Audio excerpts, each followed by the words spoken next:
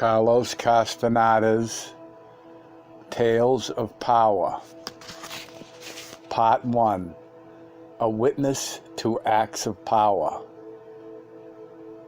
Chapter 1, An Appointment with Knowledge. I just want to say quickly that it's really nice to be back with Don Juan in the books, who he is returned to in these books as we go backwards here. I had not seen Don Juan for several months. It was the autumn of 1971. I had the certainty that he was at Don Gennaro's house in central Mexico and made the necessary preparations for a 6 or 7 day drive to visit him. On the second day of my journey, however, on an impulse, I stopped at Don Juan's place in Sonora in the mid-afternoon. I parked my car and walked a short distance to the house. To my surprise, I found him there. "Don Juan, I didn't expect to find you here," I said.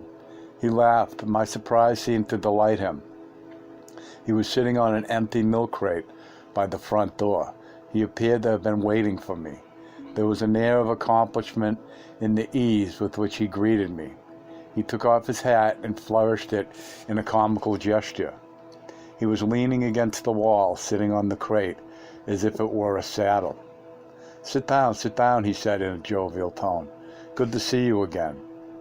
"I was going to go all the way to central Mexico for nothing," I said. "And then I would have had to drive back to Los Angeles. Finding you here saved me days and days of driving."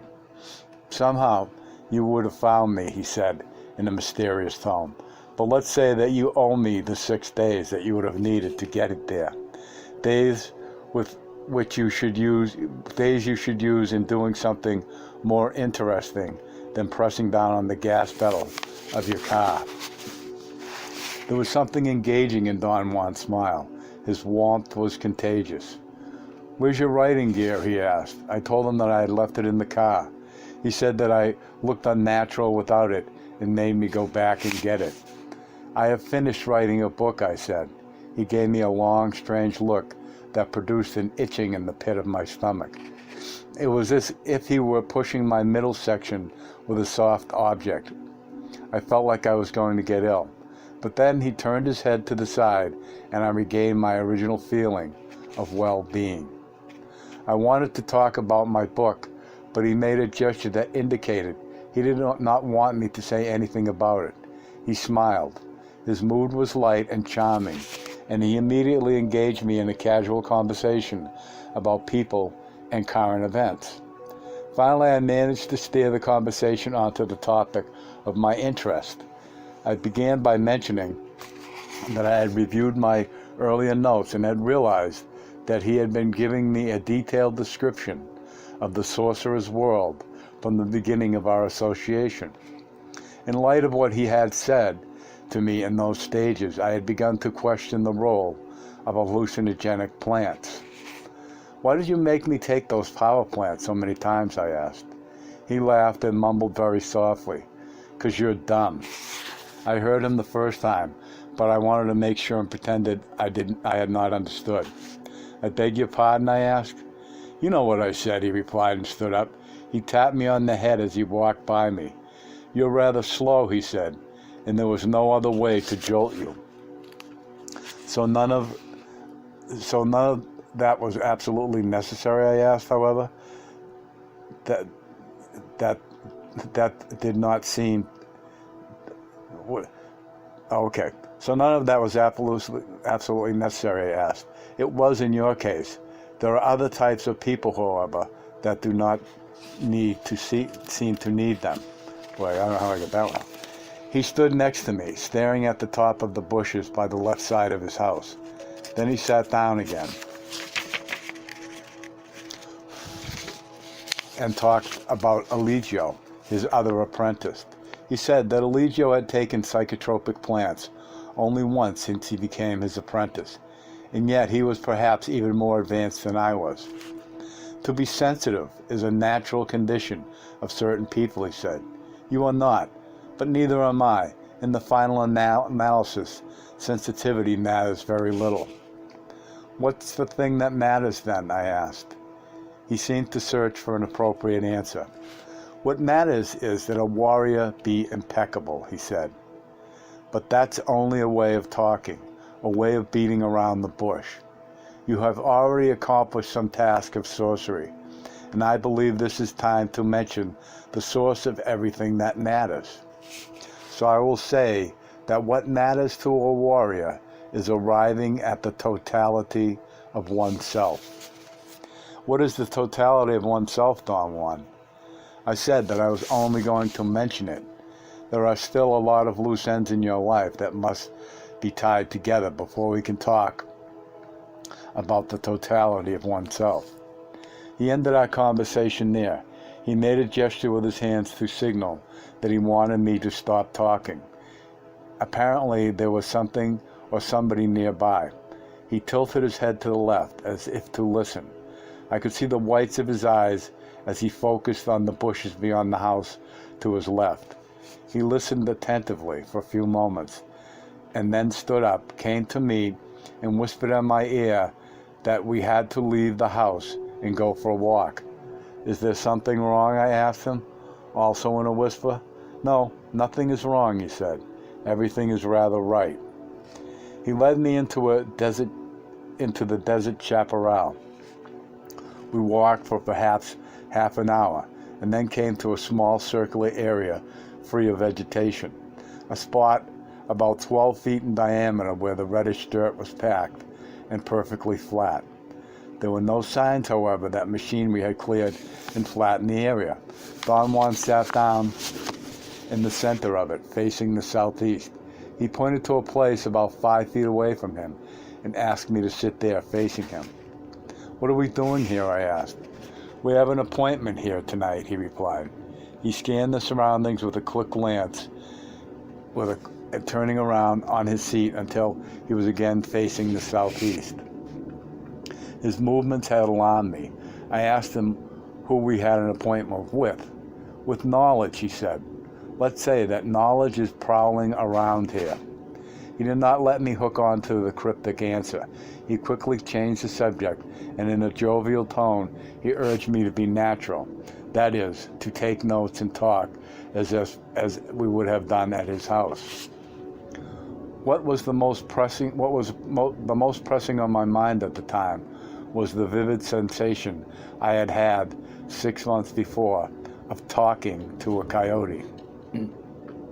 That event meant to me that for the first time I had been capable of visualizing or apprehending through my senses and in other sober consciousness the sorcerer's description of the world, a description in which communicating with animals through speech was a matter of course. We're not going to engage ourselves in dwelling on any experience of that nature, Don Juan said upon hearing my question. It is not advisable for you to indulge in focusing your attention on past events.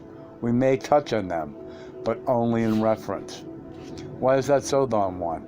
You don't have enough personal power yet to seek the sorcerer's explanation. Then there is a sorcerer's explanation. Certainly, sorcerers are men. We are creatures of thought. We seek clarifications. I was under the impression that my great flaw was to seek explanations. No, your flaw is to seek convenient explanations, explanations that fit you and your world. What I object to is your reasonableness. A sorcerer explains things in his world too, but he is not as stiff as you. How can I arrive at the sorcerer's explanation? By accumulating personal power. Personal power will make you slide with great ease into the sorcerer's explanation. The explanation is not what you would call an explanation. Nevertheless, it makes the world and its mysteries, if not clear, at least less awesome. That would be the essence of my explanation, but that is not what you seek. You are after the reflection of your ideas. I lost my momentum to ask questions, but his smile urged me to keep on talking. Another issue of great importance to me was his friend Don Gennaro and the extraordinary effect that his actions had had on me. Every time I had come into contact with him, I had experienced the most outlandish sensory distortions. Don Juan laughed when I voiced my question. Gennaro is stupendous, he said, but for the time being, there is no sense in talking about him or about what he does to you. Again, you don't have enough personal power to unravel that topic. Wait until you have it, then we will talk. But what if I never have it? If you never have it, we'll never talk. At the rate I'm going, I will never have enough of it. Will I ever have enough of it, I asked. That's up to you, he replied. I have given you all the information necessary. Now it's your responsibility to gain enough personal power to tip the scales. You're talking in metaphors, I said. Give it to me straight. Tell me exactly what I should do. If you have already told me, let's say that I have forgotten it. Don Juan chuckled and lay down, putting his arms behind his head. You know exactly what you need, he said. I told him that sometimes I thought I knew, but that most of the time I had no self-confidence. I'm afraid that you are confusing issues, he said. The self-confidence of the warrior is not the self-confidence of the average man. The average man seeks certainty in the eyes of the onlooker and calls that self-confidence. The warrior seeks impeccability in his own eyes and calls that humbleness. The average man is hooked to his fellow men, while the warrior is hooked only to himself. Perhaps you are chasing rainbows. You are after the self-confidence of the average man, when you should be after the humbleness of a warrior. The difference between the two is remarkable. Self-confidence entails knowing something for sure. Humbleness entails being impeccable in one's actions and feelings.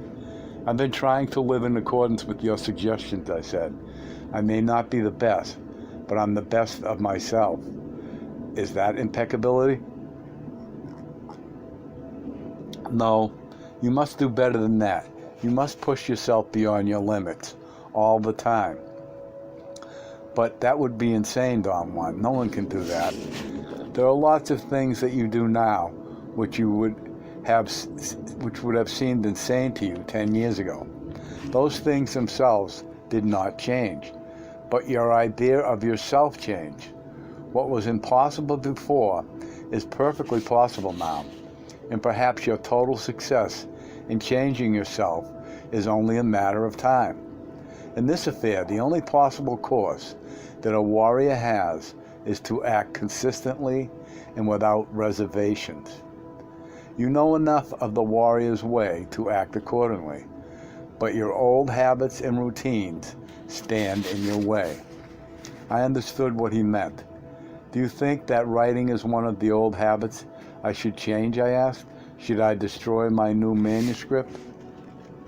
He did not answer. He stood up and turned to look at the edge of the chaparral. I told him that I had received letters from various people telling me that it was wrong to write about my apprenticeship. They had cited as a precedent that the masters of Eastern esoteric doctrines demand absolute secrecy about their teachings. Perhaps those masters are just indulging in being masters, Don Juan said, without looking at me. I'm not a master. I'm only a warrior, so I really don't know what a master feels like. But maybe I'm revealing things I shouldn't, Don Juan. It doesn't matter what one reveals or what one keeps to oneself, he said. Everything we do, everything we are, rests on our personal power. If we have enough of it, one word uttered to us might be sufficient to change the course of our lives. But if we don't have enough personal power, the most magnificent piece of wisdom can be revealed to us, and that revelation won't make a damn bit of difference. He then lowered his voice as if he were disclosing a confidential matter to me. I'm going to utter perhaps the greatest piece of knowledge anyone can voice, he said. Let me see what you can do with it. Do you know that at this very moment you are surrounded by eternity? Do you know that you can use that eternity if you so desire? After a long pause, during which he urged me with a subtle movement of his eyes to make a statement, I said that I did not understand what he was talking about. There, eternity is there, he said, pointing to the horizon. Then he pointed to the zenith, or there, or perhaps we can say that eternity is like this. He extended both arms to point to the east and west. We looked at each other. His eyes held the question. What do you say to that? He asked, coaxing me to ponder upon his words. I did not know what to say. Do you know that you can extend yourself forever in any of the directions I have pointed to, he went on. Do you know that one moment can be eternity? This is not a riddle, it is a fact, but only if you mount that moment and use it to take the totality of yourself forever in any direction. He stared at me. You didn't have this knowledge before, he said, smiling. Now you do. I have revealed it to you, but it doesn't make a bit of difference because you don't have enough personal power to utilize my revelation.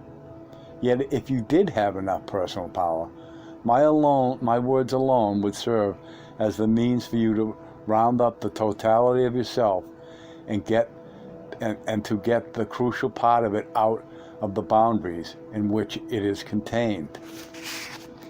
He came to my side and poked my chest with his fingers. It was a very light tap. These are the boundaries I'm talking about, he said. One can get out of them. We are a feeling, an awareness encased here. He slapped my shoulders with both hands. My pad and pencil fell to the ground. Don Juan put his foot on the pad and stared at me and then laughed. I asked him if he minded my taking notes. He said no in a reassuring tone and moved his foot away. We are luminous beings, he said, shaking his head rhythmically. And for a luminous being, only personal power matters. But if you ask me what personal power is, I have to tell you that my explanation will not explain it. Don Juan looked at the western horizon and said that there was still a few hours of daylight left. We have been here for a long time, he explained, so either sit quietly or we will talk. It is not natural for you to be silent, so let's keep on talking. This spot is a power place, and it must become used to us before nightfall. You must sit here as naturally as possible, without fear or impatience. It seems that the easiest way for you to relax is to take notes, so write your heart's content. And now, suppose you tell me about your dreaming. His sudden shift caught me unprepared. He repeated his request. There was a great deal to say about it. Dreaming entailed cultivating a peculiar control over one's dreams, to the extent that the experiences undergone in them and those lived in one's waking hours acquired the same pragmatic valence. The sorcerer's allegiance was that under the impact of dreaming, the ordinary criteria to differentiate a dream from reality became inoperative. Don Juan's praxis of dreaming, I have no idea what praxis means, was an exercise that consisted of finding one's hands in a dream.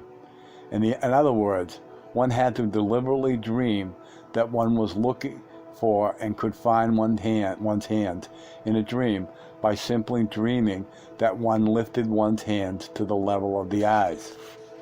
After years of unsuccessful attempts, I had finally accomplished the task.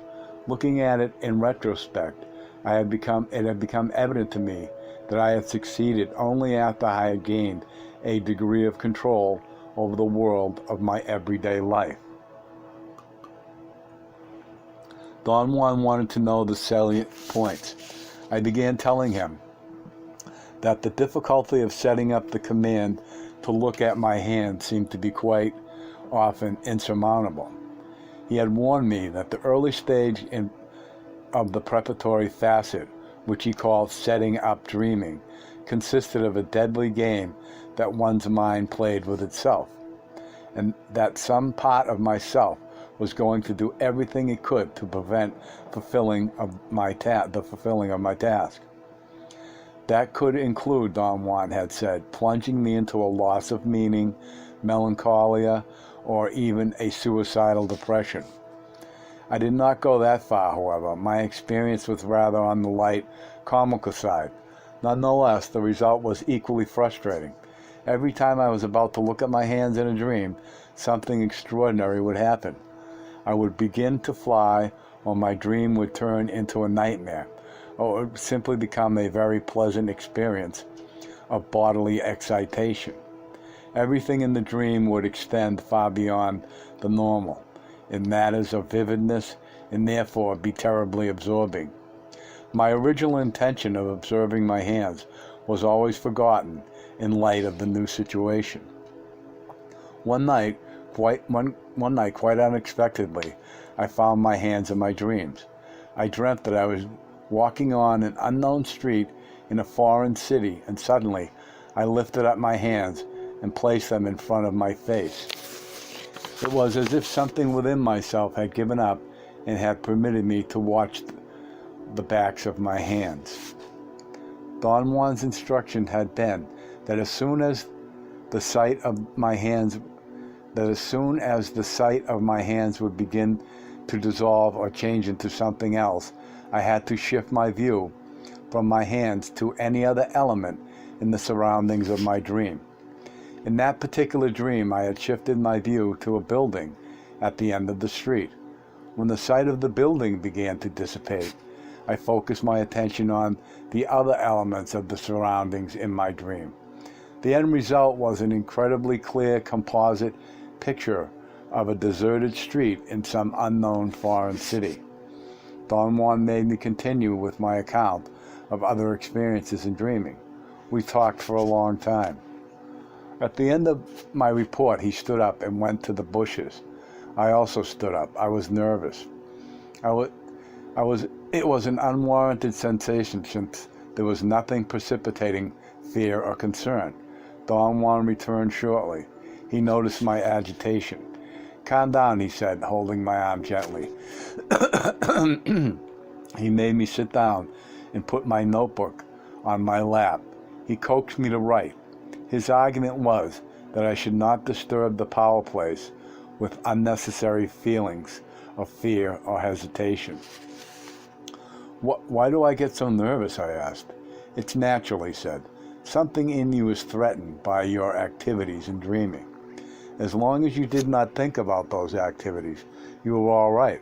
But now that you have revealed your actions, you're about to faint." Each warrior has his own way of dreaming. Each way is different. The only thing that we all have in common is that we play tricks in order to force ourselves to abandon the quest. The countermeasure is to persist in spite of all the barriers and disappointments. He asked me then if I was capable of selecting topics for dreaming. I said that I did not have the faintest idea how to do that. The sorcerer's explanation of how to select a topic for dreaming, he said, is that a warrior chooses the topic by deliberately holding an image in his mind while he shuts off his internal dialogue. In other words, if he is capable of not talking to himself for a moment and then holds the image of the thought or of what he wants in dreaming, even if only for an instant, then the desired topic will come to him. I'm sure you've done that, although you were not aware of it. There was a long pause, and then Don Juan began to sniff the air. It was as if he were cleaning his nose. He exhaled 3 or 4 times through his nostrils with great force. The muscles of his abdomen contracted in spasms, which he controlled by taking short gasps of air. "We won't talk about dreaming anymore," he said. "You might become obsessed. If one is to succeed at anything, the success must come gently, with a great deal of effort, but no stress or obsession.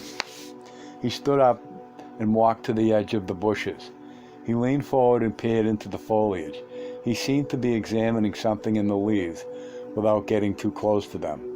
"What are you doing?" I asked him, unable to contain my curiosity. He turned to me and smiled and raised his brow. "The bushes are filled with strange things," he said as he sat down. His tone was so casual that it scared me more than if he had let out a sudden yell. My notebook and pencil fell from my hands. He laughed and mimicked me and said that my exaggerated reactions were one more of the loose ends that still existed in my life. I wanted to raise a point, but he would not let me talk. "There's only a little bit of daylight left," he said. "There are other things we ought to touch upon before the twilight sets in." But then he added that, judging by my production in dreaming, I must have learned how to stop my internal dialogue at will. I told him that I had. At the beginning of our association, Don Juan had delineated another procedure: walking for long stretches without focusing the eyes on anything. His recommendation had been to not look at anything directly, but by slightly crossing the eyes, to keep a peripheral view of everything that presented itself to the eyes. He had insisted, although, that I had not understood at the time, that if one kept one's unfocused eyes at one point, just above the horizon, it was possible to notice at once everything in almost the total 180-degree range in front of one's eyes. He had assured me that exercise was the only way of shutting off the internal dialogue. He used to ask me for reports of my progress, and then he stopped inquiring about it. I told Don Juan that I had practiced the technique for years without noticing any change, but I had expected none anyway. One day, however, I had the shocking realization that I had just walked for about 10 minutes without having said a single word to myself.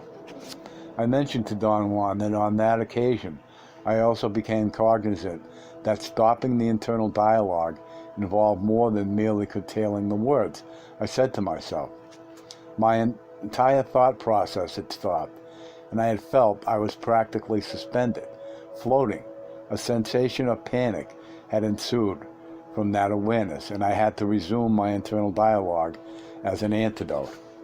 "I've told you that the internal dialogue is what grounds us," Don Juan said. "The world is such and so, only because we talk to ourselves about its being such and so. Don Juan explained that the passageway into the world of sorcerers opens up after the warrior has learned to shut off the internal dialogue. To change our idea of the world is the crux of sorcery, he said, and stopping the internal dialogue is the only way to accomplish it. The rest is just padding. Now you're in the position to know that nothing of what you've seen or done, with the exception of stopping the internal dialogue, could by itself have changed anything in you or in your idea of the world. The provision is, of course, that change should not be deranged. Now you can understand why a teacher doesn't clamp down on his apprentice. That would only breed obsession and morbidity. He asked for details of other experience I had had in shutting off the internal dialogue. I recounted everything that I could remember. We talked until it became dark and I could no longer take notes in a comfortable manner. I had to pay attention to my writing, and that altered my concentration. Don Juan became aware of it and began to laugh. He pointed out that I had accomplished another sorcery task, writing without concentrating. The moment he said it, I realized that I really did not pay attention to the act of taking notes. It seemed to be a separate activity I had nothing to do with. I felt odd. Don Juan asked me to sit by him in the center of the circle. He said that it was too dark and I was no I was no longer safe sitting so close to the edge of the chaparral. I felt a chill on my back and jumped to his side. He made me face the southeast and asked me to command myself to be silent, without thoughts. I could not do it at first and had a moment of impatience. Don Juan turned his back to me and told me to lean on his shoulder for support. He said that once I had quieted down my thoughts, I should keep my eyes open, facing the bushes towards the southeast. In a mysterious tone, he added that he was setting up a problem for me, and that if I resolved it, I would be ready for another facet of the sorcerer's world. I posed a weak question about the nature of the problem. He chuckled softly. I waited for his answer, and then something in me was turned off. I felt I was suspended. My ears seemed to unplug, and a myriad of noise in the chaparral became audible. There were so many that I could not distinguish them individually. I felt I was falling asleep, and then all at once something caught my attention. It was not something which involved my thought process. It was not a vision or a feature of the environment either. Yet my awareness had been engaged by something. I was fully awake. My eyes were focused on a spot on the edge of the chaparral. But I was not looking or thinking or talking to myself. My feelings were clear bodily sensations. They did not need words. I felt I was rushing through something indefinite. Perhaps what would have ordinarily been my thoughts were rushing. At any rate, I had the sensation I had been caught in a landslide, and something was avalanching with me at the crest. I felt the rush in my stomach. Something was putting me into the chaparral. I could distinguish the dark mass of the bushes in front of me. It was not, however, an undifferentiated darkness as it would ordinarily be. I could see every detail. I could see every individual bush as if I were looking at them in a dark twilight. They seemed to be moving. The mass of their foliage looked like black skirts flowing towards me, as if they were being blown by the wind, but there was no wind. I became absorbed in their mesmerizing movements. It was a pulsating ripple that seemed to draw them nearer and nearer to me. But then I noticed a lighter silhouette, which seemed to be superimposed on the dark shapes of the bushes. I focused my eyes on a spot to the side of the lighter silhouette, and I could make out a chartreuse glow on it. Then I looked at it without focusing, and I had the certainty that the lighter silhouette was a man hiding in the underbrush. I was at that moment in a most peculiar state of awareness. I was cognizant of the surroundings and of the mental process that the surroundings engendered in myself. Yet I was not thinking as I ordinarily think. For instance, when I realized that the silhouette superimposed on the bushes was a man, I recalled another occasion on the desert I had noticed then while Don Gennaro and I were walking in the chaparral at night, that a man was hiding in the bushes behind us. But the instant I attempted to explain the phenomenon rationally, I lost sight of the man. This time, however, I felt I had the upper hand, and I refused to explain or to think anything at all. For a moment, I had the impression that I could hold the man and force him to remain where he was. I then experienced a strange pain in the pit of my stomach. Something seemed to rip inside me, and I could not hold the muscles of my midsection tense anymore. At the very moment I let go, the dark shape of an enormous bird or some kind of flying animal lurched at me from the chaparral. It was as if the shape of the man had turned into the shape of the bird. I had the clear, conscious perception of fear. I gasped and then let out a loud yell and fell on my back. Don Juan helped me up. His face was very close to mine. He was laughing. "What was that?" I shouted. He hushed me, putting his hand over my mouth.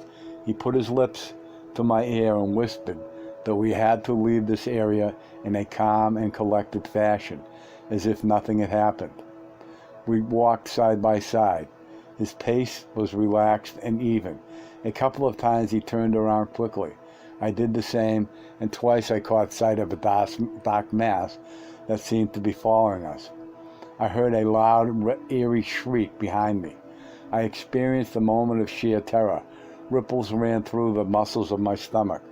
They came out in spasms and grew in intensity until they simply forced my body to run. The only way of talking about my reaction has to be in Don Juan's terminology, and thus I can say that my body, due to the fright I was experiencing, was capable of executing what he called the gate of power, a technique he had taught me years before, consisting of running in the darkness without tripping or hurting oneself in any way. I was not fully aware of what I had done or how I had done it. Suddenly I found myself again at Don Juan's house. Apparently he had also run, and we had arrived at the same time. He lit his kerosene lantern, hung it from the beam in the ceiling, and casually asked me to sit down and relax. I jogged on the same spot for a while until my nervousness became more manageable. Then I sat down. He forcibly ordered me to act as if nothing had happened and handed me my notebook. I had not realized that in my haste to leave the bushes, I had dropped it. What happened out there, Don Juan? I finally asked. You had an appointment with knowledge, he said, pointing with a movement of his chin to the dark edge of the desert chaparral. I took you there because I caught a glimpse of knowledge prowling around the house earlier. You might say that knowledge knew that you were coming and was waiting for you. Rather than meeting it here, I felt it was proper to meet it on a power spot. Then I set up a test to see if you had enough personal power to isolate it from the rest of the things around us. You did fine. Wait a minute, I protested. I saw the silhouette of a man hiding behind a bush. Then I saw a huge bird. You didn't see a man, he said emphatically. Neither did you see a bird. The silhouette in the bushes and what flew to us was a moth. If you want to be accurate in sorcerer's terms, but very ridiculous in your own terms, you could say that tonight you had an appointment with a moth. Knowledge is a moth. He looked at me piercingly. The light of the lantern created strange shadows. The light of the lantern created strange shadows on his face. I moved my eyes away. Perhaps you'll have enough personal power to unravel that mystery tonight, he said. If not tonight, perhaps tomorrow. Remember, you still owe me 6 days. Don Juan stood up and walked to the kitchen in the back of the house. He took the lantern and set it against the wall on the short round stump that he used as a bench. We sat down on the floor opposite each other and served ourselves some beans and meat from a pot that he had placed in front of us. We ate in silence. He gave me furtive glances from time to time and seemed to be on the verge of laughing. His eyes were like two slits. When he looked at me, he would open them a bit, and the moistness of the coronas reflected the light of the lantern. It was as if we were using the light to create a mirror reflection. He played with it, shaking his head almost imperceptibly every time he focused his eyes on me. The effect was a fascinating quiver of light. I became aware of his maneuvers after he had executed them a couple of times. I was convinced that he was acting with a definite purpose in mind. I felt compelled to ask him about it. I have an ulterior reason, he said reassuringly. I'm soothing you with my eyes. You don't seem to be getting more nervous, do you? I had to admit that I felt quite at ease. The steady flicker of his eyes was not menacing, and it had not scared me or annoyed me in any way. Why do you soothe me with your eyes, I asked.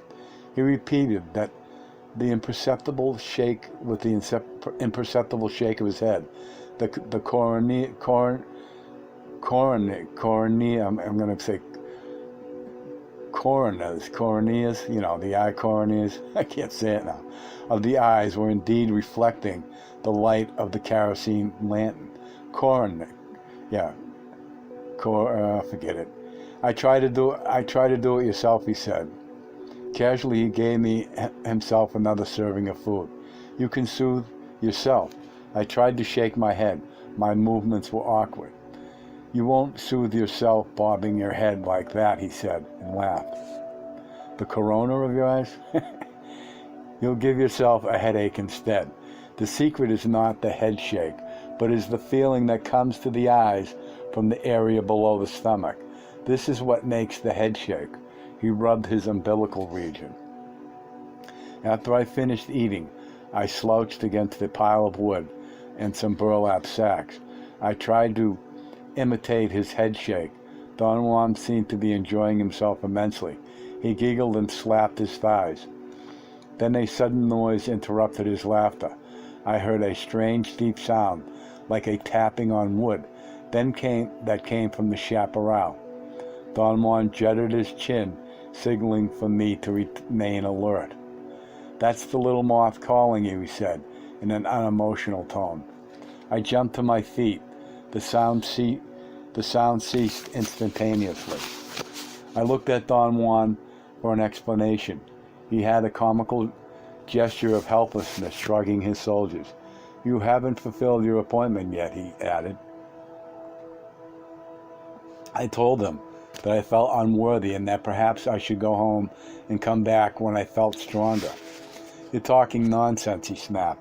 A warrior takes his lot, whatever it may be, and accepts it in ultimate humbleness. He accepts in humbleness what he is, not as grounds for regret, but as a living challenge. It takes time for every one of us to understand that point and fully live it. I, for instance, hated the mere mention of the word humbleness. I'm an Indian, and we Indians have always been humble and have done nothing else but lower our heads. I thought humbleness was not in the warrior's way. I was wrong. I know now that the humbleness of a warrior is not the humbleness of a beggar. The warrior lowers his head to no one, but at the same time, he does not permit anyone to lower his head to him. The beggar, on the other hand, falls to his knees at the drop of a hat and scrapes the floor for anyone he deems to be higher. But at the same time, he demands that someone lower than him scrape the floor for him. That's why I told you earlier today that I did not understand what masters felt like. I know only the humbleness of a warrior, and that will never permit me to be anyone's master. We were quiet for a moment. His words had caused me a profound agitation. I was moved by them, and at the same time I felt concerned that what I had witnessed with what I had witnessed in the chaparral. My conscious assessment was that Don Juan was holding out on me, and that he must have known what was really taking place. I was involved in those deliberations when the same strange tapping noise jolted me out of my thoughts. Don Juan smiled and then began to chuckle. You like the humbleness of a beggar, he said softly. You bow your head to reason. I always think that I'm being tricked, I said. That's the crux of my problem. You're right, you are being tricked, he retorted with a disarming smile. That cannot be your problem. The real crux of the matter is that you feel that I am deliberately lying to you. Am I correct? Yes, there is something in myself that doesn't let me believe that what's taking place is real. You're right again. Nothing of what is taking place is real. What do you mean by that, Don Juan? Things are real only after one has learned to agree on their realness. What took place this evening, for instance, cannot possibly be real to you because no one could agree with you about it. Do you mean that you don't see Do you mean that you don't see what happened? Of course I did, but I don't count. I am the one who was lying to you, remember? Don Juan laughed until he coughed and choked. His laughter was friendly even though he was making fun of me. Don't pay too much attention to all my gibberish, he said reassuringly. I'm only trying to relax you, and I know that you feel at home only when you're muddled up. His expression was deliberately comical, and we both laughed. I told him that what he had just said made me feel more afraid than ever. You afraid of me, he asked. No, not of you, but of what you represent. I represent the warrior's freedom. Are you afraid of that? No, I'm afraid of the awesomeness of your knowledge. There is no solace for me, no haven to go to. You're again confusing issues. Solace, haven, fear, all of them are moods that you have learned without ever questioning their value. As one can see, the black magicians have already engaged all your allegiance. Who are the black magicians, Don Juan? Our fellow men are the black magicians, he said. And since you are with them, you too are a black magician. Think for a moment. Can you deviate from the path that they've lined up for you? Your thoughts and your actions are fixed forever in their terms. That is slavery. I, on the other hand, brought you freedom. Freedom is expensive, but the price is not impossible. So, fear your captors, your masters. Don't waste your time and your power fearing me.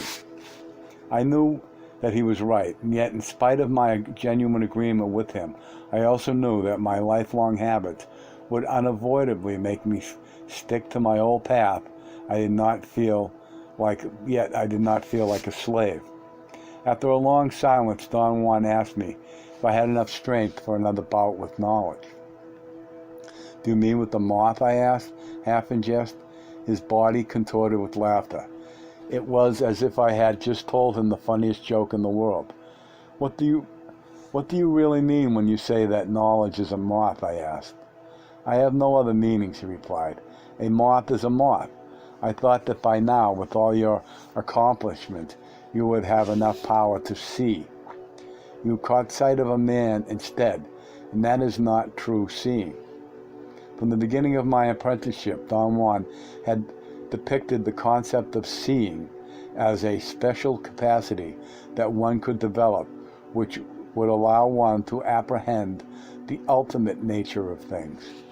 Over the years of our association, I had developed the notion that what he meant by seeing was an intuitive grasp of things, or the capacity to understand something at once, or perhaps the ability to see through human interreactions and discover covert meanings and motives. I should say that tonight, when you faced the moth, you were half looking and half seeing, Don Juan proceeded. In that state, although you were not altogether your usual self, you were still capable of being fully aware in order to operate your knowledge of the world. Don Juan paused and looked at me. I did not know what to say at first. How was I operating my knowledge of the world, I asked. Your knowledge of the world told you that in the bushes one can only find animals prowling or men hiding behind the foliage. You held that thought, and naturally you had to find ways to make the world conform to what you thought. But I wasn't thinking at all, Don Juan. Let's not call it thinking then. It's rather the habit of having the world always conform to your thoughts, to our thoughts. When it doesn't, we simply make it conform. Moths as large as a man cannot even be a thought. Therefore, for you, what was in the bushes had to be a man. The same thing happened with the coyote. Your old habits decided that the nature of that encounter too, something took place between you and the coyote, but it wasn't talk. I've been in the same quandary myself. I told you that once I talked with a deer. Now you've talked to a coyote. But neither you nor I will ever know what really took place at those times. What are you telling me, Don Juan? When the sorcerer's When the sorcerer's explanation became clear to me, it was too late to know what the deer did to me. I said that we talked, but that wasn't so. To say that we had a conversation is only a way of arranging it so I can talk about it. The deer and I did something, but at the same time it was taking place, I needed to make the world conform to my ideas, just like you did. I had been talking all my life, just like you. Therefore my habits prevailed and were extended to the deer. When the deer came to me and did whatever it did, I was forced to understand it as talking. Is this the sorcerer's explanation? No, this is my explanation for you, but it is not opposed to the sorcerer's explanation. His statement threw me into a state of great intellectual excitation. For a while I forgot the prowling moth or even to take notes. I tried to rephrase his statement, and we involved ourselves in a long discussion about the reflexive nature of our world. The world, according to Don Juan, had to conform to its description. That is, the description reflected itself. Another point in his elucidation was that we had learned to relate ourselves to our description of the world in terms of what he called habits. I introduced what I thought was a more engulfing term, intentionally, the property of human consciousness whereby an object is referred to or is intended. Our conversation engendered a most interesting speculation. Examined in light of Don Juan's explanation, my talk with the coyote acquired a new character.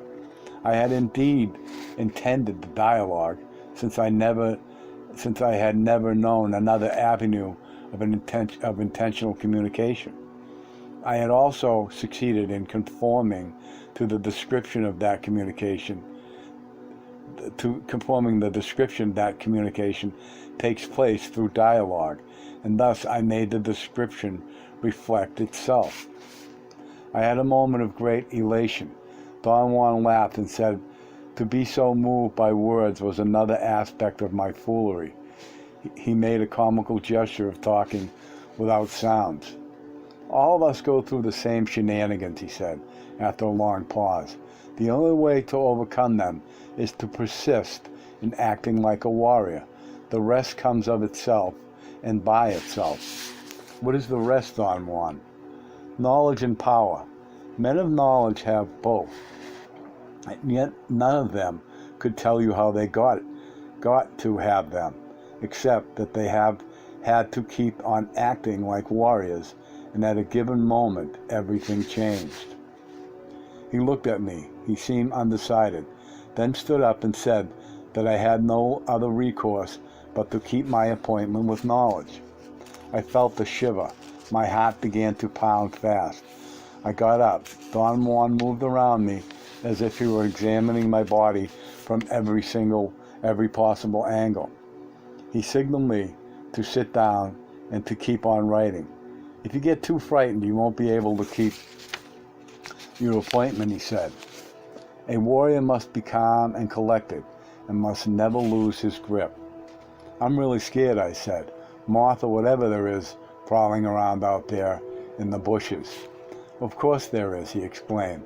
My objection is that you insist on thinking that it is a man, just like you insist on thinking that you talk to a coyote.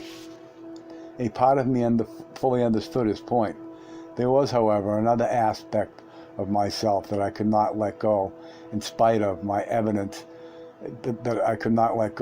and in spite of my evidence clung steadfast to. Reason. I told Don Juan that his explanation did not satisfy my senses, although I was in complete intellectual agreement with it.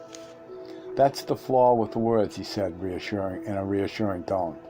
They always force us to feel enlightened, but when we turn around to face the world, they always fail us, and we end up facing the world as we always have, without enlightenment.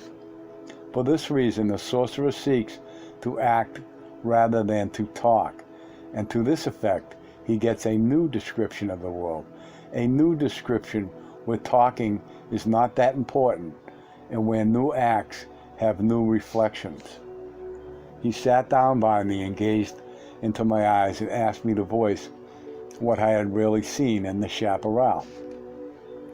I confronted that moment with an absorbing inconsistency. I had seen the dark shape of a man, but I had also seen that shape turn into a bird. I had therefore witnessed something more than my reason would allow me to consider possible. But rather than discarding my reason altogether, something in myself had selected parts of my experience, such as the size and general contour of the dark shape, and held them as reasonable possibilities, while it discarded other parts, such as the dark shape turning into a bird. Thus I had become convinced that I had seen a man. Don Juan roared with laughter when I expressed my quandary. He said that sooner or later the sorcerer's explanation would come to my rescue and everything would then be perfectly clear, but without having to be reasonable or unreasonable. In the meantime, all I can do for you is to guarantee that that was not a man, he said. Don Juan's gaze became quite unnerving. My body shivered involuntarily. He made me feel embarrassed and nervous. I'm looking for marks on your body, he explained. You may not know it, but this evening you had quite a bout out there. What kind of marks are you looking for? Not actual physical marks on your body, but signs, indications in your luminous fibers, areas of brightness. We are luminous beings, and everything we are or everything we feel shows in our fibers. Humans have a brightness peculiar only to them. That's the only way to tell them apart from other luminous beings, other luminous living beings. If you would have seen tonight, you would have noticed that the shape in the bushes was not a luminous living being. End of part one of An Appointment with Knowledge.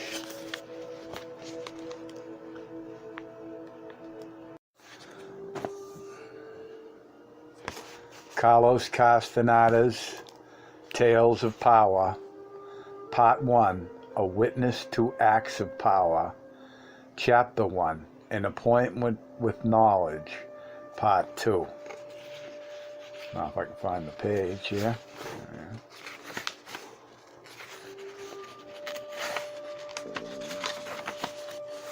I wanted to ask more, but he put his hand on my mouth and hushed me. He then put his mouth next to my ear and whispered that I should listen and try to hear a soft rustling, the gentle muffled steps of a moth on the dry leaves and branches on the ground. I could not hear anything. Don Juan stood up abruptly, picked up the lantern, and said that we were going to sit under the ramada by the front door. He led me through the back and around the house, on the edge of the chaparral, rather than going through the room and out of the front door. He explained that it was essential to make our presence obvious. We half-circled around the house on the left side. Don Juan's pace was extremely slow. His steps were weak and vacillating. His arm shook as he held the lantern. I asked him if there was something wrong with him.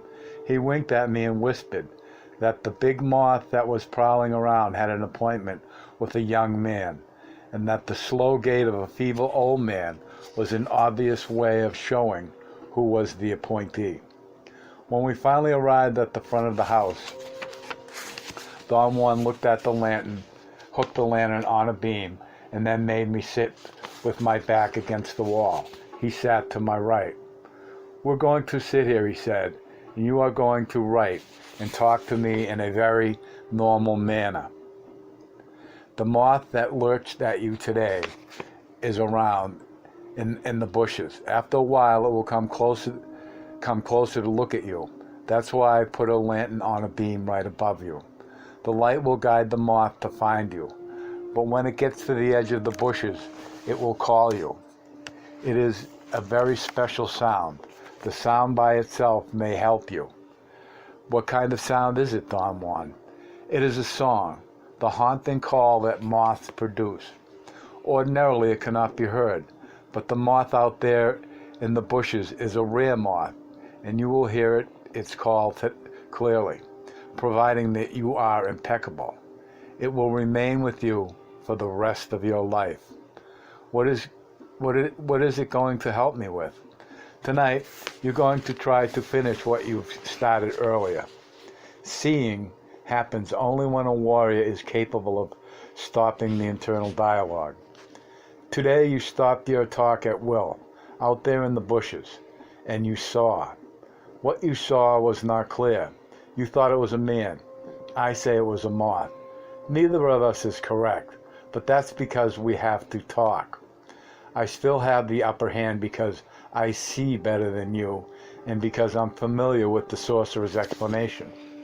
So I know, although it's not altogether accurate, that the shape you saw tonight was a moth.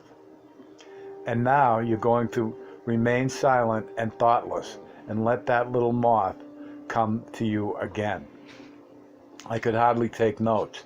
Don Juan laughed and urged me to keep on writing as if nothing bothered me. He touched my arm and said that writing was the best protective shield that I had. We've never talked about moths, he went on. The time is not right until now. As you already know, your spirit is unbalanced. To counteract that, I taught you to live the warrior's way. Well, the warrior starts off with the certainty that his spirit is off balance. Then, by living in full control and awareness, but without hurry or compulsion, he does his ultimate best to gain this balance. In your case, as in the case of every man, your imbalance was due to the sum total of all your actions. But now your spirit seems to be in the proper light to talk about moths. How do you know that this was the right time to talk about moths? I caught a glimpse of the moth prowling around when you arrived. It was the first time it was friendly and open. I had seen it before in the mountains around Gennaro's house, but only as a menacing figure reflecting your lack of order. I heard a strange sound at that moment.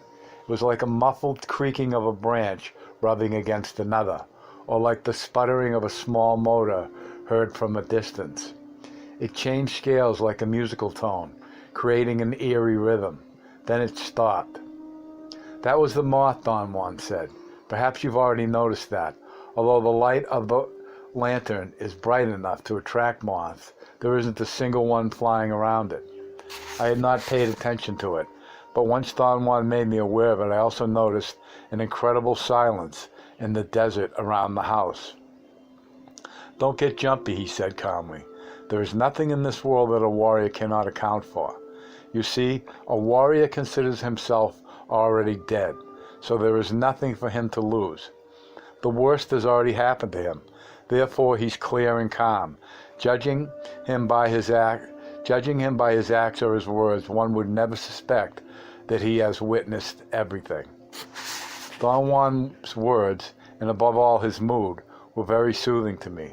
I told him that in my day-to-day life I no longer experienced the obsessive fear I used to, but that my body entered into convulsions of fright at the thought of what was out there in the dark. Out there is only knowledge, he said in a factual tone. Knowledge is frightening, true, but if a warrior accepts the frightening nature of knowledge, he cancels out its awesomeness. The strange sputtering noise happened again. It seemed closer and closer. I listened carefully. The more attention I paid to it, the more difficult it was to determine its nature. It did not seem to be the call of a bird or the cry of a land animal. The tone of each sputter was rich and deep. Some were produced in a low key, others in a high one. They had a rhythm and a specific duration. Some were long. I heard them like a single unit of sound. Others were short and happened in a cluster, like the staccato sound of a machine gun. The moths are the heralds, or better yet, the guardians of eternity, Don Juan said, after the sound had stopped. For some reason, or for no reason at all, They are the depositories of the gold dust of eternity. The metaphor was foreign to me. I asked him to explain. The moths carry a dust on their wings, he said, a dark gold dust. That dust is the dust of knowledge. His explanation made the metaphor even more obscure. I vacillated for a moment, trying to find the best way of wording my question, but he began to talk again. Knowledge is a most peculiar affair, he said, especially for a warrior. Knowledge for a warrior is something that comes at once, engulfs him, and passes on. What does knowledge have to do with the dust on the wings of moths, I asked, after a long pause. Knowledge comes floating like specks of dust, the same dust that covers the wings of moths. So for a warrior, knowledge is like taking a shower or being rained on by specks of dark gold dust. In the most polite manner I was capable of, I mentioned that his explanations had confused me even more. He laughed and assured me that he was making perfect sense, except that my reason would not allow me to be at ease. The moths have been the intimate friends and helpers of sorcerers from time immemorial, he said. I had not touched upon this subject before because of your lack of preparation. But how can the dust on their wings be knowledge? You'll see. He put his hand over my notebook and told me to close my eyes and become silent without thoughts. He said that the call of the moth in the chaparral was going to aid me. If I paid attention to it, it would tell me of imminent events. He stressed that he did not know how the communication between the moth and myself was going to be established. Neither did he know what the terms of the communication would be. He urged me to feel at ease and confident and trust my personal power. After an initial period of impatience and nervousness, I succeeded in becoming silent. My thoughts diminished in number until my mind was perfectly blank. The noises of the desert chaparral seemed to have been turned on as I became more calm. The strange sound that Don Juan said was made by a moth occurred again. It registered as a feeling in my body, not as a thought in my mind. It occurred to me that it was not threatening or malevolent at all. It was sweet and simple. It was like a child's call. It brought back the memory of a little boy I had once knew. The long sounds reminded me of his round blonde head, the short staccato sounds of his laughter. The most anguishing feeling oppressed me, and yet there were no thoughts in my mind. I felt the anguish in my body. I could no longer remain sitting and slid to the floor on my side. My sadness was so intense that I began to think. I assessed my pain and sorrow, and suddenly I found myself in the midst of an internal debate about the little boy. The sputtering sound had ceased. My eyes were closed. I heard Don Juan standing up, then I felt him helping me to sit up. I did not want to speak. He did not say a word. I heard him moving by me. I opened my eyes. He had knelt in front of me and was examining my face, holding the lantern close to me. He ordered me to put my hands over my stomach. And he stood up and went to the kitchen and brought me some water. Wait a minute, did I miss a page here? Yeah, I think I did. No. He stood up, went to the kitchen, and brought me some water. He splashed some on my face and gave me the rest to drink. He sat down next to me and handed me my notes. I told him that the sound had involved me in the most painful reverie. "You are indulging beyond your limits," he said dryly. He seemed to immerse himself in thought, as if he was searching for an appropriate suggestion to make. "The problem for tonight is seeing people," he finally said. "First, you must stop your internal dialogue. Then you must bring up the image of the person that you want to see. Any thought that one holds in mind in a state of silence is properly a command. Since there are no other thoughts to compete with it, tonight the moth in the bushes wants to help you, so it will sing for you. Its song will bring the golden specks, and then you will see the person that you selected. I wanted to have more details, but he made an abrupt gesture and signaled me to proceed. After struggling for a few minutes to stop my internal dialogue, I was thoroughly silent, and then I deliberately held the brief thought of a friend of mine. I kept my eyes closed for what I believe was just an instant, and then I became aware of someone was shaking me by the shoulders. It was a slow realization. I opened my eyes and found myself lying on my left side. I had apparently fallen asleep so deeply that I did not remember having slumped to the ground. Don Juan helped me sit up again. He was laughing. He imitated my snoring and said that if he had not witnessed it himself, he would not believe that anyone could fall asleep so fast. He said that it was a treat for him to be around me whenever I had to do something that my reason did not understand. He pushed my notebook away from me and said that we had to start all over. I followed the necessary steps.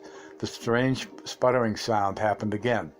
This time, however, it did not come from the chaparral. Rather, it seemed to happen inside of me, as if my lips or legs or arms were producing it. The sound soon engulfed me. I felt like soft balls were being sputtered out from or against me. It was a soothing, exquisite feeling of being bombarded by heavy cotton puffs. Suddenly I heard a door blown open by a gust of wind, and I was thinking again. I thought that I had ruined another chance. I opened my eyes and found myself in my room. The objects on my desk were as I had left them. The door was open, and there was a strong wind outside. The thought crossed my mind that I should check the water heater. I then heard a rattling on the sliding windows that I had put up myself, which did not fit well on the window frame. It was a furious rattling, as if someone wanted to enter. I experienced a jolt of fright. I stood up from my chair, and I felt something pulling me. I screamed. Don Juan was shaking me by my shoulders. I excitedly gave him the account of my vision. It had been so vivid that I was shivering. I felt that I had been at my desk in my full corporeal form. Don Juan shook his head in disbelief and said that I was a genius in tricking myself. He did not seem impressed by what I had done. He discarded it flatly and ordered me to start again. I then heard the mysterious sound again.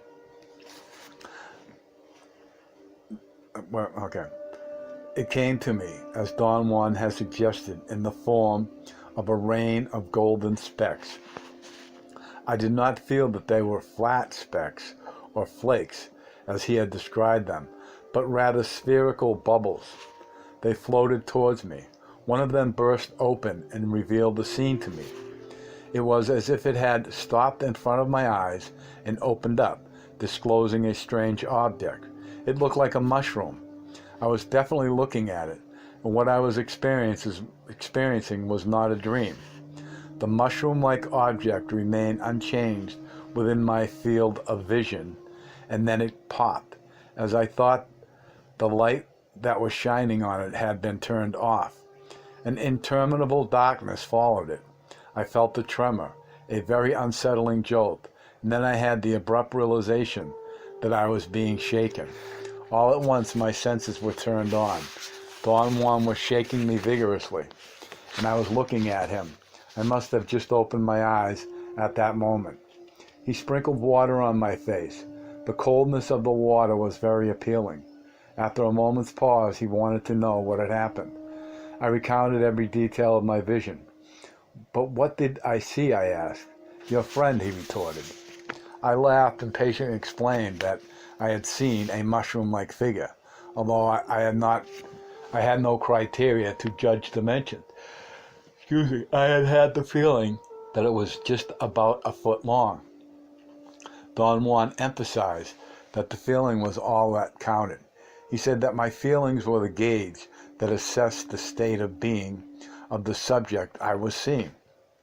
From your description and your feelings, I must conclude that your friend must be a very fine man, he said. I was baffled by his words. He said that the mushroom-like formation was the essential shape of human beings when a sorcerer was seeing them from far away. But when a sorcerer was directly facing the person he was seeing, the human quality was shown as an egg-like cluster of luminous fibers. You were not facing your friend, he said. Therefore, he appeared like a mushroom. Why is that so, Don Juan? No one knows. That simply is the way men appear in this specific type of seeing. He added that every feature of the mushroom-like formation had a special significance, and that it was impossible for a beginner to accurately interpret that significance. I then had an intriguing recollection. Some years before, in a state of non-ordinary reality, elicited by the intake of psychotropic plants, I had experienced or perceived while I was looking at a water stream that a cluster of bubbles floated toward me, engulfing me. The golden bubbles I had just envisioned had floated and engulfed me in exactly the same manner. In fact, I could say that both clusters had been the same structure and the same pattern. Don Juan listened to my commentaries without interest. Don't waste your power on trifles, he said. You are dealing with the immensity out there. He pointed towards the chaparral with a movement of his hand. To turn that magnificence out there into reasonableness doesn't do anything for you. Here, surrounding us, is eternity itself. To engage in reducing it to a manageable nonsense is petty and outright disastrous. He then insisted that I could attempt to see another person from my realm of acquaintances. He added that once the vision had terminated, I should strive to open my eyes by myself and surface to full awareness of my immediate surroundings. I succeeded in holding the view of another mushroom-like form, but while the first one had been yellowish and small, the second one was whitish, larger, and contorted. By the time we had finished talking about the two shapes I had seen, I had forgotten that the moth in the bushes, which had been so overwhelming a little while before, I had forgot about them. I told Don Juan that it amazed me that I had such a facility for discarding something so truly uncanny. It was as if I were not the person I knew myself to be. I don't see why you make such a fuss out of this, Don Juan said. Whenever the dialogue stops, the world collapses, and the extraordinary facets of ourselves surface, as though they had been kept heavily guarded over our words. You are like you are, because you tell yourself that you are that way. After a short rest, Don Juan urged me to continue calling friends. He said that the point was to attempt to see as many times as possible in order to establish a guideline for feeling. I called 32 persons in succession. After each attempt, he demanded a careful and detailed rendition of everything I had perceived in my vision. He changed that procedure, however, as I became more proficient in my performance, judging by my stopping the internal dialogue in a matter of seconds, by my being capable of opening my eyes by myself at the end of each experience, and by my resuming ordinary activities without any transition. I noticed this change while we were discussing the coloration of the mushroom-like formations. He had already made the point that what I called coloration was not a hue but a glow of different intensities. I was about to describe a yellowish glow that I had envisioned when he interrupted me and accurately described what I had seen. From that point on, he discussed the content of each vision, not as if he had understood what I had said, but as if he had seen it himself. When I called him to comment on it, he flatly refused to talk about it. By the time I had finished calling 32 persons, I had realized that I had seen a variety of mushroom-like shapes and glows, and I had had a variety of feelings toward them, ranging from mild delight to sheer disgust. Don Juan explained that men were filled with configurations that could be wishes, problems, sorrows, worries, and so on.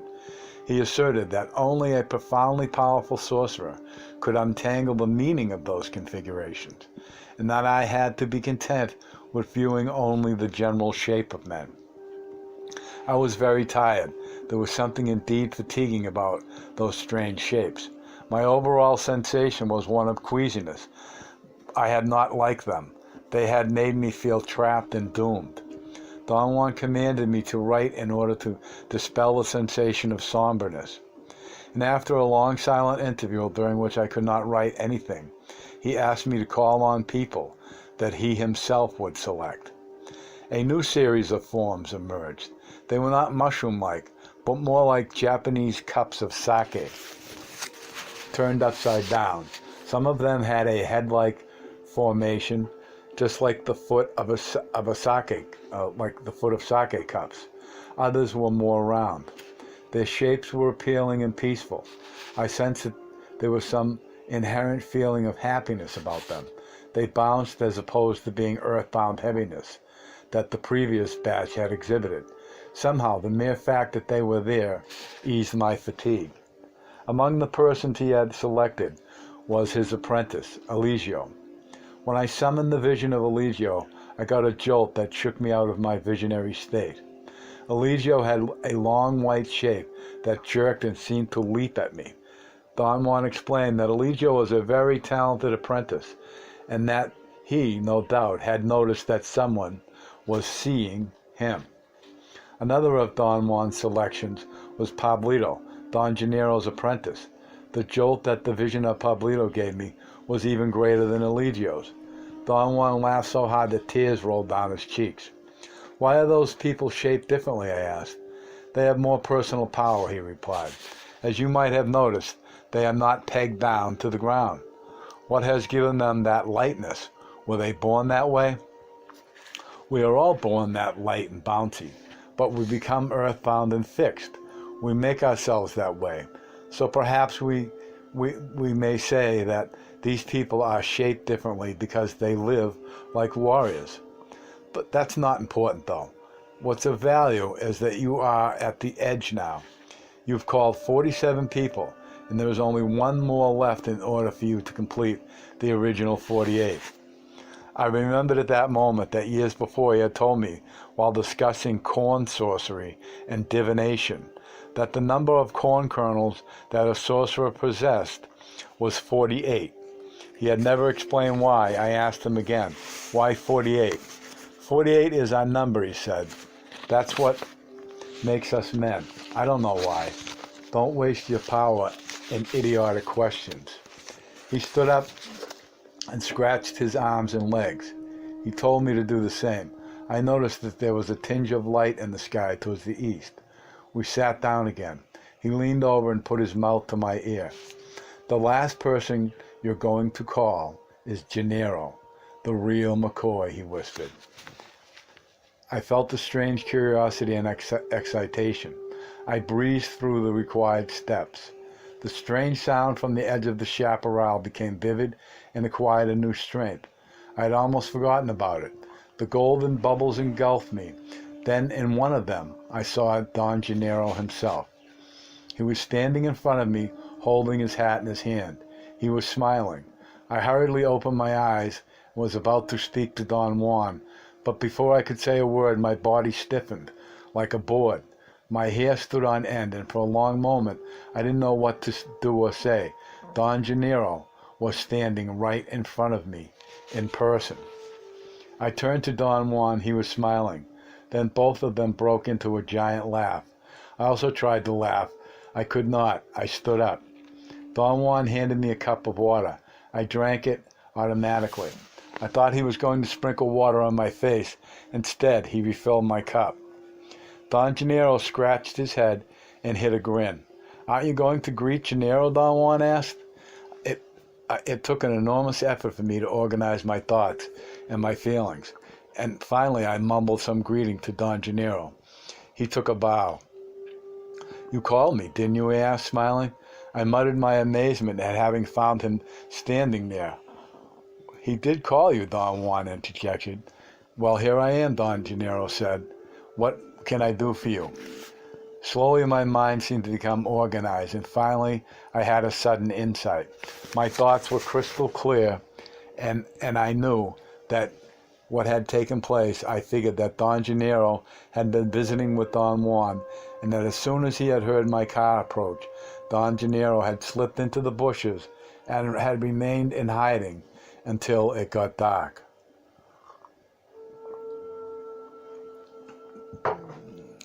I believed the evidence was convincing. Don Juan, since he had no doubt engineered the entire affair, gave me clues from time to time, thus guiding its development. At the appropriate time, when Don Gennaro had made me notice his presence, when Don Juan and I were walking back to the house, he followed us in the most obvious manner in order to arouse my fear. Then he had waited in the chaparral and made a strange sound whenever Don Juan had signaled him. The final signal to come out from behind the bushes must have been given by Don Juan while my eyes were closed after he had asked me to call Don Gennaro. Then Don Gennaro must have walked to the Ramada and waited until I opened my eyes and then scared me out of my wits. The only incongruities in my logical explanation scheme were that I had actually seen the man hiding in the bushes turn into a bird, and that I had first visualized Don Gennaro as an image in a golden bubble. In my vision, he had been dressed exactly as he was in person. Since there was no logical way for him to explain those incongruities, I assume, as I have always done in similar circumstances, that emotional stress may have played an important role in determining what I believed I saw. I began to laugh quite involuntarily at the thought of their preposterous trick. I told them about my deductions. They laughed uproariously. I honestly believe that their laughter was their giveaway. "You were hiding in the bushes, weren't you?" I asked Don Gennaro. Don Juan sat down and held his head in both hands. "No, I wasn't hiding," Don Gennaro said patiently. "I was far from here, and then you called, so I came to see you." "Where were you, Don Gennaro?" "Far away." "How far?" Don Juan interrupted me and said that Don Gennaro had showed up as an act of deference to me, and that I could not ask where he had been because he had been nowhere. Don Gennaro came to my defense and said that it was all right to ask him anything. "If you were not hiding around the house, where were you, Don Gennaro?" "I was at my house," he said with great candor. "In central Mexico?" "Yes. It's the only house I've got." They looked at each other and again broke into laughter. I knew that they were kidding me, but I decided not to contest the point any further. I thought they must have had a reason for engaging themselves in such an elaborate production. I sat down. I felt that I was truthfully cut in two. Some part of me was not shocked at all, and could accept any of Don Juan or Don Gennaro's acts at their face value. But there was another part of me that flatly refused. It was my strongest part. My conscious assessment was that I had accepted Don Juan's sorcery description of the world merely on an intellectual basis, while my body as a whole entity refused it. Thus my dilemma. But then, over the course of the years of my association with Don Juan and Don Gennaro, I had experienced extraordinary phenomena, and those had been bodily experiences, not intellectual ones. Earlier that very night I had executed the Gate of Power, which, from the point of view of my intellect, was an inconceivable accomplishment. And best of all, I had had incredible visions through no other means than my own volition. I explained to them the nature of my painful and at the same time bona fide perplexity. "This guy is a genius, Don Juan," said the Don Gennaro, shaking his head in disbelief. "You are a genius, Carlito," Don Gennaro said, as if he were relaying a message. They sat down on either side of me, Don Juan to my right and Don Gennaro to my left. Don Gennaro observed that soon it was going to be morning, and at that instant again I heard the moths call. I had been moved. The sound was coming from the opposite direction. I looked at both of them, holding their gaze. My logical scheme began to disintegrate. The sound had a mesmerizing richness and depth. Then I heard muffled steps, soft feet crushing the dry underbrush. The sputtering sound came closer, and I huddled against Don Juan. He dryly ordered me to see it.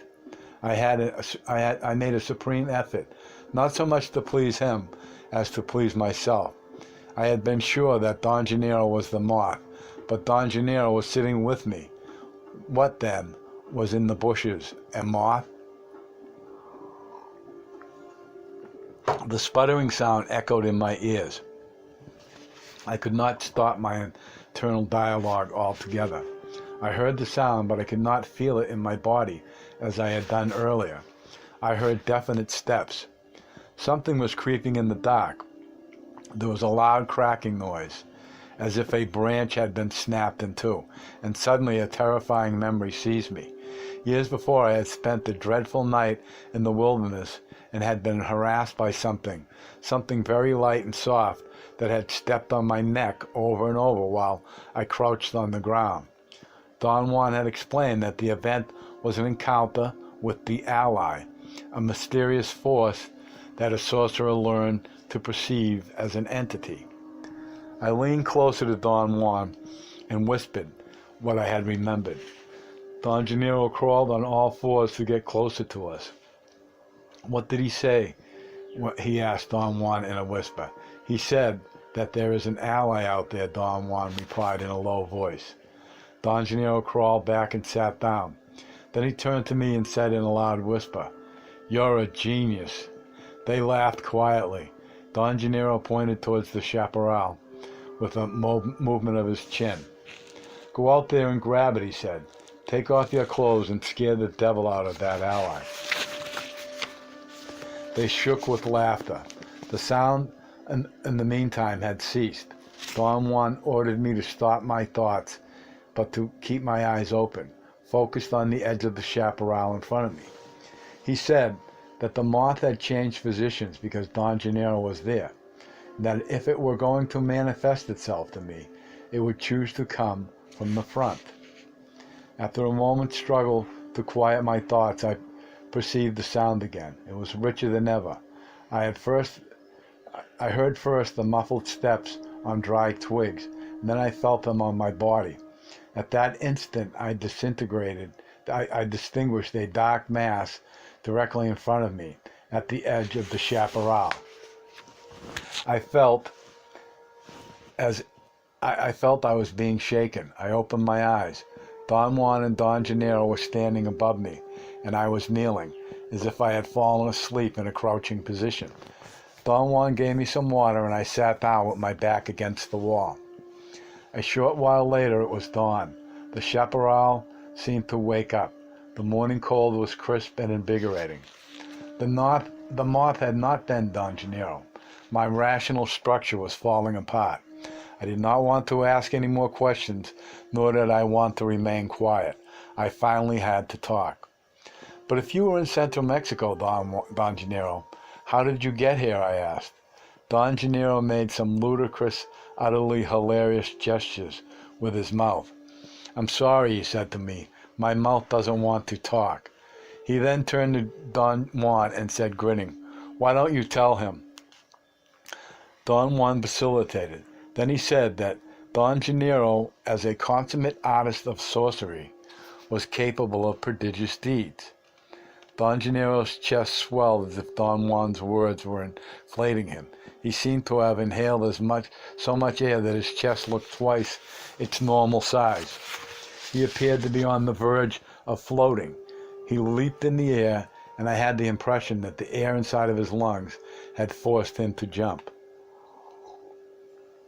He paced back and forth on the dirt floor until he apparently got his chest under control. He patted it with great force and ran the palms of his hands from his pectoral muscles to his stomach as if he were deflating the inner tube of a tire. Finally, he sat down. Don Juan was grinning. His eyes were shining with sheer delight. "Write your notes," he ordered me softly. "Write, or you'll die." Then he remarked that even Don Gennaro no longer felt that my taking notes was outlandish. "That's right," Don Gennaro retorted.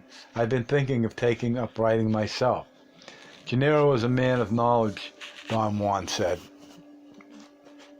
dryly, "and being a man of knowledge, he's perfectly capable of transporting himself over great distances." He reminded me that once, years before, the three of us had been in the mountains, and that Don Gennaro, in an effort to help me overcome my stupid reason, had taken a prodigious leap to the peaks of the Sierras, 10 miles away. I remembered the event, but I also remembered that I could not even conceive that he had jumped. Don Juan added that Don Gennaro was capable of performing extraordinary feats at certain times. "Gennaro at certain times is not Gennaro, but his double," he said. He repeated it 3 or 4 times. Then both of them watched me as if waiting for my impending reaction. I had not understood what he meant by his double. He had never mentioned that before. I asked for a clarification. "There is another Gennaro," he explained. All 3 of us looked at one another. I became very apprehensive. Don Juan urged me, with a movement of his eyes, to keep on talking. "Do you have a twin brother?" I asked, turning to Don Gennaro. "Of course," he said, "I have a twin." I could not determine whether or not they were putting me on. They both giggled with the abandon of children that were pulling a prank. "You may say," Don Gennaro went on, "that at this moment, Gennaro is his twin." That statement brought both of them to the ground with laughter. I could not enjoy their mirth. My body shivered involuntarily. Don Juan said, in a severe tone, that I was too heavy and too self-important. "Let go," he commanded me dryly. "You know that Gennaro is a sorcerer and an impeccable warrior, so he's capable of performing deeds that would be unthinkable for the average man. His double, the other Gennaro, is one of those deeds." I was speechless. I could not conceive that they were just teasing me. "For a warrior like Gennaro," he went on, "to produce the other is not a far-fetched enterprise." After pondering for a long time what to say next, I asked, "Is the other like the self?" "The other is the self," Don Juan replied. His explanation had taken an incredible turn, and it was not really more incredible than anything else they did. "What's the other made of?" I asked Don Juan after minutes of indecision. "There is no way of knowing that," he said. "Is it real, or is it just an illusion?" "It's real, of course." "Why would it be possible then to say that it is made of flesh or blood?" "Would it be possible to say that it was made of flesh or blood?" I asked. "No, I would think I would not be. No, it would not be possible," Gennaro answered. "If it is as real as, but is it as real as I am?" "As real as you are?" Don Juan and Don Gennaro interjected in unison. They looked at each other and laughed until I thought they were going to get ill. Don Gennaro threw his hat on the floor and danced around it. His dance was agile and graceful, and for some inexplicable reason, utterly funny. Perhaps the humor was in exquisitely professional movements. The humor was in the exquisitely professional movements he executed. The incongruity was so subtle that at the same time so remarkable that I doubled up with laughter. "The trouble with you, Carlitos," he said as he sat down again, "is that you are a genius." I have to know about the double," I said. "There's no way of knowing whether he's flesh and blood," Don Juan said, "because he is not as real as you. Gennaro's double is as real as Gennaro. Do you see what I mean?"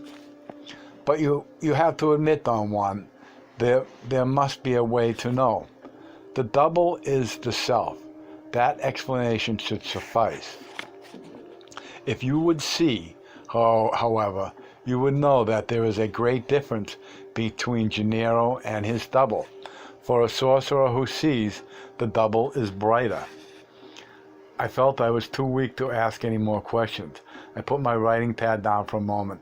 I thought I was going to pass out. I had tunnel vision. Everything around me was dark, with the exception of a round spot of clear scenery in front of my eyes. Don Juan said that I had to get some food. I was not hungry. Don Gennaro announced that he was famished, stood up and went to the back of the house. Don Gennaro stood up and signaled me to follow Don Juan. In the kitchen, Don Gennaro gave himself a serving of food, and then became involved in the most comical mimicking of a person who wants to eat but can't swallow. I thought that Don Juan was going to die. He roared, kicked, cried, coughed, and choked with laughter. I thought I too was going to split my sides. Don Gennaro's antics were priceless. He finally gave up and looked at Don Juan and me in succession. He had shiny eyes and a beaming smile. "It doesn't work," he said, shrugging his shoulders. I ate a huge amount of food, and so did Don Juan. Then all of us returned to the front of the house. The sunlight was brilliant. The sky was clear, and the morning breeze sharp in the air. I felt happy and strong. We are in a triangle facing one another. After a polite silence, I decided to ask them to clarify my dilemma. I felt that I was again in top form and wanted to exploit my strength. "Tell me more about the double, Don Juan," I said. Don Juan pointed at Don Gennaro, and Don Gennaro bowed. "There he is," Don Juan said. "There is nothing to tell. He's here for you to witness him."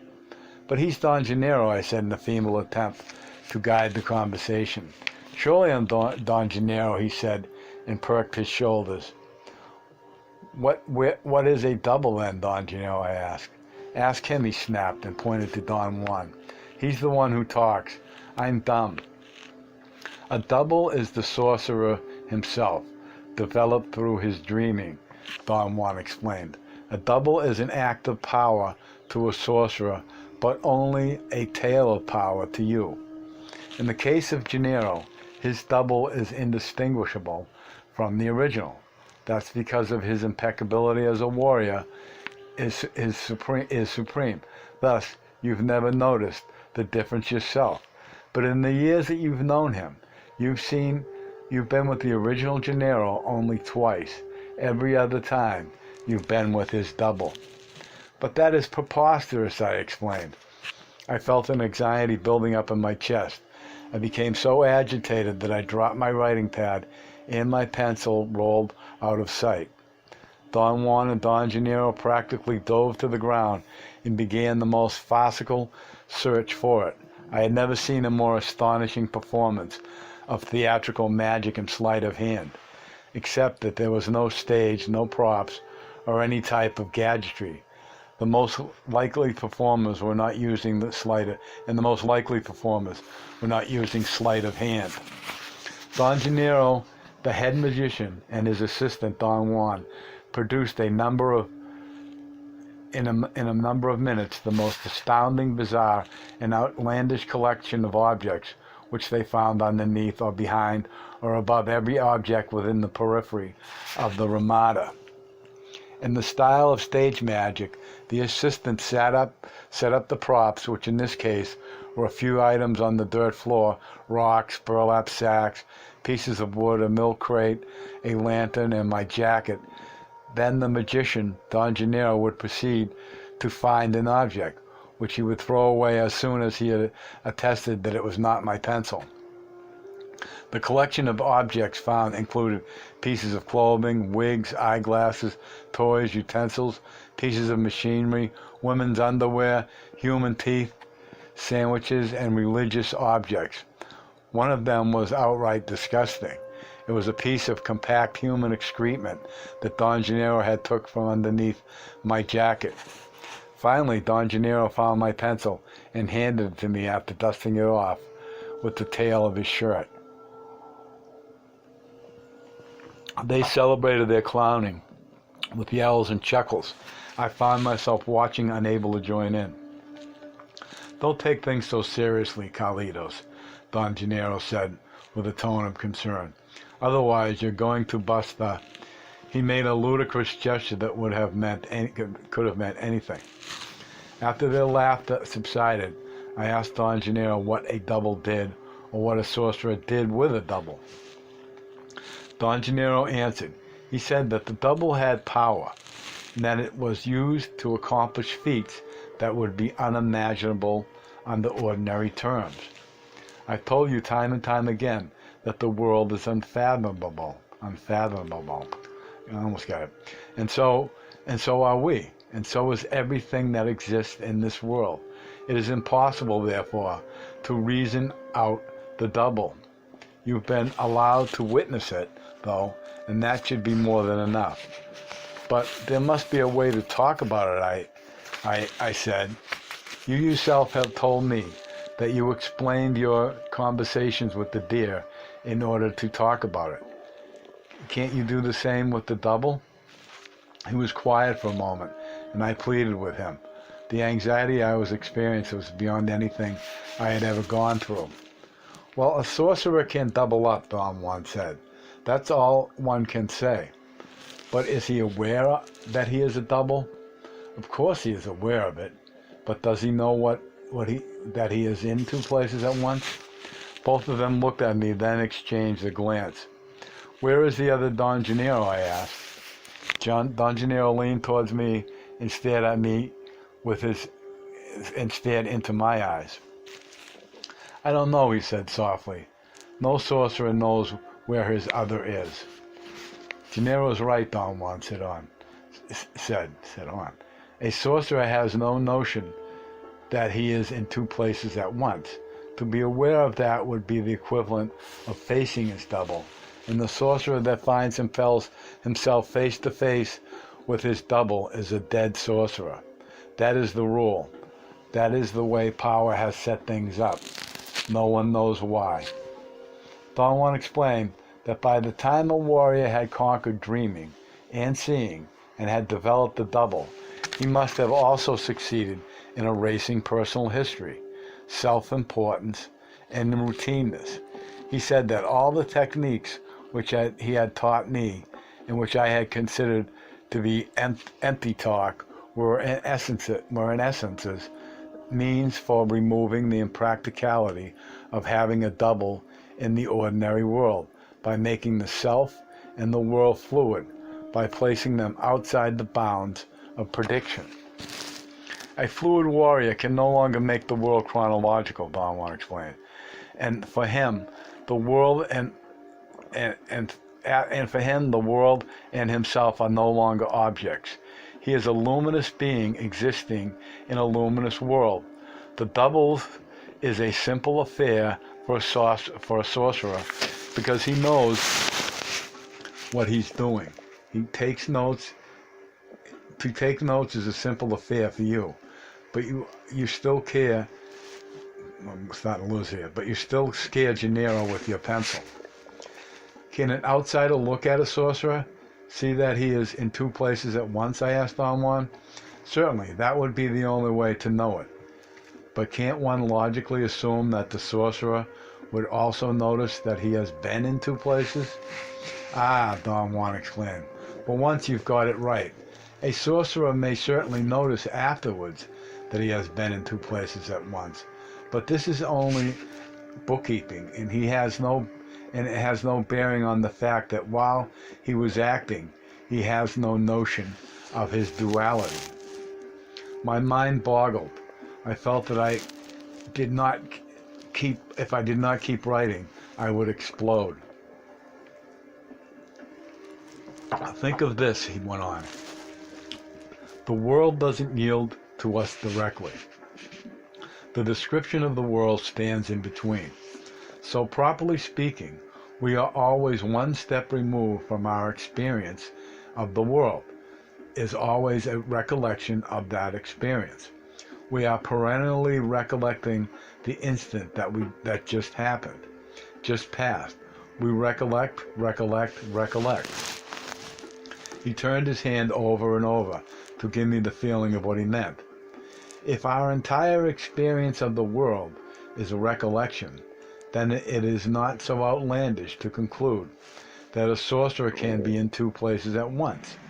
This is not the case from the point of view of his own perception, because in order to experience the world, a sorcerer, like everyone else, like every other man, has to recollect the act he has just performed, the event he has just witnessed, the experience he has just lived. In his awareness, there is only a single recollection. But for an outsider looking at the sorcerer, it may appear as if the sorcerer is acting two different episodes at once. The sorcerer, however, recollects two separate single instants, because the glue of the description of time is no longer binding him. When Don Juan had finished talking, I was sure I was running a temperature. Don Gennaro examined me with curious eyes. "He's right," he said. "You're always one jump behind." He moved his hand as Don Juan had done. His body started to jerk, and he jumped back on his seat. It was as if he had the hiccups, and the hiccups were forcing his body to jump back. He began to move backwards, jumping on his seat, and went all the way to the end of the ramada and back. The sight of Don Gennaro leaping backwards on his buttocks, instead of being funny as it should have been, threw me into an attack of fear so intense that Don Juan had to strike me repeatedly on the top of my head with his knuckles. "I just can't grasp all of this, Don Juan," I said. "I can't either," Don Juan retorted, shrugging his shoulders. "Neither can I, dear Carlitos," Don Gennaro added. My fatigue, the bulk of my sensory experience, the mood of lightness and the humor that prevailed, and Don Gennaro's clowning were too much for my nerves. I could not stop the agitation in my stomach muscles. Don Juan made me roll on the ground until I had regained my calmness. Then I sat down facing them again. "Is the double solid?" I asked Don Juan after a long silence. They looked at me. "Does the double have corporealness? Is it a body?" I asked. Certainly, Don Juan said. "Solidity, corporealness are memories. Therefore, like everything else we feed about the world, there are memories we accumulate, memories of the description. You have the memory of my solidity, the same way you have the memory of communicating the words. Thus you talked with a coyote, and you feel me as being solid." Don Juan put his shoulder next to mine and nudged me lightly. "Touch me," he said. I patted him, then I embraced him. I was close to tears. Don Gennaro stood up and came closer to me. He looked like a small child with a shining, mischievous eyes. He puckered up his lips and looked at me for a long moment. "What about me?" he asked, trying to hide a smile. "Aren't you going to embrace me too?" I stood up and extended my arms to touch him. My body seemed to freeze on the spot. I had no power to move. I tried to force my arms to reach him, but my struggle was in vain. Don Juan and Don Gennaro stood up. Watching me, I felt my body contorting under an unknown pressure. Don Gennaro sat down and pretended to sulk because I had not embraced him. He pouted and hit the ground with his heels. Then both of them exploded into more roaring laughter. The muscles of my stomach trembled, making my whole body shake. Don Juan pointed out that I was moving my head the way he had recommended earlier, and that was the chance to soothe myself by reflecting a beam of light on the corona of my eyes. And I can't get that word again. The coriana, you know what I mean, of my eyes. I don't know why I can't say that word. He forcibly dragged me from under the roof of his ramada to the open field and manipulated my body into position so that my eyes would catch the eastern sunlight. But by the time he had put my body in place, I had stopped shivering. I noticed that I was clutching my notebook only after Don Gennaro had said that the weight of the sheets was giving me the shivers. I told Don Juan that my body was pulling me to leave. I waved my hand to Don Gennaro. I did not want to give them time to make me change my mind. "Goodbye, Don Gennaro," I yelled. "I have to go now." He waved back at me. Don Juan walked a few yards with me towards my car. "Do you also have a double, Don Juan?" I asked. "Of course," he explained. I had at that moment a maddening thought. I wanted to discard it and leave in a hurry, but something in myself kept on needling me. Over the course of years of our association, it had become customary for me that every time I wanted to see Don Juan, I would just go to Sonora or Central Mexico, and I would always find him waiting for me. I learned to take that for granted. It had never occurred to me until then to think anything of it. "Tell me something, Don Juan," I said, half in jest. "Are you yourself or are you your double?" He leaned over towards me and he said, grinning, "My double," he whispered. My body leapt in the air as if I had been propelled by a formidable force. I ran to my car. "I was just kidding," Don Juan said in a loud voice. "You can't go yet. You still owe me 5 more days." Both of them ran towards my car as I was backing up. They were laughing and jumping up and down. "Carlitos, call me anytime," Don Gennaro shouted. End of chapter 1.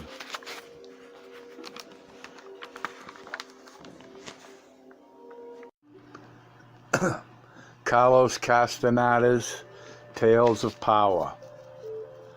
Part 1, A Witness to Acts of Power. Chapter 2, The Dreamer and the Dreamed. I drove to Don Juan's house and arrived there in the early morning. I had spent the night in a motel on the way down so I could get to his house before noon. Don Juan was in the back and came to the front when I called him. He gave me a warm greeting and the impression that he was pleased to see me. He made a comment that I thought was intended to put me at ease, but produced the opposite effect. "I heard you coming," he said as he grinned, and I ran to the back. "I was afraid that if I stayed here you would have been frightened." He casually mocked that I was somber and heavy, and he said that I reminded him of Eligio, who was morbid enough to be a good sorcerer, but too morbid to become a man of knowledge. He added that the only way to counteract the devastating effect of the sorcerer's world was to laugh at it. He was right in his assessment of my mood. I was indeed worried and frightened. We went for a long walk. It took hours for my feelings to ease up. Walking with him made me feel better than if he had attempted to talk me out of my somberness. We returned to his house in the late afternoon. I was famished. After eating, we sat under the ramada. The sky was clear. The afternoon light made me feel complacent. I wanted to talk. "I felt uneasy for months," I said. "There was something truly awesome in what you and Don Gennaro said and did the last time I was here." Don Juan did not say anything. He got up and moved around the ramada. "I've got to talk about this," I said. "It obsesses me, and I can't stop pondering about it." "Are you afraid?" he asked. I was not afraid, but baffled, overwhelmed by what I had heard and witnessed. The loopholes in my reason were so gigantic that either I had to repair them or I had to dispose of my reason altogether. My comments made me laugh. "Don't throw away your reason yet," he said. "It's not time for that. It'll happen, though. But I don't think that now is the moment." "Should I try to find an explanation for what happened then?" I asked. "Certainly," he retorted. "It's your duty to put your mind at ease. Warriors do not win victories by beating their heads against the wall, but by overtaking the walls. Warriors jump over walls. They don't demolish them." But how can I jump over this one, I asked. First of all, I think it's deadly wrong for you to regard anything in such a serious fashion, he said, as he sat down by my side. There are 3 kinds of bad habits which we use over and over to confront with unusual when confronted with unusual life situations. First, we may disregard what's happening or has happened and feel as if it had never occurred. That one is the bigot's way. The second, we may accept everything at its face value and feel as if we know what's going on. That's the pious man's way. The third way, we become obsessed with an event because either we cannot disregard it or we cannot accept it wholeheartedly. That's the fool's way, your way. There is a fourth and the correct one, the warrior's way. A warrior acts as if nothing had ever happened because he doesn't believe in anything, yet he accepts everything at its face value. He accepts without accepting and disregards without disregarding. He never feels as if he knows, neither does he feel as if nothing had ever happened. He acts as if he's in control, even though he might be shaking in his boots. To act in such a manner dissipates obsession. We were quiet for a long time. Don Juan's words were like a bomb to me. Can I talk to you about Gennaro and his double, I asked. It depends on what you want to say about him, he replied. Are you going to indulge in being obsessed? I want to indulge in explanations, I said. I'm obsessed because I haven't dared to come see you, and I haven't been able to talk about my qualms and doubts with anyone. Do you talk with your friends? I do, but how could they help me? I never thought that you needed help. You must cultivate the feeling that a warrior needs nothing. You say you need help. Help for what? You have everything needed for the extravagant journey that is your life. I have tried to teach you that the real experience is to be a man, that what counts is being alive. Life is the little detour that we are taking now. Life in itself is sufficient, self-explanatory, and complete. A warrior understands this and lives accordingly. Therefore, one may say without being presumptuous that the experience of experiences is being a warrior. He seemed to wait for me to say something. I hesitated for a moment. I wanted to select my words carefully. If a warrior needs solace, he went on, he simply chooses anyone and expresses to that person every detail of his turmoil. After all, a warrior is not seeking to be understood or helped. By talking, he is merely relieving himself of his pressure. That is, providing that the warrior is given to talking. If he's not, he tells no one. But you're not living like a warrior altogether. Not yet, anyway. And the pitfalls that you encounter must be truly monumental. You have all my sympathy. He was not being facetious. Judging by the concern in his eyes, he seemed to be one who had been there himself. He stood up and patted me on the head. He walked back and forth the length of the Ramada and looked casually to the chaparral around the house. His movements evoked a sensation of restlessness in me. In order to relax, I began to talk about my dilemma. I felt that it was inherently too late for me to pretend to be an innocent bystander. Under his guidance, I had trained myself to achieve strange perceptions, such as stopping the internal dialogue and controlling my dreams. Those were instances that could not be faked. I had followed his suggestions, although never to the letter, and had partially succeeded in disrupting daily routines, assuming responsibility for my acts, erasing personal history, and finally arrived at a point which years before I had dreaded. I was capable of being alone without disrupting my physical or emotional well-being. That was perhaps my single most astounding triumph.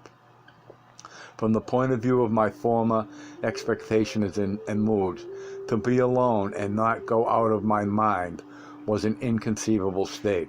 I was keenly aware of all the changes that had taken place in my life and in my view of the world, and I was also aware that it was somehow superfluous to be affected so profoundly by Don Juan and Don Gennaro's revelation about the double.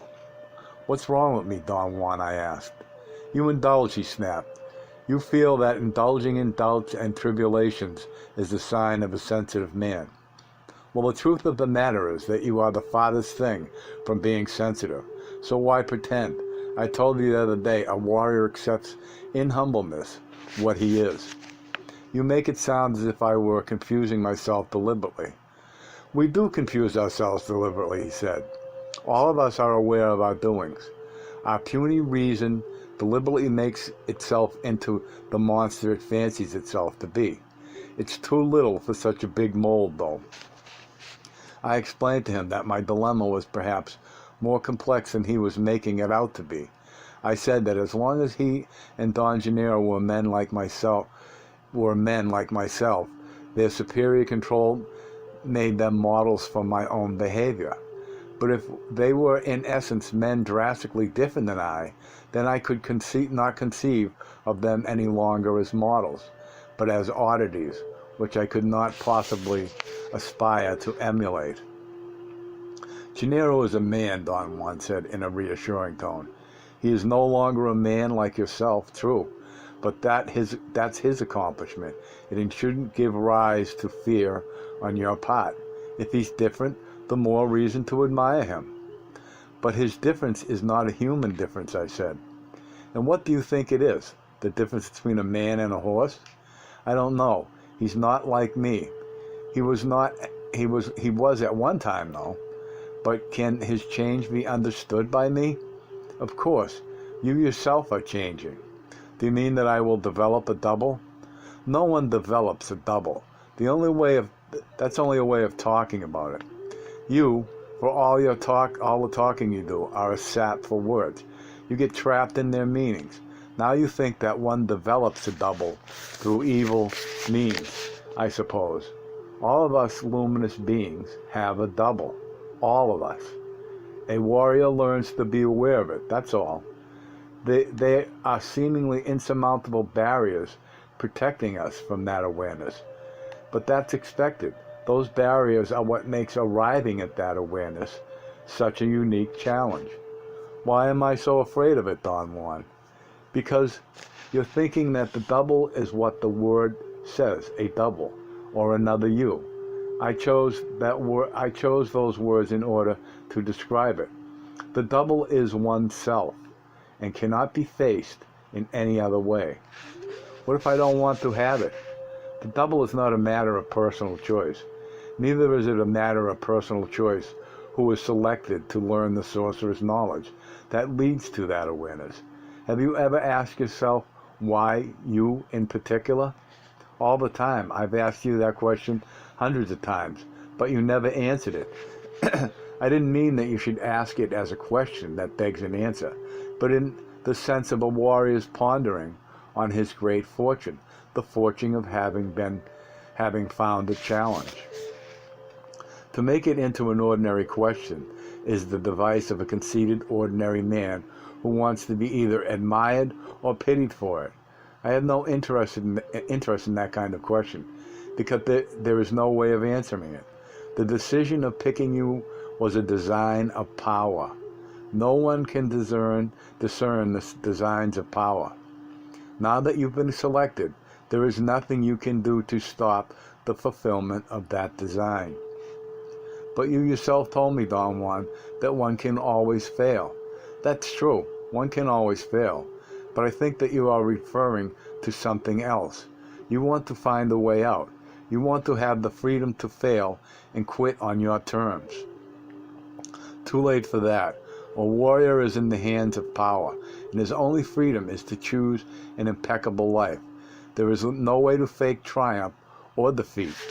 Your reason they want you to fail altogether. Sorry, almost had it. Your reason they want you to fail altogether in order to obliterate the totality of yourself. But there is a countermeasure which will not permit you to declare a false victory or defeat. If you think that you can retreat to the haven of failure, you're out of your mind. Your body will stand guard. It will not let you go either way. He began to chuckle softly. Why do you laugh? I asked. You're in a terrible spot. It's too late for you to retreat, but too soon to act. All you can do is witness. You're in the miserable position of an infant who cannot return to the mother's womb, but neither can he run around and act.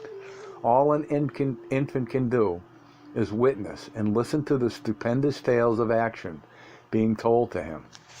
You are in that precise point now. You cannot go back to the womb of your old world, but you cannot act with power either. For you, there is only witnessing acts of power and listening to tales of power. The double is one of those tales. You know that, and that's why your reason is so taken by it. You are beating your head against the wall if you pretend to understand.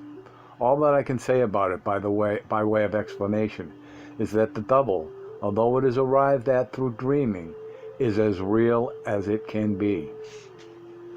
According to what you've told me, Don Juan, the double can perform acts. Can the double then? He did not let me continue my line of reasoning. He reminded me that it was inappropriate to say that he had told me about the double when I could say that I had witnessed it. Obviously, the double can perform acts, I said. Obviously, he replied, but can the double act in behalf of the self? It is the self, damn it, he said. I found it very difficult to explain myself. I had in mind that if a sorcerer could perform two actions at once, his capacity for utilitarian production had to double. He could work two jobs, be in two places, see two persons, and so on at once. Don Juan listened patiently. Let me put it this way, I said. Hypothetically, can Don Gennaro kill someone hundreds of miles away by letting his double do it? Don Juan looked at me, shook his head, and moved his eyes away. You're filled with tales of violence, he said. Gennaro cannot kill anyone, simply because he no longer has any interest in his fellow men. By the way, a warrior is capable of conquering, seeing and dreaming, and having the awareness of his luminosity. There is no such interest left in him. I pointed out that at the beginning of my apprenticeship, he had made the statement that a sorcerer, aided by his ally, could be transported over hundreds of miles to deliver a blow to his enemies. I am responsible for your confusion, he said, but you must remember that on another occasion I told you that, with you, I was not following the steps my own teacher prescribed. He was a sorcerer, and I should have properly plunged you into that world, but I didn't, because I am no longer concerned with the ups and downs of my fellow men. Yet my teacher's words stuck with me. I talked to you many times in the manner he himself would have talked. Gennaro is a man of knowledge, the purest of them all. His actions are impeccable. He's beyond ordinary men and beyond sorcerers. His double is an expression of his joy and his humor. Thus, he cannot possibly use it to create or resolve ordinary situations. As far as I know, the double is the awareness of our state as luminous beings. It can do anything, and yet it chooses to be unobtrusive and gentle. It was my error to mislead you with borrowed words. My teacher was not capable of producing the effects Gennaro does. For my teacher, unfortunately, certain things were, as they are for you, only tales of power. I was compelled to defend my point. I said that I was speaking in a hypothetical sense. There is no hypothetical sense when you speak about the world of men of knowledge, he said. A man of knowledge cannot possibly act towards his fellow men in injurious terms, hypothetically or otherwise. But what if his fellow men are plotting against his security and well-being? Can he then use his double to protect himself? He clicked his tongue in disapproval. What incredible violence in your thoughts, he said. No one can plot against the security and well-being of a man of knowledge. He sees. Therefore, he would take steps to avoid anything like that. Gennaro, for example, has taken a calculated risk in joining you, but there is nothing that you could do to endanger his security. If there is anything, his seeing will let you know. Now, if there is something about you that is inherently injurious to him, and his seeing cannot reach it, then it is his fate, and neither Gennaro nor anyone else can avoid that. So you see, a man of knowledge is in control without controlling anything. We were quiet. The sun was about to reach the top of the heavy, tall bushes on the west side of the house. There were about 2 hours of daylight left. "Why don't you call Gennaro?" Don Juan said casually. My body jumped. My original reaction was to drop everything and run for my car. Don Juan broke into a belly laugh. I told him that I did not have to prove anything to myself, that I was perfectly content to talk to him. Don Juan could not stop laughing. Finally he said it was a shame that Don Gennaro was not there to enjoy a great scene. "Look, if you're not interested in calling Don Gennaro, I am," he said in a resolute tone. "I like his company." I had a terrible sour taste in the roof of my mouth. Beads of perspiration ran down my brow and my upper lip.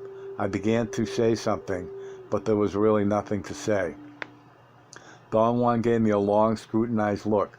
"Come on," he said. "A warrior is always ready to be a warrior. And to be a warrior is not a simple matter of wishing to be one. It is rather an endless struggle that will go on to the very last moment of our lives. Nobody is born a warrior in exactly the same way that nobody is born a reasonable man. We make ourselves into one or the other. Pull yourself together. I don't want Gennaro to see you shivering like this." He stood up and paced back and forth on the clean floor of the Ramada. I could not remain impassive. My nervousness was so intense that I could not write any more, and I jumped to my feet. Don Juan made me jog on the spot, facing the west. He made me perform the same movements before on various occasions. The idea was to draw power from the impending twilight by raising one's arms to the sky with the fingers stretched like a fan, then clasp them forcibly when the arms were in the midpoint between the horizon and the zenith. The exercise worked, and I became almost instantly calm and collected. I could not avoid wondering, however, what had happened to the old me that could never have relaxed so completely by performing those simple and idiotic movements. I wanted to focus all my attention on the procedure that Don Juan was doubtlessly going to follow to call Don Gennaro. I anticipated some portentous acts.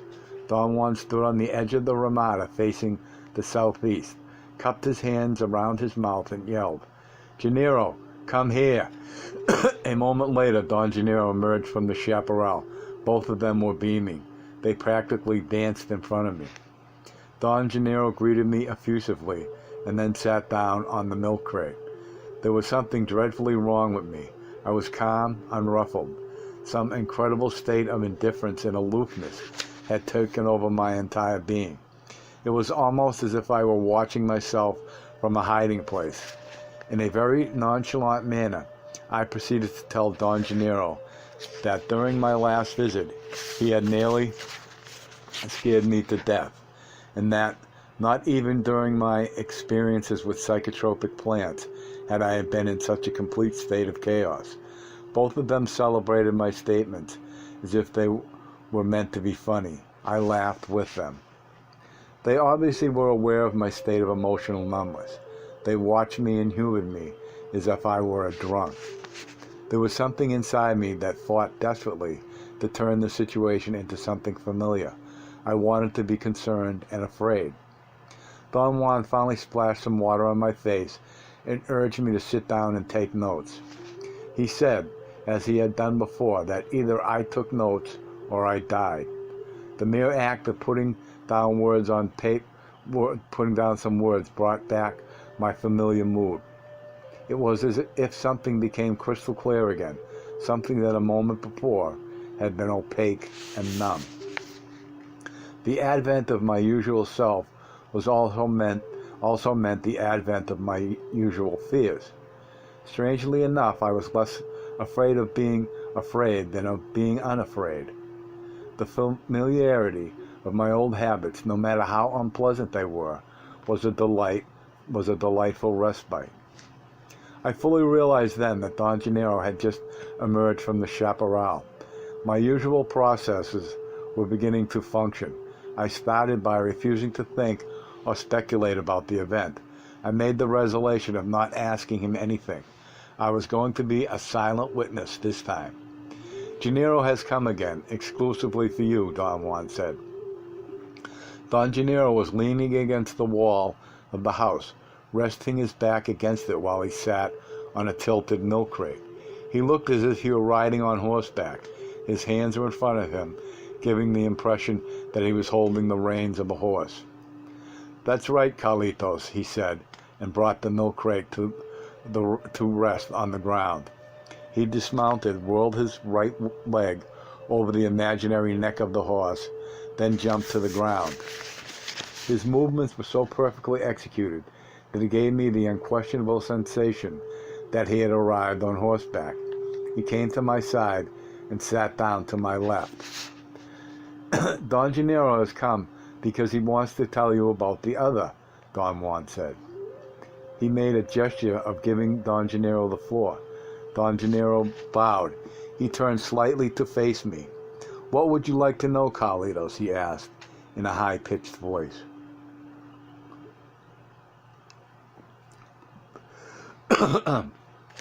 "Well, if you're going to tell me about the double, tell me everything," I said, feigning casualness. Both of them shook their heads and glanced at each other. "Gennaro is going to tell you about the dreamer and the dreamed," Don Juan said. "As you know, Carlitos," Don Gennaro said, with the air of an orator warming up, "the double begins in dreaming." He gave me a long look and smiled. His eyes swept from my face to my notebook and pencil.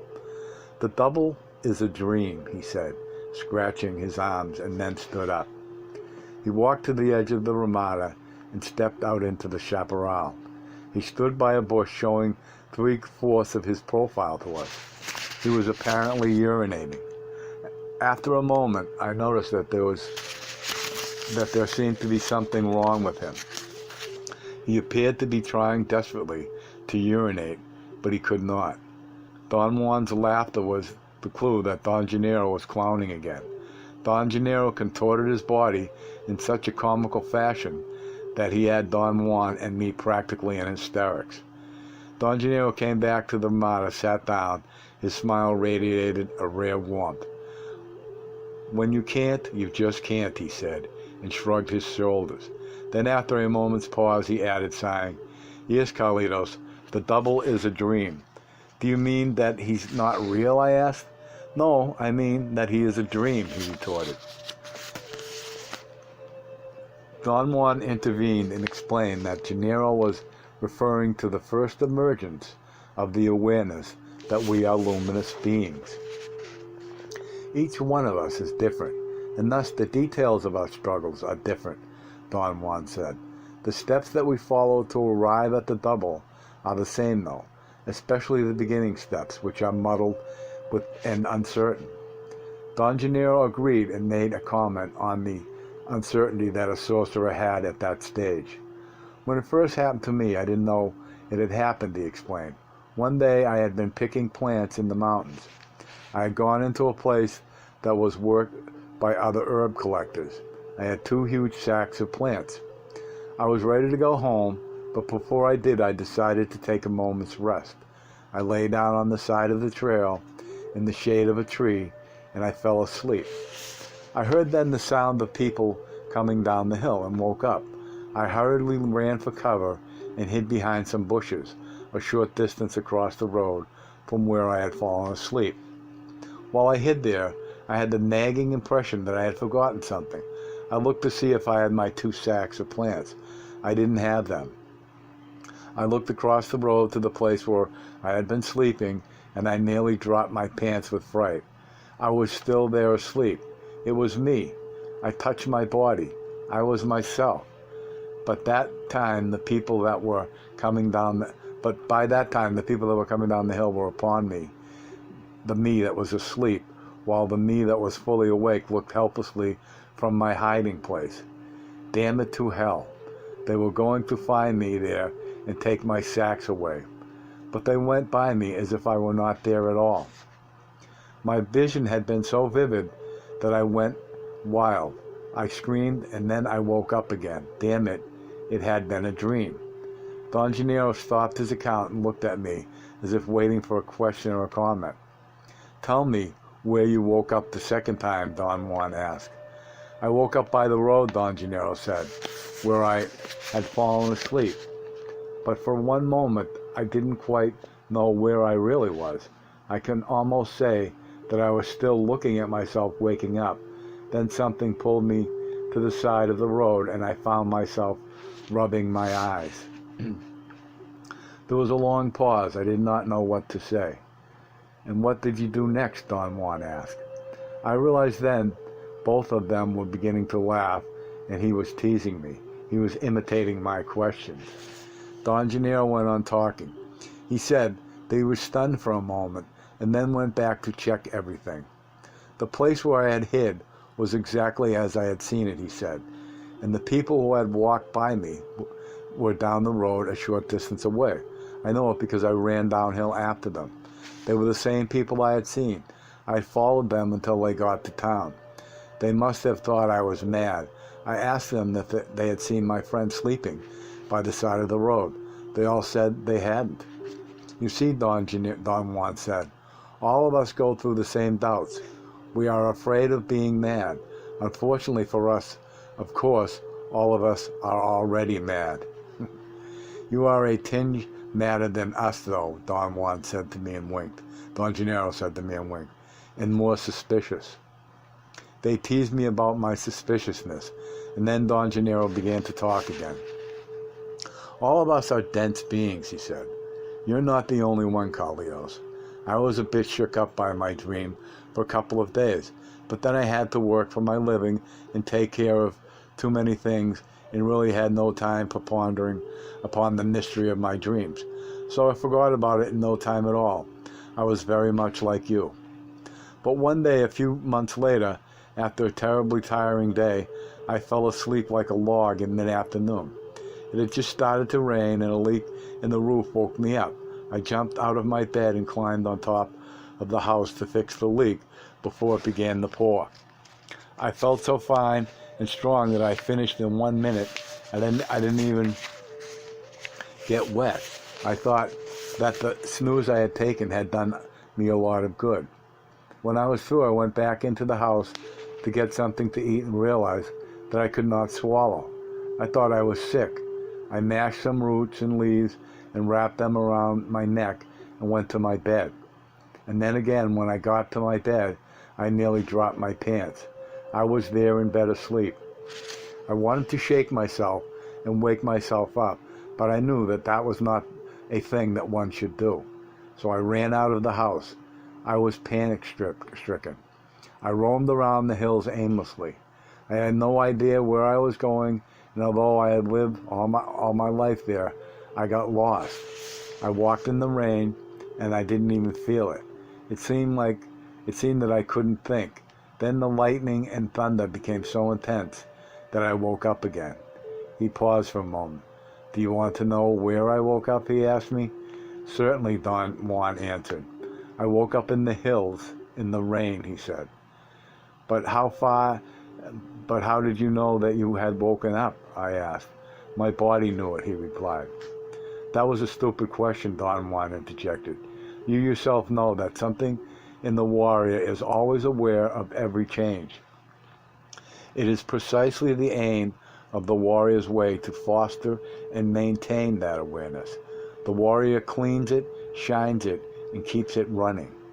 He was right. I had to admit to them that I knew that there was something in me that registered and was aware of everything I did, and yet it had nothing to do with the ordinary awareness of myself.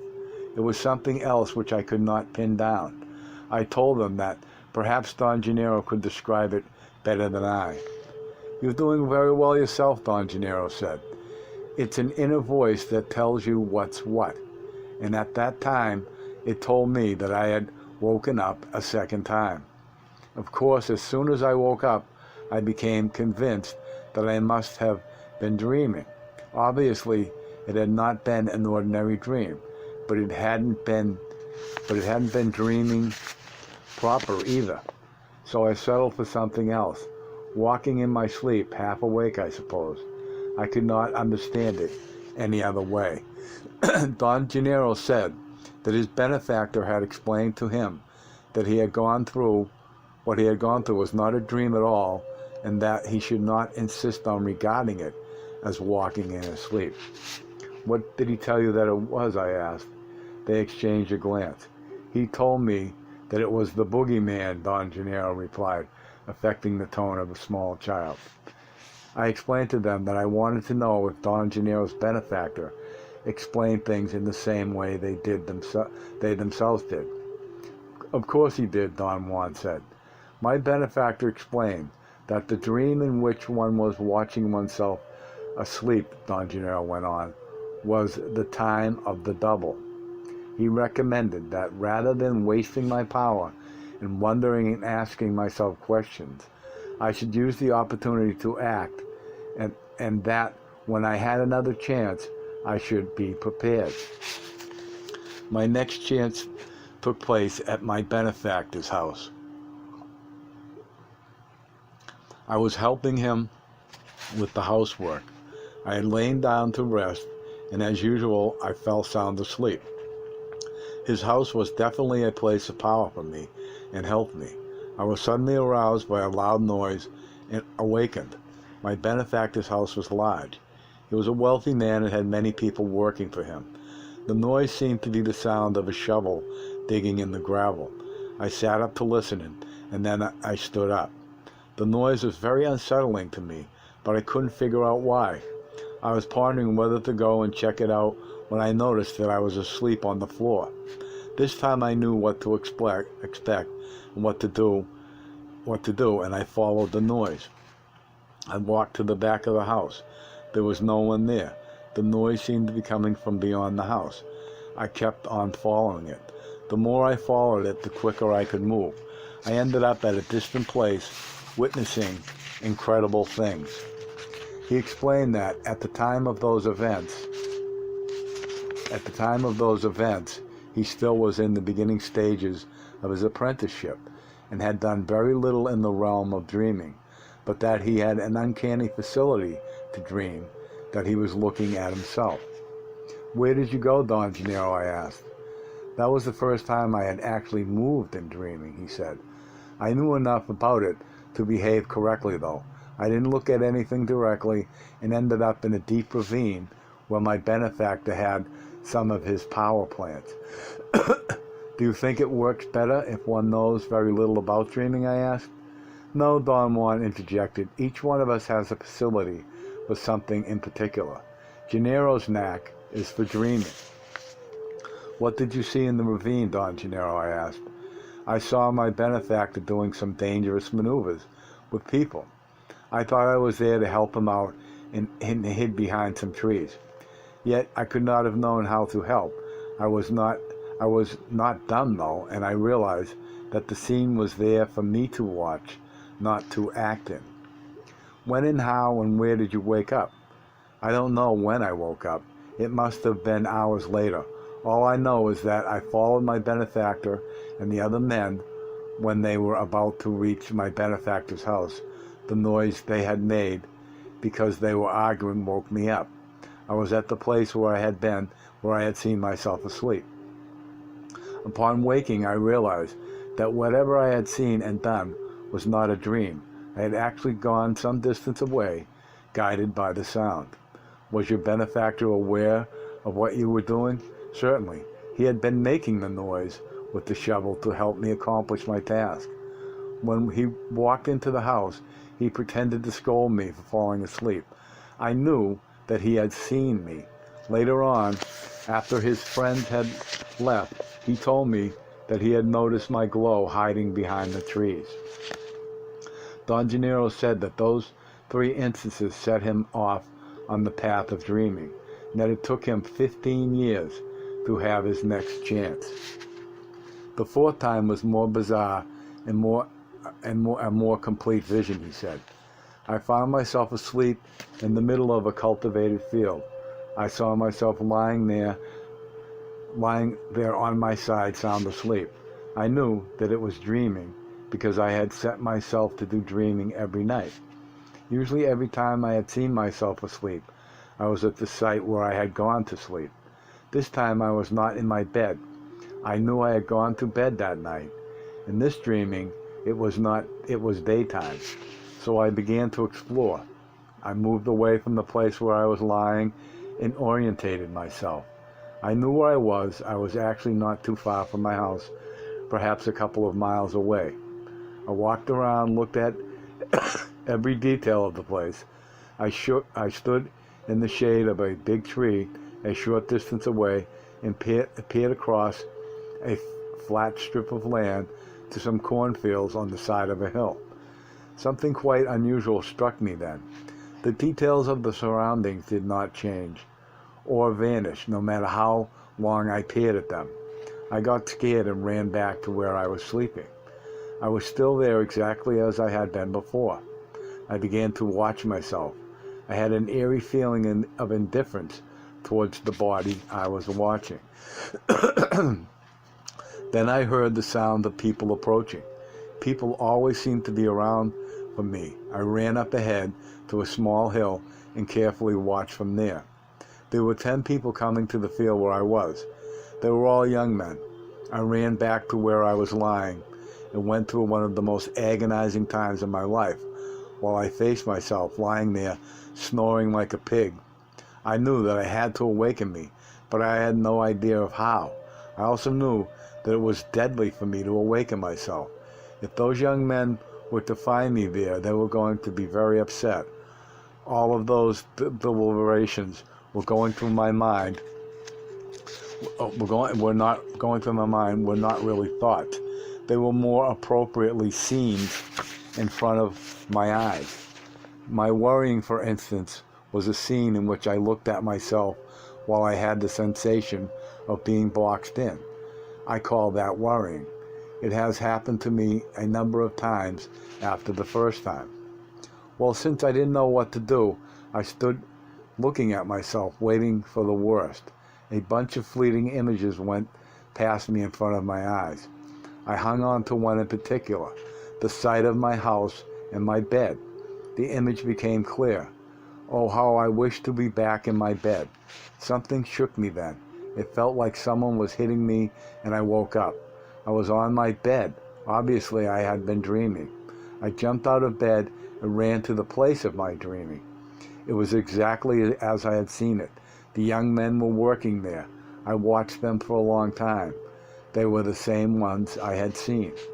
I came back to the place at the end of the day after everybody had gone and stood at the very spot where I had seen myself asleep. Someone had lain there. The weeds were crumpled. Don Juan and Don Gennaro were observing me. They looked like 2 strange animals. I felt the shiver in my back. I was on the verge of indulging in the very rational fear that they were not really men like me. But Gennaro laughed. In those days, he said, I was just like you, Carlitos. I wanted to check everything.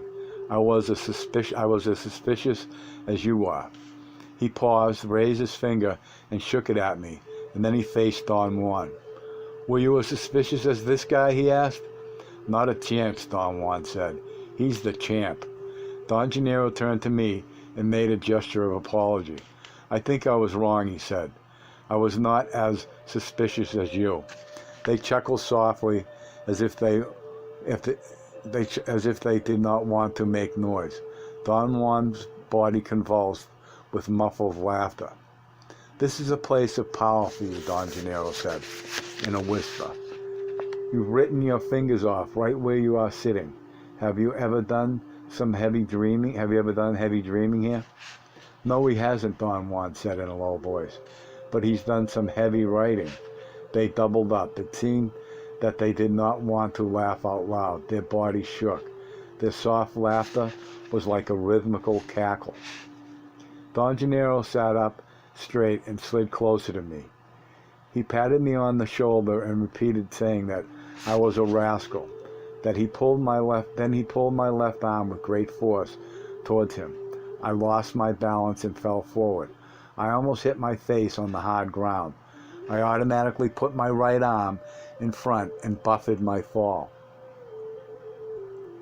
One of them held me down by pressing on my neck. I was not sure who.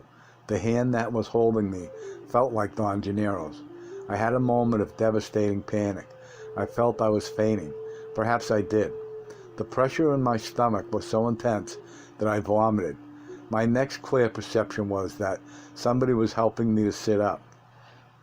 Don Gennaro was squatting in front of me. I turned around to look for Don Juan. He was nowhere in sight. Don Gennaro had a beaming smile. His eyes were shiny. They were looking fixedly at mine. I asked him what he had done to me, and he said that I was in pieces. His tone was reproachful, and he seemed to be annoyed or dissatisfied with me. He repeated various times that I was in pieces and that I had to come together again. He tried to feign a severe tone, but he laughed in the middle of his harangue.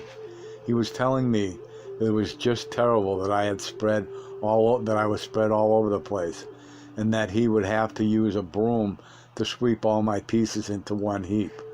Then he added that I might get the pieces in the wrong places and end up with my penis where my thumb should be. He cracked up at that point. I wanted to laugh and had the most unusual sensation. My body fell apart. It was as if I had been a mechanical toy that simply broke up into pieces.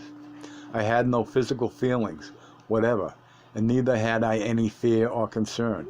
Coming apart was a scene that I had witnessed from the point of view of the perceiver, and yet I did not perceive anything from a sensorial point of reference. The next thing I became aware of was that Don Gennaro was manipulating my body.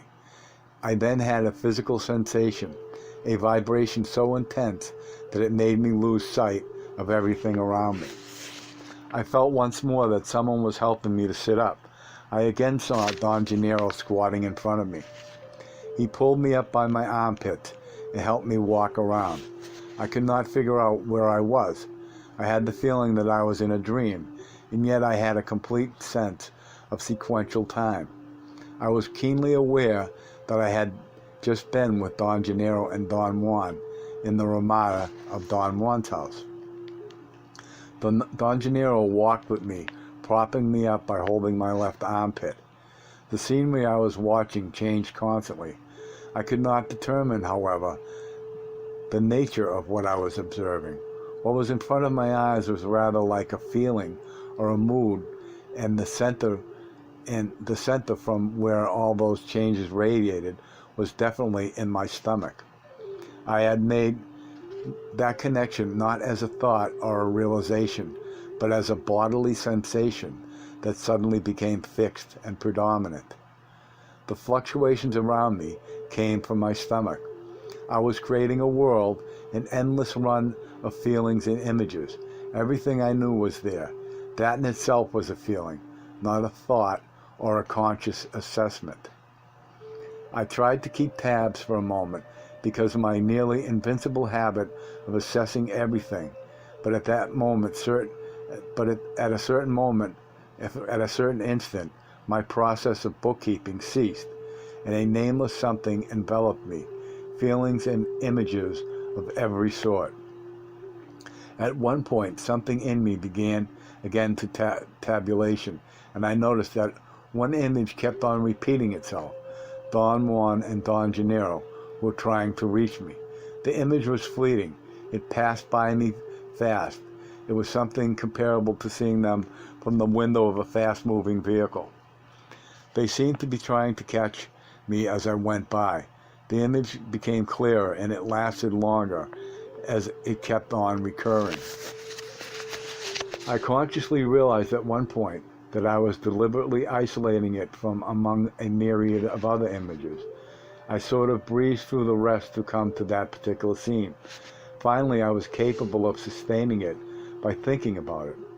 Once I had begun to think, my ordinary processes took over. They were not as defined as in ordinary activities, but clear enough to know that the scene or the feeling I had isolated was that Don Juan and Don Gennaro were in the ramada of Don Juan's house and were holding me by the armpits. I wanted to keep on feeling through other images and feelings, but they would not let me. I struggled for a moment. I felt bouncy and happy. I knew that I liked both of them, and I also knew that I was not afraid of them. I wanted to joke with them. I did not know how, and I kept on laughing and patting them on their shoulders. I had another peculiar awareness. I was certain that I was dreaming. If I focused my eyes on anything, it immediately became blurry. Don Juan and Don Gennaro were talking to me. I could not keep their words straight, and I could not distinguish which of them was talking. Don Gennaro turned my body around and pointed to a lump on the ground. Don Gennaro pulled me closer to it and made me go around it. The lump was a man lying on the ground. He was lying on his stomach, his face turned to the right. They kept on pointing out the man to me as they spoke. They pulled me and twisted me around him. I could not focus my eyes on him at all. But finally I had a feeling of quietness and sobriety, and I looked at the man. I had a slow awakening into the realization that the man lying on the ground was me. My realization did not bring any terror or discomfort. I simply accepted it without emotion. At that moment, I was not completely asleep, but neither was I completely awake and in a sober consciousness. I became more aware of Don Juan and Don Gennaro and could tell them apart when they talked to me. Don Juan said that they were going to go to the round power place in the chaparral. As soon as he had said that, the image of the place popped into my mind, and I saw the dark masses of bushes around it. I turned to my right. Don Juan and Don Gennaro were also there. I had a jolt and the feeling that I was afraid of them, perhaps because they looked like two menacing shadows. They came closer to me. As soon as I saw their features, my fears vanished. I liked them again. It was as if I were drunk and did not have a firm grip on everything. They grabbed me by the shoulders and shook me in unison. They ordered me to wake up. I could hear their voices clearly and separately. I had then a unique moment. I held two images in my mind, two dreams. I felt that something in me was deeply asleep, was waking up, and I found myself lying on the floor of the ramada with Don Juan and Don Gennaro shaking me. But I also was at the power place, and Don Juan and Don Gennaro were still shaking me. There was one crucial instance in which I was neither in one place nor the other, but I was rather in both places as an observer, seeing two scenes at once. I had the incredible sensation at that instant that I could have gone either way. All I had to do at that moment was to change perspective, and rather than watch either scene from the outside, feel it from the point of view of the subject. There was something very warm about Don Juan's house. I preferred that scene. I next had a terrifying seizure, so shocking that my entire ordinary awareness came back to me at once. Don Juan and Don Gennaro were pouring buckets of water on me as I was in the ramada of Don Juan's house. Hours later, we were in the kitchen. Don Juan had insisted that I had to proceed as if nothing had happened. He gave me some food and said I had to eat a great deal to compensate for my expenditure of energy. It was after 9 in the evening that I looked at my watch after we sat down to eat. My experience had lasted several hours. From the point of view of my recollection, however, it had seemed as if I had just fallen asleep for a short while. Even though I was completely myself, I still was numb. I was not until I had begun to write in my notebook that I regained my usual awareness. It was surprising to me that taking notes could bring about instantaneous sobriety. The moment I was myself again, a barrage of, reasonable thoughts immediately came to my mind. They purported to explain that the phenomenon I had experienced. I knew on the spot that Don Gennaro had hypnotized me the moment he had pinned me down on the ground, but I did not attempt to figure out how he had done it. They both laughed hysterically when I expressed my thoughts.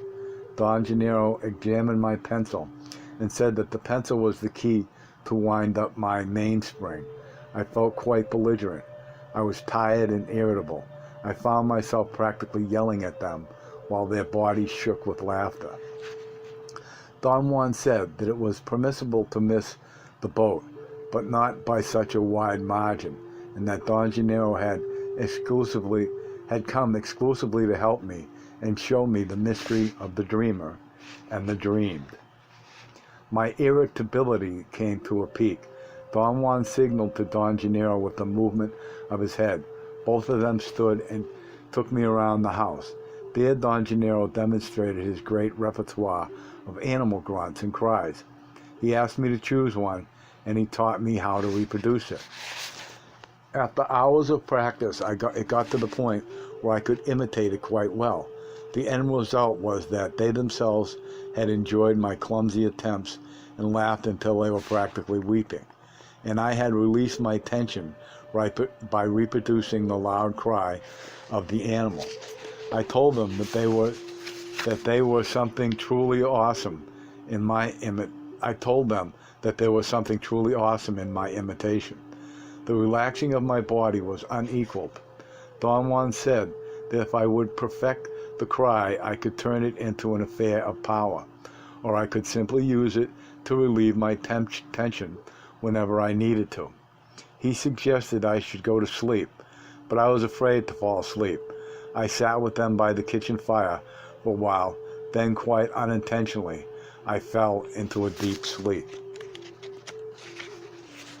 I woke up at dawn. Don Gennaro was sleeping by the door. He seemingly woke up at the same time I did. They had covered me up and folded my jacket as a pillow. I felt calm and rested. I commented to Don Gennaro that I felt exhausted the night before. He said that so had he. He whispered as if he were confiding in me and told me that Don Juan was even more exhausted because he was older. You and I are young, he said with a glint in his eyes, but he's old. He must be about 300 now. I sat up hurriedly. Don Gennaro covered his face with his blanket and roared with laughter. Don Juan came into the room at that moment. I had felt the compliment. I had a feeling of compliment. I had a feeling of peace, and for once, nothing really mattered. I was so at ease that I wanted to weep. Don Juan said that the night before I had begun to be aware of my luminosity. He had admonished me for not to indulge in the sense of well-being I was having, because it would turn into complacency. At this moment, I said, I do not want to explain anything. It doesn't matter what Don Gennaro did to me last night. I didn't do anything to you, Don Gennaro retorted. Look, it's me, Gennaro. You're Gennaro. Touch me. I embraced Don Gennaro, and we both laughed like two children. He asked me if I thought it was strange that I could embrace him. Then, when the last time I had seen him there, I had been unable to touch him. I assured him that those issues were no longer pertinent to me. Don Juan commented that I was indulging in being broad-minded and good. Watch out, he said. A warrior never lets his guard down. If you keep on being so happy, you're going to drain the little power you have left. What should I do, I asked. Be yourself, he said. Doubt everything. Be suspicious. But I don't like to be that way, Don Juan. It's not a matter of what you like or not. What matters is, what can you use as a shield? A warrior makes use of everything available to him to close his mortal gap once it opens. So it's of no importance that you really don't like to be suspicious or ask questions. That's your only shield right now. Right, or you'll die. To die with elation is a crappy way of dying. How should a warrior die then? Don Gennaro asked in exactly my own tone of voice. A warrior dies the hard way, Don Juan said. His death must be a struggle to overtake him. A warrior does not give himself to it. Don Gennaro opened his eyes to an enormous size and then blinked. What Gennaro showed you yesterday is of utmost importance, Don Juan went on. You can't slough it off with piousness. Yesterday you told me that you had been driven wild with the idea of the double. But look at you now. You don't care anymore. That's the trouble with people that go wild. They go wild both ways. Yesterday you were all questions. Today you're all acceptance. I pointed out that he always found a flaw in what I did, regardless of how I did it. That's not true, he explained. There is no flaw in the warrior's way. Follow it and your acts cannot be criticized by anyone. Take yesterday, for example. The warrior's way would have been first to ask questions without fear and without suspicion, and then let Gennaro show you the mystery of the dreamer without fighting him or draining yourself. Today the warrior's way would be to assemble what you've learned without presumptuousness and without piousness. Do that and no one can find flaws in it. I thought by his tone that Don Juan must have been terribly annoyed by my blunderings, but he smiled at me and then giggled as his own words made him laugh. I told him that I was just holding back, not wanting to burden them with my probes. I was indeed overwhelmed by what Don Gennaro had done. I had been convinced, although it no longer mattered, that Don Gennaro had been waiting in the bushes for Don Juan to call him. Then later on, he had cashed in on my fright and used it to stun me. After being held forcibly on the ground, I must have undoubtedly passed out, and then Don Gennaro must have mesmerized me. Don Juan argued I was too strong to be subdued that easily. What took place then, I asked. Don Gennaro came to see you to tell you something very exclusive, he said. When he came out of the bushes, he was Gennaro the Double. There is another way to talk about this that would explain it better, but I can't use it right now. Why not, Don Juan? Because you are not ready yet to talk about the totality of oneself. For the time being, I can only say that this Gennaro here is not the Double now. He pointed to Don Gennaro with the movement of his hand, and Don Gennaro blinked repeatedly. The Gennaro of last night was the Double, and as I have already told you, the Double has inconceivable power. He showed you a most important issue. In order to do that, he had to touch you.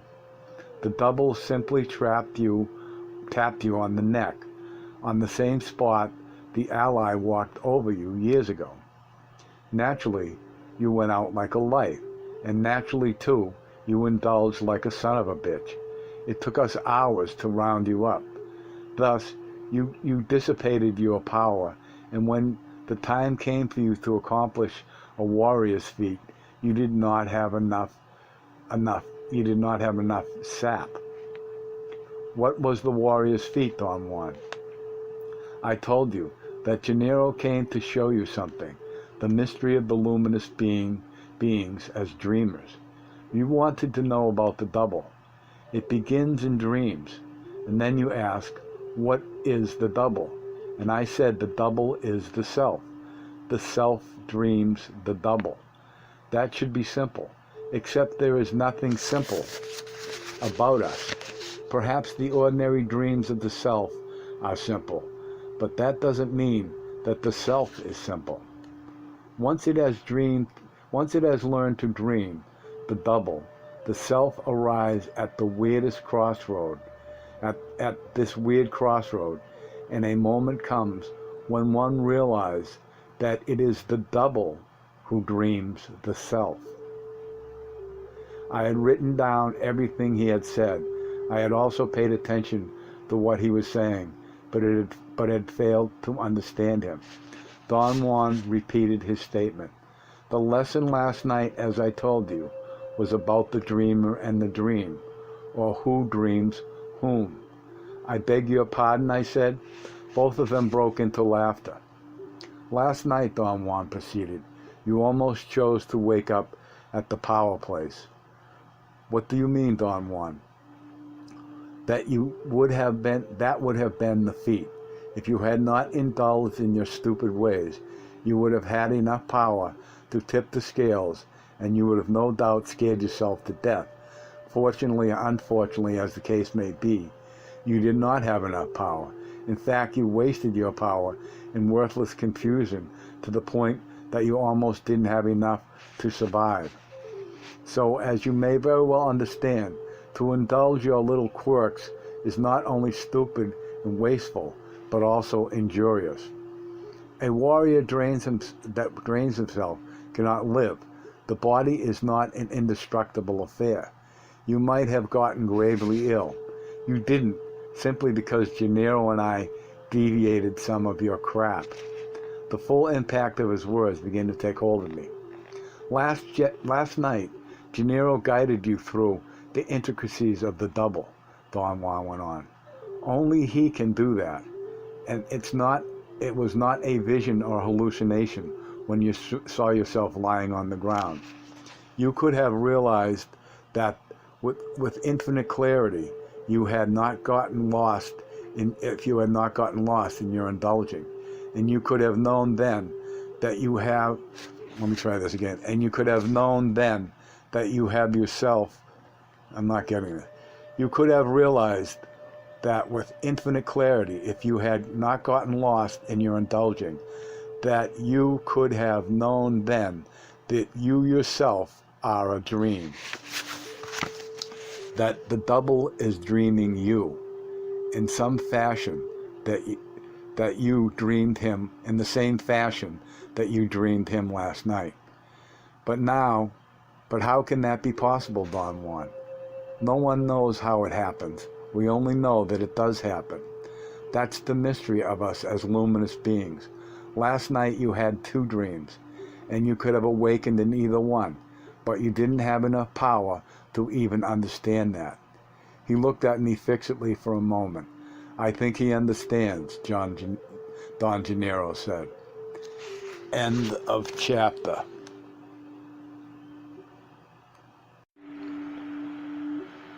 Carlos Castaneda's Tales of Power.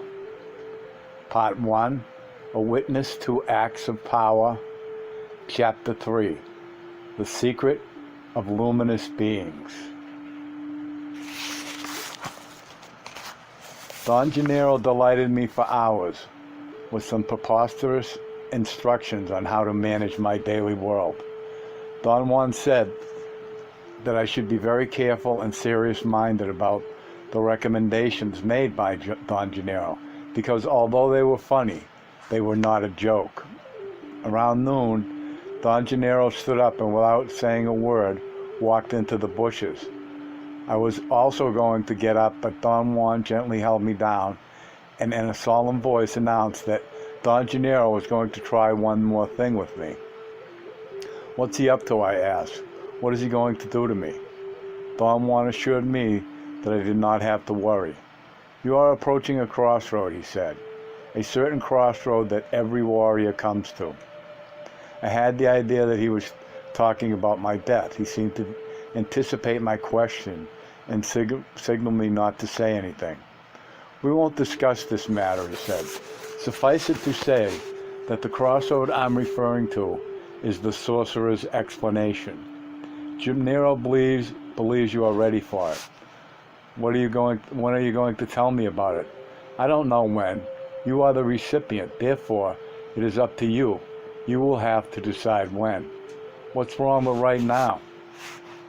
To decide doesn't mean to choose an arbitrary time, he said.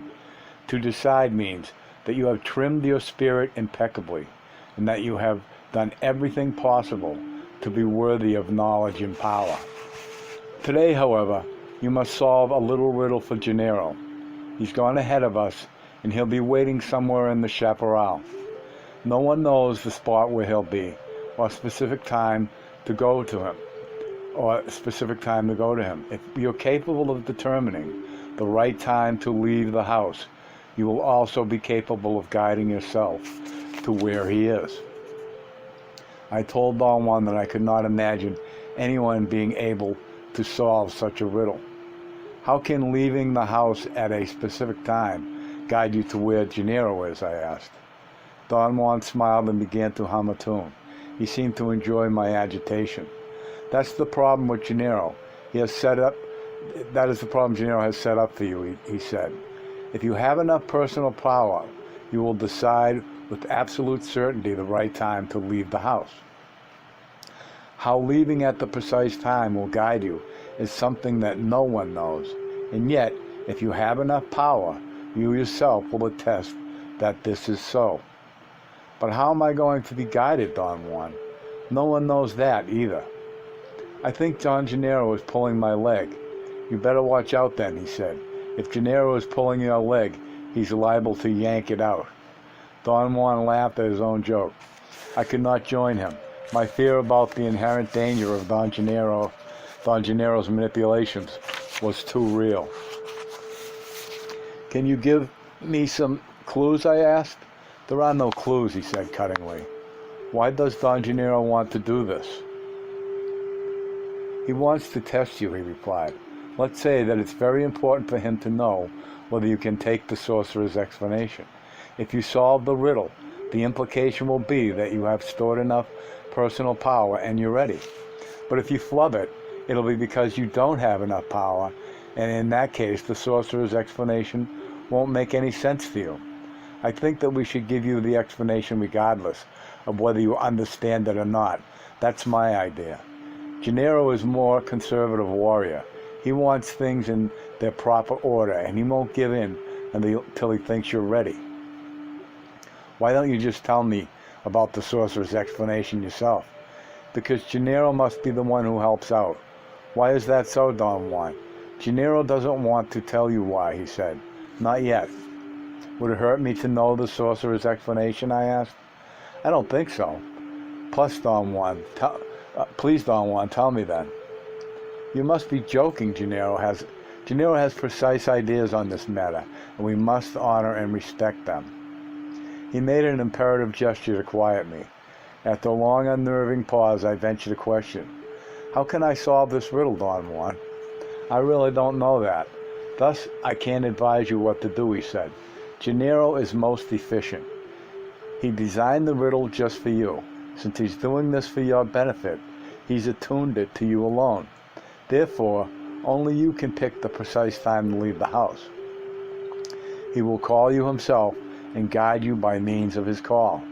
What will his call be like? I don't know. His call is for you, not for me. He'll be tapping your will directly. In other words, you must use your will in order to know the call. Gennaro feels that he must make sure at this point that you have stored sufficient personal power to be able to turn your will into a functioning unit. Will was another great concept which Don Juan had delineated with great care, but without making clear. I had gathered from his explanation that will was a force that emanated from the umbilical region through an unseen opening below the navel, an opening he had called the gap. Will was allegedly cultivated only by sorcerers.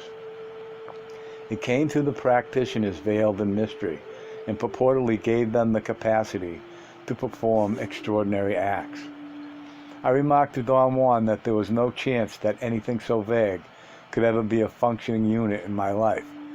That's where you're wrong, he said. The will develops in a warrior in spite of every opposition of reason.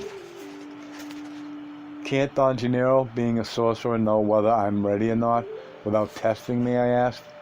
He certainly can, he said, but that knowledge won't be of any value or consequence because it has nothing to do with you.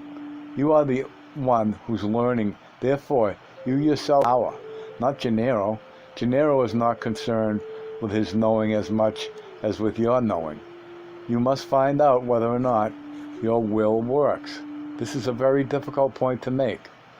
In spite of what Don Gennaro or I know about you, you must prove to yourself that you are in a position to claim knowledge as power. In other words, you yourself have to be convinced that you can exercise your will. If you're not, then you must become convinced today. If you cannot perform this task, then Gennaro's conclusion will be that regardless of what he might see about you, you are not ready yet. I experienced an overwhelming apprehension. Is all this necessary, I asked? It is. It's Gennaro's request, and it must be obeyed, he said, in a firm but friendly tone. But what does Gennaro have to do with me? You may find that out today, he said, and smiled. I pleaded with Don Juan to get me out of that intolerable situation and explain all the mysterious talk. He laughed and patted my chest and made a joke about a Mexican weightlifter who had an enormous pectoral muscles but could not do heavy physical labor because his back was weak. Watch those muscles, he said. They shouldn't be just for show. My muscles have nothing to do with what you're talking about, I said, in a belligerent mood. They do, he replied. Your body must be perfection before the will is a functioning unit. Don Juan again had deviated the direction of my probing. I felt restless and frustrated. I stood up and went to the kitchen and drank some water. Don Juan followed me and suggested that I should practice the animal cry that Don Gennaro had taught me. We walked to the side of the house. I sat on a pile of wood and involved myself in reproducing it. Don Juan made some corrections and gave me some pointers about my breathing. The end result was a state of complete physical relaxation. We returned to the Ramada and sat down again. I told him that sometimes I felt irked with myself because I was so helpless. There was nothing wrong with the feeling of being helpless, he said. All of us are most familiar with it. Remember that we have spent an entirety as helpless infants. I have already told you that at this very moment you are like an infant who can't go out of the crib by himself, much less act on his own. Gennaro gets you out of your crib, let's say, by picking you up, but an infant wants to act, and since he can't, he complains. There is nothing wrong with that, but to indulge in protesting and complaining is another matter. He demanded that I keep myself relaxed. He suggested that I ask him questions for a while until I was in a better frame of mind. For a moment I was at a loss and could not decide what to ask. Don Juan unrolled a straw mat and told me to sit on it. Then he filled a large gourd with water and put it in a carrying net. He seemed to be preparing for a journey. He sat down again and urged me with a movement of his eyebrows to begin my questions. I asked him to tell me more about the moth. He gave me a long, scrutinizing look and chuckled. That was an ally, he said. You know that. But what actually is an ally, Don Juan? There is no way of saying what exactly an ally is. Just there is no way of saying what exactly a tree is. A tree is a living organism, I said. That doesn't tell me much, he said. I can also say that an ally is a force, a tension.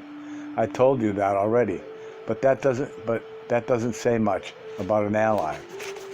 Just like in the cases of a tree, the only way to know what an ally is by experiencing it. Over the years, I have struggled to prepare you for the momentous encounter with an ally.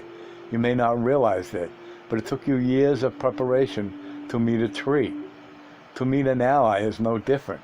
A teacher must acquaint a disciple with an ally little by little, piece by piece. You have over the years stored a great amount of knowledge about it, and now you are capable of putting that knowledge together to experience ally the way you experience tree. I had no idea that I was doing that, Don Juan. Your reason is not aware of it because it cannot accept the possibility of an ally to begin with. Fortunately, it is not reason which puts ally together. It is the body. You have perceived ally in many degrees and on many occasions. Each of those preparations was stored in your body. The sum of those pieces is the ally. I don't know any other way of describing it. I said that I could not conceive that my body, acting by itself as if it were an entity separate from my reason. It isn't, but we have made it so, he said. Our reason is petty, and it is always at odds with our body. This, of course, is only a way of talking. But the triumph of a man of knowledge is that he has joined the two together. Since you are not a man of knowledge, your body does things now that your reason cannot comprehend. The ally is one of those things. You were not mad, neither were you dreaming when you perceived the ally that night right here. I asked him about the frightening idea which he and Don Gennaro had implanted in me, that the ally was an entity waiting for me at the edge of a small valley in the mountains of northern Mexico. They told me that sooner or later I had to keep my appointment with the ally and wrestle it. Those are ways of talking about mysteries for which there are no words, he said. Gennaro and I said that at the edge of the plain the ally was waiting for you. That statement was true, but it doesn't have the meaning that you want to give it. The ally is waiting for you, that's for sure, but it's not at the edge of any plain. It's right here, or there, or in any other place. The ally is waiting for you, just like death is waiting for you, everywhere and nowhere. Why is the ally waiting for me? For the same reason that death waits for you, he said, because you were born. There is no possibility of explaining at this point what is meant by that. You must first experience the ally. You must perceive it in its full force. Then the sorcerer's explanation may throw light upon it. So far, you've had enough power to clarify at least one point, that the ally is a moth.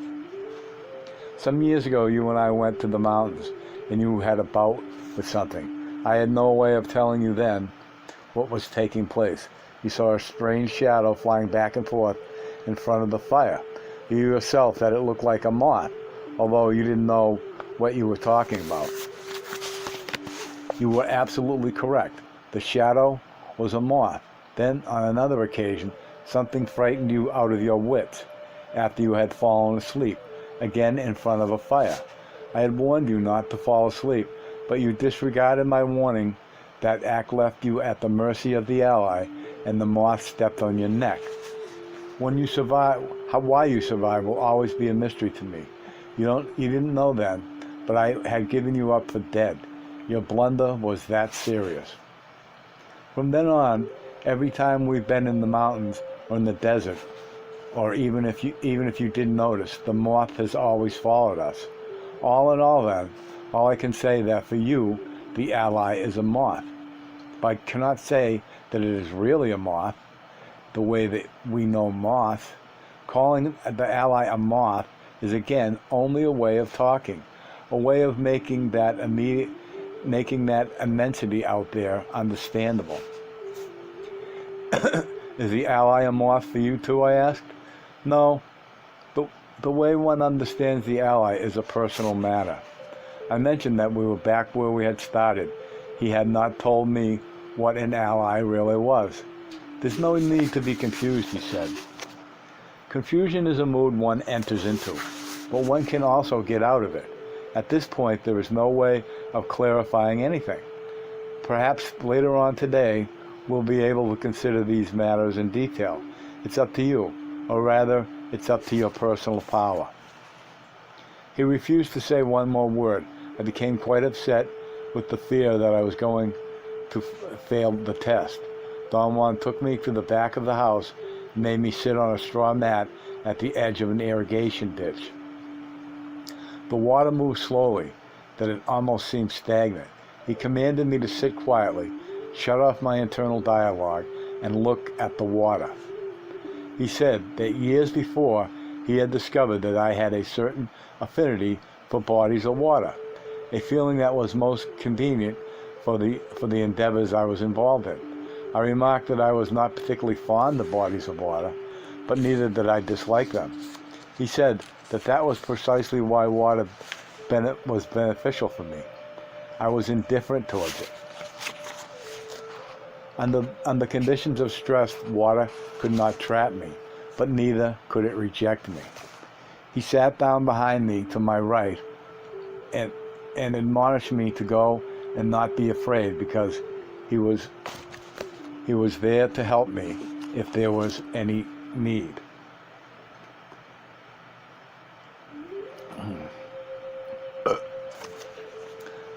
Excuse me. I had a moment of fear. I looked at him, waiting for further instructions. He forcibly turned my head toward the water and ordered me to proceed. I had no idea what he wanted me to do, so I simply relaxed. As I looked at the water, I caught sight of the reeds on the opposite side. Unconsciously, I rested my unfocused eyes on them. The slow current then made them quiver. The water had the color of the desert dirt. I noticed that the ripples around the reeds looked like furrows or crevices on a smooth surface. In one instant, the reeds became gigantic, and the water was a smooth, flat, ochre surface. And then, in a matter of seconds, I was sound asleep, or perhaps I entered into a perceptual state for which I had no parallel. The closest way to describe it would be to say that I went to sleep and had a portentous dream. I felt that I could have gone on with it indefinitely if I had wanted to, but I deliberately ended it by engaging myself in a conscious self-dialogue. I opened my eyes. I was lying on a straw mat. Don Juan was a few feet away from me. My dream had been so magnificent that I began to recount it to him. He signaled me to be quiet. With a long twig, he pointed to the two long shadows that the dry branches of the desert chaparral cast on the ground. The tip of his twig followed the outline of one of the shadows as if it were drawing it. Then it jumped to the other and did the same with it. The shadows were about a foot long, over an inch wide. They were from 5 to 6 inches apart from each other. The movement of the twig forced my eyes to focus, and I found myself looking with crossed eyes at 4 long shadows. Suddenly, the 2 shadows in the middle merged into one and created an extraordinary perception of depth. There was some inexplicable roundness and volume in the shadow thus formed. It was almost like a transparent tube, a round bar of some unknown substance. I knew that my eyes were crossed, and yet they seemed to be focused on one point. The view there was crystal clear. I could move my eyes without dispelling the image. I continued watching without letting my guard down. I experienced the curious compulsion to let go and immerse myself in the scene. Something in me which I was observing seemed to pull me, but something in myself surfaced, and I began a semi-conscious dialogue. Almost instantly, I became aware of my surroundings in the world of everyday life. Don Juan was watching me. He appeared to be puzzled. I asked him if there was something wrong. He did not answer. He helped me to sit up. It was only then that I realized that I had been lying on my back, looking at the sky. Don Juan had been leaning over my face. My first impulse was to tell him that I had actually seen the shadows on the ground while I was looking at the sky, but he put his hand over my mouth. We sat in silence for a while. I had no thoughts. I experienced an exquisite sense of peace, and then quiet and then quite abruptly I had an unyielding urge to get up and go into the chaparral to look for Don Gennaro. I made an attempt to speak to Don Juan. He jutted his chin and twisted his lips as I silently command not to talk. I tried to assess my predicament in a rational manner. I was enjoying my silence so much, however, that I did not want to bother with logical considerations. After a moment's pause, I again felt the imperious need to walk into the bushes. I followed the trail. Don Juan tagged along behind me, as if I were the leader. We walked for about an hour. I succeeded in remaining without any thoughts. Then we came to a hillside. Don Gennaro was there, sitting near the top of a rock wall. He greeted me effusively and had to yell his words. He was about 50 feet above the ground. Don Juan made me sit down and then sat next to me. Don Gennaro explained that I had found the place where he had been waiting because he had guided me with a sound he had been making. As he voiced his words, I realized that I had indeed been hearing a peculiar sound I thought to be a buzzing in my ears. It seemed to be more of an internal affair, a bodily condition, a feeling of sound so undetermined that it was beyond the realm of conscious assessment and interpretations. I believed that Don Gennaro had a small instrument in his left hand. From where I sat, I could not distinguish it clearly. It looked like a Jew's harp, and with it he produced a soft, eerie sound which was practically indiscernible. He kept on playing it for a while, as if allowing me to fully realize what he had just said. Then he showed me his left hand. There was nothing in it. He was not holding any instrument. It had appeared to me that he was playing some instrument because of the manner with which he put his head on his mouth, actually. Which he put his hand on his mouth. Okay. Yeah. The sound was being produced with his lips and the edge of his left hand, between the thumb and the index finger. I turned to Don Juan and explained to him that I had been fooled by Don Gennaro's movements.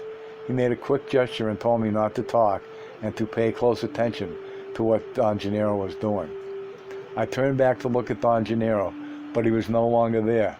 I thought he must have climbed down. I waited a few moments for him to emerge from behind the bushes. The rock he had been standing on was a peculiar formation. It was more like a huge boulder on the side of a larger rock wall. I must have taken my eyes away from him for only a couple of seconds. If he had climbed up, I would have caught sight of him before he had reached the top of the dark wall. If he had climbed down, he would already have been visible from where I was sitting. I asked Don Juan about Don Gennaro's whereabouts. He replied that he was standing on the rock ledge, as far as I could judge.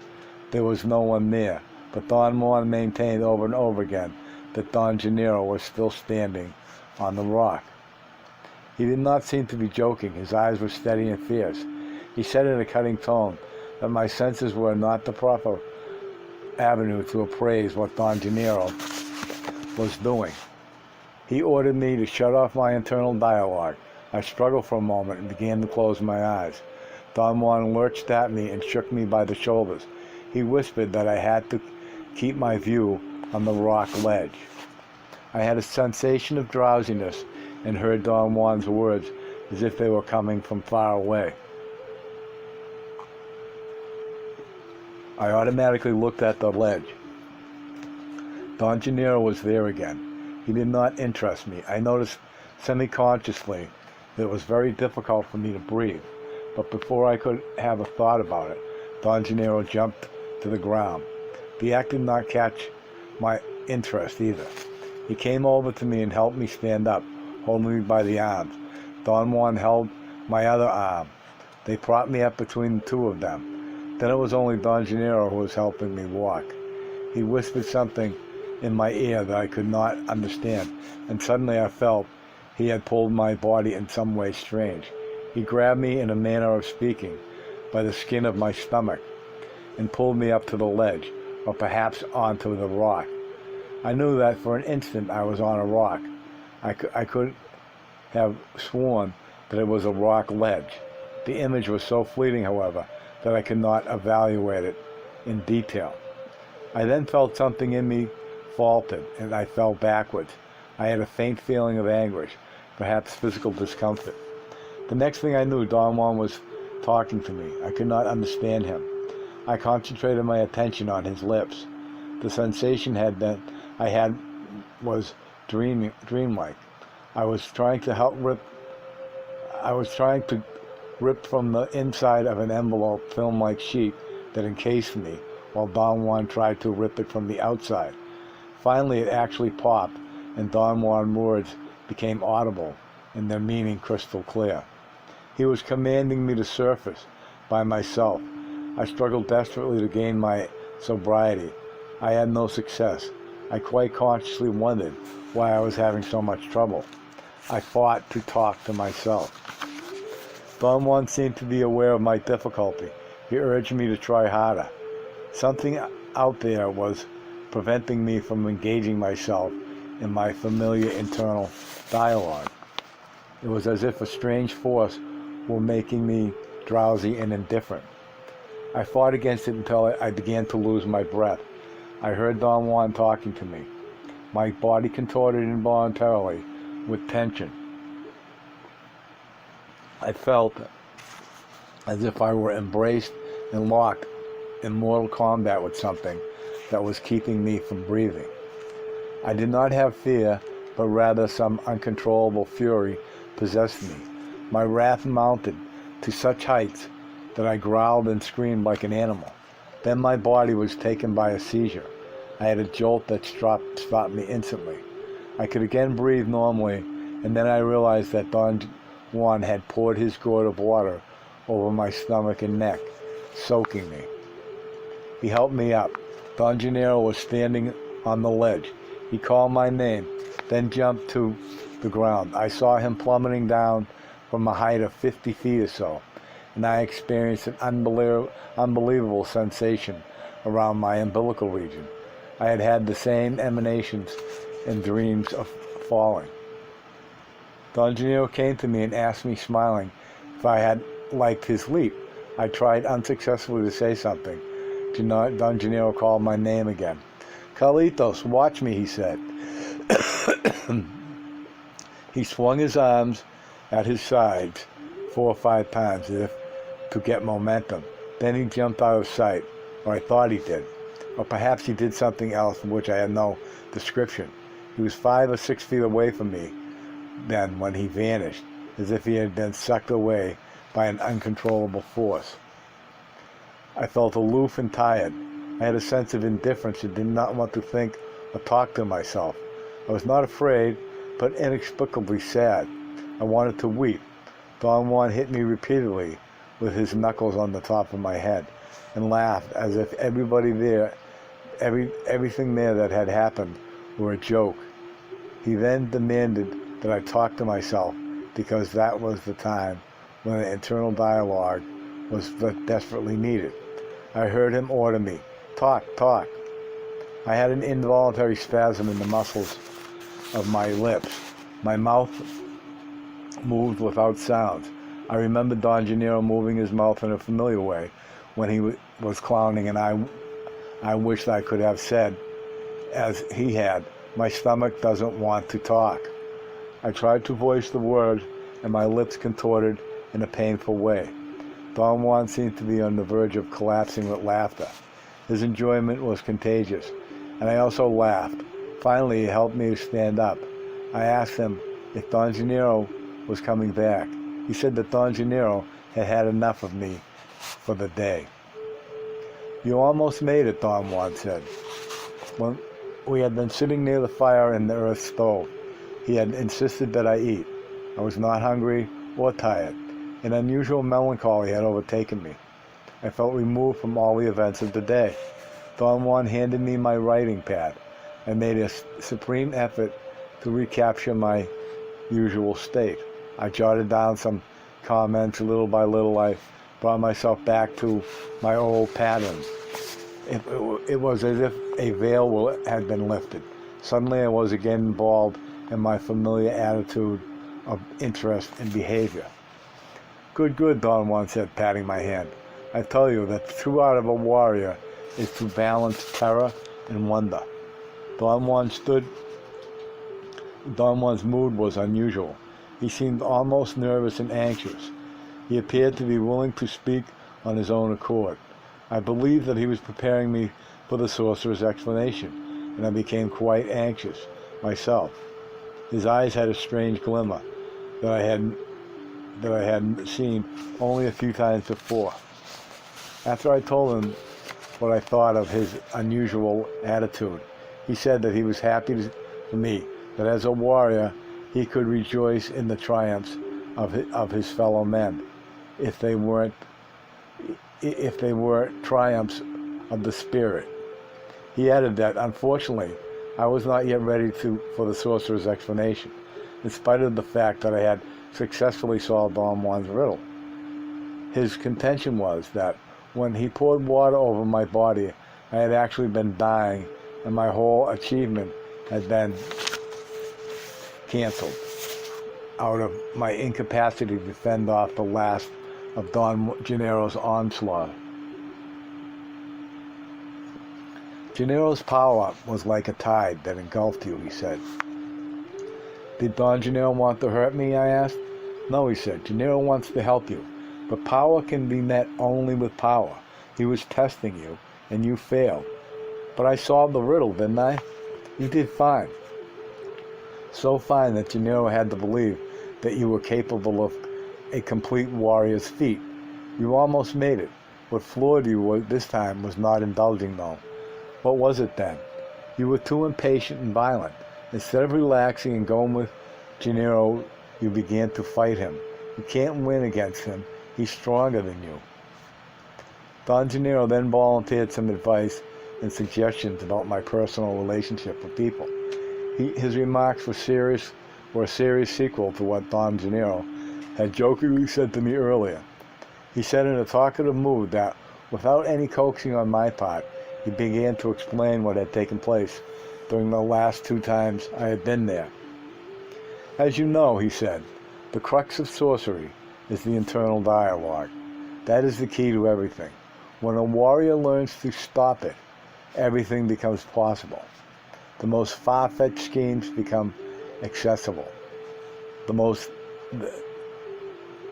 far-fetched schemes become the passageway to all the weird and eerie experiences that you've had recently was the fact that you could stop talking to yourself.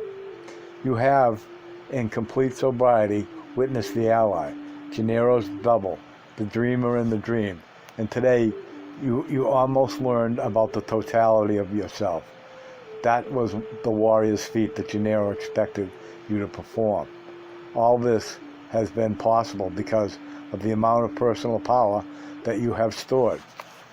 It started the last time you were here when I caught sight of you of a very auspicious omen. As you arrived, I heard the ally prowling around. First I heard its soft steps, then I saw the moth looking at you as you got out of your car. The ally was motionless, watching you. That to me was the best omen. Had the ally been agitated, moving around as if it was displeasured with your presence the way it always has been, the course of events would have been very different. Many times I have caught sight of the ally in an unfriendly state towards you, but this time the omen was right, and I knew that the ally had a piece of knowledge for you. That was the reason why I said that you had an appointment with knowledge, and an appointment with a moth that had been pending for a long time. For reasons inconceivable to us, the ally selected the form of a moth with a moth to manifest itself to you. But you said that the ally was formless and that one could not judge its effects. That is right. But the ally is a moth for the onlookers who are associated with you, Gennaro and myself. For you, the ally is only an effect. a sensation in your body, or a sound, or the golden specks of knowledge. It remains as a fact, nonetheless, that by choosing the form of a moth, the ally is telling Gennaro and me something of great importance. Moths are the givers of knowledge, and the friends and helpers of sorcerers. It is because the ally chose to be a moth around you that Gennaro places such a great emphasis on. That night that you met the moth, as I had anticipated, was a true appointment with knowledge for you. You learned the moth's call, felt the gold dust of its wings, and above all, that night for the first time, you were aware that you saw and your body learned that we are luminous beings. You have not yet assessed correctly that monumental event in your life. Gennaro demonstrated for you with tremendous force and clarity that we are a feeling, and that what we call our body is a cluster of luminous fibers that have awareness. Last night you were back again under the good auspices of the ally, and came to look at you as you had arrived, and I knew that I had to call Gennaro so he could explain to you the mystery of the dreamer and the dream. You believed then, just as you always have, that I was tricking you, but Gennaro was not hiding in the bushes as you thought. He came over for you, even if your reason refuses to believe it. That part of Don Juan's elucidation was indeed the hardest to take at its face value. I could not admit it. I said that Don Gennaro had been real and of this world. Everything that you have witnessed so far has been real and of this world, he said. There is no other world. Your stumbling block is a peculiar insistence on your part that peculiarity of yours is not going to be cured by explanations. So today, Gennaro addressed himself directly to your body. A careful examination of what you did today will reveal that your body put things together in a most praiseworthy manner. Somehow you refrained from indulging in your visions at the irrigation ditch. You kept a rare control and aloofness as warriors should. You didn't believe anything, but you still acted efficiently, and thus you were capable of following Gennaro's call. You actually found him without any aid from me. When we arrived at the rock ledge, you were imbibed with power and saw Gennaro standing there with other sorcerers, where other sorcerers have stood for similar reasons. He walked over to you after jumping from the ledge.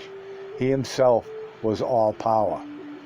Had you proceeded as you did earlier by the irrigation ditch, you would have seen him as he really is, a luminous being. Instead, you got frightened, and especially when Gennaro made you leap. That leap in itself should have been sufficient to transport you beyond your boundaries. But you don't have the strength and fell back into the world of your reason. Then, of course, you entered into mortal combat with yourself. Something in you, your will, wanted to go with Gennaro, while your reason opposed him. Had I not helped you, you now would be lying dead and buried in the power place. But even with my help, the outcome was dubious for a moment. We were silent for a few minutes. I waited for him to speak. Finally asked him. Don Gennaro made me leap up to that rock ledge. Don't take that leap in the sense that you understand the leap, he said. Once again, this is only a way of speaking, and as long as you think you are a solid body, you cannot conceive of what I am talking about. He then spilled some ashes on the ground by the lantern covered in an area about 2 square feet.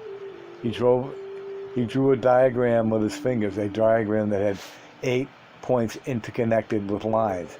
It was a geometrical figure. He had drawn a similar one years before when he tried to explain to me that it was not an illusion, that I had observed the same leaf falling 4 times from the same tree. The diagram in the ashes had 2 epicenters, one called reason, the other will. Reason was interconnected directly with the point he called talking.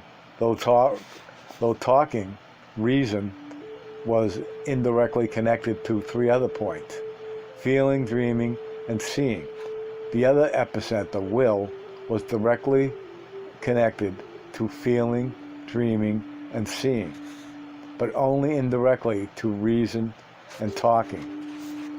I remarked that the diagram was different from the one I had recorded years before. The outer form is of no importance, he said.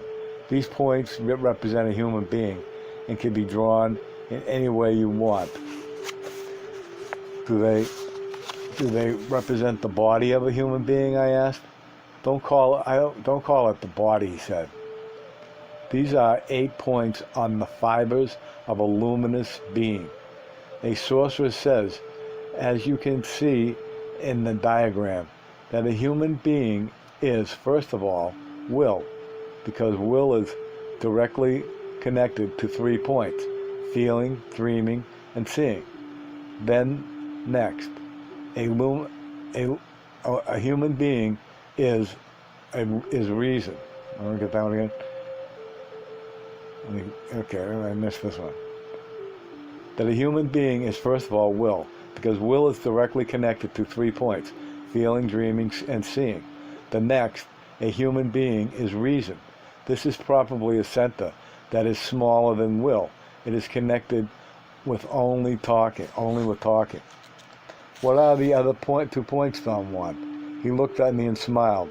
You're a lot stronger now than you were the first time we talked about this diagram, but you're not strong enough to know all the 8 points. Gennaro will someday show you the other 2. We may say that every one of us brings to the world 8 points. 2 of them, reason and talking, are known by everyone. Feeling is always vague, but somehow familiar. Only in the world of sorcerers does one get fully acquainted with dreaming and seeing and will. And finally, at the outer edge of the world, one encounters the other 2. The 8 points make the totality of oneself. He showed me in the diagram that in essence, all the points could be made to connect with one another indirectly. I asked him again about the 2 mysterious remaining points. He showed me that they were connected only to will, and that they were removed from feeling, dreaming, and seeing, and much more distant from talking and reason. He pointed with his finger to show that they were isolated from the rest and from each other. These 2 points will never yield to talking or to reason, he said. Only will can handle them. Reason is so removed from them that it is utterly useless to try figuring them out. This is one of the hardest things to realize. After all, the force of reason is to reason out everything. I asked him if the 8 points corresponded to areas of certain organs in the human body. They do, he reported dryly, and erased the diagram. He touched my head and said that was the center of reason and talking. The tip of my sternum was the center of feeling. The area below my navel was will. Dreaming was on the right side against the ribs. Seeing on the left. He said that sometimes in some warriors, seeing and dreaming were on the right side. Where are the other 2 points, I asked. He gave me a most obscene answer and broke into a belly laugh. You're so sneaky, he said. You think I'm a sleepy old goat, don't you? I explained to him that my questions created their own momentum. Don't try to be in a hurry, he said. You will know in due time, and then you will be on your own by yourself. Do you mean that I won't see you anymore, Don Juan? Not ever again, he said. Gennaro and I will be then what we always have been, dust on the road. I had a jolt in the pit of my stomach. What are you saying, Don Juan? I'm saying that we are all unfathomable beings, luminous and boundless. You and Gennaro and I are stuck together by a purpose that is not our decision. What purpose are you talking about?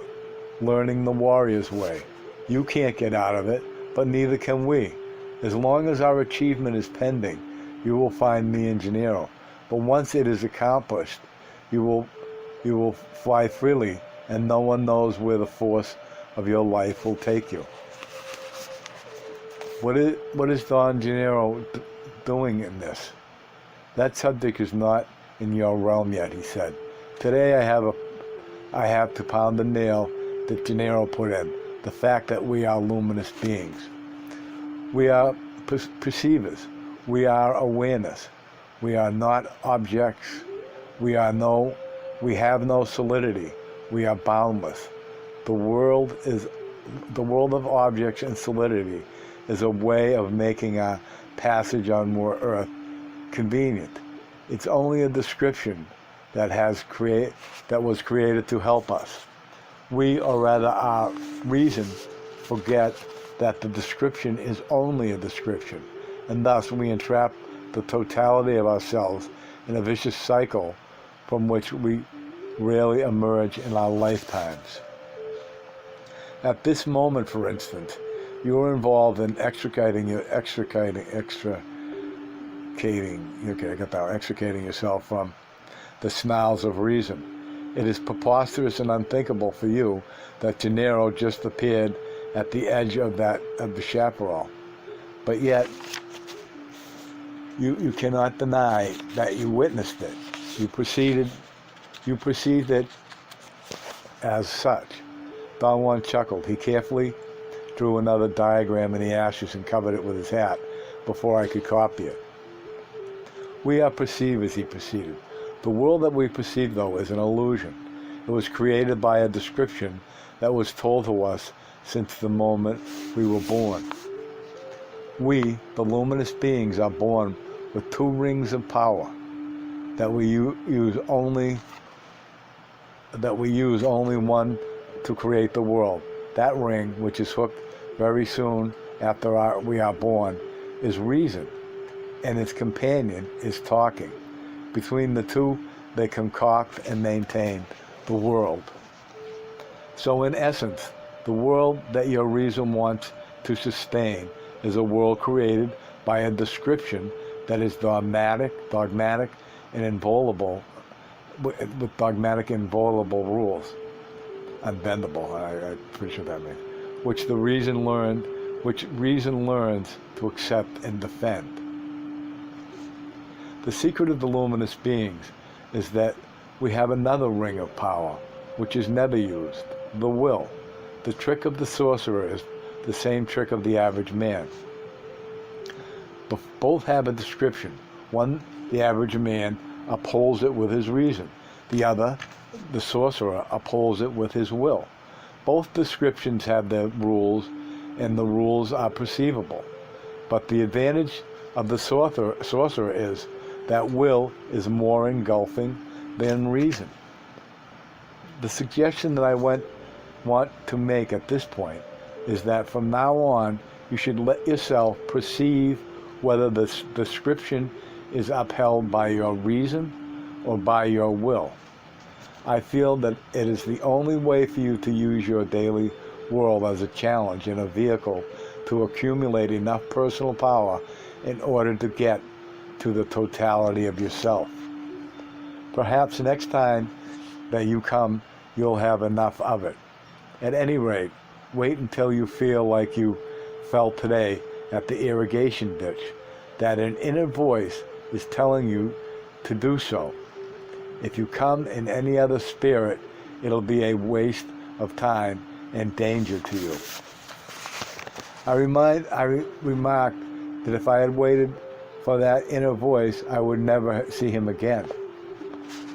You'd be surprised how well one can perform if one is against the wall, he said. He stood up and picked up a bundle of firewood. He placed some of the dry sticks on the earth stove. The flames seemed to cast a yellowish glow on the ground. He then turned off the lantern and squatted in front of his hat, which was covering the drawing he had made in the ashes. He commanded me to sit calmly, shut off my internal dialogue, and keep my eyes on his hat. I struggled for a few moments. Then I felt a sensation of floating, of falling off a cliff. It was as if nothing were supporting me, as if I were not sitting, nor did I have a body. Don Juan lifted his hat. Underneath, there were spirals of ashes. I watched them without thinking. I felt the spirals move.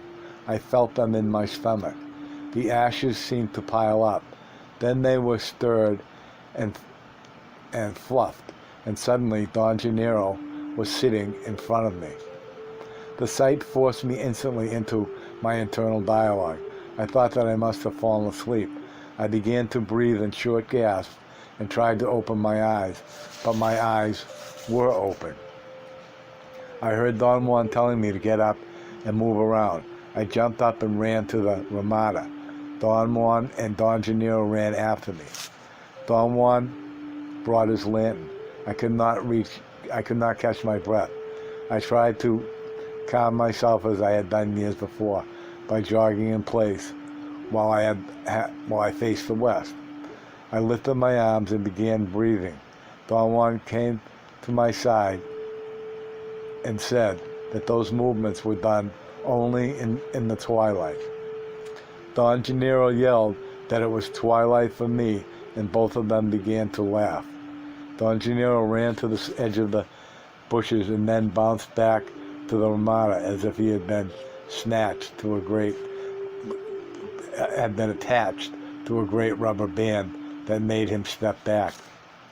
He repeated the same movement 3 or 4 times and then came to my side. Don Juan had been looking at me fixedly, giggling like a child. They exchanged a furtive glance.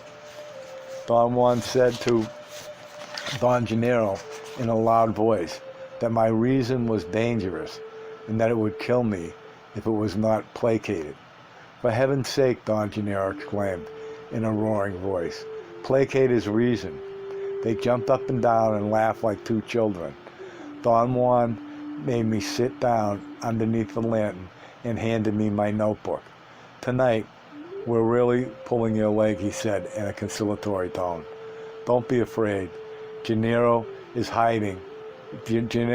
hiding under my hat." End of chapter.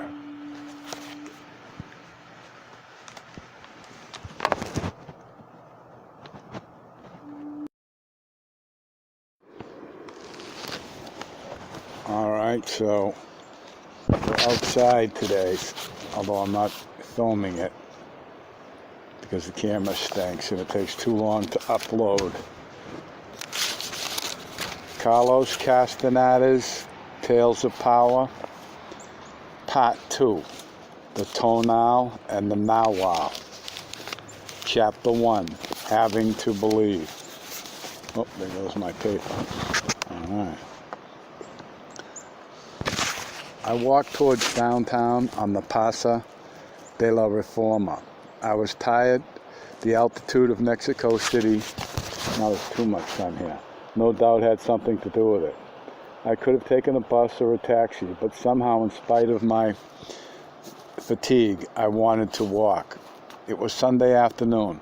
The traffic was minimal, and yet the exhaust fumes of the buses and the trucks with diesel engines made the narrow streets of downtown seem like canyons of smog. I arrived at the Zocalo and noticed that the Cathedral of Mexico City seemed to be more slanted than the last time I had seen it. I stepped a few feet inside the enormous halls. A cynical thought crossed my mind. From there I headed to the Languania Market. I had no definite purpose in mind. I walked aimlessly, but at a good pace, without looking at anything in particular. I ended up at the stands of old coins and second-hand books. "Hello, hello, look who's here," someone said, tapping me lightly on the shoulder. The voice and the touch made me jump. I quickly turned to my right. My mouth opened in surprise. The person who had spoken to me was Don Juan. "My God, Don Juan," I exclaimed, and a shiver shook my body from head to toe. "What are we doing here?" "What are we doing here?" he retorted as an echo. I told him that I had stopped in the city for a couple of days before venturing into the mountains of central Mexico to search for him. "Well, let's say then that I came down from the mountains to find you," he said, smiling. He patted me on the shoulder several times. He seemed to be glad to see me. He put his hands on my hips and he put his hands on his hips and swelled his chest and asked me whether or not I liked his appearance. It was only then that I noticed he was wearing a suit. The full impact of such an incongruity hit me. I was dumbfounded. "How do you like I'll spell it, Tacuche, tacuche?" He asked, beaming. He used the slang word tacuche instead of the standard Spanish word traje, for suit. "Today I'm in a suit," he said, as if he had to explain, and then, pointing to my open mouth, he added, "Close it, close it." I laughed absent-mindedly. He noticed my confusion. His body shook with laughter as he turned around so I could see him from every angle. His attire was incredible. He was wearing a light brown suit with pinstripes, brown shoes, a white shirt, and a necktie. And that made me wonder if he had any socks on, or was he wearing his shoes without them. What added to my bewilderment was the maddening sensation I had that when Don Juan tapped me on the shoulder and I turned around, I thought I had seen him in his khaki pants and shirt, his sandals and his straw hat. And then as he made me aware of his attire, and as I focused my attention on every detail of it, the complete unit of his dress became fixed, as if I had created it with my thoughts. My mouth seemed to be the area of my body which was most taxed by the surprise. It opened involuntarily. Don Juan touched me gently on my chin, as if he were helping me to close it. "You certainly are developing a double chin," he said, and laughed in short spurts. I became aware then that he did not have a hat on, and that his short white hair was parted on the right side. He looked like an old Mexican gentleman, an impeccably tailored urban dweller. I told him that to have found him there was so unnerving to me that I had to sit down. He was very understanding and suggested that we go to a nearby park. We walked a few blocks in complete silence, and then we arrived at the Plaza Garibaldi, a place where musicians offered their services, a sort of musicians' employment center. Don Juan and I merged with scores of spectators and tourists and walked around the park. After a while, he stopped, leaned against the wall, and pulled his pants up slightly at the knees. He was wearing light brown socks. I asked him to tell me the meaning of his mysterious apparel. His vague reply was that he simply had to be in a suit that day for reasons that would be clear to me later.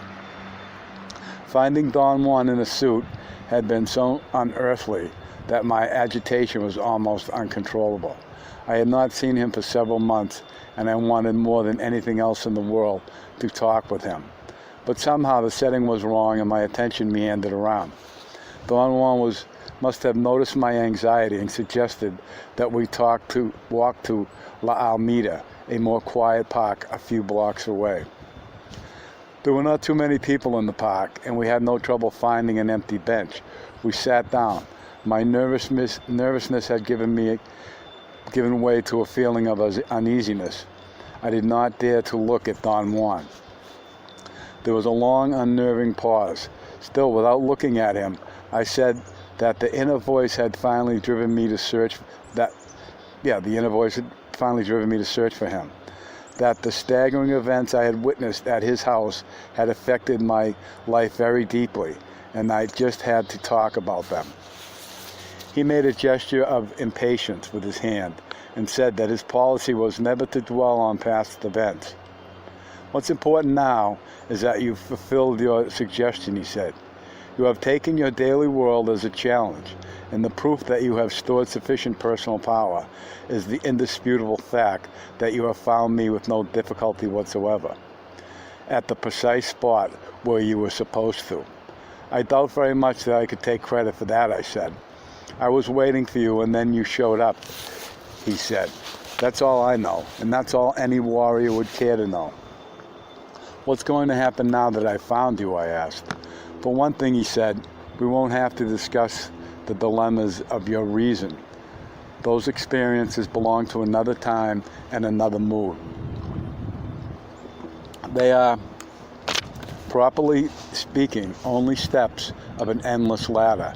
To emphasize them would mean to take away from the importance of what's taking place now. A warrior cannot possibly afford to do that. I had an almost invincible desire to complain. It was not that I resented anything that had happened to me, but I craved solace and sympathy. Don Juan appeared to know my mood and spoke as if I had actually voiced my thoughts. Only as a warrior can one withstand the path of knowledge, he said. A warrior cannot complain or regret anything. His life is an endless challenge, and challenges cannot possibly be good or evil. Challenges are simply challenges. His tone was dry and severe, but his smile was warm and disarming. Now that you are here, what we'll do is wait for an omen, he said. What kind of omen, I asked. We need to find out whether your power can stand on its own, he said. The last time it petered out miserably. This time the circumstances of your personal life appear to have given you, at least on the surface, all the necessities to deal with the sorcerer's explanation. Is there a chance that you might tell me about it? I asked. It depends on your personal power, he said, as is always the case in the doings and not doings of warriors. Personal power is the only thing that matters. So far, I should say that you're doing fine. After a moment's silence, I was wanting to change the subject. He stood up and pointed to his suit. I have to put on my suit for you, he said in a mysterious tone. This suit is my challenge. Look how good I look in it. How easy, eh? Nothing to it. Don Juan did look extraordinarily well in a suit. All I could think of as a gauge for comparison was the way my grandfather used to look in his heavy English flannel suit.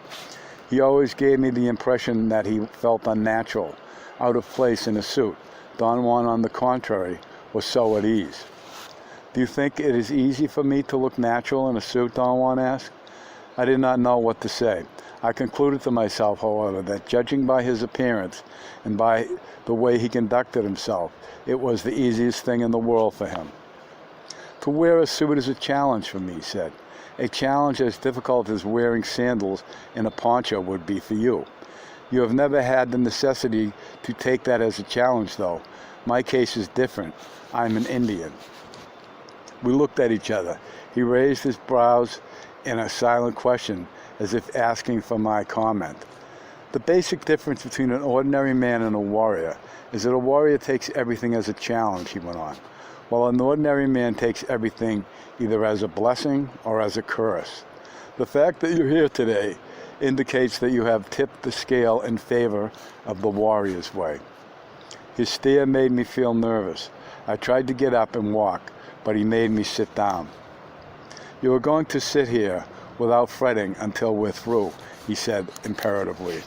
We are waiting for an omen. You can't proceed without it, because it isn't enough that you found me, as it wasn't enough that you found Gennaro that day in the desert. Your power must round itself up and give an indication. I can't figure out what you want, I asked. I saw something prowling in this park, he said. Was it the ally, I asked. No, it wasn't. So So we must sit here and find out what kind of omen your power is rounding up. He then asked me to give him a detailed account of how I had carried out the recommendations made by Don Gennaro and himself about my daily world and my relations with people. I felt a bit embarrassed. He put me at ease with the argument that my personal affairs were not private because they included a task of sorcery that he and Don Gennaro were fostering in me. I jokingly remarked that my life had been ruined because of that task of sorcery and recounted the difficulties in maintaining my day-to-day world. I talked for a long time. Don Juan laughed at my account until tears were rolling down his cheeks. He slapped his thighs repeatedly.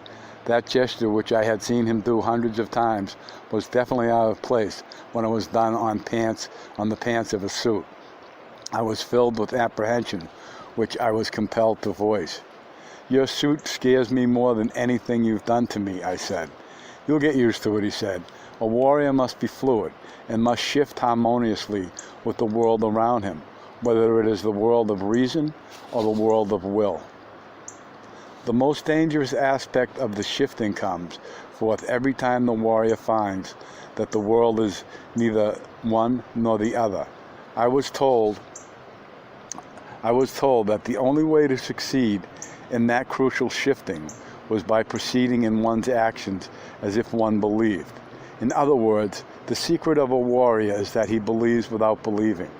But obviously a warrior cannot just say he believes and let it go at that. That would be too easy. To just believe would exonerate him from examining his situation. A warrior, whenever he has to involve himself with believing, does it as a choice, as an expression of his innermost predilection. A warrior doesn't believe. A warrior has to believe. He stared at me for a few seconds as I wrote in my notebook. I remained silent.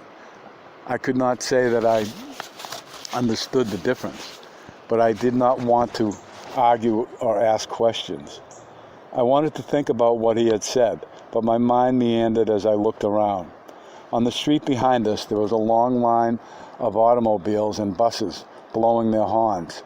At the edge of the park, perhaps 20 yards away, directly in line with the bench where we were sitting, a group of about 7 people, including 3 policemen in light gray uniforms, stood over a man lying motionless on the grass.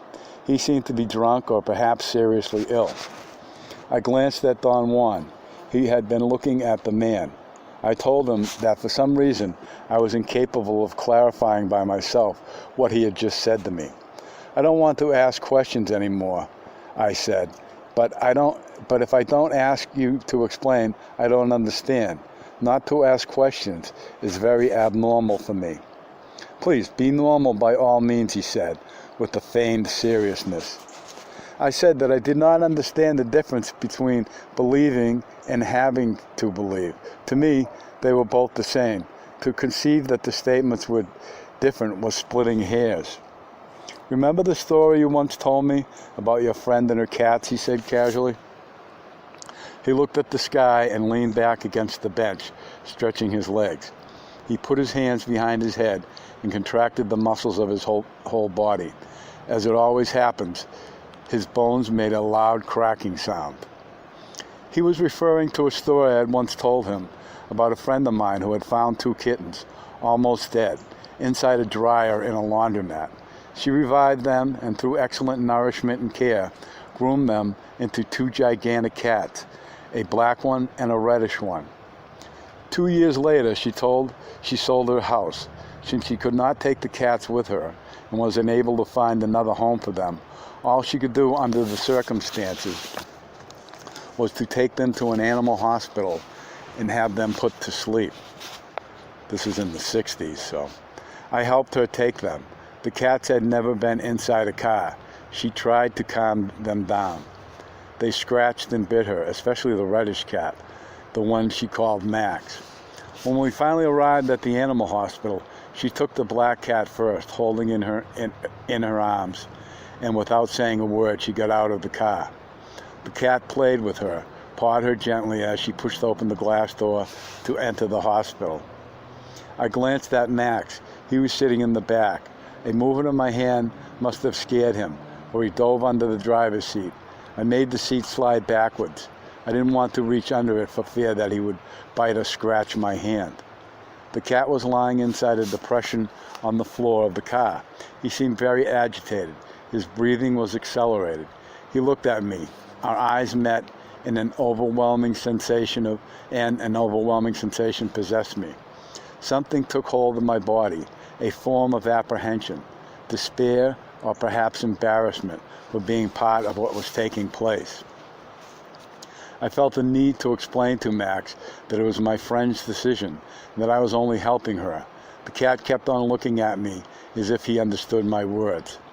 I looked to see if she was coming. I could see her through the glass door. She was talking to the receptionist. My body felt a strange jolt, and automatically I opened the door of my car. "Run, Max, run," I said to the cat. He jumped out of the car, dashed across the street with his body close to the ground, like a true feline. He got to the opposite side of the street was empty, and there was no cars parked, and I could see Max running down the street along the gutter. He reached the corner of a big boulevard, then dove through the storm drain into the sewer. My friend came back. I told her that Max had left. She got into a car and we drove away without saying a single word. In the months that followed the incident,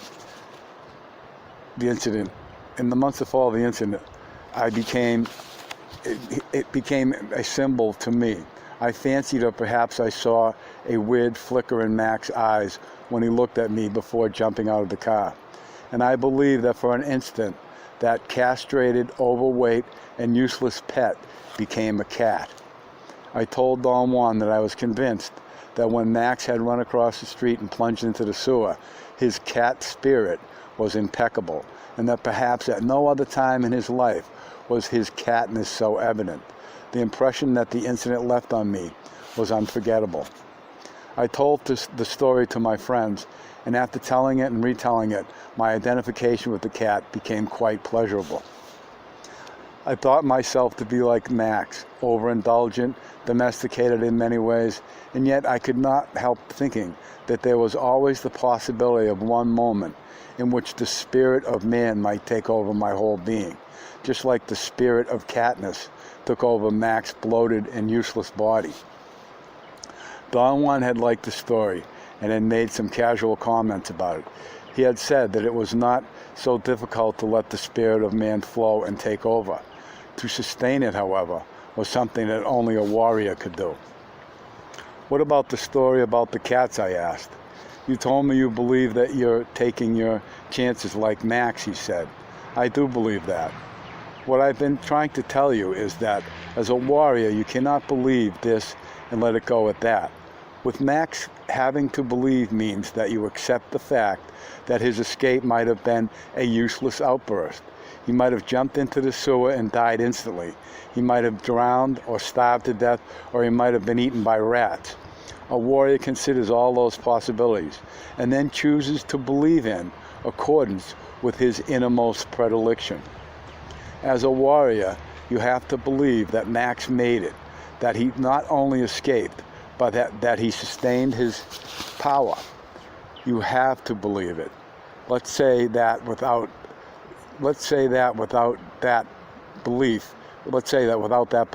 you have nothing." The distinction became very clear. I thought I really had chosen to believe that Max had survived, knowing that he was handicapped by a lifetime of soft and pampered living. "Believing is a cinch," Don Juan went on. "Having to believe is something else. In this case, for instance, power gave you a splendid lesson, but you chose to use only part of it. If you have to believe, however, you must use all the event." "I see what you mean," I said.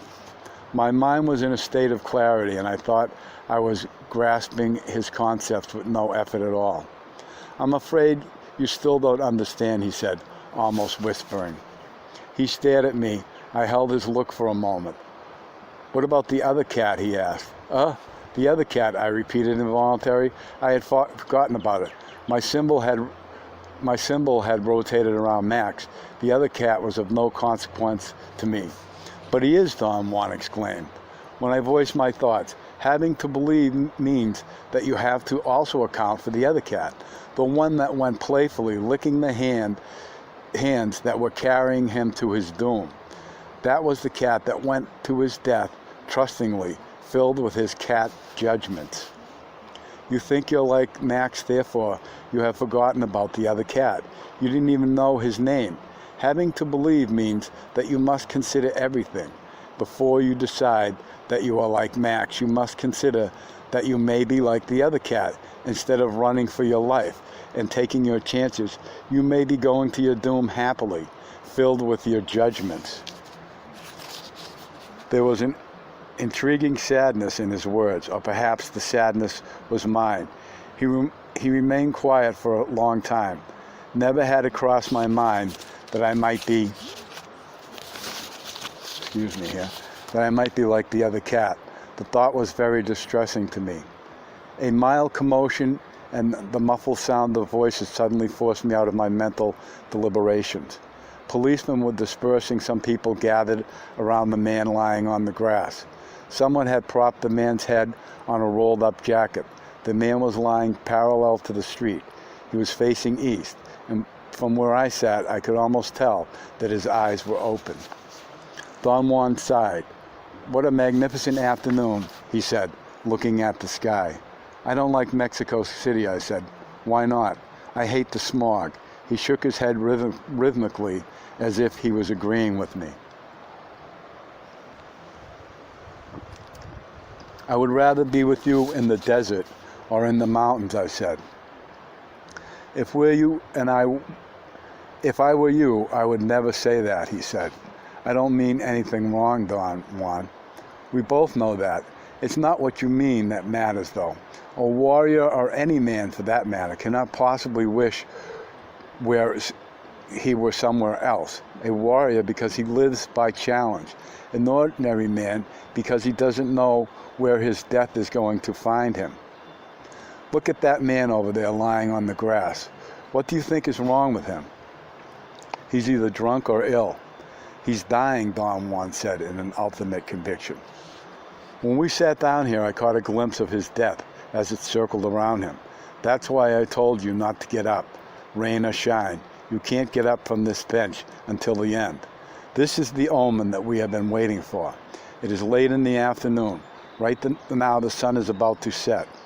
It is your hour of power. Look, the view of that man is only for us." He pointed out that from where we sat, we had an unobstructed view of the man. A group of curious bystanders were gathered in a half circle on the other side of him, opposite us. The sight of the man lying on the grass became very disturbing to me. He was lean and dark and still young. His black hair was short and curly. His shirt was unbuttoned and his chest was uncovered. He was wearing an orange cardigan sweater with holes in the elbows and some old beat-up gray slacks. His shoes of some undefined faded color were untied. He was rigid. I could not tell or not whether he was breathing. I wondered if he was dying, as Don Juan had said, or was Don Juan simply using the event to make a point. My past experiences with him gave me the certainty that somehow he was making everything fit into some mysterious scheme of things. After a long silence, I turned to him. His eyes were closed. He began to talk without opening them. "That man is about to die now," he said. "You don't believe it, though, do you?" He opened his eyes and stared at me for a second. His look was so penetrating that it stunned me. "No, I don't believe it," I said. I really felt that the whole thing was too easy. He had come to sit in the park, and right there, as if everything had been staged, was a man dying. "The world adjusts itself to itself," Don Juan said, after listening to my doubts. "This is not a setup. This is an omen, an act of power. The world upheld by reason makes all this into an event that we can watch for a moment on our way to more important things. All we can say about it is that a man is lying on the grass in the park, perhaps drunk. The world upheld by will makes it into an act of power, which we can see. We can see death whirling around the man, setting its hooks deeper and deeper into his luminous fibers. We can see the luminous strings loosening their tautness and vanishing one by one. Those are the two possibilities open to us, luminous beings. We are somewhere in the middle, still waiting to have everything under the rubric of reason, R-U-B-R-I-C, rubric, still waiting to have everything under the rubric of reason. And yet, how can you discard the fact that your personal power rounded up an omen? We came to this park after you had found me, where I had been waiting for you, and you found me by just walking into me without thinking or planning or deliberately using your reason. After we sat down here to wait for an omen, we became aware of that man, and each of us noticed him in our own way, with our own reason. I with my will, you with your reason, I with my will. That dying man is one of the cubic centimeters of chance that power always makes available to a warrior. The warrior's art is to be perennially fluid in order to pluck it. I have plucked it, but have you? I could not answer. I became aware of an immense chasm within myself, and for a moment I was somehow cognizant of the two worlds he was talking about. What an exquisite omen this is, he went on, and all for you. Power is showing you that death is the indispensable ingredient in having to believe. Without the awareness of death, everything is ordinary, trivial. It is only because death is stalking us that the world is an unfathomable mystery. Power has shown you that. All I have done myself is to round up the details of the omen, so the direction would be clear to you. But in rounding up the details, I have also shown you that everything I have said to you today is what I have to believe myself, because it is the predilection of my spirit. We looked at each other in the eye for a moment. I remember a poem that you used to read to me, he said, moving his eyes from side to side, about a man who vowed to die in Paris. How does it go? The poem was by Cesar Vallejo, Black Stone on a White Stone. I had read and recited the first two stanzas to Don Juan countless times at his request. Here's the poem, the first two stanzas. I will die in Paris while it rains, on a day which I already remember. I will die in Paris, and I do not run away, perhaps in the autumn on a Thursday, as it is today. It will be a Thursday because today, the Thursday that I write these lines, my bones feel the turn. And never so much as today, in all my road, have I seen myself alone. The poem summed up an indescribable melancholy for me. Don Juan whispered that he had to believe that the dying man had had enough personal power to enable him to choose the streets of Mexico as the place of his death. We're back again to the story of the two cats, he said. We have to believe that Max became aware of what was stalking him, and like the man over there, had enough power at least to choose the place of his end. But then there was the other cat, just like there are other men whose death will encircle them while they are alone, unaware, staring at the walls and ceiling of an utterly barren room. That man, on the other hand, is dying where he always lived, in the streets. 3 policemen are his guards of honor, and as he fades away, his eyes will catch a last glimpse of the lights in the stores across the street, the cars, the trees, the throngs of people milling around. And his ears will be flooded for the last time with the sounds of traffic and the voices of men and women as they walk by. So you see, without an awareness of the presence of our death, there is no power, no mystery. I stared at the man for a long time. He was motionless. Perhaps he was dead. But my disbelief did not matter any longer. Don Juan was right. Having to believe that the world is mysterious and unfathomable was the expression of a warrior's innermost predilection. Without it, he had nothing. End of chapter. I'll see if I can shut this off here.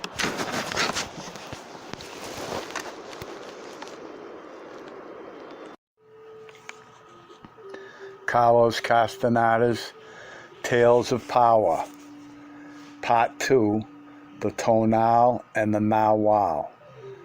Chapter 2, The Island of the Tonal. Don Juan and I met again the next day at the same park around noon. He was still wearing his brown suit. We sat on a bench. He took off his coat, folded it very carefully, but with an air of supreme casualness, and laid it on the bench. His casualness was very studied, and yet it was completely natural. I caught myself staring at him. He seemed to be aware of the paradox he was presenting to me, and smiled. He straightened his necktie, and he had on a beige, long-sleeved shirt. It fitted him very well. I still have on my suit because I want to tell you something of great importance, he said, patting me on the shoulder. You had a good performance yesterday. Now it's time to come to some final agreements. He paused for a long moment. He seemed to be preparing a statement. I had a strange feeling in my stomach. My immediate assumption was that he was going to tell me the sorcerer's explanation. He stood up a couple times, paced back and forth in front of me, as if it were difficult to voice what he had in mind. Let's go to the restaurant across the street and have a bite to eat, he finally said. He unfolded his coat, and before he put it on, he showed me that it was fully lined. It was made to order, he said, and smiled as if he were proud of it, as if it mattered. I have to call your attention to it, or you wouldn't notice it, and it is very important that you are aware of it. You are aware of everything only when you think you should be.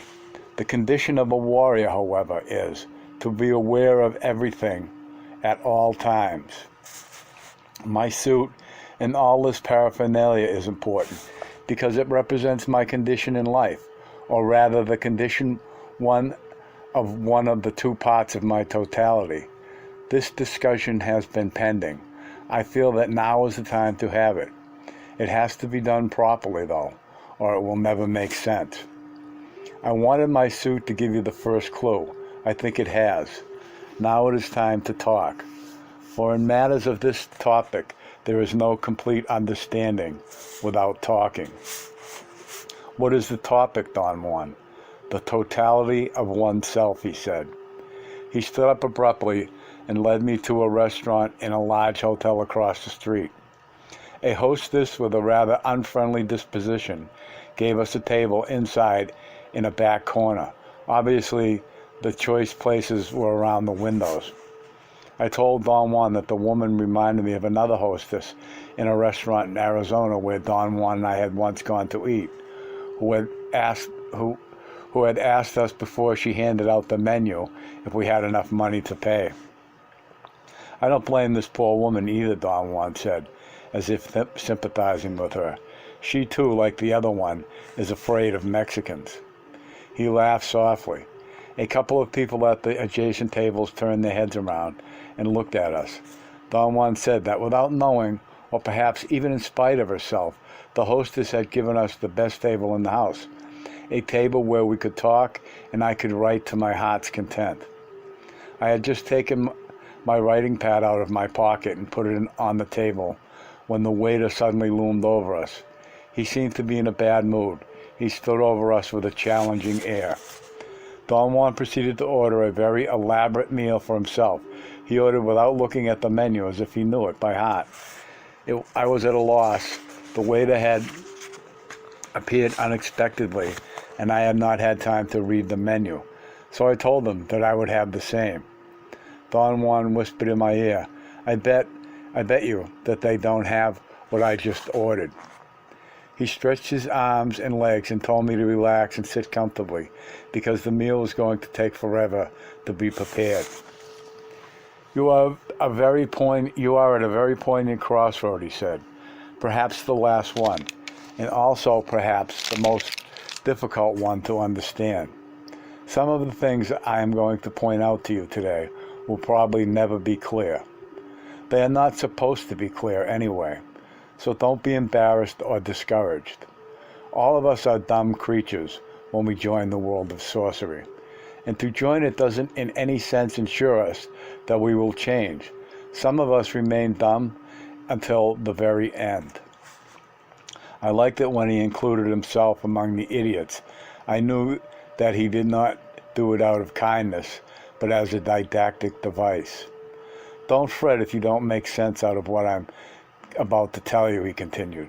Considering your temperament, I'm afraid that you might knock yourself out trying to understand. Don't.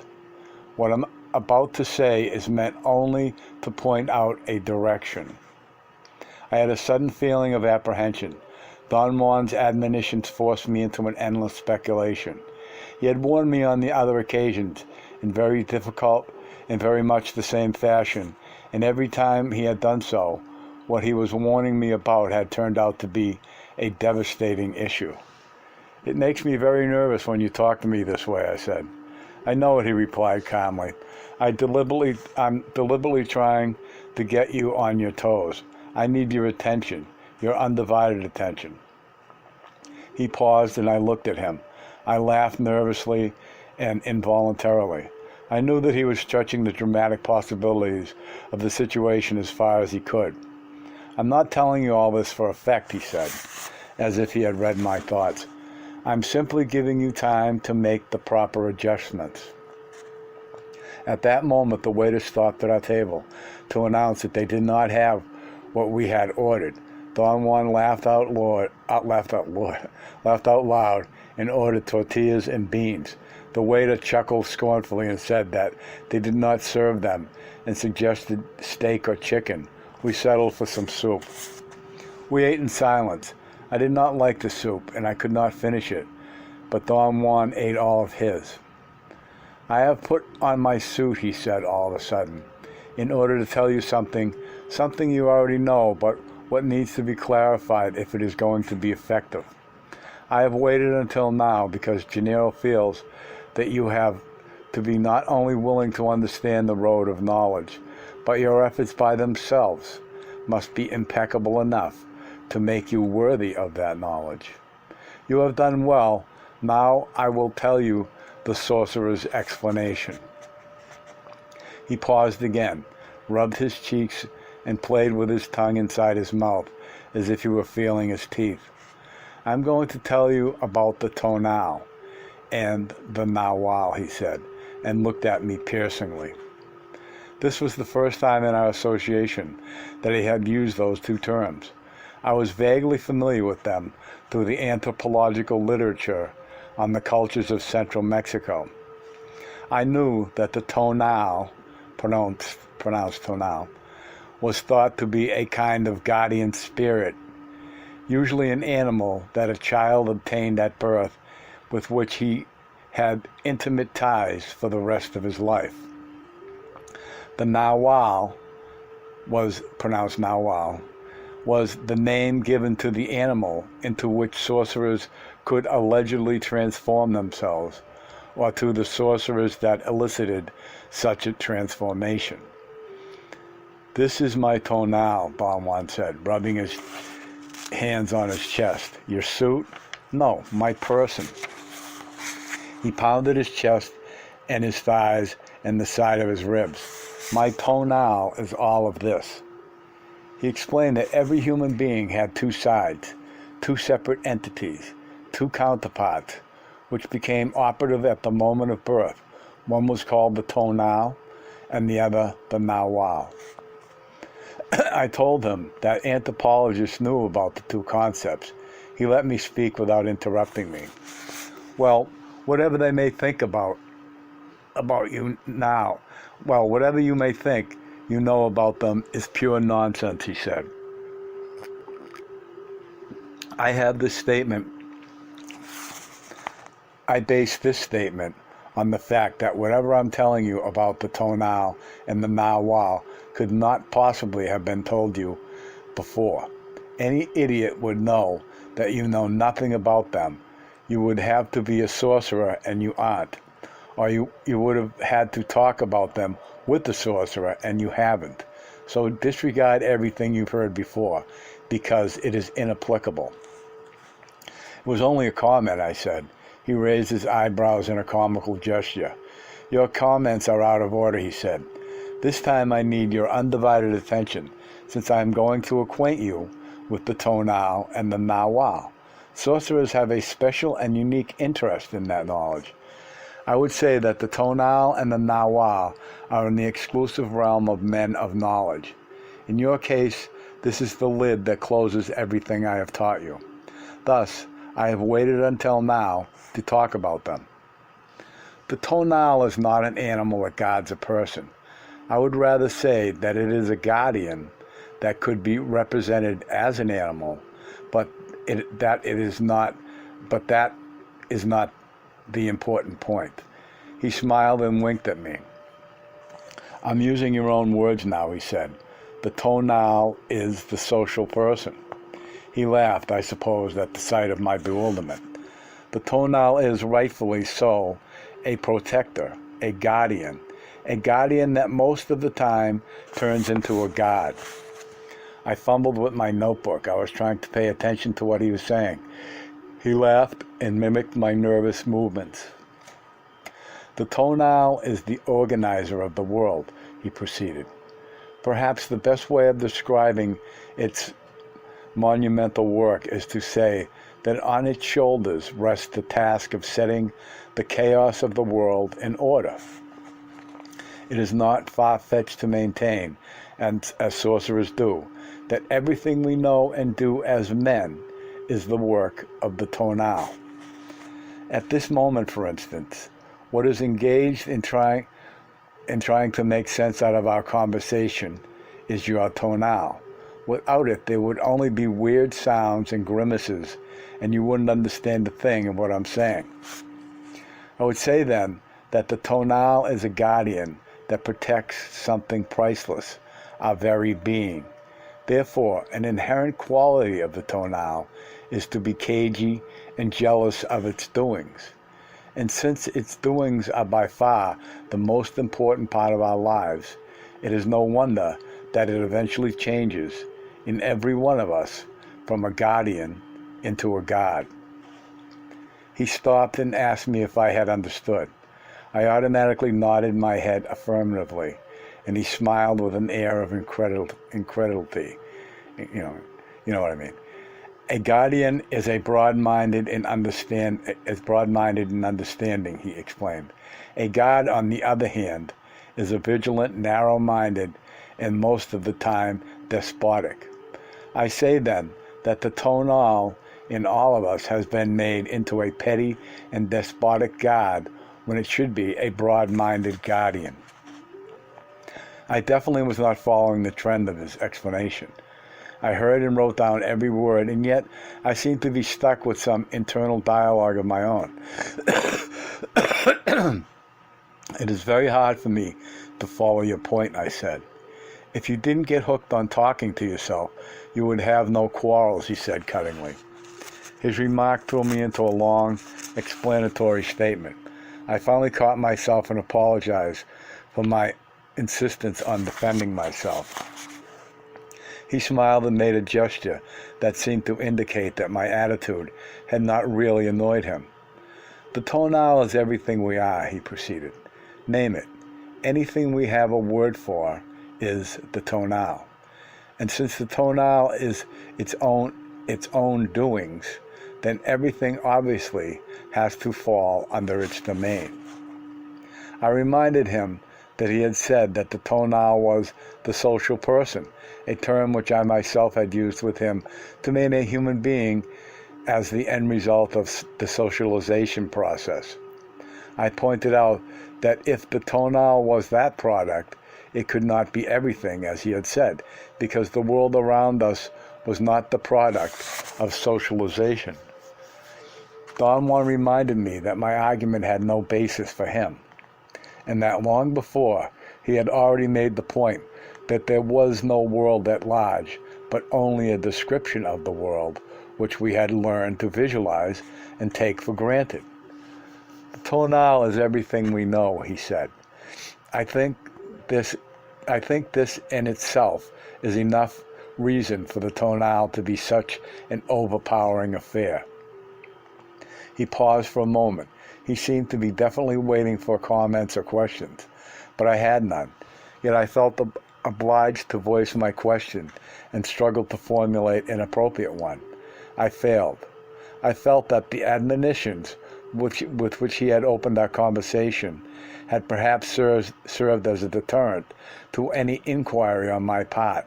I felt strangely numb. I could not concentrate and order my thoughts. In fact, I felt and knew, without a shadow of a doubt, that I was incapable of thinking, and yet I knew this without thinking, if that were at all possible. I looked at Don Juan. He was staring at the middle part of my body. He lifted his eyes, and my clarity of mind returned instantly. The tonal is everything we know, he repeated slowly. And that includes not only us as persons, but everything in our world. It can be said that the tonal is everything that meets the eye. We begin to groom it at the moment of birth. The moment we take the first gasp of air, we are also breathing in the power of the tonal. So it is not proper to say that the tonal of a human being is intimately tied to his birth. So it is proper to say that the tonal of a human being is intimately tied to his birth. You must remember this point. It is of great importance in understanding all of this. The tonal begins at birth and ends at death. I wanted to recapitulate all the points he had made. I went so far as opening my mouth to ask him to repeat the salient points of our conversation. But to my amazement, I could not vocalize my words. I was experiencing a most curious incapacity. My words were heavy, and I had no control over that sensation. I looked at Don Juan to signal him that I could not talk. He was again staring at the area around my stomach. He lifted his eyes and asked me how I felt. Words poured out of me as if I had been unplugged. I told him that I had been having the peculiar sensation of not being able to talk or think, and yet my thoughts had been crystal clear. Your thoughts have been crystal clear, he asked. I realized then that the clarity had not pertained to my thoughts, but to my perception of the world. Are you doing something to me, Don Juan? I asked. I am trying to convince you that your comments are not necessary, he said, and laughed. You mean you don't want me to ask questions? No, ask anything you want, but don't let your attention waver. I had to admit that I had been distracted by the immensity of the topic. I still cannot understand, Don Juan, what you mean by the statement that the tonal is everything, I said after a moment's pause. The tonal is what makes the world. Is the tonal the creator of the world? Don Juan scratched his temples. The tonal makes the world only in a manner of speaking. It cannot create or change anything. And yet, it makes the world because its function is to judge, and assess, and witness.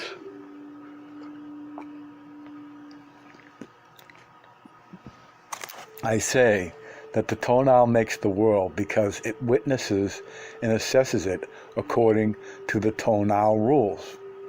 In a very strange manner, the tonal is a creator that doesn't create a thing. In other words, the tonal makes up the rules by which it apprehends the world.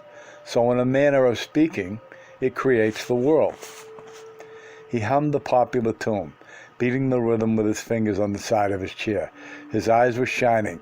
They seemed to sparkle. He chuckled, shaking his head. You're not following me, he said, smiling.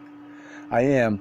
I have no problems, I said, but I did not sound very convincing. The tonal is an island, he explained. The best way of describing it is to say that the tonal is this. He ran his hand over the tabletop. We can say that the tonal is like the top of this table, an island. And on this table we have everything. This island is, in fact, the world. There is a personal tonal for every one of us, and there is a collective one for all of us at any given time, which we can call the tonal of the times. He pointed to the rows of tables in the restaurant. Look, every table has the same configuration. Certain items are present on all of them. They are, however, individually different from each other. Some tables are more crowded than others. They have different food on them, different plates, different atmosphere. Yet you have to admit that all the tables in this restaurant are very alike. The same thing happens with the tonal.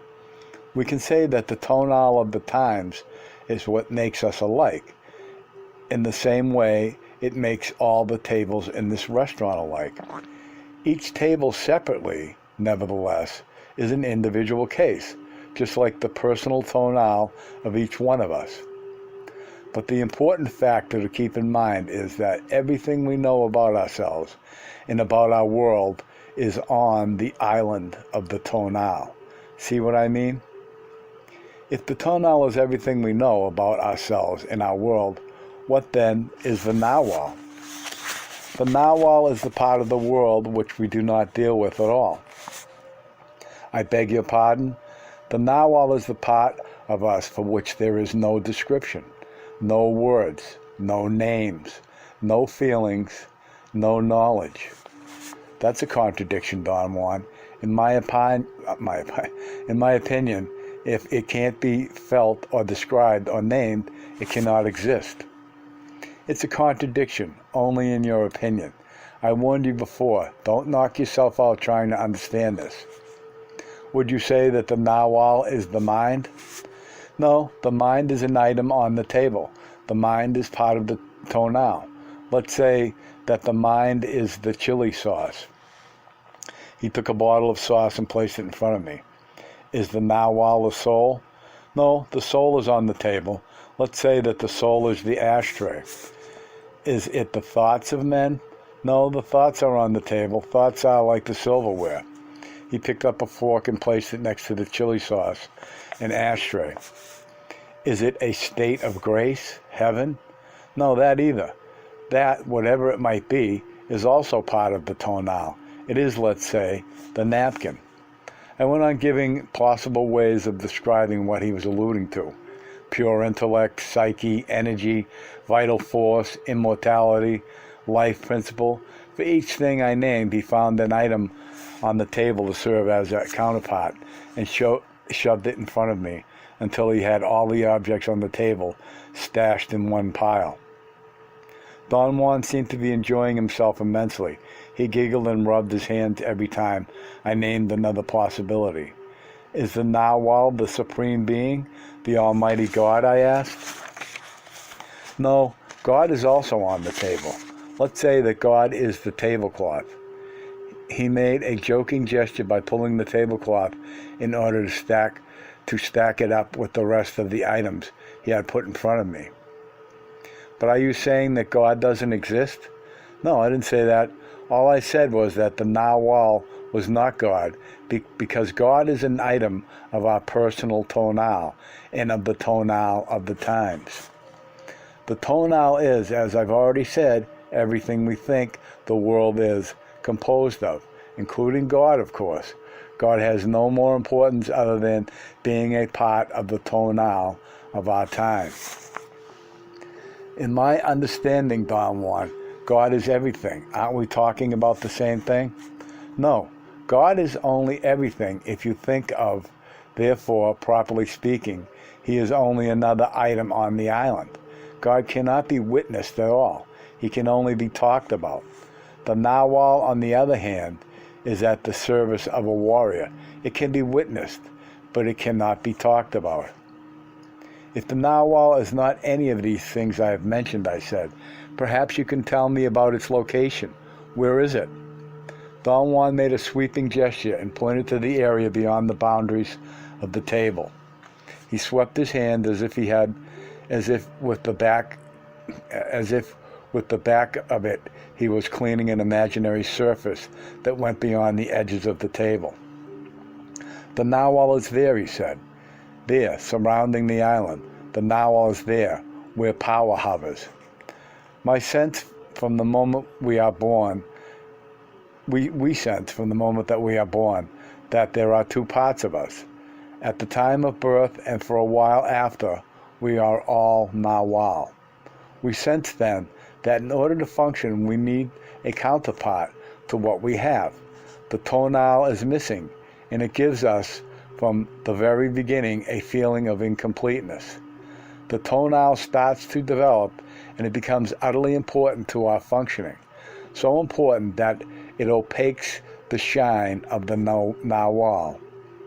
It overwhelms it, and from the moment we become all tonal, we do nothing else but to increment that old feeling of incompleteness which accompanies us from the moment of our birth, and which tells us constantly that there is another part to give us completeness. From the moment we became all tonal, we begin making pairs. We sense our two sides, but we always represent them with items of the tonal. We say that the two parts are like the soul and the body, or the mind and matter, or good and evil, God and Satan. We never realize, however, that we are merely pairing things on the island, very much like pairing coffee and tea, or bread and tortilla, or chili and mustard. I tell you, we are weird animals. We get carried away in our madness, and we believe ourselves to be making perfect sense. Don Juan stood up, addressed me as if he were an orator. He pointed his index finger at me and made his head shiver. Man doesn't move between good and evil, he said, in a hilariously rhetorical tone, grabbing the salt and pepper shakers in both hands. His true movement is between negativeness and positiveness. He dropped the salt and pepper and clutched the knife and fork. You're wrong. There is no movement, he continued, as if he were answering himself. Man is only mind. He took the bottle of sauce and held it up. Then he put it down. As you can see, he said softly, we can easily replace chili sauce for mind and end up saying, man is only chili sauce. Doing that won't make us more demented than we already are. I'm afraid I haven't asked the right question, I said. Maybe we could arrive at a better understanding if I asked what one can specifically find in that area beyond the island. There is no way of answering that. If I would say nothing, I would only make the narwhal part of the tonal. All I can say is that there, beyond the island, one finds the narwhal. Whoops. But when you call it the narwhal, aren't you also placing it on the island? No, I named it only because I wanted to make you aware of it. All right, but becoming aware of it is the step that has turned the narwhal into a new item of my tonal. I'm afraid you do not understand. I have named the tonal and the narwhal as a true pair. That is all I have done. He reminded me that once, while trying to explain to him my insistence on meaning, I had discussed the idea that children might not be capable of comprehending the difference between father and mother until they were quite developed in terms of handling meanings, and that they would perhaps believe that it might be that father wears pants and mother skirts, or other differences dealing with hairstyle or size of body or items of clothing. We certainly do the same thing with the two parts of us, he said. We sense that there is another side to us, but when we try to pin down that other side, the tonal gets hold of the baton, and as a director, it is quite petty and jealous. It dazzles us with its cunningness and forces us to obliterate the slightest inkling of the other part of the true pair, the narwhal. End of chapter.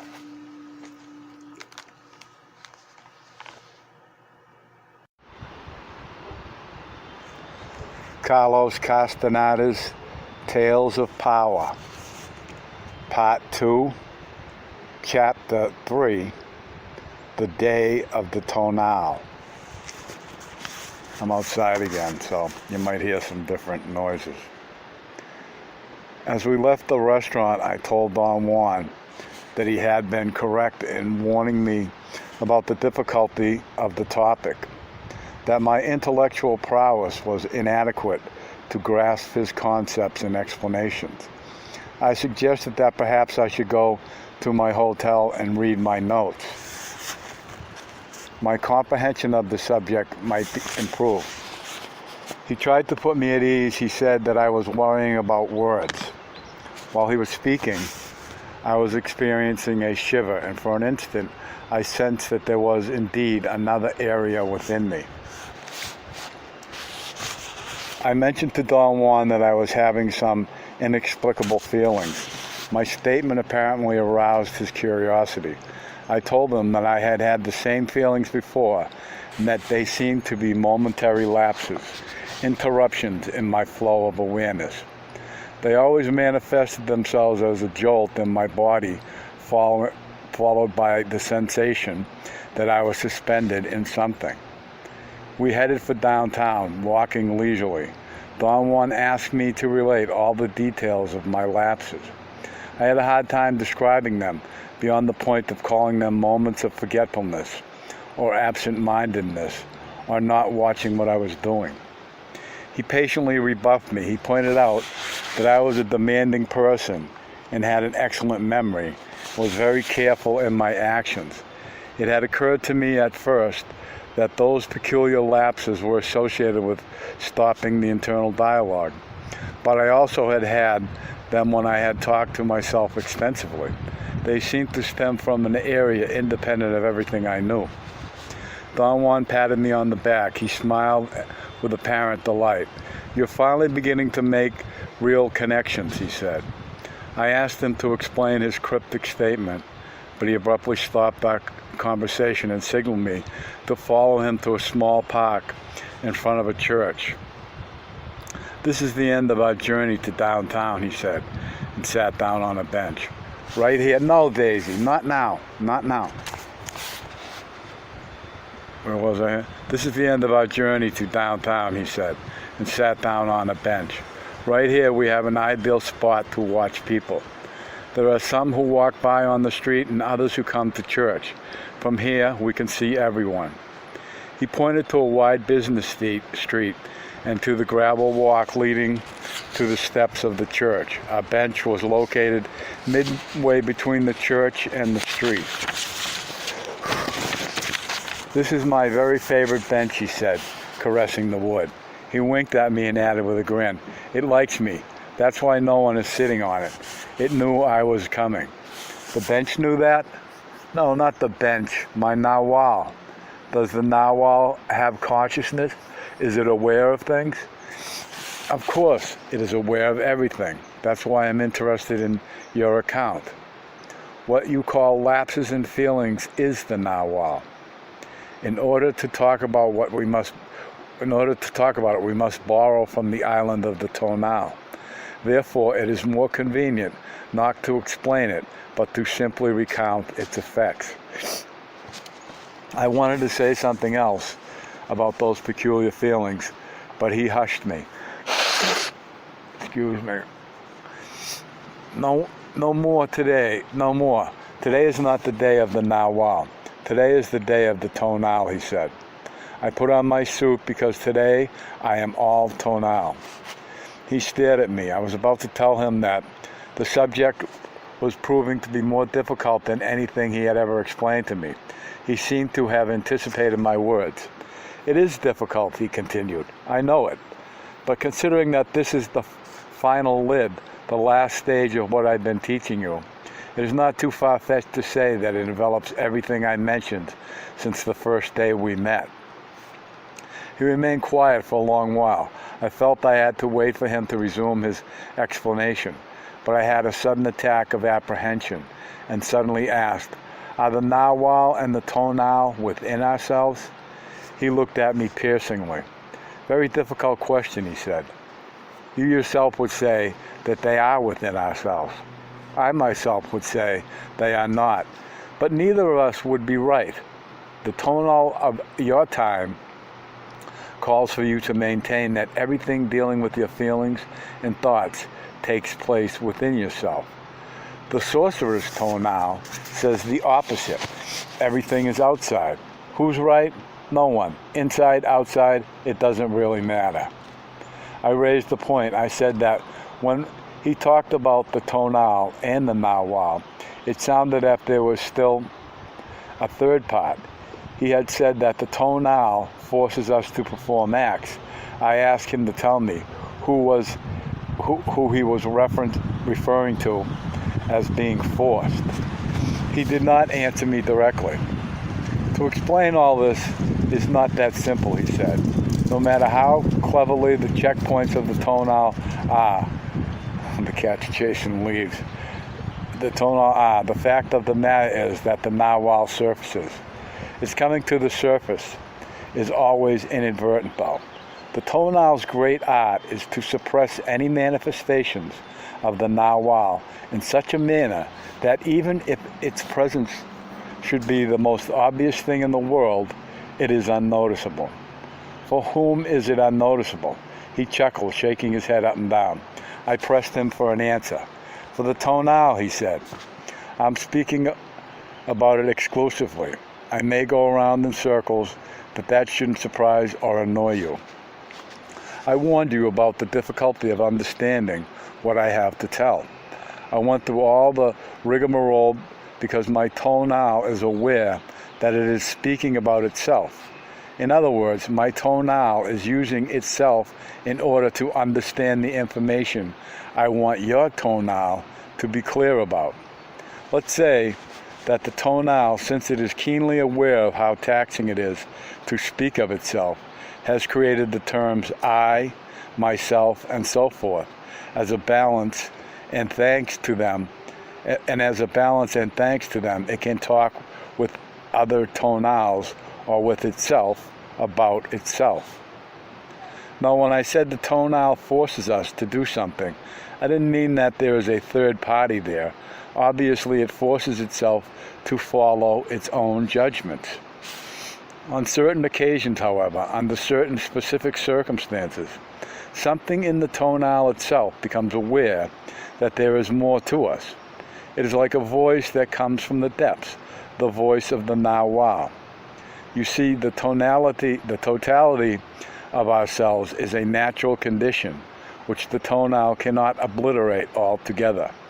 And there are moments, especially in the life of a warrior, when the totality becomes apparent. At those moments, one can surmise and assess what we really are. I was concerned that with those jolts you have had, because that is the way the narwhal surfaces. At those moments, the tonal becomes aware of the totality of oneself. It is always a jolt because the awareness disrupts the lull. I call that awareness the totality of the being that is going to die. The idea is that at the moment of death, the other member of the true pair, the narwhal, becomes fully operative, and the awareness and memories and perceptions stored in your calves and thighs, in your back and shoulders and neck, begin to expand and disintegrate. Like the beads of an endless broken necklace, they fall asunder without the binding force of life. He looked at me. His eyes were peaceful. I felt ill at ease, stupid. The totality of ourselves is a very tacky affair, he said. We need only a very small portion of it to fulfill the most complex tasks of life. Yet, when we die with the totality of ourselves. A sorcerer asked the question, if we're going to die with the totality of ourselves, why not then live with that totality? He signaled me with his head to watch the scores of people that went by. They're all tonal, he said. I'm going to single some of them out so your toenail will assess them, and in assessing them, it will assess itself. He directed my attention to two old ladies that had emerged from the church. They stood at the top of the limestone steps for a moment, and then began to walk down with infinite care, resting on every step. Watch those two women very carefully, he said, but don't see them as persons or as faces that hold things in common with us. See them as toenails. The two women got to the bottom of the steps. They moved as if the rough gravel were marbles and they were about to roll and lose their balance on them. They walked arm in arm, propping each other up with the weight of their bodies. Look at them, Don Juan said in a low voice. Those women are the best example of the most miserable toenail one can find. I noticed that the two women were small-boned but fat. They were perhaps in their early 50s. They had a painful look on their faces, as if walking down the church steps had been beyond their strength. They were in front of us. They facilitated for a moment, and then they came to a halt. There was one more step on the gravel walk. Watch your step, ladies, Don Juan shouted as he stood up dramatically. The ladies looked at him, apparently confused by his sudden outburst. My mom broke her hip right here the other day, he added, and dashed over to help them. They thanked him profusely, and he advised them that if they ever lost their balance and fell down, they had to remain motionless on the spot until the ambulance came. His tone was sincere and convincing, and the women crossed themselves. Don Juan sat down again. His eyes were beaming. He spoke softly. Those women are not that old, and their bodies are not that weak, and yet they are decrepit. Everything about them is dreary. Their clothes, their smell, their attitude. Why do you think that's so? Maybe they were born that way, I said. No one is born that way. We make ourselves that way. The toenail of those women is weak and timid. I said that today was going to be the day of the toenail. I meant that today I want to deal with it exclusively. I also said that I had put on my suit for that specific purpose. With it, I wanted to show you that a warrior treats his toenail in a very special manner. I pointed out to you that my suit has been made to order and that everything I have on today fits me to perfection. It is not my vanity that I wanted to show, but my warrior's spirit, my warrior's toenail. Those two women gave you your first view of the toenail today. Life can be as merciless with you as it is with them. If you are careless with your toenail, I put myself as the counterpoint. If you understand correctly, I should not need to stress this point. I had a sudden attack of uncertainty and asked him to spell out what I should have understood. I must have sounded desperate. He laughed out loud. Look at that young man in the green pants and the pink shirt, Don Juan whispered, pointing to a very thin, very dark complexioned, sharp-featured young man who was standing almost in front of us. He seemed to be undecided whether to go towards the church or towards the street. Twice he raised his hand in the direction of the church, as though he were talking to himself, and were about to start moving towards it. Then he stared at me with a blank expression. Look at the way he's dressed, Don Juan said. Look at those shoes. The young man's clothes were tattered and wrinkled, and his shoes were in absolute pieces. He's obviously very poor, I said. Is that all you can say about him, he asked. I enumerated a series of reasons that might have accounted for the young man's shabbiness: poor health, bad luck, indolence, indifference to his personal appearance, or the chance that he may have been released from prison. Don Juan said that I was merely speculating, and that he was not interested in justifying anything by suggesting that the man was a victim of unconquerable forces. Maybe he's a secret agent made to look like a bum, I said jokingly. The young man walked away towards the street with a disjointed gait. He's not made to look like a bum. He is a bum, Don Juan said. Look how weak his body is. His arms and legs are thin. He can hardly walk. No one can pretend to look that way. There is something definitely wrong with him. Not his circumstances, though. I have to stress again, I want you to see that man as a tonal. What does it entail to see a man as a tonal? It entails to cease judging him in a moral sense or excusing him on the grounds that he is as a leaf at the mercy of the wind. In other words, it entails seeing a man without thinking that he is hopeless or helpless. You know exactly what I am talking about. You can assess that young man without condemning or forgiving him. He drinks too much, I said. My statement was not volitional. I just made it without really knowing why. For an instant, I felt that someone standing behind me had voiced the words. I was moved to explain that my statement was another of my speculations. That was not the case, Don Juan said. Your tone of voice had a certainty that you lacked before.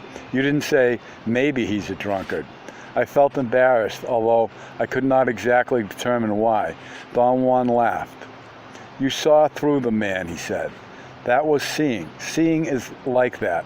Statements are made with great certainty, and one doesn't know how it happened. You know that young man's tonal was shot, but you didn't know how you knew it. How you know it. I had to admit that somehow I had that impression. You're right, Don Juan said. It doesn't really matter that he's young. He's as decrepit as those two women. Youth is in no way a barrier against deterioration of the tonal. You thought that there might be a great many reasons for that man's condition. I find that there is only one, his tonal. It is not that his tonal is weak because he drinks. It is the other way around. He drinks because his tonal is weak. That weakness forces him to be what he is. But the same thing happens to all of us in one form or another. But aren't you also justifying his behavior by saying that it is his tonal? I'm giving you an explanation that you have never encountered before. It is not a justification or a condemnation, though. The young man's tonal is weak and timid, and yet he's not unique. All of us are more or less in the same boat. At that moment, a very large man passed in front of us, headed towards the church. He was wearing an expensive dark gray suit and was carrying a briefcase. The collar of his shirt was unbuttoned and his necktie loose. He was sweating profusely. He had a very light complexion, which made the perspiration all the more obvious. Watch him, Don Juan ordered me. The man's steps were small but heavy. There was a wobbling quality to his walk. He did not go up to the church. He circumvented it and disappeared behind it. There is no need to treat the body in such an awful manner, Don Juan said, with a note of scorn. But the sad fact is that all of us have learned to perfection how to make our tonal weak. I have called that indulging. He put his hand on my notebook and did not let me write any more.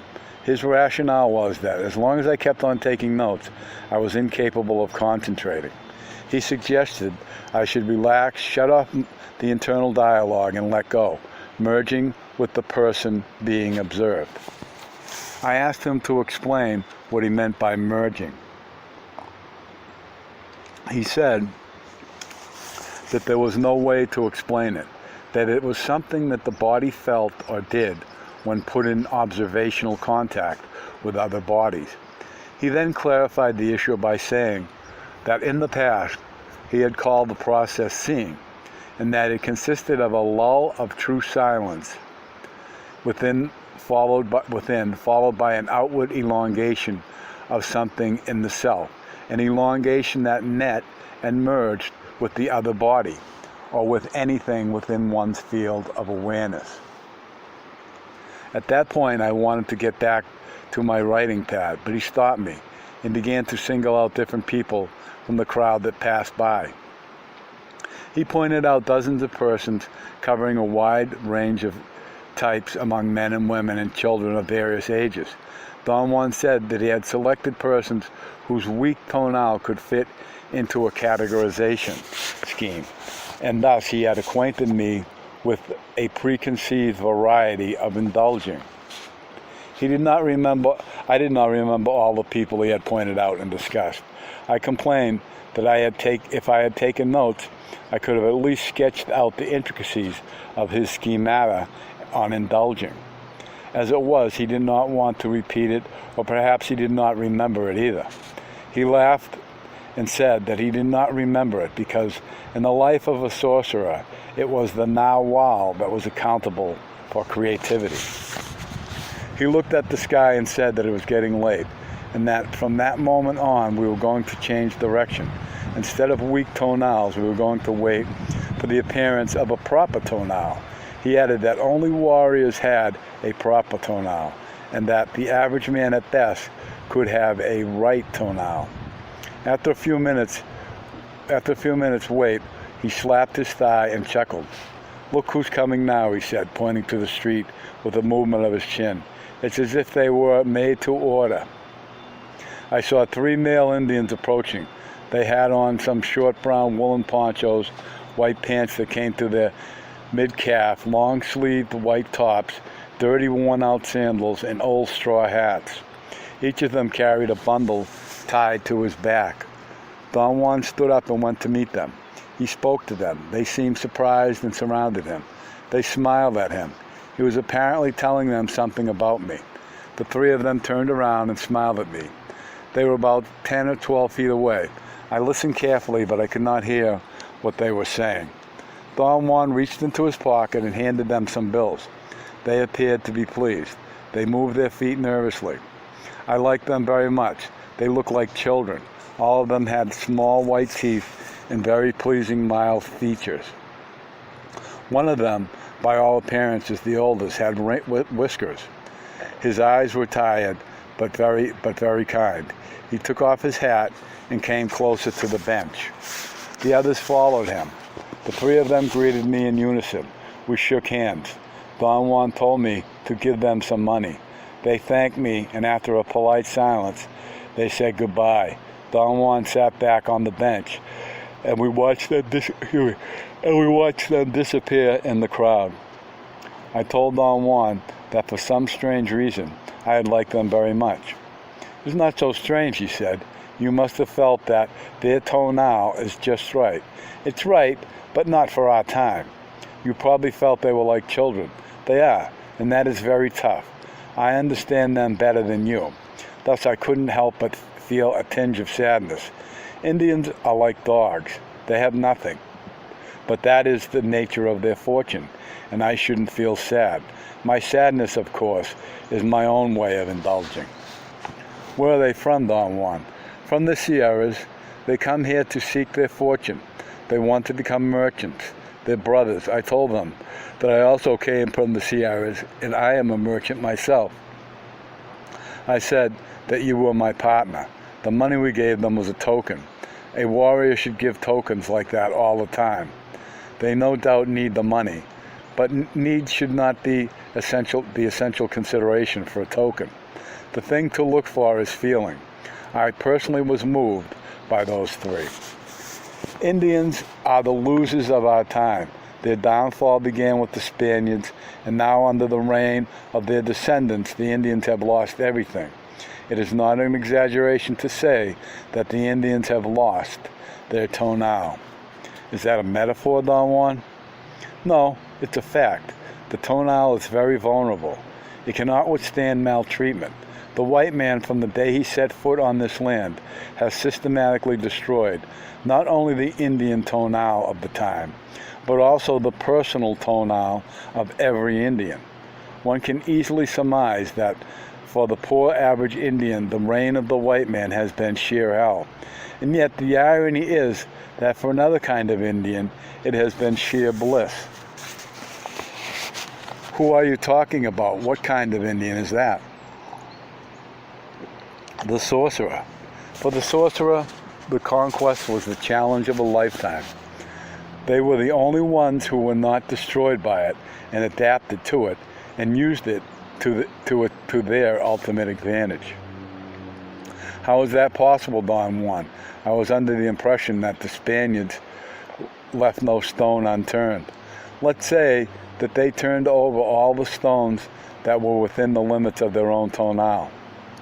In the Indian life, however, there were things that were incomprehensible to the white man. Those things he did not even notice. Perhaps it was the sheer luck of the sorcerers, or perhaps it was their knowledge that saved them. After the tonal of the time and the personal tonal of every Indian was obliterated, the sorcerers found themselves holding onto the only thing left uncontested, the nawal. In other words, their tonal took refuge in the nawal. This couldn't have happened had it not been for the excruciating conditions of a vanquished people. The men of knowledge of today are the product of those conditions and are the ultimate connoisseurs of the nawal, since they were left there thoroughly alone. There, the white man has never ventured. In fact, he doesn't even have an idea it exists. I felt compelled at that point to present an argument. I sincerely contended that in European thought we had accounted for what he called the nawal. I brought in the concept of the transcendental ego, or the unobserved observer present in all our thoughts, perceptions, and feelings.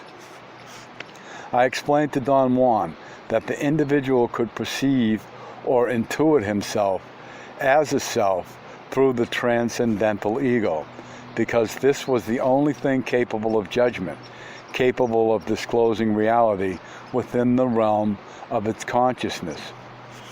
Don Juan was unruffled. He laughed. "Disclosing reality," he said, mimicking me. "That's the tonal." I argued that the tonal may be called the empirical ego, found in one's passing stream of consciousness or experience, while the transcendental ego was found behind that stream. "Watching, I suppose," he said mockingly. "That's right, watching itself," I said. "I hear you talking," he said, but you're saying nothing. The nawal is not experience or intuition or consciousness. Those terms and everything else you may care to say are only terms on the island of the tonal. The nawal, on the other hand, is only effect. The tonal begins at birth and ends at death. The nawal never ends. The nawal has no limit. I've said that the nawal is where power hovers. That was only a way of alluding to it. By reason of its effect, perhaps, the nawal can be best understood in terms of power. For instance, when you felt numb and you couldn't talk earlier today, I was actually soothing you. That is, my nawal was acting upon you. How is that possible, Don Juan? You wouldn't believe this, but no one knows how. All I know is that I wanted your undivided attention, and that my nawal went to work on you. I know that much because I can witness its effect, but I don't know how it works. He was quiet for a while. I wanted to keep on the same topic. I attempted to ask a question. He silenced me. One can say that the nawal accounts for creativity. He finally said, and looked at me piercingly. The nawal is the only part of us that can create. He remained quiet, looking at me. I felt he was definitely leading me into an area I had wished he would elucidate further. He had said that the tonal did not create anything, but only witnessed and assessed. I asked how he explained the fact that we construct superb structures and machines. That's not creativity, he said. That's only molding. You can mold anything with your hands, personally or in conjunction with the hands of other tonals. A group of tonals can mold anything, superb structures, as you said. But that's creativity then, Don Juan. He stared at me, squinting his eyes. He chuckled softly, lifted his right hand over his head, and twisted his wrist with a sharp jerk, as if he were turning a doorknob. Creativity is this, he said, and brought his hand with a cupped palm to the level of my eyes. It took me an incredibly long time to focus my eyes on his hands. I felt that a transparent membrane was holding my whole body in a fixed position, and that I had to break it in order to place my sight on his hand. I struggled until the beads of perspiration ran into my eyes. Finally, I heard or felt a pop, and my eyes and head jerked free. On his right palm there was a most curious rodent I had ever seen. It looked like a bushy-tailed squirrel. The tail, however, was more like a porcupine's. It had stiff quills. "Touch it," Don Juan said softly. I automatically obeyed him and ran my fingers on its soft back. Don Juan brought his hand closer to my eyes, and then I noticed something that threw me into a nervous spasm. The squirrel had eyeglasses on and big teeth. "It looks like a Japanese," I said, and began to laugh hysterically. The rodent then started to grow in Don Juan's palm, and while his eyes were still filled with tears of while my eyes were still filled with tears of laughter, the rodent became so enormous that it disappeared. It literally went out of the frame of my vision.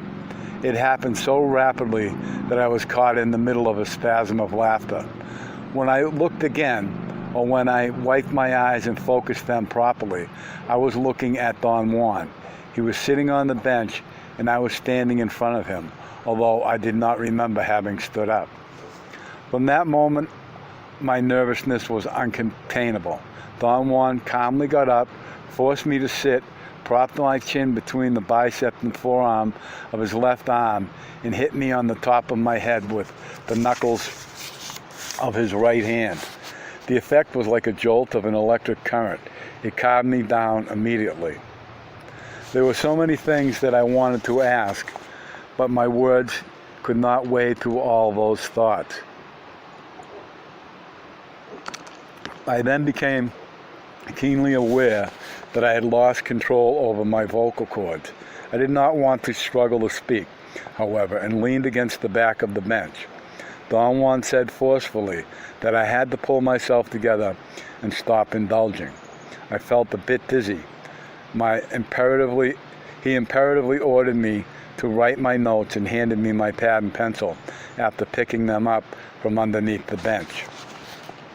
I made a supreme effort to say something again and had the clear sensation that a membrane was enveloping me. I puffed and groaned for a moment while Don Juan laughed until I heard or felt another pop. I began to write immediately. Don Juan spoke as if he were dictating to me.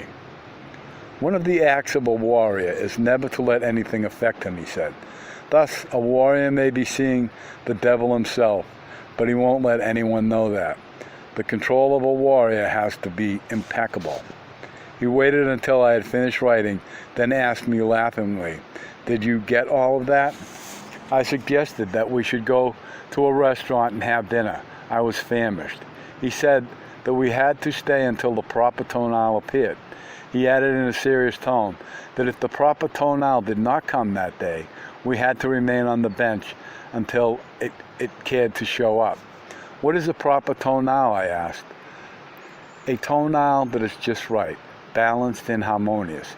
You are supposed to find one today, or rather, your power is supposed to bring one to us." "But how can I tell it apart from other tonals?" "Never mind that. I will point it out to you." "What is it like, Don Juan?"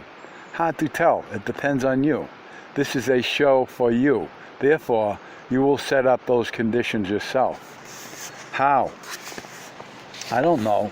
Your power, your nawal, will do that. There are, roughly speaking, two sides to every tonal. One is the outer part, the fringe, the surface of the island. That's the part related to action and acting, the rugged side. The other part is the decision and judgment, the inner tonal, softer, more delicate, and more complex. The proper tonal is a tonal where the two levels are in perfect harmony and balance." Don Juan stopped talking. It was fairly dark by then, and I had a hard time taking notes. He told me to stretch and relax. He said that it had been quite an exhausting day, but very prolific, and that he was sure the proper tonal would show up. Dozens of people went by. We sat in relaxed silence for 10 or 15 minutes. Then Don Juan stood up abruptly. "By golly, you've done it. Look what's coming here. A girl." He pointed out with a nod of his head to a young woman who was crossing the park and was approaching the vicinity of our bench.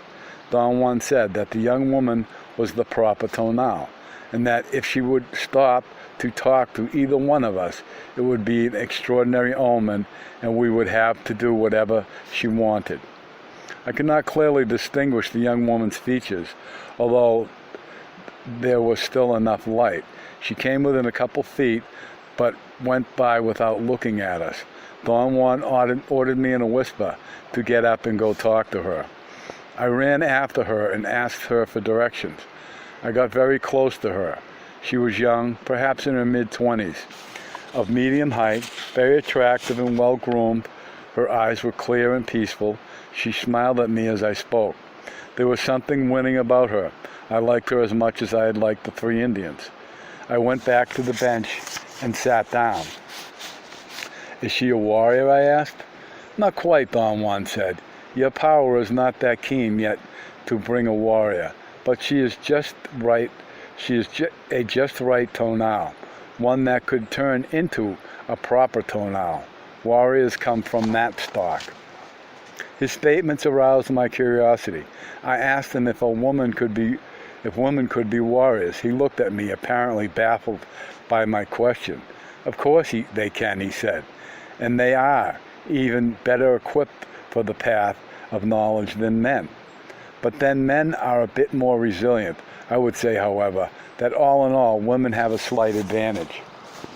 I said that it puzzled me that we had never talked about women in relation to his knowledge. "You're a man," he said. "Therefore I use masculine gender when I talk to you. That's all. The rest is the same." I wanted to question him further, but he made a gesture to close the topic.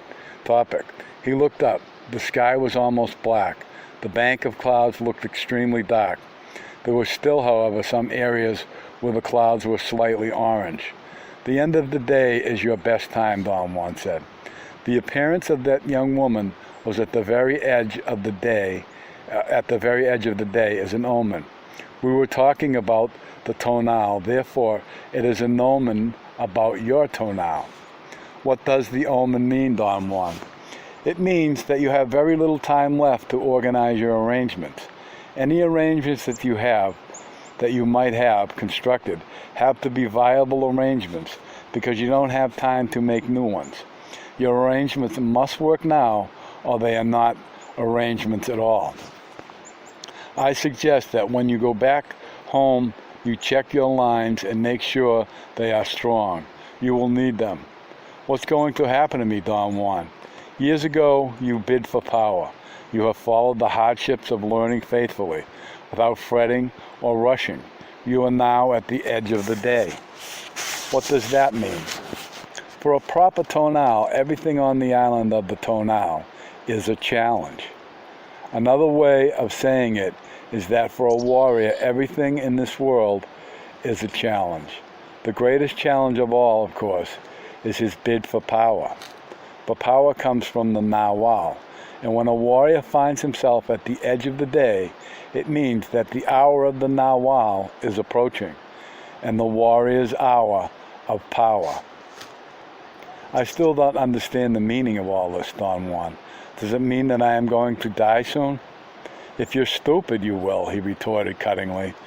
"But putting it in milder terms, it means that you're about to shiver in your pants. You bid for power once, and that bidding is irreversible. I won't say that you're about to fulfill your destiny, because there is no destiny. The only thing that one can say then is that you're about to fulfill your power. The omen was clear, that a young woman came to you at the edge of the day. You have little time left, and none of it for crap. A fine state. I would say that the best of us always comes out when we are against the wall, when we feel the sword dangling overhead. Personally, I wouldn't have it any other way." End of chapter.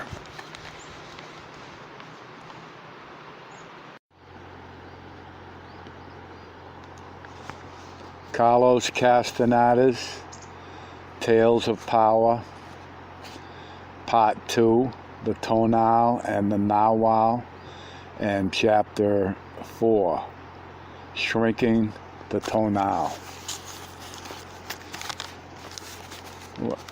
Outside again. On Wednesday morning, I left my hotel around 9:45. I walked slowly, allowing myself 15 minutes to reach the place where Don Juan and I had agreed to meet. He had picked the corner of the Paseo de la Reforma, 5 or 6 blocks away, in front of the ticket office of an airline. I had just finished eating breakfast with a friend of mine. He had wanted to walk with me, but I had intimated that I was going to meet a girl. I deliberately walked on the opposite side of the street from where the airline office was.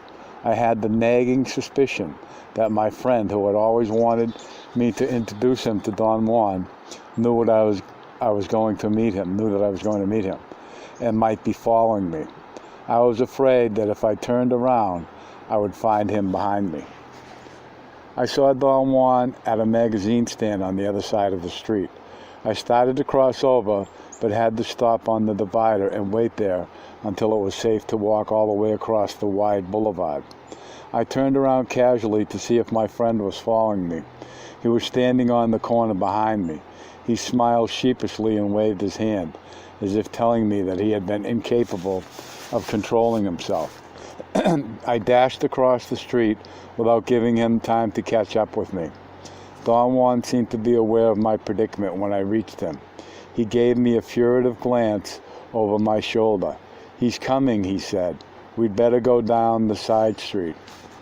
He pointed to a street which cut diagonally into the Paseo de la Reforma at the point where we were standing. I quickly orientated myself. I had never been on that street, but 2 days before I had been in the airline ticket office. I knew its peculiar layout. The office was on the pointed corner made by 2 streets. It had a door opening onto each street. The distance between the 2 doors must have been about 10 to 12 feet. There was an aisle through the office from the door to the door. One could easily go from one street to the other. There were desks on one side of that pathway and a large round counter with clerks and cashiers on the other. The day I had been in there, the place had been filled with people. I wanted to hurry up, perhaps even run, but Don Juan's pace was relaxed. As we reached the office door on the diagonal street, I knew, without having to turn around, that my friend had also run across the boulevard and was about to turn into the street where we were walking. I looked at Don Juan, hoping that he had a solution. He shrugged his shoulders. I felt annoyed and could not think of anything myself short of punching my friend in the nose. I must have sighed or exhaled at that very moment, because the next thing I felt was the sudden loss of air due to a formidable shove that Don Juan had given me, which sent me whirling through the door of the airline office. Propelled by his tremendous push, I practically flew into the room. Don Juan had caught me so unprepared that my body had not offered any resistance. My fright merged with the actual jolt of his thrust. I automatically put my arms in front of me to protect my face. The force of Don Juan's shove had been so great that saliva flew out of my mouth, and I experienced a mild vertigo as I stumbled inside the room. I nearly lost my balance and had to make a supreme effort not to fall down. I twirled around a couple times. It seemed that the speed of my movements made the scenery blurry. I vaguely noticed a crowd of customers conducting their business. I felt extremely embarrassed. I knew that everyone was looking at me as I reeled across the room. The idea that I was making a fool out of myself was more than discomforting. A series of thoughts flashed through my mind. I had the certainty that I was going to fall on my face, or I would bump into a customer, perhaps an old lady, who would be injured by the impact. Or worse yet, the glass door on the other end would be closed and I would smash against it. In a dazed stare, I reached the door to the Casa de la Reforma. It was open and I stepped out. My preoccupation of the moment was that I had to keep cool, turn to my right, and walk on the boulevard towards downtown as if nothing had happened. I was sure that Don Juan would join me and that perhaps my friend might have kept on walking along the diagonal street. I opened my eyes, or rather I focused them on the area in front of me. I had a long moment of numbness before I finally realized what had happened. I was not on the Casa de la Reforma, as I should have been, but in the Languilla market 1.5 miles away. What I experienced at the moment of that realization was such an intense astonishment that all I could do was stare, stupefied. I looked around in order to orientate myself. I realized that I was actually standing very close to where I had met Don Juan on my first day in Mexico City. Perhaps I was even on the same spot. The stands that sold old coins were 5 feet away. I made a supreme effort to take hold of myself. Obviously, I had been experiencing a hallucination. It could not possibly be any other way. I quickly turned to go back through the door into the office, but behind me there was only now a row of stands with second-hand books and magazines. Don Juan was standing next to me, to my right. He had an enormous smile on his face.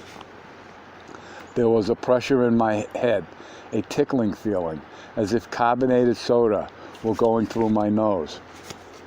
I was speechless. I tried to say something without success. I clearly heard Don Juan say that I should not try to talk or think, but I wanted to say something, anything. An awful nervousness was building up inside my chest. I felt tears rolling down my cheeks. Don Juan did not shake me as he usually does when I fall prey to an uncontrollable fear. Instead, he patted me gently on the head. Now, little Carlos," he said, "don't lose your marbles." He held my face in his hands for an instant. "Don't try to talk," he said. He let my face go and pointed to what was taking place all around us. "This is not for talking," he said. "This is only for watching. Watch everything." I was really crying. My reaction to my crying was very strange, however. I kept on weeping without any concern. It did not matter to me at that moment whether or not I was making a fool of myself. I looked around, and right in front of me, there was a middle-aged man wearing a pink short-sleeved shirt and dark gray pants. He seemed to be an American.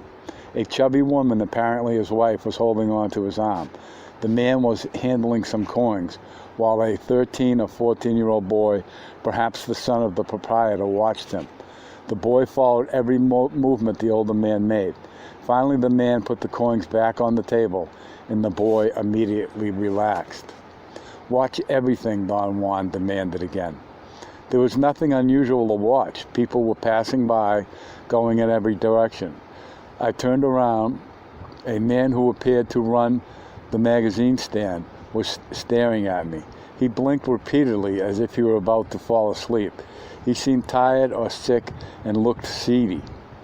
I felt that there was nothing to watch, at least nothing of real consequence. I stared at the scene. I found that it was impossible to concentrate my attention on anything.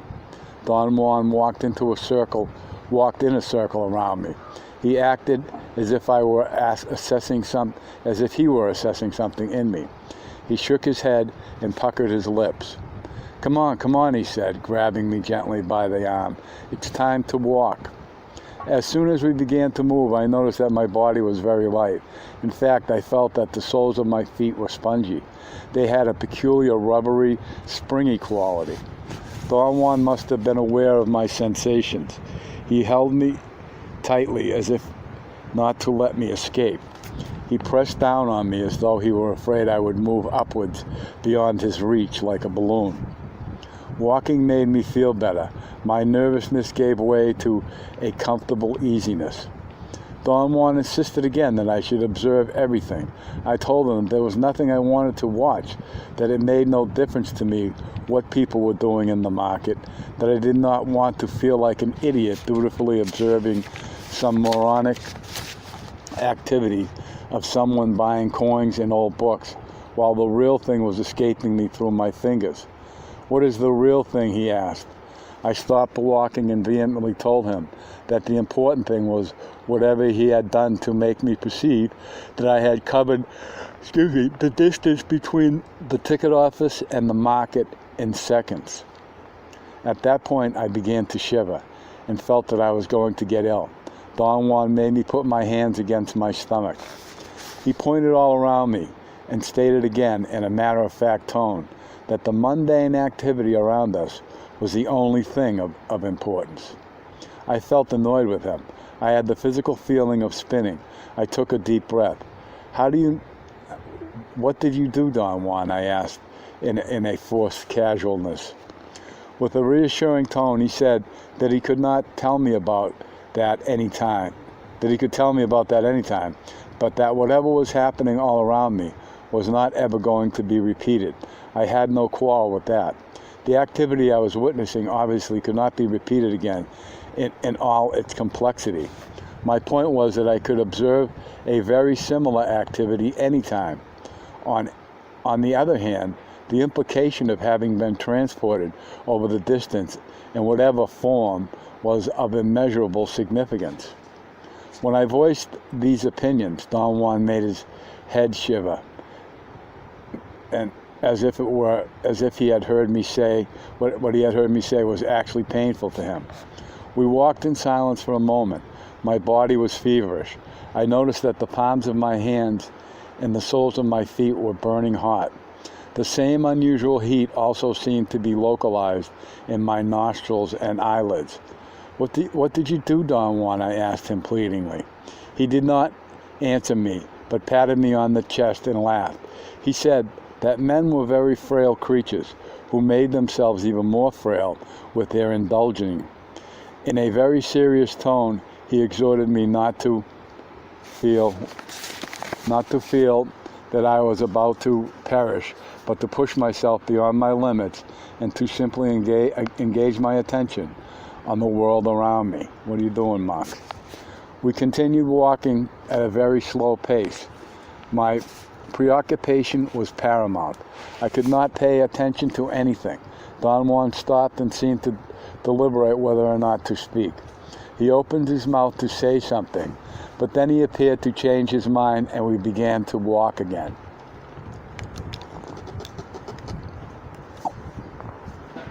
"What happened is that you came here," he said abruptly as he turned and stared at me. "How did that happen?" He said that he did not know, and that the only thing he did know was that I had selected that place myself. Our impasse became even more hopeless as we kept on talking. I wanted to know the steps, and he insisted that the selection of the place was the only thing we could discuss, and since I did not know why I had chosen it, there was essentially nothing to talk about. He criticized without getting angry. My obsession to reason out everything was an unnecessary indulging. He said that it was simpler and more effective just to act without seeking explanations, and that by talking about my experience and by thinking about it, I was dissipating it. "All right, Monk." After a few moments, he said that we had to leave that place because I had spoiled it and it would become increasingly injurious to me. We left the market and walked to Almeida Park. I was exhausted. I plunked down on a bench. It was only then that it occurred to me to look at my watch. It was 10:20. I had to make quite an effort in order to focus my attention. I did not remember the exact time when I had met Don Juan. I calculated that it must have been around 10, and it could not have taken us more than 10 minutes to walk from the market to the park, which left only 10 minutes unaccounted for. I told Don Juan about my calculations. He smiled. I had the certainty that his smile hid his contempt for me, yet there was nothing in his face to betray that feeling.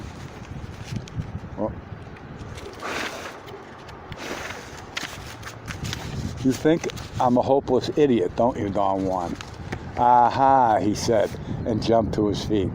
His reaction was so unexpected that I also jumped up at the same time. Tell me exactly what you think my feelings are, he said emphatically. I felt I knew his feelings. It was as if I were feeling them myself.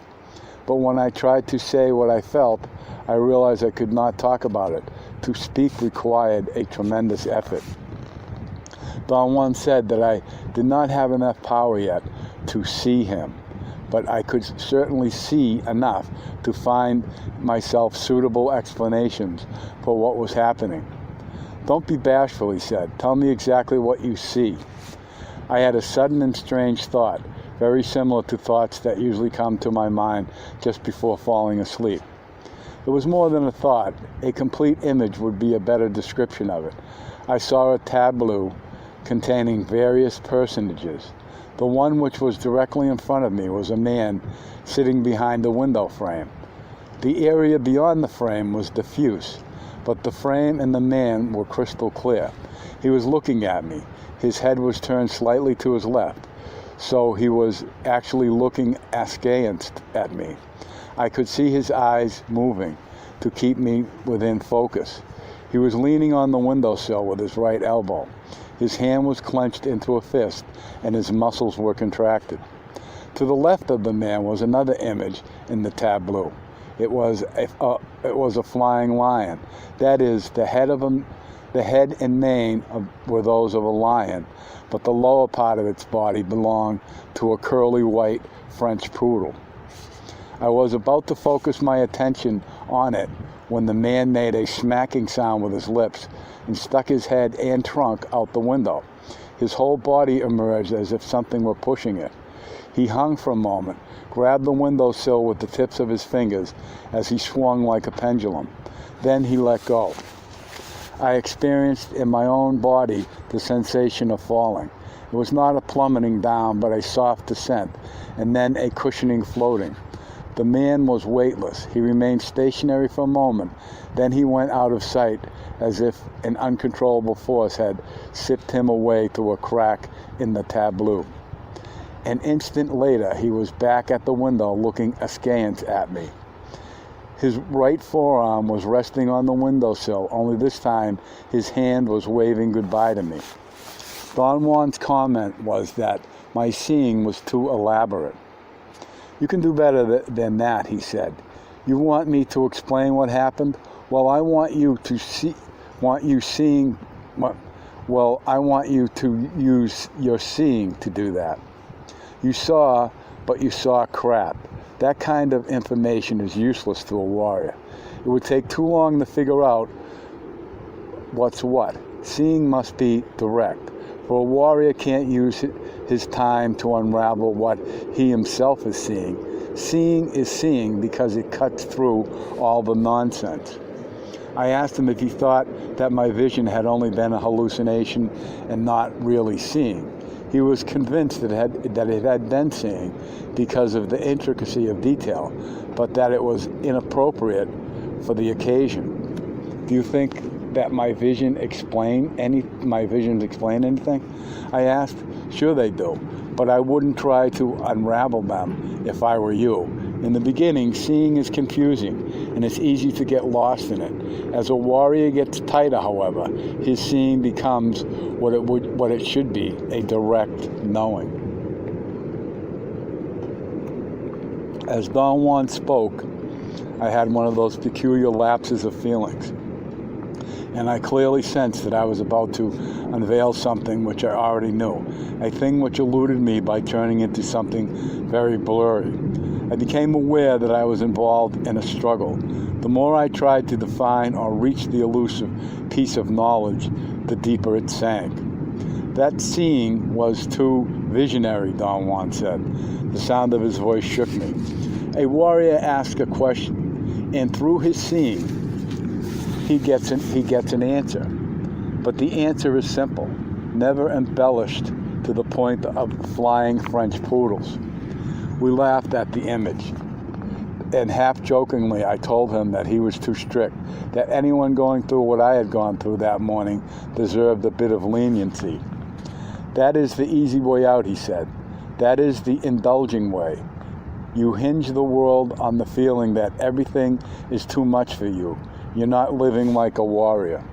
I told him that there were so many facets to what he called a warrior's way that it was impossible to fulfill all of them, and that the meaning of it became clear only as I encountered new instances where I had to apply it.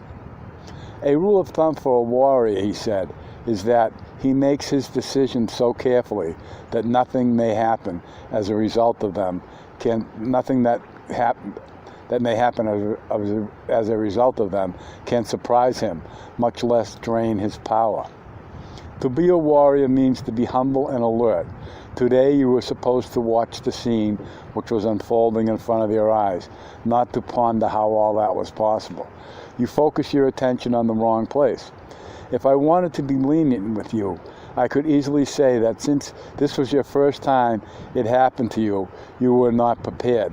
But that's not permissible, because you came here as a warrior, ready to die. Therefore, what happened to you today shouldn't have caught you with your pants down. I conceded that my tendency was to indulge in fear and bewilderment.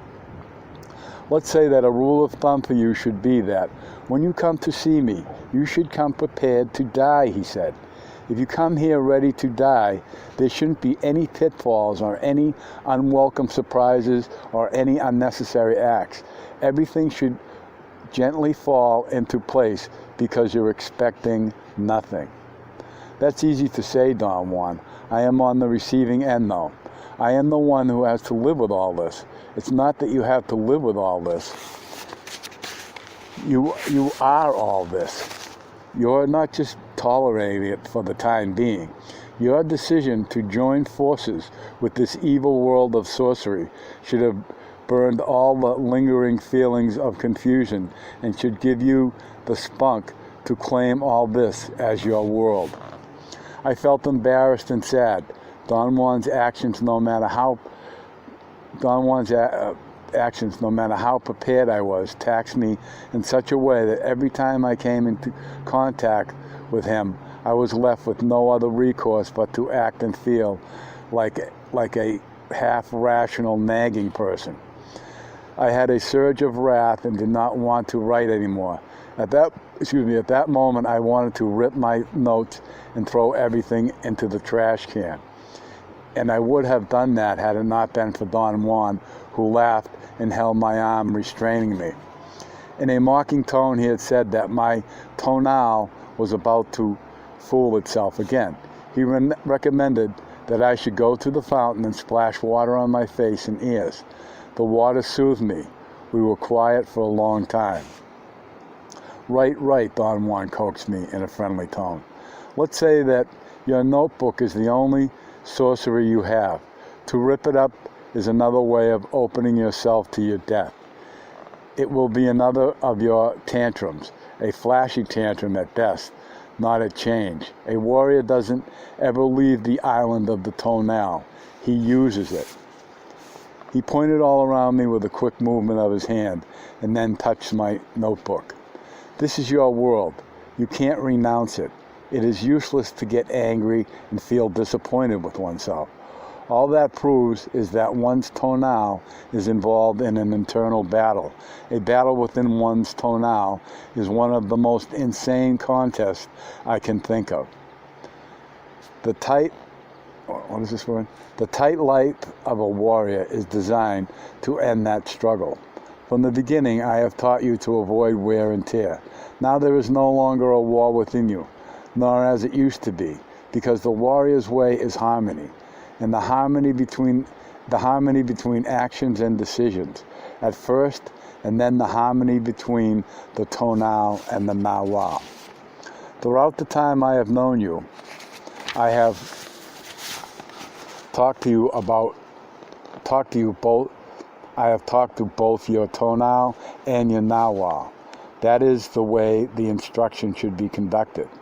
In the beginning, one has to talk to the tonal. It is the tonal that has to relinquish control, but it should be made to do so gladly. For example, your tonal was has relinquished some controls without much struggle, because it became clear to it that, had it remained the way it was, the totality of you would be dead by now. In other words, the tonal is made to give up unnecessary things like self-importance and indulging, which only plunge it into boredom.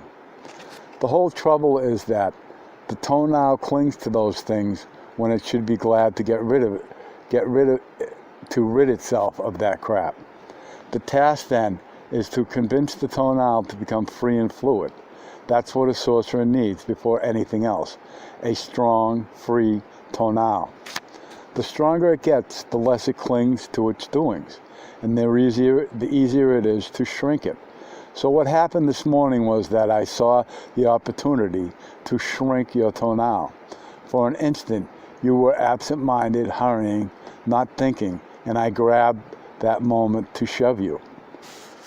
The tonal shrinks at given times, especially when it is embarrassed. In fact, one of the features of the tonal is its shyness. Its shyness is not really an issue, but there are certain instances where when the tonal is taken by surprise, and its shyness unavoidably makes it shrink. This morning, I plucked my cubic centimeter of chance. I noticed the open door of that office and gave you a shove. A shove is then the technique for shrinking the tonal. One must shove at the precise instant. For that, of course, one must know how to see. And for that, of course, one must know how to see. Once the man has been shoved and his tonal has been shrunk, his nawal, if it is already in motion, no matter how small this motion is, will take over and achieve extraordinary deeds. Come here, Monk, if you want to. Your nawal took over this morning, and you ended up in the market. He remained silent for a moment. He seemed to be waiting for a question. He looked at me. We looked at each other. I really don't know how, he said, as if reading my mind. All I know is that the nawal is capable of inconceivable acts. This morning I asked you to watch that scene in front of you. Whatever it may have been, had an incalculable value to you. But instead of following my advice, you indulged in self-pity and confusion and did not watch. For a while you were all nawal and could not talk. That was the time to watch. Then, little by little, your tonal took over, and rather than plunging you into a deadly battle between your tonal and nawal, I walked you here. What was there in that scene, Don Juan, that was what was important? I don't know. It wasn't happening to me. What do you mean? It was your experience, not mine. But you were with me, weren't you? No, I wasn't. You were alone. I repeatedly told you to watch everything because that scene was only for you. But you were there next to me, Don Juan. No, I wasn't. But it's useless to talk about it. Whatever I may say doesn't make sense, because during those moments, we were in nawal's time. The affairs of the nawal can be witnessed only with the body, not with reason. If you were not with me, Don Juan, who or what was the person I witnessed as you? It was me, and yet I wasn't there. Where were you then? I was with you, but not there. Let's say that I was around you, but not in the particular place where your nawal had taken you. You mean that you didn't know that we were at the market? No, I didn't. I just tagged along in order not to lose you. This is truly awesome, Don Juan. We were in the nawal's time, and there is nothing awesome about it. We are capable of much more than that. That is the nature of us as luminous beings. Our flaw is to insist on remaining on our monotonous, tiring, but convenient island. The tonal is the villain, and it shouldn't be. I described the little bit I remembered. He wanted to know if I had witnessed any features of the sky, such as daylight, clouds, or sun, or if I had heard any noises of any sort, or if I had caught sight of unusual people or events.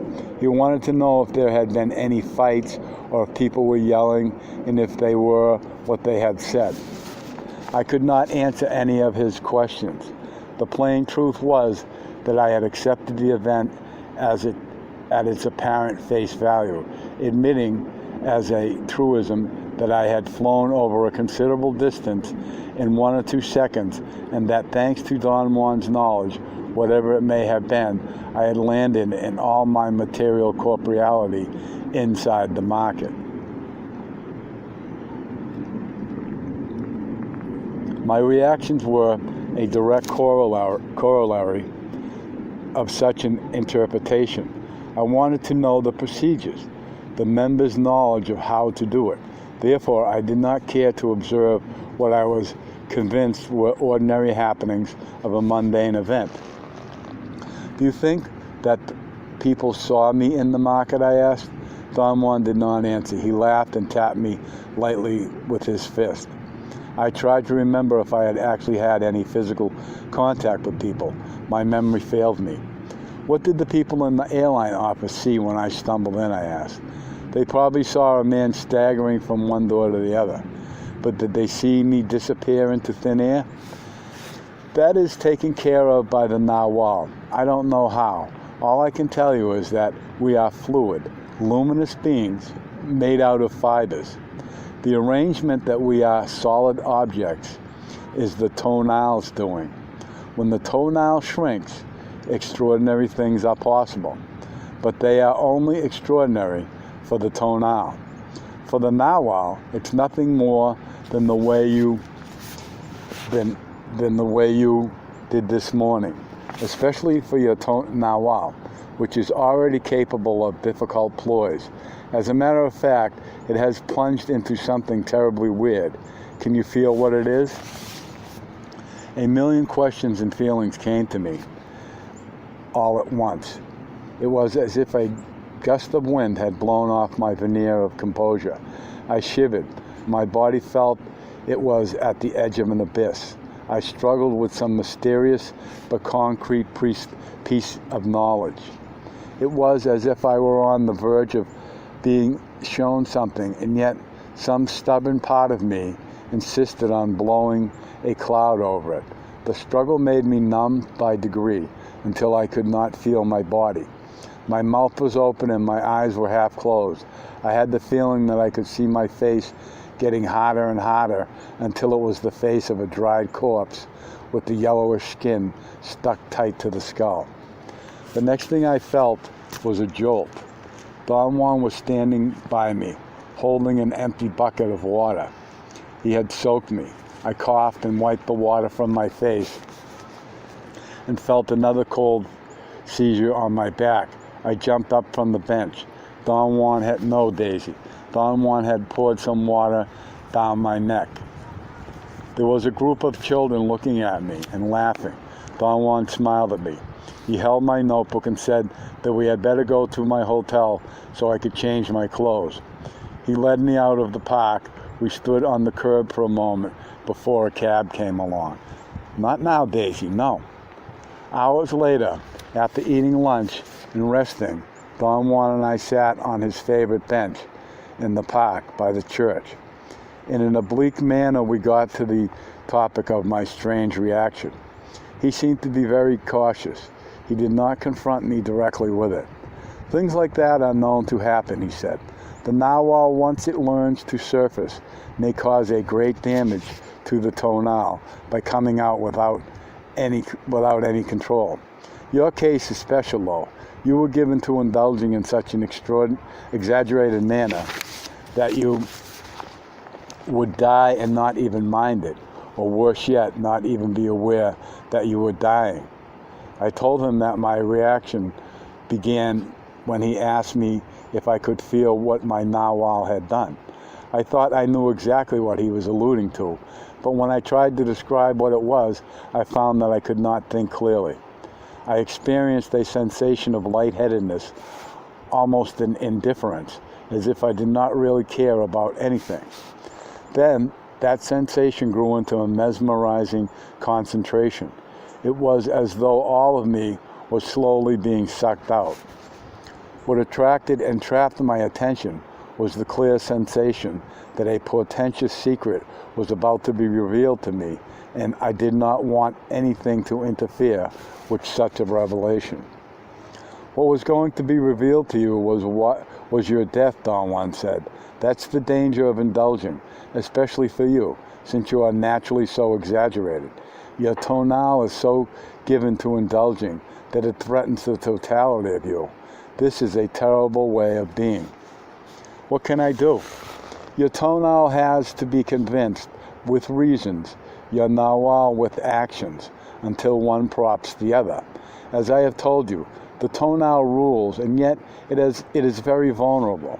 The nawal, on the other hand, never or almost never acts out, but when it does, it terrifies the tonal. This morning, your tonal got frightened and began to shrink by itself, and then your nawal began to take over. I had to borrow a bucket from one of the photographers in the park in order to whip your nawal like a bad dog back into its place. The tonal must be protected at any cost. The crown has to be taken away from it, but it must remain as the protected overseer. Any threat to the tonal always results in its death, and if the tonal dies, so does the whole man. Because of its inherent weakness, the tonal is easily destroyed, and thus one of the balancing arts of the warrior is to make the nawal emerge in order to prop up the tonal. I say it is an art because sorcerers know that only by boosting the tonal can the nawal emerge. See what I mean? That boosting is called personal power. Don Juan stood up, stretched his arms, and arched his back. I started to stand up myself, but he gently pushed me down. You must stay on the bench until twilight, he said. I have to leave right away. Gennaro is waiting for me in the mountains. So come to his house in 3 days, and we will meet there. What are we going to do at Don Gennaro's house, I said. Depending on whether you have enough power, he said, Gennaro may show you the nawal. There was one more thing I had to voice at that point. I had to know whether his suit was a shocking device for me alone, or was it actually part of his life. Never had any of his acts caused me so much havoc in me as his wearing a suit. It was not only the act in itself that was so awesome to me, but the fact that Don Juan was elegant. His legs had a youthful agility. It was as if he were wearing shoes. It was as if wearing shoes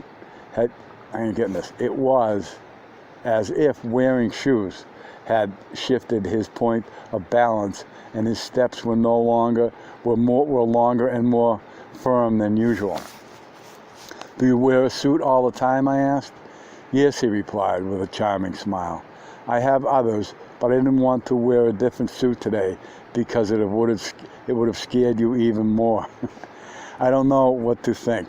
I felt I had arrived at the end of my path. If Don Juan could wear a suit and be elegant in it, anything was possible. He seemed to enjoy my confusion and laughed. I'm a stockholder, he said, in a mysterious but unaffected tone, and walked away. The next morning on Thursday, I asked a friend of mine to walk with me from the door of the office where Don Juan had pushed me to the Languilla market. We took the most direct route. It took us 35 minutes. Once we arrived there, I tried to orientate myself and failed. I walked into the clothing store at the very corner of a wide avenue where we were standing. Pardon me, I said to a young woman who was gently cleaning a hat with a duster. Where are the stands of coins and second-hand books? We don't have any, she said in a nasty tone. But I saw them somewhere in this market yesterday. No kidding, she said, and walked behind the counter. I ran after her and pleaded her to tell me where they were. She looked at me up and down. You couldn't have seen them yesterday, she said. Those stands are assembled here only on Sunday, right here along this wall. We don't have them here the rest of the week. Only on Sunday, I repeated mechanically. Yes, only on Sunday. That's the way. The rest of the week, they would interfere with the traffic. She pointed to the wide avenue filled with cars. End of chapter.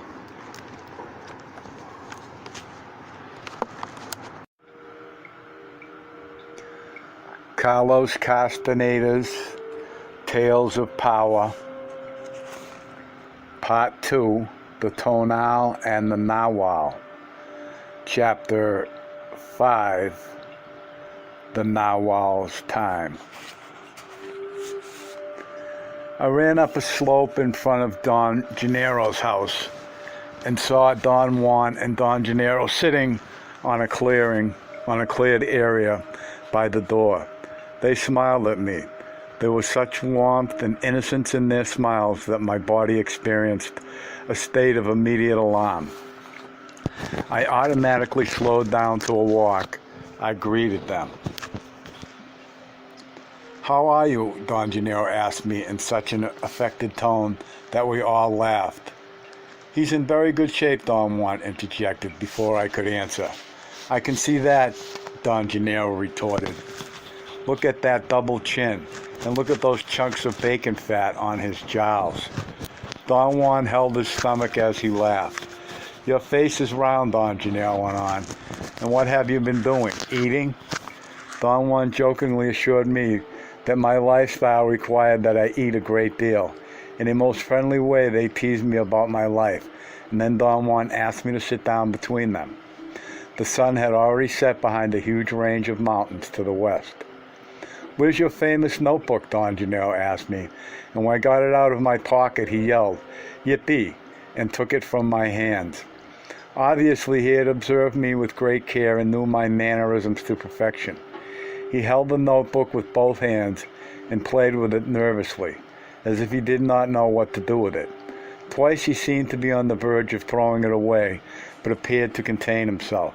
Then he held it against his knees and pretended to write feverishly in it, the way I do. Don Juan laughed so hard that he was about to choke. What did you do after I left you?" Don Juan asked, after they had quieted down. "I went to the market on Thursday," I said. "What were you going to do there? Retracing your steps?" he retorted. Don Gennaro fell backwards with his lips made the dry sound of a head hitting the ground. He looked at me askance and winked. "I had to do it," I said, "and I found out that on weekdays there are no stands that sell coins and second-hand books." Both of them laughed. Then Don Juan said that asking questions was not going to reveal anything new. "What really took place, Don Juan?" I asked. "Believe me, there is no way of knowing that," he said dryly. "In those matters, you and I are on equal ground. My advantage over you at this moment is that I know how to get to the narwhal, and you don't. But once I have gotten there, I have no more advantage and no more knowledge than you." "Did I really land in the market, Don Juan?" I asked. "Of course, I've told you. The narwhal is at the warrior's command. Isn't that so, Gennaro?" "Right," Don Gennaro exclaimed in a booming voice, and stood up in one single motion. It was as though his voice had pulled him from a lying position to a perfectly vertical one. Don Juan was practically rolling on the ground laughing. Don Gennaro, with a nonchalant air, took a comical bow and said goodbye. "Gennaro will see you tomorrow morning," Don Juan said. "Now we must sit here in total silence." We did not say another word. After hours of silence, I fell asleep. I looked at my watch. It was almost 6 in the morning. Don Juan examined the solid mass of heavy white clouds over the eastern horizon and concluded that it was going to be an overcast day. Don Gennaro sniffed the air and added that it was going to be hot and windless. "How far are we going?" I asked. "To those eucalyptus trees over there," Don Gennaro replied, pointing to what seemed to be a grove of trees about a mile away. When we reached the trees, I realized that it was not a grove. The eucalyptus trees had been planted in straight lines in order to mark the boundaries of fields cultivated with different crops. We walked along the edge of a cornfield, along a line of enormous trees, thin and straight, over 100 feet high, and arrived at an empty field. I figured that the crop must have been harvested. There were only dried stalks and leaves of some plants I did not recognize. I bent over to pick up a leaf, but Don Gennaro stopped me. He held my arm with great force. I recoiled in pain, and then I noticed that he had only placed a finger gently on my arm. He was definitely aware of what he had done and of what I was experiencing. He swiftly lifted his finger off my arm, and then again placed them gently on it. He repeated it once more and laughed like a delighted child when I winced. Then he turned his profile to me. His aquiline nose made him look like a bird with strange long white teeth. In a soft voice, Don Juan told me not to touch anything. I asked him if he knew what kind of crop had been cultivated there. He seemed to be about to tell me, but Don Gennaro interceded and said that it was a field of worms. Don Gennaro looked at me fixedly, without cracking a smile. Don Juan looked at me fixedly. Don Gennaro's meaningless answer appeared to be a joke. I waited for a cue to start laughing, but they just stared at me. A field of gorgeous worms, Don Gennaro said. Yes, what was grown here was the most delightful worms you've ever seen. He turned to Don Juan. They looked at each other for an instant. Isn't that so? He asked. Absolutely true, Don Juan said, and turned to me and added in a soft voice, Gennaro holds the baton today. Only he can tell what's what, so do exactly as he says. The idea that Don Gennaro had the control filled me with terror. I turned to Don Juan to tell him about it, but before I had time to voice my words, Don Gennaro let out a long, formidable scream, a yell so loud and frightening that I felt on the back of my neck swell and my hair flowing out as if a wind were blowing it. I had an instant of complete disassociation and would have remained glued to the spot had it not been for Don Juan, who with incredible speed and control turned my body around so my eyes could witness an inconceivable feat. Don Gennaro was standing horizontally, about 100 feet above the ground, on the trunk of a eucalyptus tree, which was perhaps 50 yards away. That is, he was standing with his legs 3 feet apart, perpendicular to the tree line, to the tree. It was as if he had hooks on his shoes and with them was capable of defying gravity. His arms were crossed over his chest and his back was turned to me. I stared at him.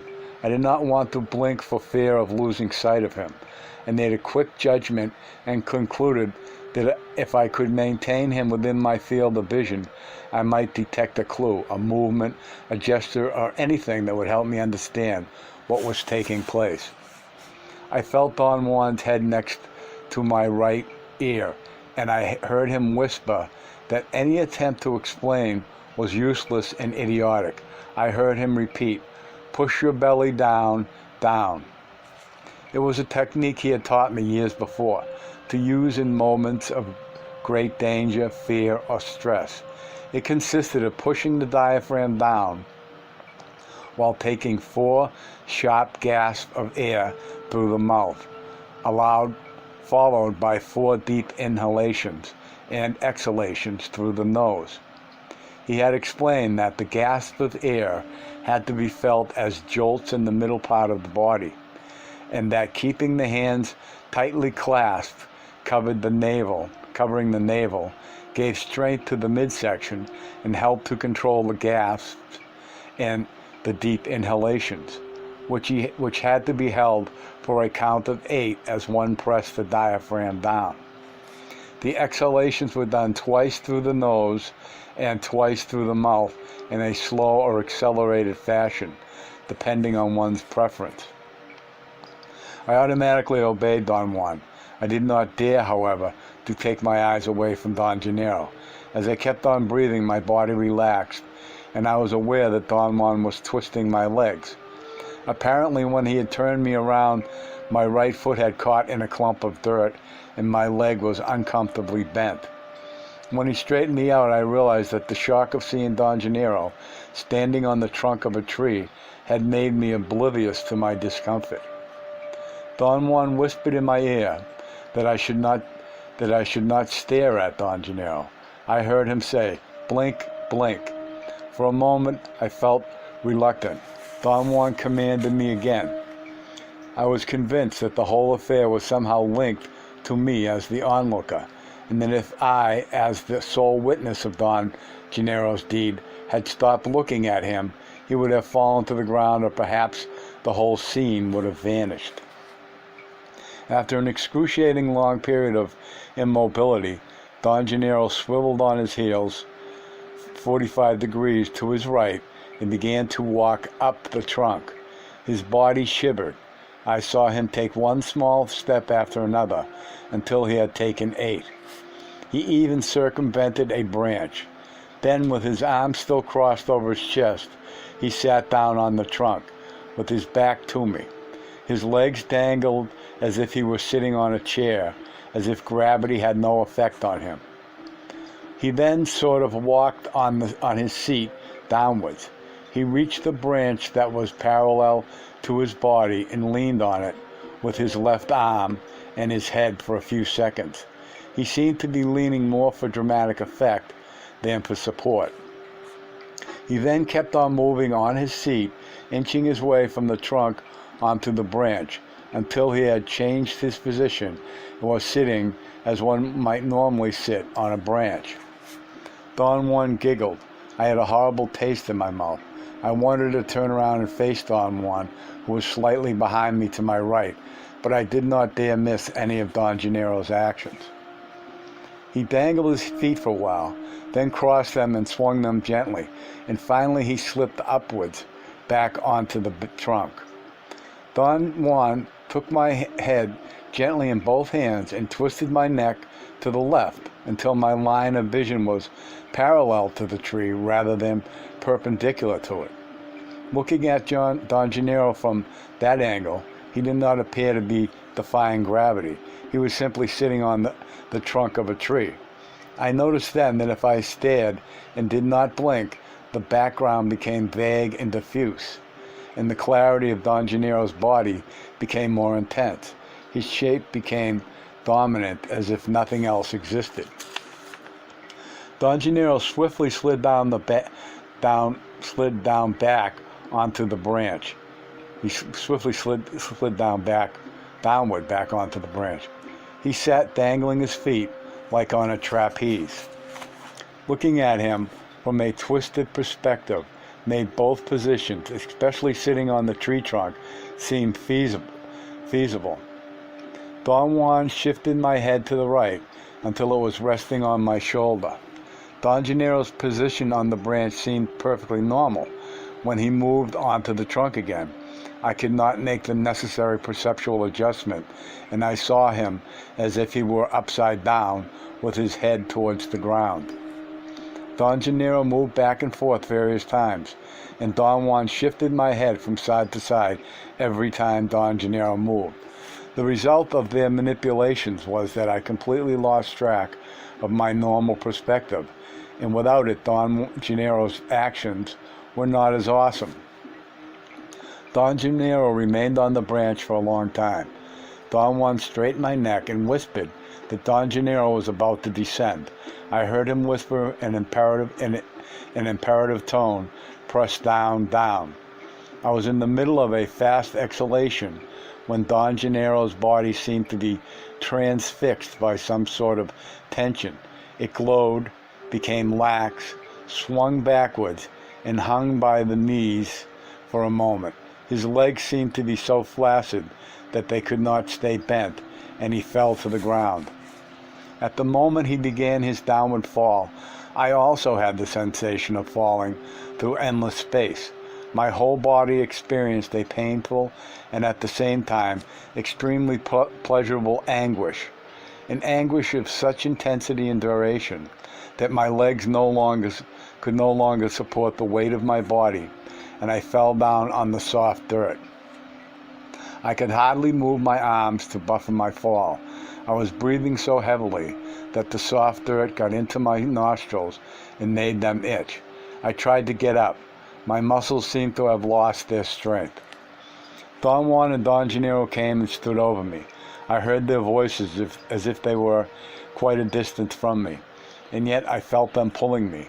They must have lifted me up, each holding one of my arms and one of my legs, and carried me over a short distance. I was perfectly aware of the uncomfortable position of my neck and head, which hung limp. My eyes were open. I could see the ground and tufts of weeds passing under me. Finally, I had a cold seizure. Water entered into my mouth and nose and made me cough. My arms and legs were moved frantically. I began to swim, but the water was not deep enough, and I found myself standing up in a shallow river where they had dumped me. Don Juan and Don Gennaro laughed themselves silly. Don Juan rolled up his pants and came closer to me. He looked me in the eye and said that I was not complete yet, and pushed me gently back into the water. My body did not offer any resistance. I did not want to be dunked again, but there was no way of connecting my volition to my muscles, and I crumbled backwards. The coldness was even more intense. I quickly jumped up and scurried out on the opposite bank by mistake. Don Juan and Don Gennaro yelled and whistled and threw rocks in the bushes ahead of me, as though they were corralling a steer that was running astray. I crossed back over the river and sat on a rock next to them. Don Gennaro handed me my clothes, and then I noticed that I was naked, although I could not remember when or how I had got my clothes off. I was dripping wet and did not want to put them on right away. Don Juan turned to Don Gennaro and in a booming tone said, "For heaven's sake, give the man a towel." It took me a couple of seconds to realize the absurdity. I felt very good, in fact. I was so happy that I did not want to talk. I had the certainty, however, that if I showed my euphoria, they would have dumped me into the water again. Don Gennaro watched me. His eyes had the glint of a wild animal's. They pierced through me. "Good for you," Don Juan said to me all of a sudden. You're contained now. But down by the eucalyptus trees, you indulged like a son of a bitch." I wanted to laugh hysterically. Don Juan's words seemed so utterly funny that I had to make a supreme effort to contain myself. And then some part of me flashed a command. An uncontrollable itch in the midsection of my body made me take off my clothes and plunge back into the river. I stayed in the river for about 5 minutes. The coldness restored my sense of sobriety, and when I got out, I was myself again. "Good show," Don Juan said, tapping me on the shoulder. They led me back to the eucalyptus trees. As we walked, Don Juan explained that my tonal had been dangerously vulnerable, and that the incongruity of Don Gennaro's act seemed to be too much for it. He said that they had decided not to tamper with it anymore and go back to Don Gennaro's house. But the fact that I knew I had to plunge myself into the river again had changed everything. He did not say, however, what they intended to do. We stood in the middle of the field on some spot we had been before. Don Juan was to my right and Don Gennaro to my left. They both stood with their muscles tensed, in a state of alertness. They maintained that tenseness for about 10 minutes. I shifted my eyes from one to the other. I thought that Don Juan would cue me what to do. I was right. At one moment he relaxed his body and kicked some hard clumps of dirt. Without looking at me, he said, "I think we'd better go." I automatically reasoned that Don Gennaro must have had the intention of giving me another demonstration of the narwhal. but had decided not to. I felt relieved. I waited another moment for a final confirmation. Don Gennaro also eased off, and then both of them took one step forward. I knew then that we were through here, but at that very instant I loosened up. Don Gennaro again let out his incredible yell. I began to breathe frantically. I looked around. Don Gennaro had disappeared. Don Juan was standing in front of me, his body convulsed with laughter. He turned to me. "I'm sorry," he said in a whisper. "There's no other way." I wanted to ask Don Gennaro, but I felt that if I did not keep on breathing and pressing down on my diaphragm, I would die. Don Juan pointed with his chin to a place behind me. Without moving my feet, I began to turn my head over my left shoulder, and before I could see what he was pointing at, Don Gennaro jumped and stopped me, and the force of his leap and the speed with which he grabbed me made me lose my balance. As I fell on my back, I had the sensation that my startled reaction had been to grab onto Don Juan, and consequently I dragged him down with me to the ground. But when I looked up, the impression of my tactile visual senses were in total disaccord. I saw Don Juan standing over me laughing, while my body felt the unmistakable weight and pressure of another body on top of me, almost pinning me down. Don Juan extended his hand and helped me get up. My bodily sensation was that he was lifting two bodies. He smiled knowingly and whispered that one should never turn to one's left when facing the narwhal. He said that the narwhal was deadly, and there was no need to make the risk more dangerous than they already were. He then gently turned me around and made me face an enormous eucalyptus tree. It was perhaps the oldest tree around. Its trunk was already twice as thick as any of the others. He pointed with his eyes to the top. Don Gennaro was perched on the branch. He was facing me. I could see his eyes like two huge mirrors reflecting light. I did not want to look, but Don Juan insisted that I should not move my eyes away. In a very forceful whisper, he ordered me to blink and not to succumb to fright or indulgence. I noticed that if I blinked steadily, Don Gennaro's eyes were not so awesome. It was only when I stared at the glare of his eyes became maddening. He squatted on the branch for a long time. Then, without moving his body at all, he jumped to the ground and landed in the same squatting position a couple of yards from where I was. I witnessed the complete sequence of his jump, and I knew that I had perceived more than my eyes had allowed me to catch. Don Gennaro had not really jumped.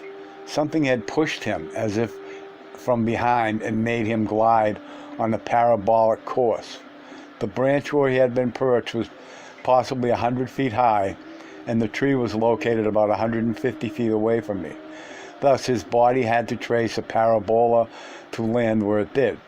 But the force needed to cover that distance was not the product of Don Gennaro's muscles. His body was blown away from the branch to the ground. At one point, I was able to see the soles of his shoes and his rear as his body descended as his body described the parabola. He then landed gently, although his weight crumbled the hard clumps of dry dirt and even raised a bit of dust. Don Juan giggled behind me.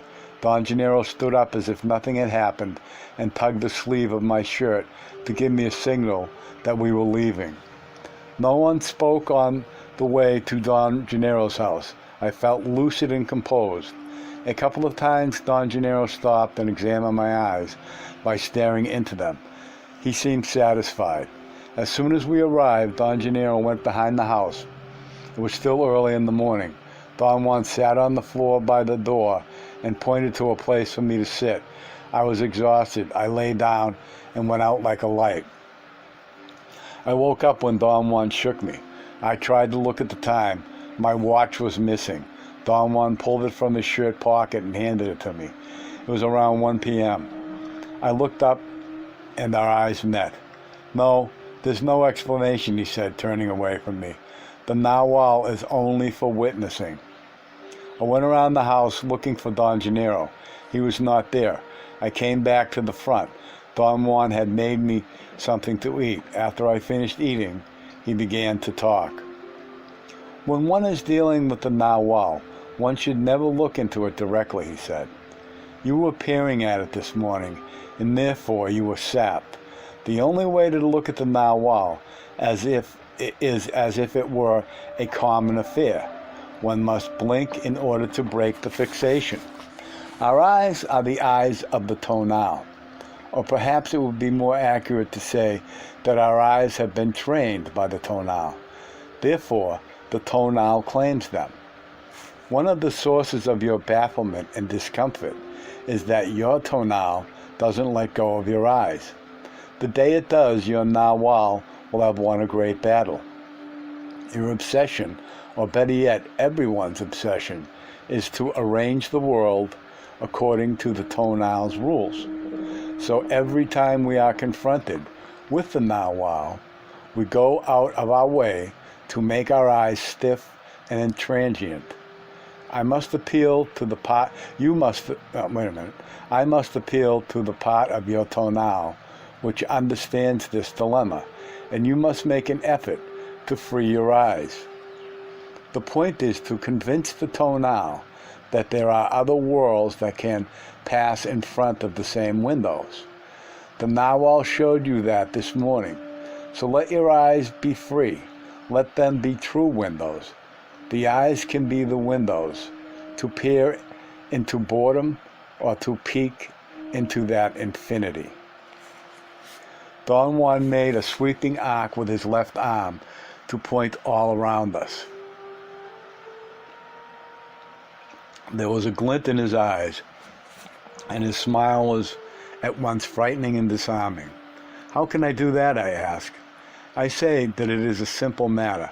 Perhaps I say it is simple because I've been doing it for a long time.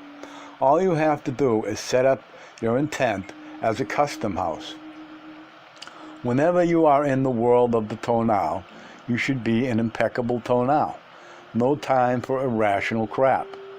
But whenever you are in the world of the narwhal, you should also be impeccable. No time for rational crap. For the warrior, intent is the gate in between. It chooses completely behind him when he goes. It closes completely behind him when he goes either way. Another thing one should do when facing the narwhal is to shift the line of the eyes from time to time in order to break the spell of the narwhal. Changing the position of the eyes always eases the burden of the tonal. This morning I noticed that you were extremely vulnerable, and I changed the position of your head. If you are in a pinch like that, you should be able to shift by yourself. This shifting should be done only as a relief, though, not as another way of palisading yourself to safeguard the order of the tonal. My bet would be that you would strive to use this technique to hide the rationality of your tonal behind it, and thus believe that you're saving it from extinction.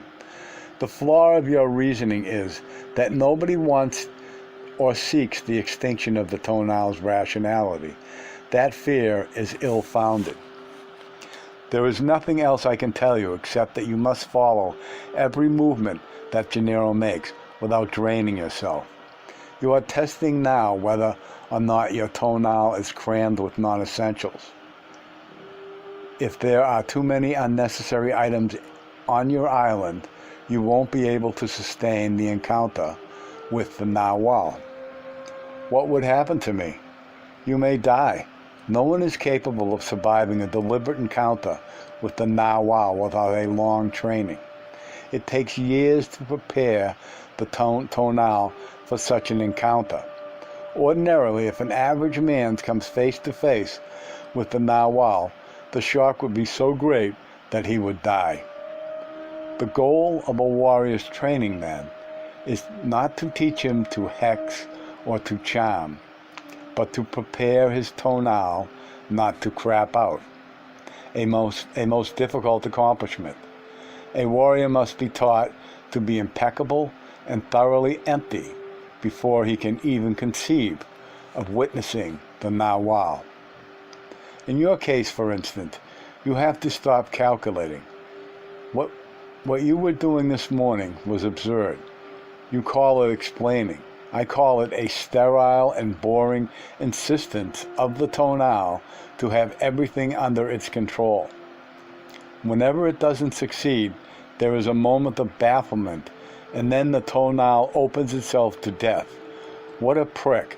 It would rather kill itself than relinquish control, and yet there is very little we can do to change that condition. How did you change it yourself, Don Juan? The island of the tonal has to be swept clean and maintained clean. That's the only alternative that a warrior has. A clean island offers no resistance. It is as if there were nothing there. He went around the house and sat down on a big, smooth rock. From there one could look into a deep ravine. He signaled me to sit next to him. Can you tell me, Don Juan, what else we are going to do today?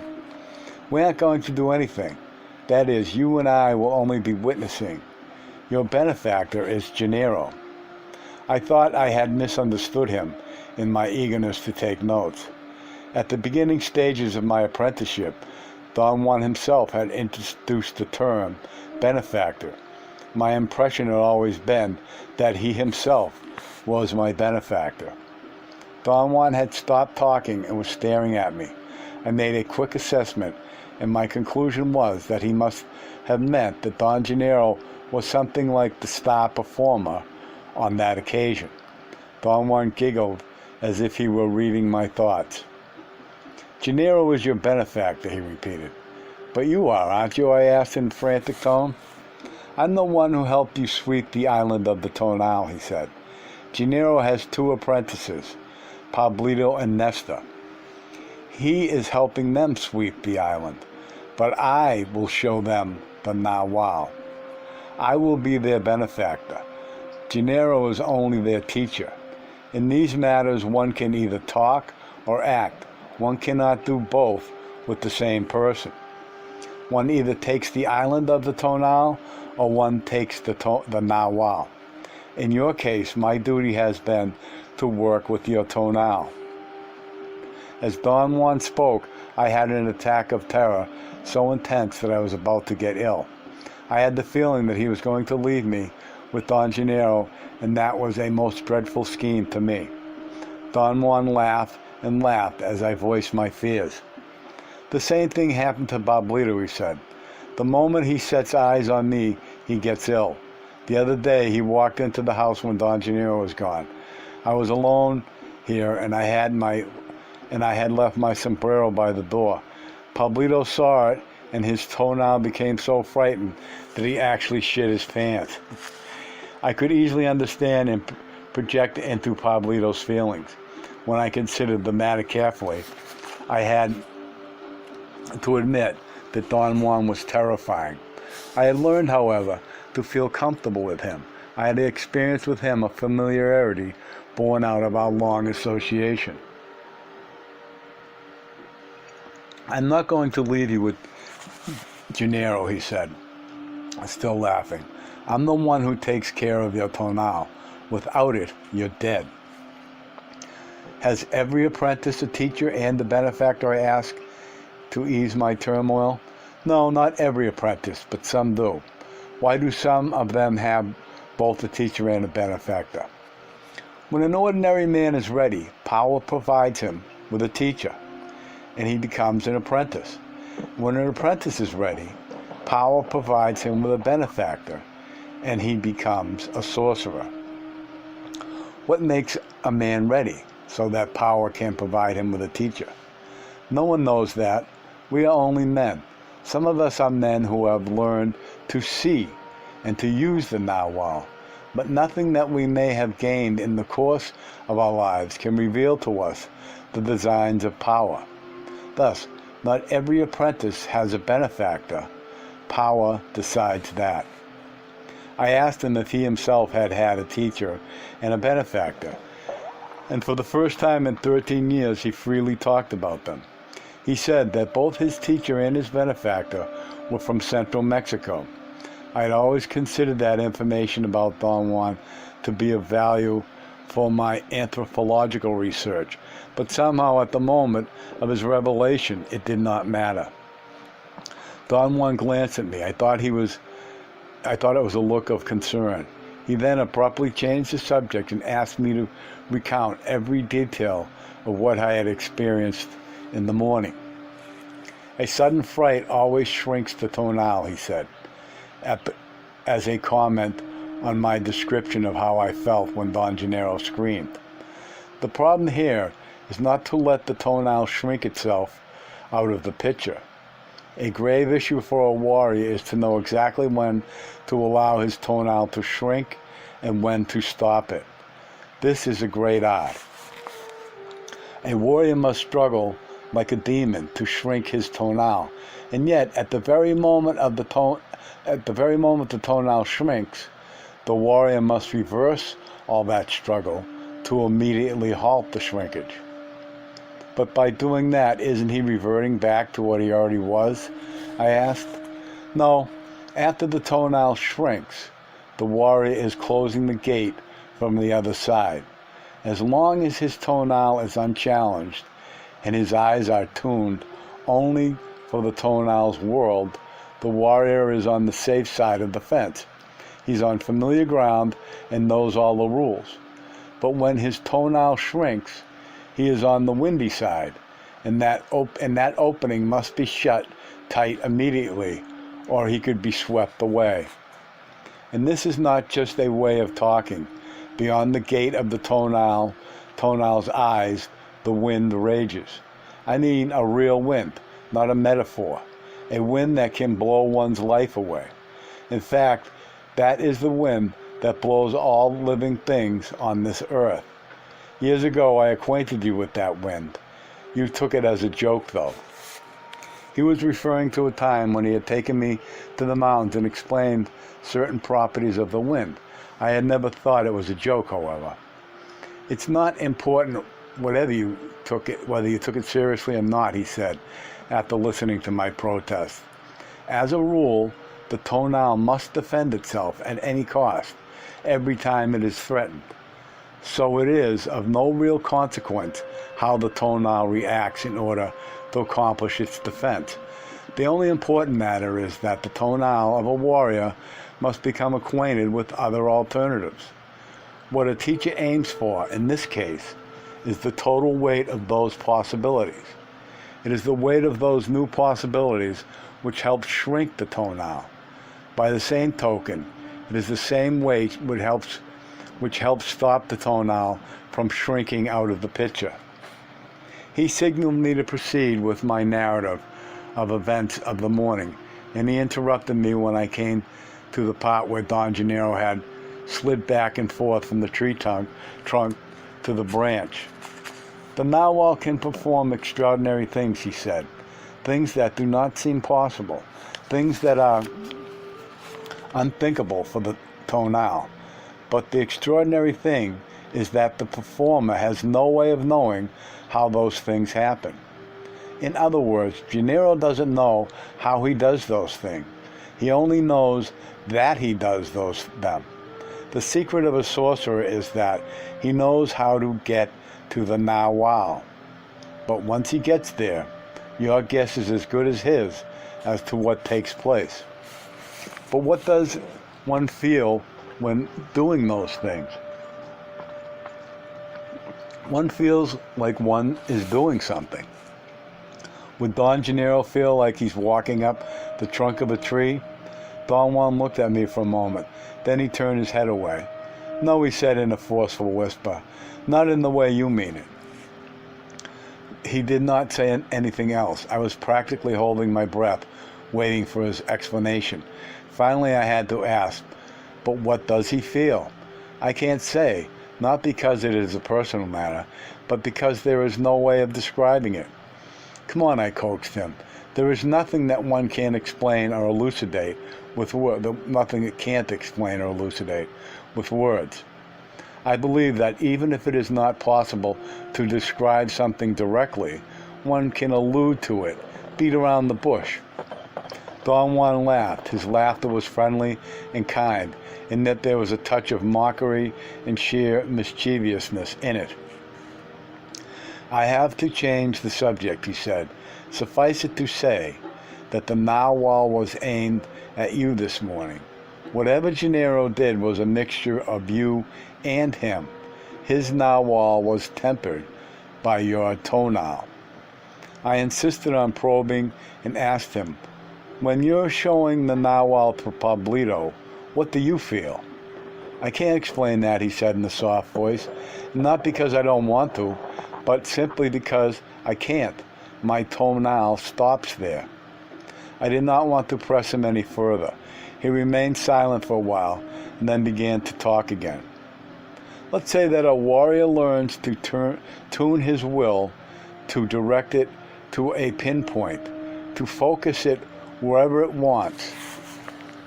It is as if his will, which comes from the midsection of his body, is one single luminous fiber, a fiber that he can direct at any conceivable place.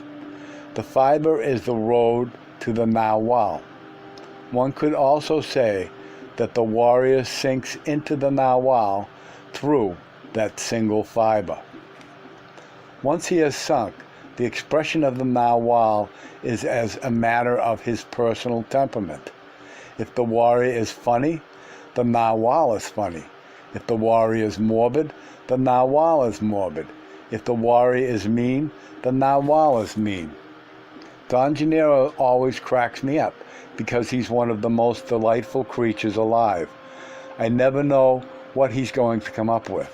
That to me is the ultimate essence of sorcery.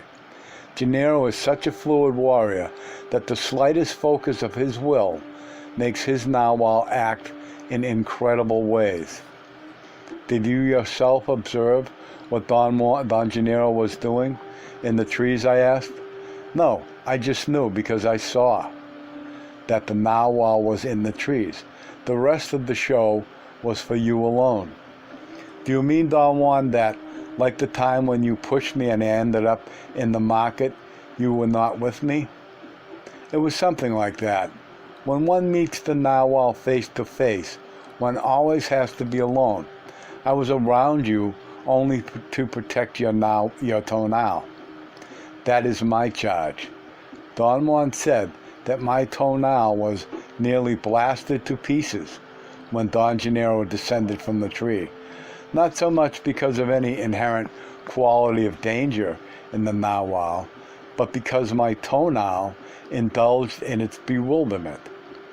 He said that one of the aims of the warrior's training was to cut the bewilderment of the toenail until the warrior was so fluid that he could admit everything without admitting anything. When I described Don Gennaro's leap up to the tree and his leap down from it, Don Juan said that the yell of a warrior was one of the most important issues of sorcery, and that Don Gennaro was capable of focusing on his yell, using it as a vehicle. You are right, he said. Gennaro was pulled partly by his yell and partly by the tree. That was true seeing on your part. That was a true picture of the narwhal. Gennaro's will was focused on the yell, and his personal touch made the tree pull the narwhal. The lines went both ways, from Gennaro to the tree, and from the tree to Gennaro. What you should have seen when Gennaro jumped from the tree was that he was focusing on a spot in front of you, and then the tree pushed him. But it only seemed to be a push. In essence, it was more like being released by the tree. The tree released the narwhal, and the narwhal came back to the world of the toenail, on the spot he focused on. The second time that Gennaro came down from the tree, your tonal was not so bewildered. You were not indulging so hard, and therefore you were not as sapped as you were the first time. Around 4 in the afternoon, Don Juan stopped our conversation. "We are going back to the eucalyptus trees," he said. "The narwhal is waiting for us there." "Aren't we risking being seen by people?" I asked. "No, the narwhal will keep everything suspended," he said. End of chapter.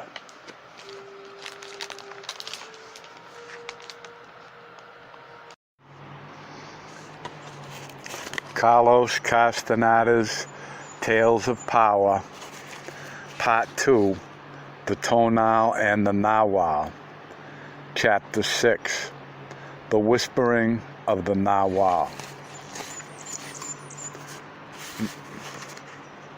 Now I gotta find the page here. As we approached the eucalyptus, I saw Don Gennaro sitting on a tree stump. He waved his hand, smiling. We joined him. There was a flock of crows in the trees. They were cawing as if something were frightening them. Don Gennaro said that we had to remain motionless and quiet until the crows had calmed down. Don Juan leaned his back against the tree and signaled me to do the same on a tree next to him, a few feet away to his left. We were both facing Don Gennaro, who was 3 or 4 yards in front of us. With the subtle movement of his eyes, Don Juan gave me a cue to rearrange my feet. He was standing firmly with his feet slightly apart, touching the tree trunk only with the upper part of his shoulder blades and with the very back of his head. His arms hung at his sides. We stood like that for perhaps an hour. I kept a close vigil on both of them, especially on Don Juan. At a given moment, he slid gently down the tree trunk and sat down, still keeping the same area of his body in contact with the tree. His knees were raised, and he rested his arms on them. I imitated his movements. My legs had become extremely tired, and the change of position made them feel quite comfortable. The crows had stopped cawing by degrees, until there was not a single sound in the field. The silence was more unnerving to me than the noise of the crows. Don Juan spoke to me in a quiet tone. He said that the twilight was my best hour. He looked at the sky. It must have been after 6. It had been an overcast day, and I had had no way of checking the position of the sun. I heard the distant cries of geese and perhaps turkeys, but in the field with eucalyptus trees, there was no noise. There had been no whistling of birds or sounds of large insects for a long time. The bodies of Don Juan and Don Gennaro had been in perfect immobility as far as I could judge, except for a few seconds when they shifted their weight in order to rest. After Don Juan and I had slid to the ground, Don Gennaro made a sudden motion. He shifted his feet up and squatted on the stump. He then turned 45 degrees, and as I was looking at his left profile, I stared at Don Juan in search of a clue. He jutted his chin. It was a command to look at Don Gennaro. A monstrous agitation began to overtake me. I was incapable of containing myself. My bowels were loose. I could absolutely feel what Pablito must have felt when he saw Don Gennaro's sombrero. I experienced such an intestinal distress that I had to get up and run to the bushes. I heard them howling with laughter. I did not dare to return to where they were. I hesitated for a while. I figured that the spell must have been broken by my sudden outburst. I did not have to ponder for too long. Don Juan and Don Gennaro came over to where I was. They flanked me, and we walked to another field. We stopped at the very center of it. I recognized that we had been there in the morning. Don Gennaro spoke to me. He told me that I had to be fluid and silent and should stop my internal dialogue. I listened attentively. Don Gennaro must have been aware that all my concentration was focused on Don Juan's admonitions, and he used that moment to do what he had done in the morning. He again let out his maddening scream. He caught me unaware, but not unprepared. I almost immediately recuperated my balance by breathing. The jolt was terrifying, yet it did not have a prolonged effect on me, and I was capable of following Don Gennaro's movement with my eyes. I saw him leap to a low branch on a tree. As I followed his course for a distance of about 80 to 90 feet, my eyes experienced an extravagant distortion. It was not that he leaped by means of the spring action of his muscles, but rather glided through the air, catapulted in part by his formidable yell, and pulled by some vague lines emanating from the tree. It was as if the tree had sipped him up through its lines. Don Gennaro stayed perched on the low branch for a moment. His left profile was turned to me. He began to perform a series of strange movements. His head wobbled, his body shivered. He hit his head various times in between his knees. The more he moved and fretted, the more difficult it was for me to focus my eyes on his body. He seemed to be dissolving. I blinked desperately, and then I shifted my line of vision by twisting my head to the right and to the left as Don Juan had taught me. From my left perspective, I saw Don Gennaro's body as I had never seen it before. It was as if he had put on a disguise. He had a furry suit on. The hair was the color of a Siamese cat, light buff brown, with touches of dark chocolate brown on the legs and the back. It had a long, thick tail. Don Gennaro's costume made him look like a furry brown, long-legged crocodile sitting on a branch. I could not see his head or his features. I straightened my head to a normal position. The vision of Don Gennaro in disguise remained unchanged. Don Gennaro's arm shivered. He stood up on the branch, sort of stooped over, and leaped towards the ground. The branch was perhaps 15 to 20 feet high. As far as I could judge, it was an ordinary leap of a man wearing a costume. I saw Don Gennaro's body almost touching the ground, and then the thick tail of his costume vibrated, and instead of landing, he took off as if powered by a silent jet engine. He went over the trees and then glided almost to the ground. He did that over and over. At times he would hold on to a branch and swing around the tree, or curl like an eel between branches. Then he would glide and circle around us, or flap his arms as he touched the very tops of the trees with his stomach. Don Gennaro's cavorting filled me with awe. My eyes followed him, and 2 or 3 times I clearly perceived that he was using some brilliant lines, as if they were pulleys, to glide from one place to another. Then he went over the tops of the trees towards the south and disappeared behind them. I tried to anticipate the place where he would appear again, but he did not show up at all. I noticed then that I was lying on my back, and yet I had not been aware of a change in perspective. I had thought all along I was looking at Don Gennaro from a standing position. Don Juan helped me to sit up, and then I saw Don Gennaro walking towards us with a nonchalant air. He smiled coyly and asked me if I had liked his flying. I attempted to say something, but I was speechless. Don Gennaro exchanged the strange look with Don Juan and adopted a squat position again. He leaned over and whispered something in my left ear. I heard him say, "Why don't you come and fly with me?" He repeated it 5 or 6 times. Don Juan came towards me and whispered in my right ear, "Don't talk, just follow Gennaro." Don Gennaro made me squat and whispered to me again. I heard him with crystal clear precision. He repeated the statement perhaps 10 times. He said, "Trust the narwhal. The narwhal will take you." Then Don Juan whispered in my right ear another statement. He said, "Change your feelings." I could hear both of them talking to me at once, but I could also hear them individually. Every one of Don Gennaro's statements had to do with the general context of gliding through the air. The statements that he repeated dozens of times seemed to be those that became engraved in my memory.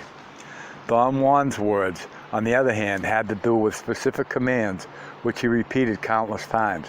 The effect of that dual whispering was most extraordinary. It was as if the sound of their individual words were splitting me in half. Finally, the abyss between my two ears was so wide that I lost all sense of unity. There was something that was undoubtedly me, but it was not solid. It was rather like a glowing fog, a dark yellow mist that had feelings.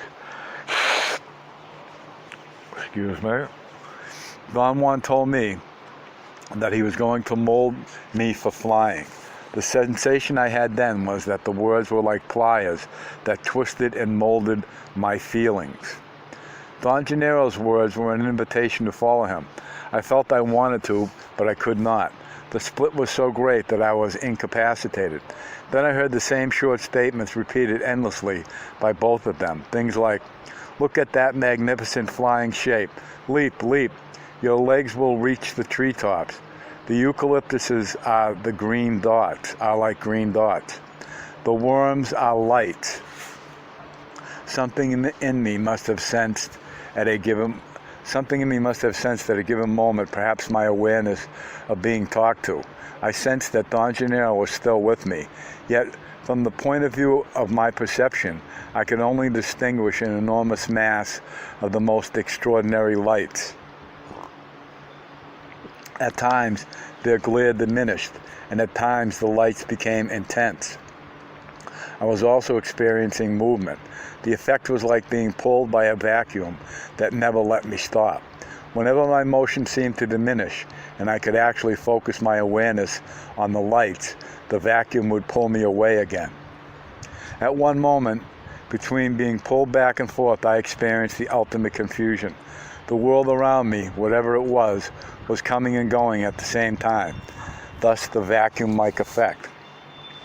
I could see two separate worlds, one that was going away from me and the other that was coming closer to me. I could not realize this was one ordinary.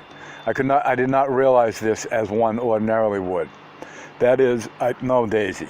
I did not become aware of it as something that had thus far been unrevealed. Rather, I had two realizations without the unifying conclusion. After that, my perception became dull. They either lacked precision or there were too many, and I had no way of sorting them. The next batch of discernible apparitions was a series of sounds that happened at the end of a long tube-like formation. The tube was myself, and the sounds were Don Juan and Don Gennaro again talking to me through each of my ears. The more they talked, the shorter the tube became, until the sounds were in a range I recognized. That is to say, the sounds of Don Juan and Don Gennaro's words reached my normal range of perception. The sounds were first recognizable as noises, then as words yelled, and finally as words whispered in my ears. I next noticed things of the familiar world. I was apparently lying face down. I could distinguish clumps of dirt, small rocks, dried leaves. And then I became aware of the field of eucalyptus trees. Don Juan and Don Gennaro were standing by me. It was still light. I felt I had to get into the water in order to consolidate myself. I walked to the river and took off my clothes and stayed in the cold water long enough to restore my perceptual balance. Don Gennaro left as soon as we arrived at his house. He casually patted me on the shoulder as he was leaving. I jumped away in a reflex action. I thought his touch was going to be painful. To my amazement, it was simply a gentle pat on the shoulder. Don Juan and Don Gennaro laughed like two kids celebrating a prank. "Don't be so jumpy, Don," Gennaro said. "The narwhal is not after you all the time." He smacked his lips as though disapproving my overreaction, and with an air of candor and comradeship, he extended his arms. I embraced him. He patted my back in a most friendly, warm gesture.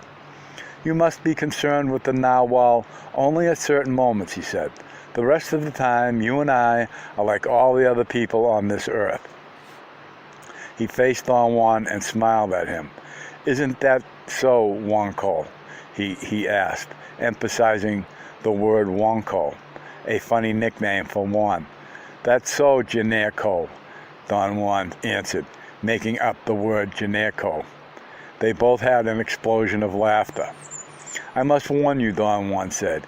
You have to exert the most demanding vigil to be sure when a man is a narwhal and when a man is simply a man. You may die if you come into direct physical contact with the narwhal. Don Juan turned to Don Gennaro with a beaming smile, asked, Isn't that so, Gennaro? That's absolutely so, Wonko, Gennaro replied, and both of them laughed. Their childlike mirth was very moving to me. The events of the day had been exhausting, and I was very emotional. A wave of self-pity engulfed me. I was about to weep as I kept on repeating to myself that whatever they had done to me was irreversible and most likely injurious. Don Juan seemed to be reading my thoughts, and he shook his head in a gesture of disbelief. He chuckled. I made an effort to stop my internal dialogue, and my self-pity vanished. Gennaro is very warm, Don Juan commented when Don Gennaro had left. The design of power was that you found a gentle benefactor. I did not know what to say. The idea that Don Gennaro was my benefactor intrigued me to no end. I wanted Don Juan to tell me more about it. He did not seem inclined to talk. He looked at the sky and at the top of the dark silhouette of some trees at the dark side of the house. He sat down with his back against the thick, forked pole, planted almost in front of the door, and told me to sit next to him to his left. I sat by him. He pulled me closer by the arm until I was touching him. He said that that time of the night was dangerous for me, especially on that occasion. In a very calm voice, he gave me a set of instructions. We were not to move from that spot until we saw fit to do so. We were to keep on talking on an even keel without long interruptions, and I had to breathe and blink as if I were facing the narwhal. Is the narwhal around here, I asked. Of course, he said and chuckled. I practically huddled against Don Juan. He began to talk and actually solicited any kind of question from me. He even handed me my notebook and pencil as if I could write in the darkness. His contention was that I needed to be as calm and normal as possible, and there could be no better way to fortifying my tonal than through taking notes. He put the whole matter on a very compelling level. He said that if taking notes was my predilection, then I should be able to do it in complete darkness. There was a tone of challenge in his voice when he said that I could turn the taking of notes into a warrior's task, in which case the darkness would be no obstacle.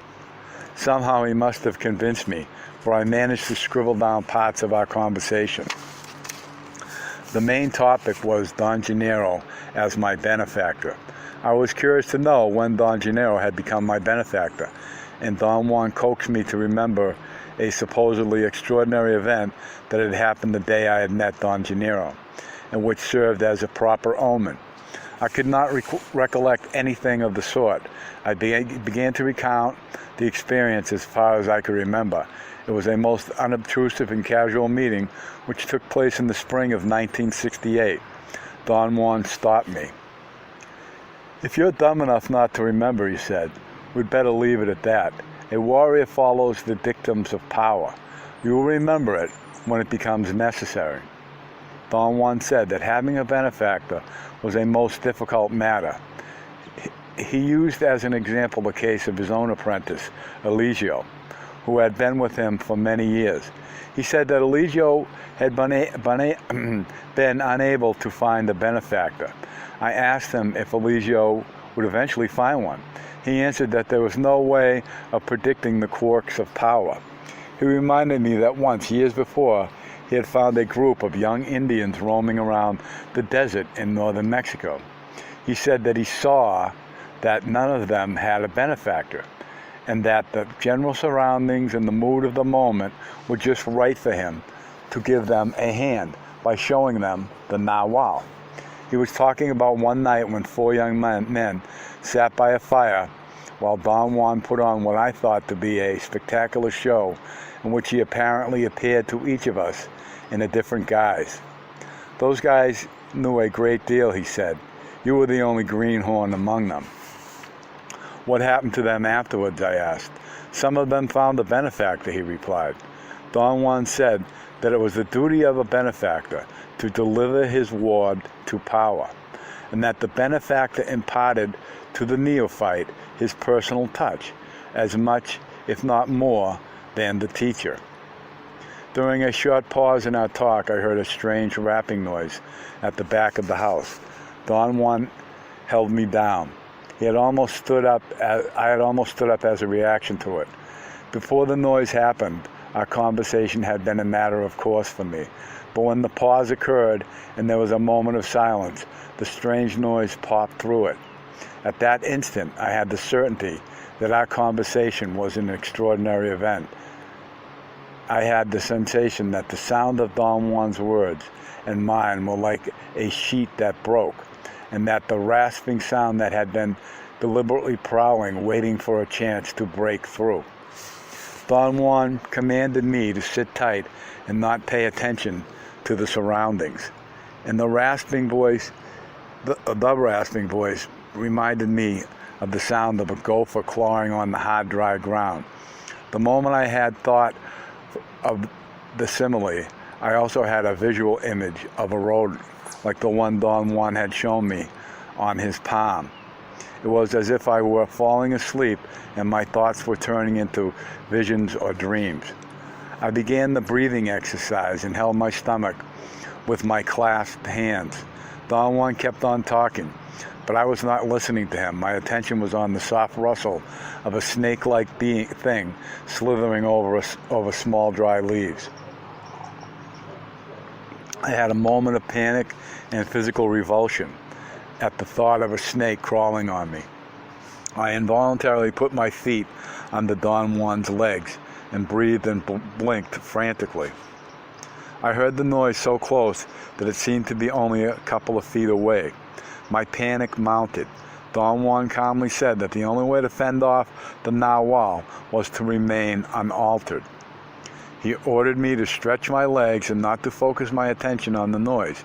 He imperatively demanded that I write or ask questions and make an effort not to succumb. After a great deal of struggle, I asked him if Don Gennaro was making the noise. He said that it was the Nahual and that I should not mix them. Gennaro was the name of the tonal. He then said something else, but I could not understand him. Something was circling around the house and I could not concentrate on our conversation. He commanded me to make a supreme effort. At one moment, I found that I was babbling idiocies about my being unworthy. I had a jolt of fear and snapped into a state of great lucidity. Don Juan told me that it was all right to listen, but there were no sounds. The Nahual is gone, Don Juan said, and stood up and went inside. He lit Don Gennaro's kerosene lantern and made some food. We ate in silence. I asked him if the Nahual was coming back. No, he said with a serious expression. It was just testing you.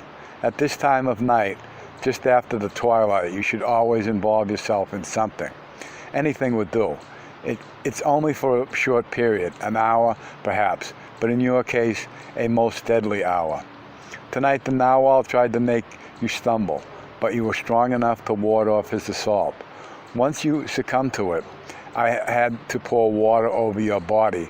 This time you did fine. I remarked that the word assault made the event sound very dangerous. Made it sound dangerous? That's a weird way of putting it, he said. I'm not trying to scare you.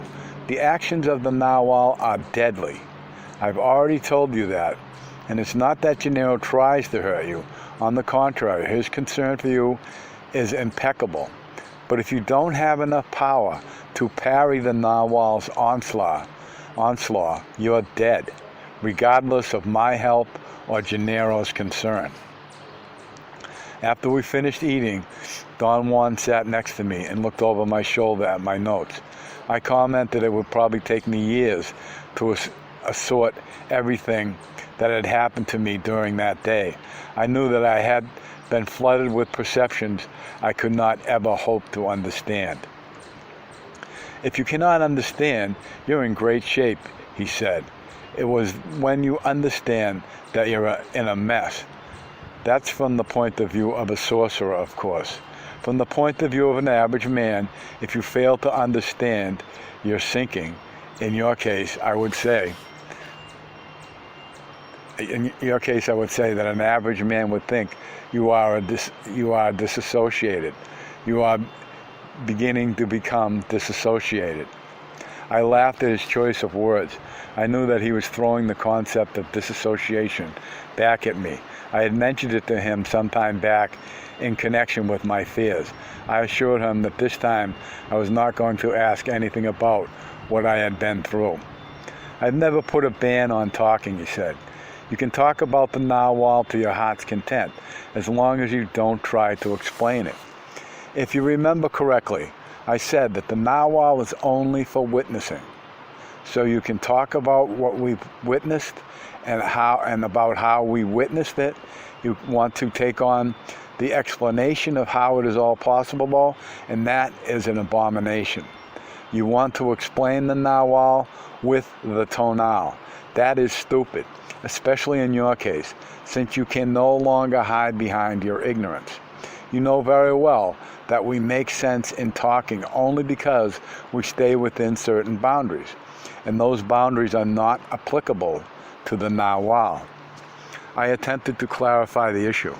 It was not only that I wanted to explain everything from a rational point of view, but my need to explain stemmed from my necessity to maintain order throughout the tremendous onslaughts of chaotic stimuli and perceptions I had had. Don Juan's comment was that I was trying to defend the point that I did not agree with. You know damn well that you're indulging, he said. To maintain order means to be a perfect tonal. And to be a perfect tonal means to be aware of everything that takes place on the island of the tonal. But you're not. So your argument about maintaining order has no truth in it. You only use it to win an argument. I did not know what to say. Don Juan sort of consoled me by saying that it took a gigantic struggle to clean the island of the tonal. Then he said to me to recount all I had perceived in my second session with the narwhal.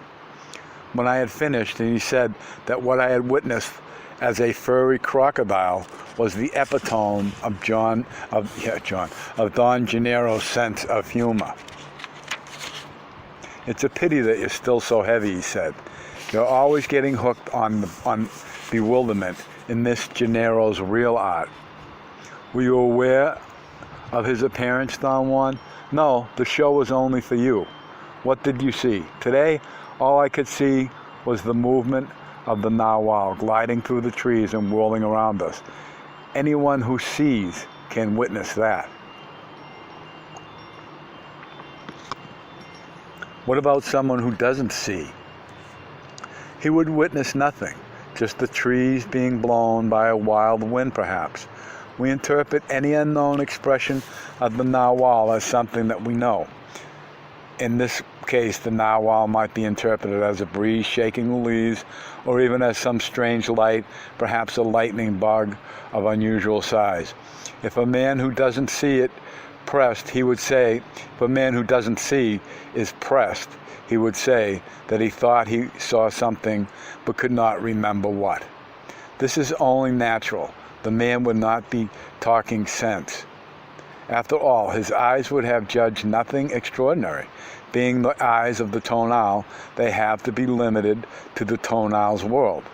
And in that world, there is nothing staggeringly new, nothing which the eyes cannot apprehend, and the tonal cannot explain. I asked him about the uncharted perceptions that resulted from their whispering in my ears. That was the best part of the whole event, he said. The rest could be dispensed with, but that was the crown of the day. The rule calls for the benefactor and the teacher to make the final trimming. The most difficult of all acts. Both the teacher and the benefactor must be impeccable warriors to even attempt the feat of splitting a man. You don't know this because it is still beyond your realm, but power had been lenient with you again. Don Gennaro is the most impeccable warrior there is. Why is the splitting of a man a great feat? Because it is dangerous. You may have died like a little bug, or worse yet, you may have never been able to we may never have been able to put you back together, and you would have remained on that plateau of feeling. Why was it necessary to do it to me, Don Juan? There is a certain time when the narwhal has to whisper in the ear of the apprentice and split him. What does that mean, Don Juan? In order to be an average tonal, a man must have unity. His whole being must belong to the island of the tonal. Without that unity, the man would go berserk. A sorcerer, however, has to break that unity, and without endangering his being. A sorcerer's goal is to last. That is, he doesn't take unnecessary risk. Therefore, he spends years sweeping his island until a moment when he could, in a manner of speaking, sneak off it. Splitting a man in two is the gate for such an escape. You're hearing a squirrel fight up here, I think. All right, squirrely. Splitting a man in two is the gate for such an escape. The splitting, which is the most dangerous thing you've ever gone through, was smooth and simple. The narwhal was masterful in guiding you. Believe me, only an impeccable warrior can do that. I felt very good for you. Don Juan put his hand on my shoulder, and I had a gigantic urge to weep. Am I arriving at a point when you won't see me anymore, I asked. He laughed and shook his head. You indulge like a son of a bitch, he said. We all do that, though. We have different ways, that's all. Sometimes I indulge, too. My way is to feel that I have pampered you and made you weak. I know that Gennaro has the same feeling about Pablito. He pampers him like a child, but that is the way power set it up to be. Gennaro gives Pablito everything he's capable of giving, and one cannot wish he would do something else. One cannot criticize a warrior for doing his impeccable best. He was quiet for a moment, and I was too nervous to sit in silence. What do you think was happening to me when I felt like I was being sucked by a vacuum, I asked. You were gliding, he said in a matter-of-fact tone. Through the air? No, for the narwhal there is no air.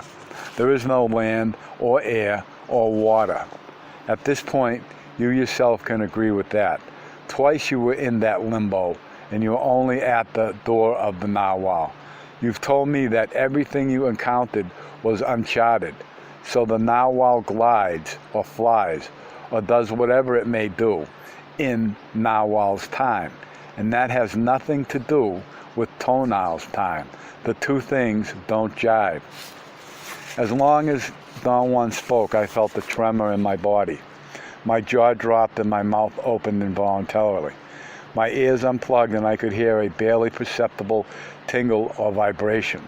While I was describing my sensation to Don Juan, I noticed that when I talked, it sounded as if someone else were talking. It was a complex sensation that amounted to my hearing what I was going to say before I said it.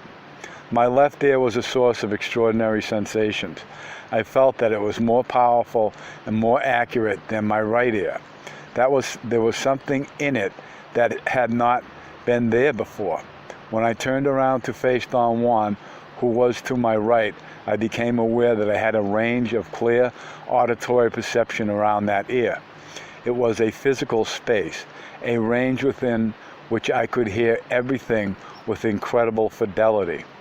By turning my head around, I could scan the surroundings with my ear. The whispering of the narwhal did that to you, Don Juan said, when I described my sensorial experience. It'll come at times and then vanish. Don't be afraid of it, or of any unusual sensations that you may have from now on. But above all, don't indulge and become obsessed with those sensations. I know you will succeed. The time for your splitting was right. Power fixed all that. Now everything depends on you. If you are powerful enough, you will sustain the great shock of being split. But if you're incapable of holding on, you will perish. You will begin to wither away, lose weight, become pale, absent-minded, irritable, and quiet.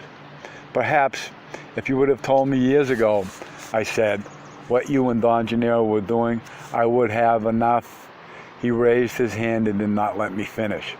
That's a meaningless statement, he said. You once told me that you once told me that if it wouldn't be for the fact that you are stubborn and given to rational explanations, you would be a sorcerer by now. But to be a sorcerer in your case means that you have to overcome stubbornness and the need for rational explanations, which stand in your way. What's more, those shortcomings are your road to power. You can't say that power would flow to you if your life would be different. Gennaro and I have to act the same way you do, within certain limits. Power sets up those limits, and a warrior is, let's say, a prisoner of power. A prisoner who has only one free choice, the choice to act either like an impeccable warrior or to act like an ass. In the final analysis, perhaps the warrior is not a prisoner, but a slave of power, because that choice is no longer a choice for him. Gennaro cannot act in any other way but impeccably. To act like an ass would drain him and cause his demise. The reason why you're afraid of Gennaro is because he has the use of the avenue of fright, to shrink your tonal. Your body knows that, although your reason may not, and thus your body wants to run away every time Gennaro is around. I mentioned that I was curious to know if Don Gennaro deliberately set out to scare me. He said that the narwhal did strange things which were not foreseeable. He gave me an example which had happened between us in the morning He gave me an example what had happened between us in the morning when we prevented my turning to my left to look at Don Gennaro in the tree. He said that he was aware of what his narwhal had done, although he had no way of knowing about it ahead of time. His explanation of the whole affair was that my sudden movement to the left was a step towards my death, which my tonal was deliberately taking as a suicidal plunge. That movement stirred his narwhal, and the result was some part of him fell on top of me. I made an involuntary gesture of perplexity. Your reason is telling you again that you're immortal, he said. What do you mean by that, Don Juan? An immortal being has time in the world for doubts and bewilderment and fears. A warrior, on the other hand, cannot cling to the meanings made under the tonal's order, because he knows for a fact that the totality of himself has but a little time on this earth. I wanted to make a serious point. My fears and doubts and bewilderment were not on a conscious level, and no matter how hard I tried to control them, every time I was confronted with Don Juan and Don Gennaro, I felt helpless. A warrior cannot be helpless, he said, bewildered or frightened, not under any circumstances. For a warrior, there is only time for his impeccability. Everything else strains his power. Impeccability replenishes it. We're back again to my old question, Don Juan. What is impeccability? Yes, we're back again to your old question, and consequently, we're back again to my old answer. Impeccability is to do your best in whatever you're engaged in. But Don Juan, my point is that I'm always under the impression I'm doing my best, and obviously I'm not. It is not as complicated as you make it appear. The key to all these matters of impeccability is the sense of having or not having time. As a rule of thumb, when you feel and act like an immortal being that has all the time in the world, you're not impeccable. At those times you should turn, look around, and then you will realize that your feeling of having time is an idiocy. There are no survivors on this earth. End of chapter.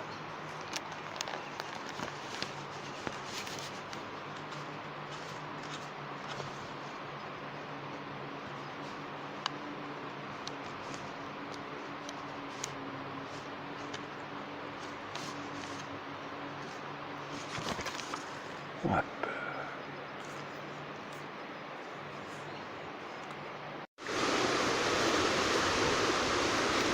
Carlos Castaneda's Tales of Power, Part 2, The Tonal and the Narwhal, Chapter 6, Chapter 7, The Wings of Perception. Don Juan and I spent the whole day in the mountains. We left at dawn.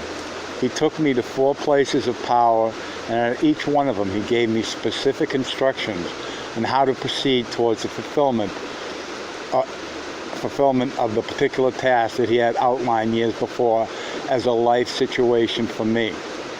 We returned in the late afternoon after eating. Don Juan left Don Gennaro's house. He told me that I had to wait for Pablito, who was bringing some kerosene for the lantern, and that I should talk to him. I became utterly absorbed in working on my notes and did not hear Pablito come in until he was next to me. Pablito's comment was that he had been practicing the gate of power, and because of that I could not possibly have heard him unless I was capable of seeing. I'd always liked Pablito. I had not, however, had very many opportunities in the past to be alone with him. Although we were good friends, Pablito had struck me as, oh, here goes my computer down the ridge here. Come on, buddy, stay up here, will you? Was that he had been practicing, I'd always liked Pablito. I had not, however, had very many opportunities in the past to be alone with him. Although we were good friends, Pablito had always struck me as being a most charming person. His name, of course, was Pablo, but the diminutive Pablito suited him better. He was small-boned but wiry. Like Don Gennaro, he was lean, unsuspectingly muscular, and strong. He was perhaps in his late 20s, but it seemed like he was 18. He was dark and of medium height. His brown eyes were clear and bright, and like Don Gennaro, he had a winning smile with a touch of devilishness in it. I asked him about his friend Nesta, Don Gennaro's other apprentice. In the past, I'd always seen them together, and they had always given me the impression of having an excellent rapport with each other. Yet they were opposites in physical appearance and character. While Pablito was jovial and frank, Nesta was gloomy and withdrawn. He was also taller, heavier, darker, and much older. Pablito said that Nesta had finally become involved in his work with Don Gennaro, and that he had changed into an altogether different person since the last time I had seen him. He did not want to elaborate any further on Nesta's work or change of personality, and abruptly shifted the topic of conversation. I understand the narwhal is biting your heels, he said. I was surprised that he knew, and I asked how he had found that out. Gennaro tells me everything, he said. I noticed that he did not speak of Don Gennaro in the formal way. I did. He simply called him Gennaro in a familiar fashion. He said that Don Gennaro was like his brother and that they were at ease around each other as though they were family. He openly professed that he loved Don Gennaro dearly. I was deeply moved by his simplicity and candor. In talking to him, I realized how close in temperament Don Juan and I were. Thus, our relationship was formal and strict in comparison to Don Gennaro and Pablito's. Excuse me. I asked Pablito why he was afraid of Don Juan. His eyes flickered. It was as if the mere thought of Don Juan made him wince. He did not answer. He seemed to be assessing me in some mysterious way. "You're not afraid of him?" he asked. I told him I was afraid of Don Gennaro, and he laughed as if it was the last thing he expected to hear. He said that the difference between Don Juan and Don Gennaro was like the difference between day and night. Don Gennaro was the day, Don Juan was the night, and as such, he was the most frightening being on earth. Describing his fear for Don Juan led Pablito to make some comments about his own condition as an apprentice. "Hello, Miss Daisy. I'm in the most miserable state," he said. "If you could see what's in my house, you would realize that I know too much for an ordinary man. And yet, if you saw me with the Nawal, you would realize that I don't know enough." He quickly changed the subject and began to laugh at my taking notes. He said that Don Juan had provided hours of fun in imitating me. He added that Don Gennaro liked me very much in spite of the oddities of my person, and that he had expressed his delight in my being a protegido. That was the first time I had heard that term. It was congruous with another term introduced by Don Juan at the beginning of our association. He had told me that I was his escogido, the chosen one. The word progidio means the protected one. Protegido, yeah, close enough. I asked Pablito about his meetings with the Nawal, and he told me the story of his first encounter with it. He said that once Don Juan gave him a basket, which he took to be a gift of goodwill. He placed it on a hook over the door of his room, and since he could not conceive any use for it at that moment, he forgot about it all day. He said that his idea was that the basket was a gift of power and had to be put to use with something very special. During the early evening, which Pablito said was his deadly hour also, he walked into his room to get his jacket. He was alone in the house and was getting ready to go visit a friend. The room was dark. He grabbed the jacket, and when he was about to reach the door, the basket fell in front of him and rolled near his feet. Pablito said that he laughed his fright away as soon as he saw that it was only the basket that had fallen from the hook. I got a chipmunk here. He leaned over to pick it up and got the jolt of his life. The basket jumped out of his reach and began to shake and squeak as if someone were twisting and pressing down on it. Pablito said that there was enough light coming from the kitchen to clearly distinguish everything in the room. He stared at the basket for a moment, although he felt he should not do that. The basket began to convulse in the midst of some heavy, rasping, and difficult breathing. Pablito maintained, in recounting his experience, that he actually saw and heard the basket breathing, and that it was alive and chased him around the room, blocking his exit. He said that the basket began to swell. All the strips of bamboo came loose and turned into a giant ball, like a dry tumbleweed that rolled toward him. He fell backwards on the floor, and the ball began to crawl onto his feet. Pablito said that by that time, he was out of his mind, screaming hysterically. The ball had him trapped and moved up his legs like pins going through him. He tried to push it away and then noticed that the ball was the face of Don Juan and his mouth open, ready to devour him. At that point, he could not stand the terror and lost his consciousness. Pablito, in a very frank and open manner, told me a series of terrifying encounters that he had and other members of his household had with the Nawal. He spent hours talking. He seemed to be in very much the same quandary that I was in, but was definitely more sensitive than I in handling himself within the sorcerer's frame of reference. At one moment he got up and said that he felt Don Juan was coming and he did not want to be found there. He took off with incredible speed. It was as if something had pulled him out of the room. He left me in the middle of saying goodbye. Don Juan and Don Gennaro came back shortly. They were laughing. Pablito was running down the road like a soul chased by the devil, Don Juan said. I wonder why. I think he got frightened when he saw Carlitos working his fingers to the bone, Don Gennaro said, mocking my writing. He came closer to me. Hey, I've got an idea, he said, almost in a whisper. Since you like to write so much, why don't you learn to write with your finger instead of a pencil? That'll be a blast. Yeah, the chipmunks there, Daisy, somewhere. Don Juan and Don Gennaro sat by my side and laughed while they speculated about the possibility of writing with one's finger. Don Juan, in a serious tone, made a strange comment. He said, there is no doubt that he could write with his finger, but would he be able to read it? Don Gennaro doubled up with laughter and added, I am confident that he can read anything.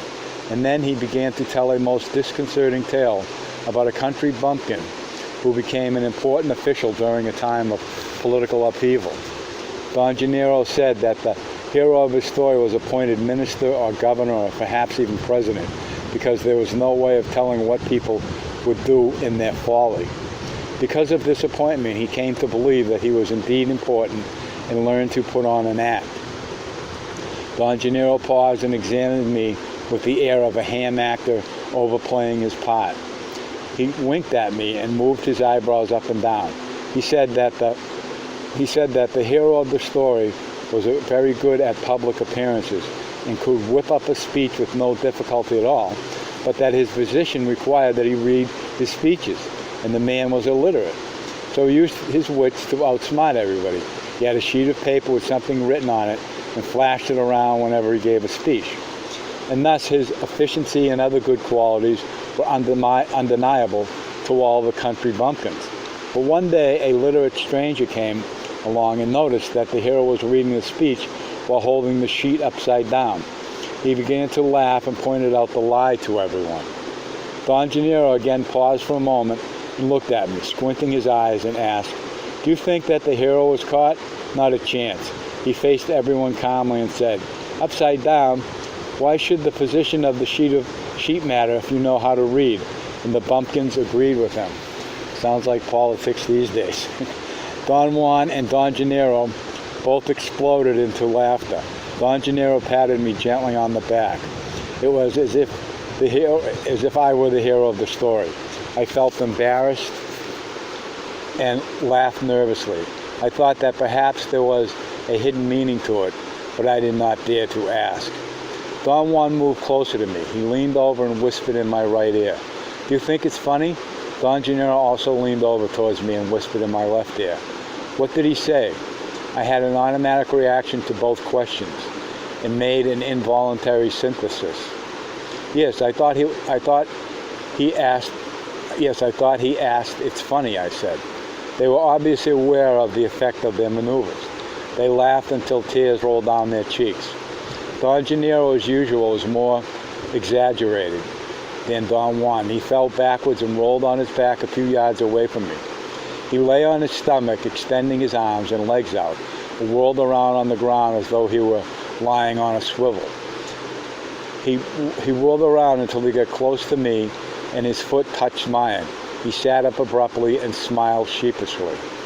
Don Juan was holding his sides. He was laughing very hard, and it seemed that his stomach hurt. After a while, they both leaned over and kept on whispering into my ears. I tried to memorize the sequence of their utterances, but after a futile effort, I gave up. There were too many.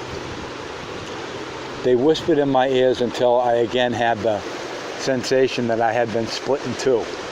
I became a mist, like the day before, a yellow glow that sensed everything directly. That is, I could know things. There were no thoughts involved.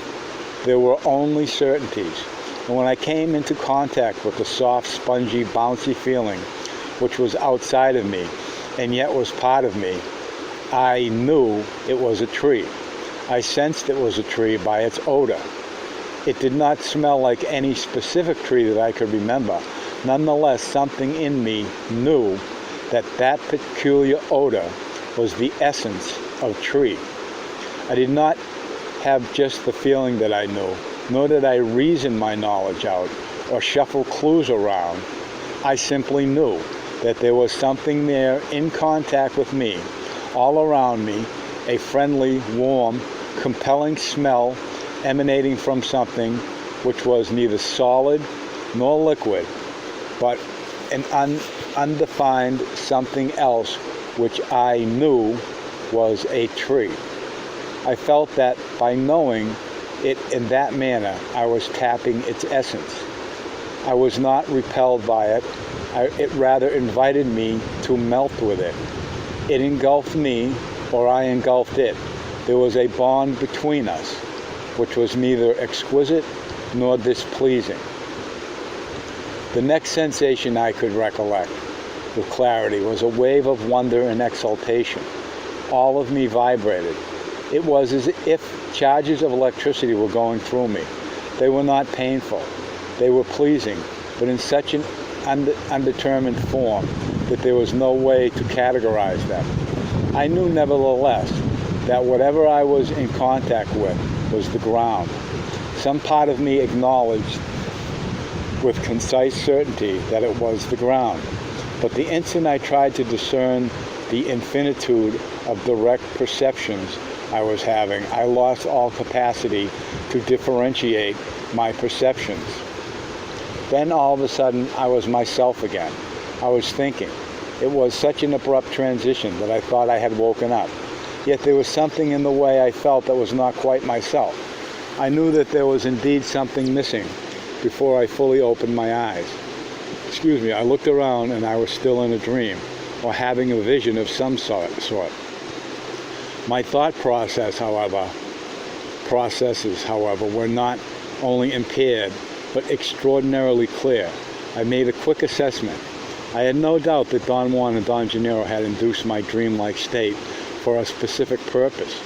I seemed to be on the verge of understanding what that purpose was, when something extraneous to me forced me to pay attention to my surroundings. It took me a long moment to orientate myself. I was actually lying on my stomach, and what I was lying on was a most spectacular floor. As I examined it, I could not avoid a feeling of awe and wonder. I could not conceive of what it was made of. Irregular slabs of unknown substance, which had been placed in a most intricate yet simple fashion. They had been put together, but were not stuck to the ground or to each other. They were elastic and gave when I attempted to pry them apart with my fingers. But once I released the tension, they went right back to their original position. I tried to get up and was seized by the most outlandish sensory distortion. I had no control over my body. In fact, my body did not seem to be my own. It was inert. I had no connection to any of its parts, and when I tried to stand up, I could not move my arms, and I wobbled helplessly on my stomach, rolling on my side. The momentum of my wobbling also made me do a complete turn onto my stomach again. My outstretched arms and legs prevented me from turning over, and I came to rest on my back. In that position, I caught a glimpse of two strangely shaped legs and the most distorted feet I had ever seen. It was my body. I seemed to be wrapped up in a tunic, and the thought that came to my mind was that I was experiencing a scene of myself as a cripple or an invalid of some sort.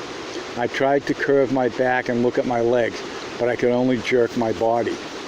I was looking directly at a yellow sky, a deep, rich, lemon yellow sky.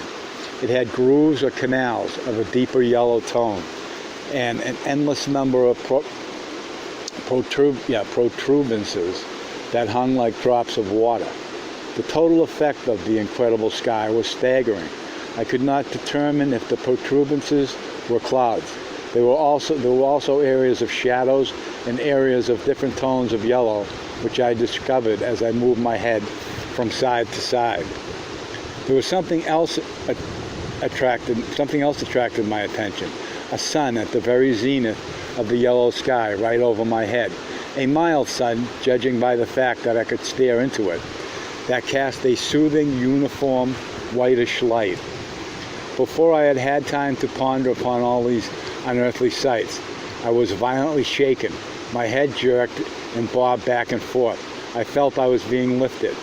I heard a shrill voice and giggling, and I was confronted by a most astounding sight. A gigantic barefoot female. Her face was round and enormous. Her black hair was cut in page boy fashion. Her arms and legs were gigantic. She picked me up and lifted me to her shoulders as if I were a doll. My body hung limp. I was looking down her strong back. She had a fine, don't knock my cord off, Daisy. She had a fine fuzz around her shoulders and down her spine. Looking down from her shoulder, I saw the magnificent floor again. I could hear it giving elastically under her enormous weight, and I could see the pressure marks her feet left on it.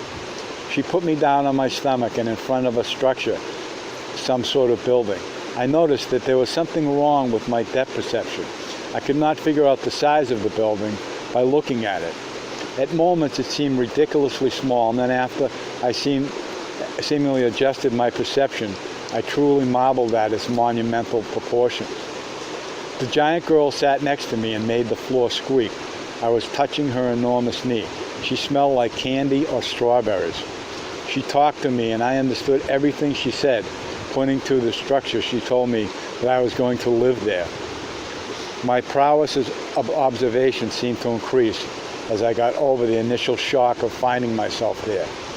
I noticed then that the building had 4 exquisite, dysfunctional columns. They did not support anything. They were on top of the building. Their shape was simplicity itself. They were long and graceful projections that seemed to be reaching for the awesome, incredibly yellow sky. The effect of those inverted columns was sheer beauty to me. I had a seizure of aesthetic rapture. The columns seemed to have been made in one piece. I could not even conceive how. The 2 columns in front were joined by a slender beam, a monumentally long rod that I thought may have served as a railing of some sort or a veranda overlooking the front. The giant girl made me slide on my back into the structure. The roof was black and flat and was covered with symmetric holes that let the yellowish glare of the sky show through, creating the most intricate patterns. I was truly awed with the utter simplicity and beauty that had been achieved by those dots of yellow sky showing through those precise holes in the roof, and the patterns of the shadows that they created on the magnificent and intricate floor. The structure was square, and outside of its poignant beauty, it was incomprehensible to me. My state of exultation was so intense at that moment that I wanted to weep or stay there forever. But some force or tension or something indefinable began to pull me. Suddenly I found myself out of the structure, still lying on my back. The giant girl was there, but there was another being with her, a woman so big that she reached to the sky and eclipsed the sun. Compared to her, the giant girl was just a little girl. The big woman was angry. She grabbed the structure by one of its columns, lifted it up and turned it upside down and set it on the floor. It was a chair. That realization was like a catalyst. It triggered some overwhelming perceptions. I went through a series of images that were disconnected but could be made to stand as a sequence. In successive flashes, I saw or realized that the magnificent and incomprehensible floor was a straw mat. The yellow sky was the stucco ceiling of a room. The sun was a light bulb. The structure that had evoked such rapture in me was a chair that a child, had turned upside down to play house. I had one more coherent and sequential vision of another mysterious architectural structure of monumental proportions. It stood by itself. It looked almost like a shell of a pointed snail standing with its tail up. The walls were made of concave and convex plates of some strange purple metal. Each plate had grooves that seemed to be more functional than ornamental. I examined the structure meticulously and in detail and found that it was, like the case of the previous one, thoroughly incomprehensible. I expected suddenly to adjust my perception to disclose the true nature of the structure, but nothing of the sort happened. I then had a conglomerate of alien and inextricable awareness or findings about the building and its function, which did not seem to make sense because I had no frame of reference for them. I regained my normal awareness, and all of a sudden, Don Juan and Don Gennaro were next to me. I was tired. I looked at my watch. It was gone. Don Juan and Don Gennaro giggled in unison. Don Gennaro said that I should not worry about time, that I should concentrate on following certain recommendations that Don Gennaro had made to me. I turned to Don Gennaro, and he made a joke. He said that the most important recommendation was that I should learn to write with my, what are you doing, Daisy? All right. That I should learn to write with my finger to save on pencils and to show off. They teased me about my notes for a while longer, and then I went to sleep. Don Juan and Don Gennaro listened to the detailed account of my experience, which I gave them at Don Juan's request after I woke up the next day. Gennaro feels that you've got enough for the time being, Don Juan said after I finished talking. Don Gennaro assented with a nod. What was the meaning of what I experienced last night, I asked. You caught a glimpse of the most important issue of sorcery, Don Juan said. Last night you peeked into the totality of yourself. But that's, of course, a meaningless statement for you at this moment. Obviously, arriving at the totality of oneself is not a matter of one's desire to agree or one's willingness to learn. Gennaro thinks that your body needs time to let the whispering of the Nawal sink into you. Don Gennaro nodded again.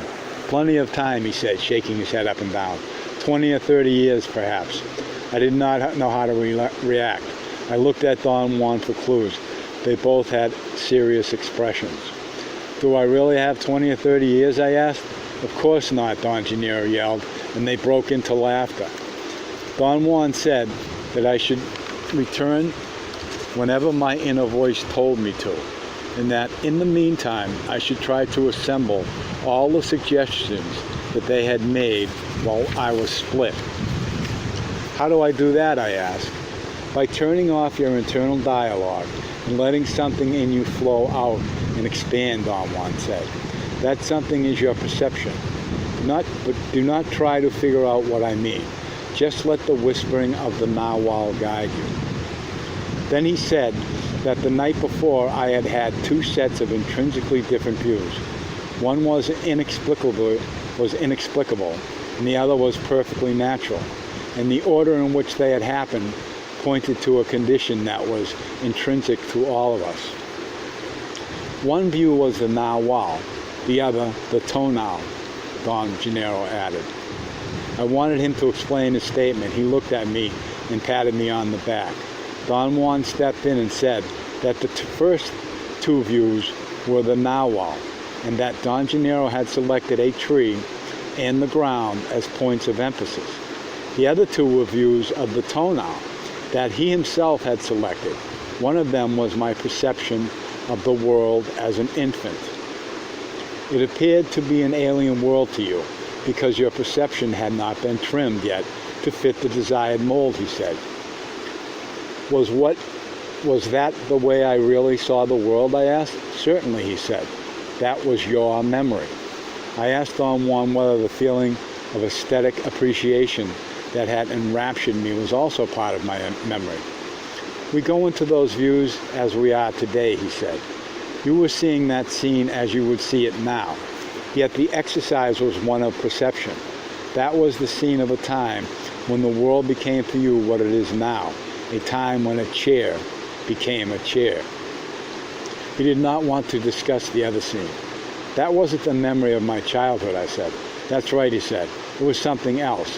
What was it, something that I will see in the future, I asked. There's no future, he exclaimed cuttingly. The future is only a way of talking. For a sorcerer, there is only here and now. He said that there was essentially nothing to say about it because the purpose of the exercise had been to open the wings of my perception, and that although I had not flown on those wings, I had nonetheless touched 4 points which would be inconceivable to reach from the point of view of my ordinary perception. I began to gather my things to leave. Don Gennaro helped me pack my notebook. He put it in the bottom of my briefcase. It'll be warm and cozy there, he said, and winked. You can rest assured that it won't catch cold. Then Don Gennaro seemed to change his mind about my leaving and started to talk about my experience. I automatically tried to grab my briefcase from Don Gennaro's hands, but it had dropped to the floor before I touched it. Don Juan was talking with his back turned to me. I scooped up the briefcase and hurriedly searched for my notebook. Don Gennaro had really packed it so tightly that I had a hellish time getting to it. Finally, I took it out and began to write. Don Juan and Don Gennaro were staring at me. You are in terrible shape, Don Juan said, laughing. You reach for a notebook as a drunkard reaches for the bottle. As a loving mother reaches for her child, Don Gennaro snapped. As a priest reaches for his crucifix, Don Juan added. As a woman reaches for her panties, Don Gennaro yelled. They went on, presenting similes and howling with laughter as they walked me to my car. End of chapter.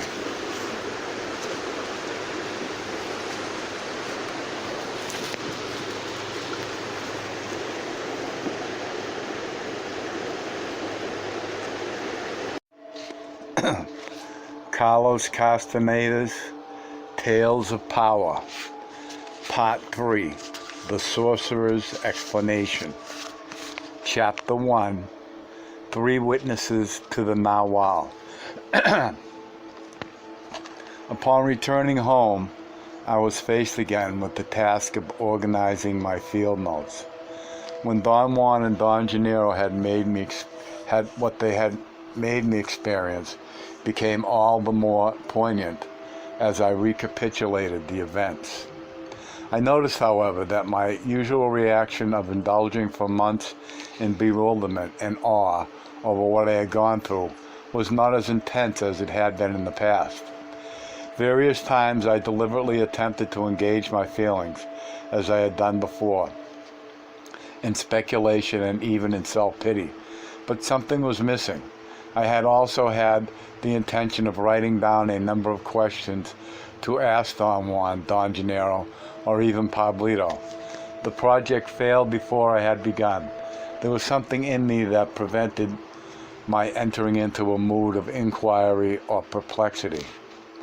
I did not purposely seek to go back to Don Juan and Don Gennaro, but neither did I shy away from the possibility. One day, however, without any premeditation on my part, I simply felt that it was time to see them. In the past, every time I was about to leave for Mexico, I had always had the feeling that there were thousands of important and pressing questions that I wanted to ask Don Juan. This time there was nothing on my mind. It was as if after I had worked over my notes, I had become emptied of the past and ready for the here and now of Don Juan and Don Gennaro's world. I had to wait a few hours before Don Juan found me in the market of a little town in the mountains of central Mexico. He greeted me with the utmost affection and made a casual suggestion. He said that before we arrived at Don Gennaro's place, he would like to pay a visit to Don Gennaro's apprentices, Pablito and Nesta.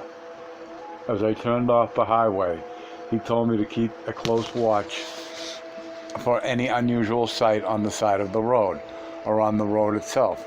I asked him to give me more precise clues about what he had in mind. "I can't," he said. "The narwhal doesn't need precise clues." I slowed the car down in an automatic response to his reply. He laughed loudly and signaled me with a movement of his hand to keep on driving. As we approached the town where Pablito and Nesta lived, Don Juan told me to stop my car. He moved his chin imperceptibly and pointed to a group of medium-sized boulders on the left side of the road. "There's the narwhal," he said in a whisper. There was no one around. I had expected to see Don Gennaro. I looked at the boulders again, then I scanned the area around them. There was nothing in sight.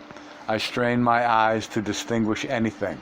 A small animal, an insect, a shadow, a strange formation of rocks, anything unusual. I gave up after a moment and turned to face Don Juan.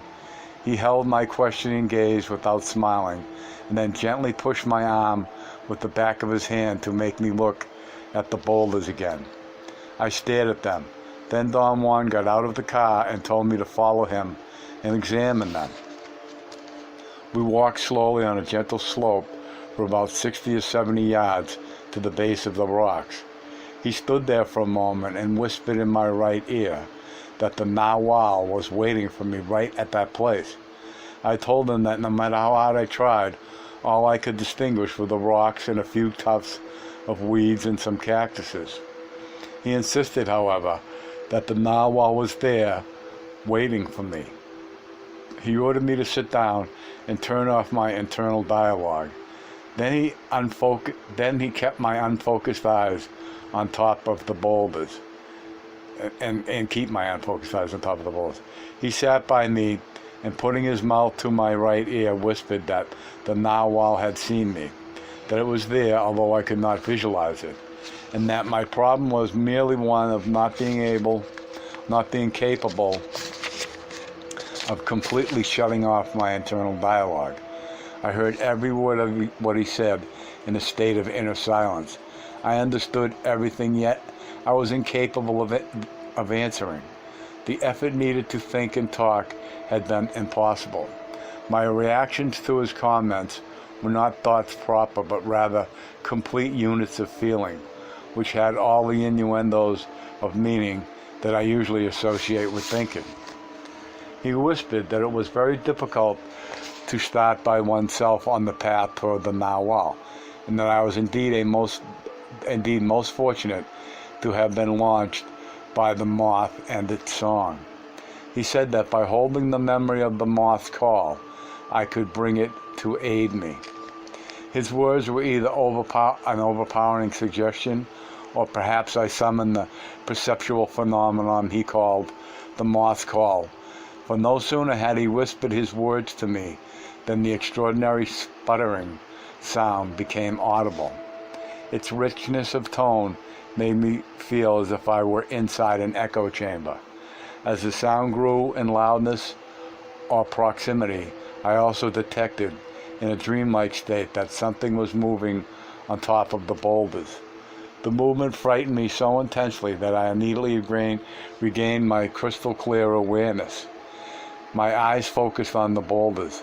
Don Gennaro was sitting on top of one of them. His feet were dangling, and with the heels of his shoes he was hammering the rock, producing a rhythmical sound that seemed to be synchronized with the moth's call. He smiled and waved his hand at me. I wanted to think rationally.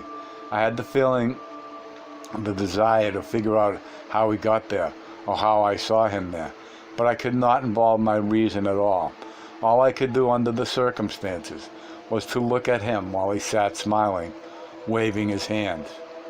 After a moment, he seemed to get ready to slide down the round boulder. I saw him stiffening his legs, preparing his feet for landing on the hard ground, and arching his back until he almost touched the surface of the rock in order to gain sliding momentum. But in the middle of his descent, his body stopped. I had the impression that he got stuck. He kicked a couple of times with both legs as if he were floating in water. He seemed to be trying to get loose from something that had trapped him by the seat of his pants. He rubbed the sides of his buttocks frantically with both hands. He actually gave me the impression of being painfully caught. I wanted to run to him and aid him, but Don Juan held my arm. I heard him say to me, half choking with laughter, "Watch him, watch him." Don Gennaro kicked, contorted his body, and wiggled from side to side as if he were loosening a nail. Then I heard a loud pop, and he glided or hurled to where Don Juan and I were standing. He landed 4 or 5 feet in front of me on his feet. He rubbed his buttocks and jumped up and down in a dance of pain, yelling profanities. "The Rock didn't want to let me go and grabbed me by the ass," he said to me in a sheepish tone. I experienced a sensation of unequal joy. I laughed loudly. I noticed that my mirth was equal to my clarity of mind. I was engulfed at that moment in an overall state of great awareness. Everything around me was crystal clear.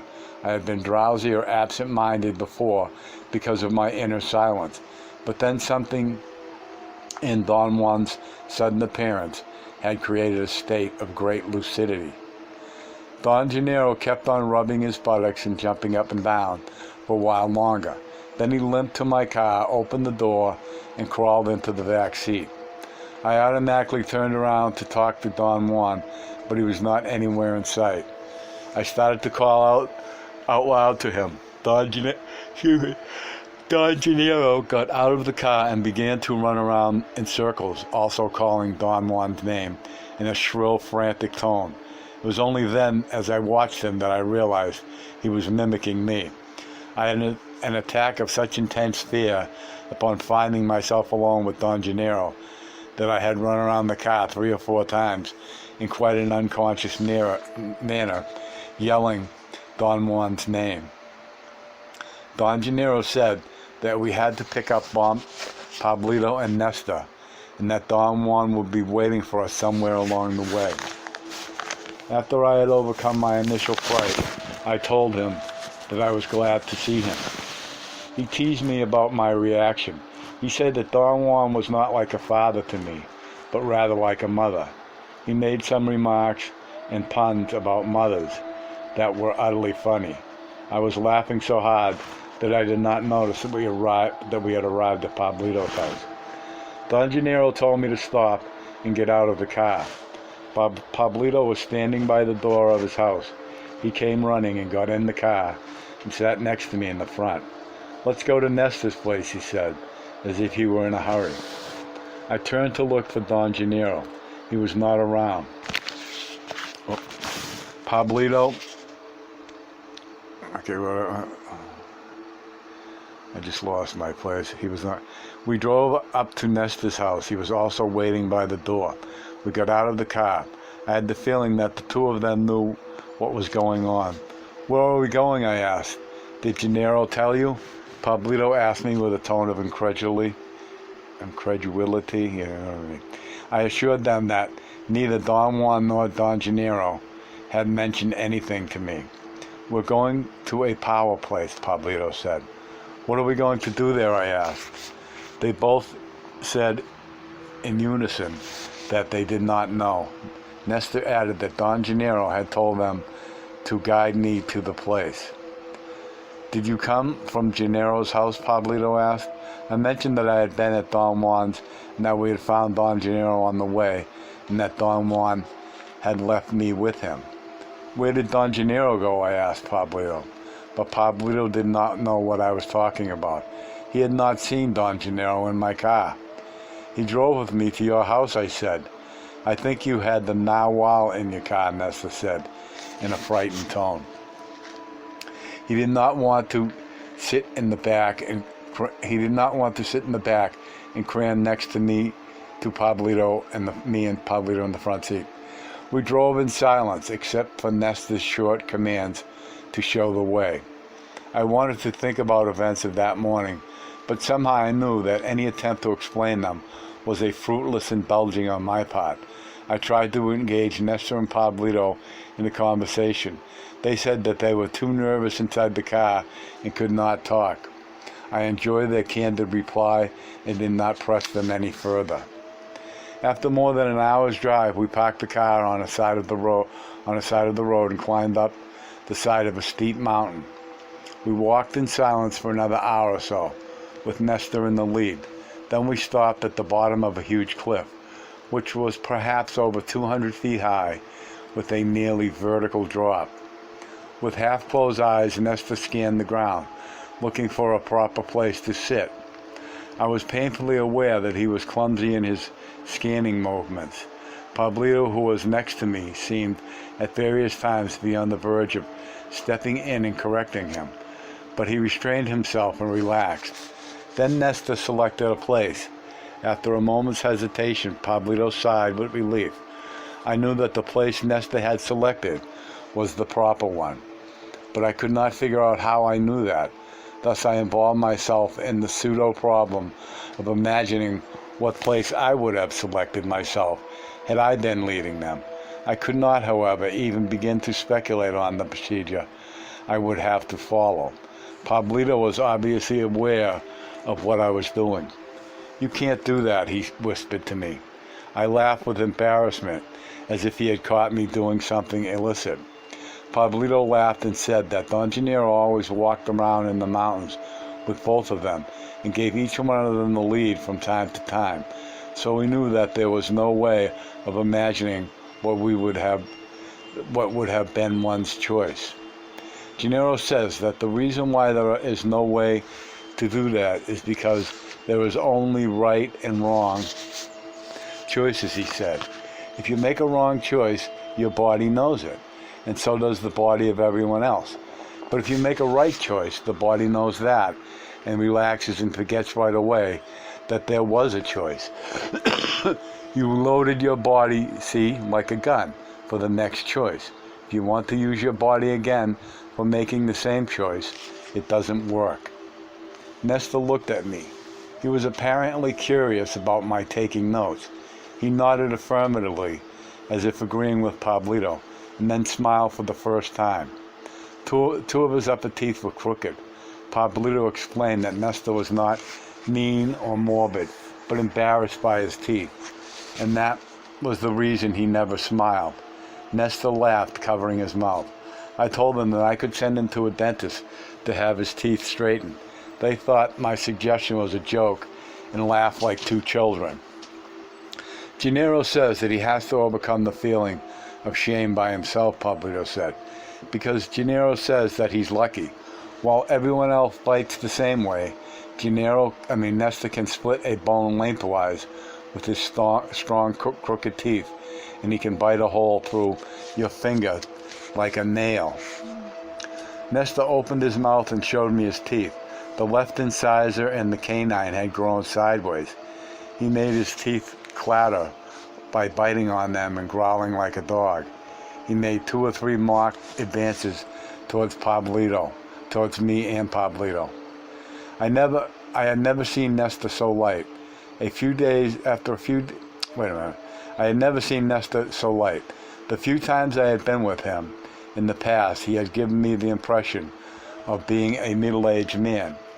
As he sat there, smiling with his crooked teeth, I marveled at his youthful appearance. He looked like a young man in his early 20s. Pablito again read my thoughts to perfection. "He's losing his self-importance," he said. "That's why he's younger." Nestor nodded affirmatively, and without saying a word, he let out a very loud fart. I was startled and dropped my pencil. Pablito and Nestor nearly died laughing. When they had finally calmed down, Nestor came to my side and showed me a homemade contraption that made a peculiar sound when squeezed with the hand. He explained that Don Juan had shown him how to make it. It had a mini bellows, and the vibrator could be any kind of leaf that was placed in a slit between the 2 pieces of wood that were the compressors. Nestor said that the kind of sound it produced depended on the type of leaf that one used as the vibrator. He wanted me to try it and showed me how to squeeze the compressors. to produce a certain kind of sound, and how to open them in order to produce another. What do you use it for? I asked. They both exchanged a glance. That's his spirit catcher, you fool, Pablito said cuttingly. His tone was peevish, but his smile was friendly. They were both such strange, unnerving mixture of Don Juan and Don Gennaro. I became absorbed in a horrible thought. Were Don Juan and Don Gennaro playing tricks on me? I had a moment of supreme terror, but something snapped inside my stomach, and I instantly became calm again. I knew that Pablito and Nestor were using Don Gennaro and Don Juan as models for their behavior. I myself had found that I also was behaving more and more like them. Pablito said that Nestor was lucky to have a spirit catcher, and that he did not have one himself. What shall we do there? I asked Pablito. Nestor answered as if I had addressed the question to him. Gennaro told me that we have to wait there, and while we wait, we should laugh and enjoy ourselves, he said. How long do you think we have to wait? I asked. He did not answer. He shook his head and looked at Pablito as if asking him. I have no idea, Pablito said. We got involved then in a lively conversation about Pablito's sisters. Nestor teased him that his oldest sister had such a mean look that she could kill lice with her eyes. He said that Pablito was afraid of her because she was so strong that once, in a fit of anger, she plucked a handful of hair as if it were chicken feathers. Pablito conceded that his oldest sister had been a beast, but that the Nahual had fixed her and brought her into line. After he had told me the story of how she was made to behave, I realized that Pablito and Nestor never mentioned Don Juan's name, but referred to him as the Nahual. Apparently, Don Juan had intervened in Pablito's life and coerced all his sisters into leading a more harmonious life. Pablito said that after the Nahual was through with them, they were like saints. Nestor wanted to know what I did with my notes. I explained my work to them. I had the weird sensation that they were genuinely interested in what I was saying, and I ended up talking about anthropology and philosophy. I felt ludicrous and wanted to stop, but I found myself immersed in my elucidation and unable to cut it short. I had the unsettling sensation that both of them as a team were somehow forcing me into that lengthy explanation. Their eyes were fixed on me. They did not seem to be bored or tired. I was in the middle of a comment when I heard the faint sound of the moth's call. My body stiffened, and I never finished my sentence. The Nahual is here, I said automatically. Nestor and Pablito exchanged a look that I thought was sheer terror, and jumped to my side and flanked me. Their mouths were open. They looked like frightened children. I had the inconceivable sensory experience then. My left ear began to move. I felt it sort of wiggle by itself. It practically turned my head in half a circle until I was facing what I thought was the east. My head tilted slightly to the right. In that position, I was capable of detecting the rich sputtering sound of the moth's call. It sounded as if it were far away, coming from the northeast. Once I had established the direction, my ear picked up an incredible amount of sounds. I had no way of knowing, however, whether they were memories of sounds I had heard before or actual sounds that were being produced. The place where we were was rugged west slope of a mountain range. Towards the northeast there was groves of trees and patches of mountain shrubs. My ears seemed to pick up the sound of something heavy moving over rocks coming from that direction. Nestor and Pablito were either responding to my actions or they themselves were hearing the same sounds. I would have liked to ask them, but I did not dare, or perhaps I was incapable of interrupting my concentration. Nestor and Pablito huddled against me, by my sides. When the sound became louder and closer, Nestor seemed to be the one who was most affected by it. His body shivered uncontrollably. At one moment, my left arm began to shake. It raised without my volition until it was almost level with my face. Then it pointed to an area of shrubs. I heard a vibratory sound or a roar. It was a familiar sound to me. I had heard it many years before under the influence of a psychotropic plant. I detected in the shrubs a gigantic black shape. It was as if the shrubs themselves were becoming darker by degrees until they had changed into an ominous blackness. I had no definitive form. It had no definitive form, but it moved. It seemed to breathe. I heard a chilling scream, which was mixed with the yells of terror of Pablito and Nestor, and the shrubs or the black shape into which they had turned flew up towards us. I could not maintain my equanimity. Somehow, something in me faltered. The shape first hovered over us, and then engulfed us. The light around us became opaque. It was as if the sun had set, or as if all of the sudden it had become twilight. I felt Nestor and Pablito heads under my armpits. I brought my arms down over their heads, and in an unconscious protective movement, I fell spinning backwards. I did not reach the rocky ground, however. For an instant later, I found myself standing up, flanked by Pablito and Nestor. Both of them, although taller than I, seemed to have shriveled by arching their legs and backs. They were actually shorter than I and fit under my arms. Don Juan and Don Gennaro were standing in front of us. Don Gennaro's eyes glittered like the eyes of a cat at night. Don Juan's eyes had the same glow. I had never seen Don Juan look that way. He was truly awesome, more so than Don Gennaro. He seemed younger and stronger than usual, looking at both of them. I had the maddening feeling they were not men like myself. Pablito and Nestor whined quietly. Then Don Gennaro said that we were the picture of the Trinity. I was the Father, Pablito the Son, and Nestor the Holy Ghost. Don Juan and Don Gennaro laughed in a booming voice. Pablito and Nestor smiled meekly. Don Gennaro said that we had to disentangle ourselves because embraces were permissible only between men and women, or between a man and his burro. I realized then that I was standing on the same spot I had been before, and that obviously I had not spun backwards as I had thought I had. In fact, Nestor and Pablito were also in the same spot they had been on. Don Gennaro signaled Pablito and Nestor with a movement of his hand. Don Juan signaled me to follow them. Nestor took the lead and pointed out a sitting place for me and another one for Pablito.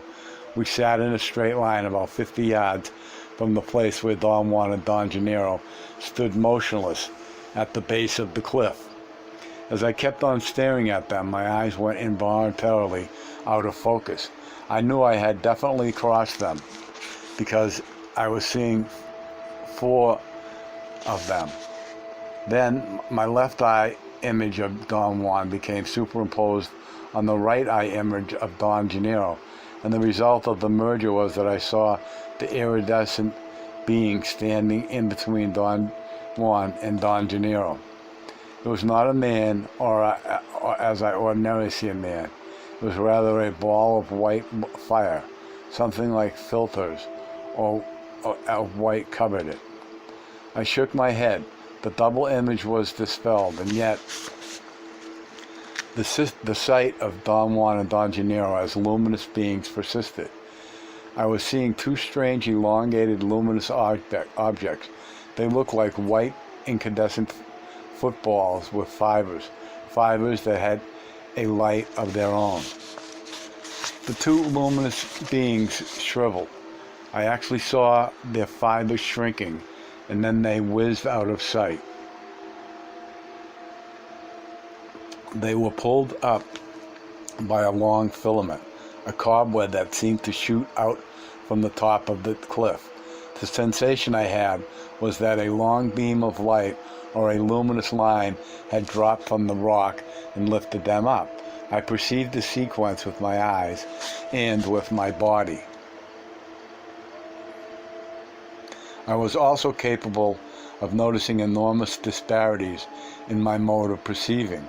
I was incapable of speculating about them as I would ordinarily have done. Thus I was aware that I was looking straight at the base of the cliff, and yet I was seeing Don Juan and Don Gennaro on top as if I had tilted my head up 45 degrees. I wanted to feel afraid, or perhaps to cover my face and weep, or do something else within my normal range of responses, but I seemed to be locked. My desires were not thoughts, as I know thoughts. Therefore, they could not evoke the emotional response I was accustomed to eliciting in myself. Don Juan and Don Gennaro plunged to the ground. I felt that they had done so, judging by the consuming feeling of falling that I experienced in my stomach. Don Gennaro remained where he had landed, but Don Juan walked towards us and sat down behind me, to my right. Nestor was in a crouching position, his legs tucked in against his stomach.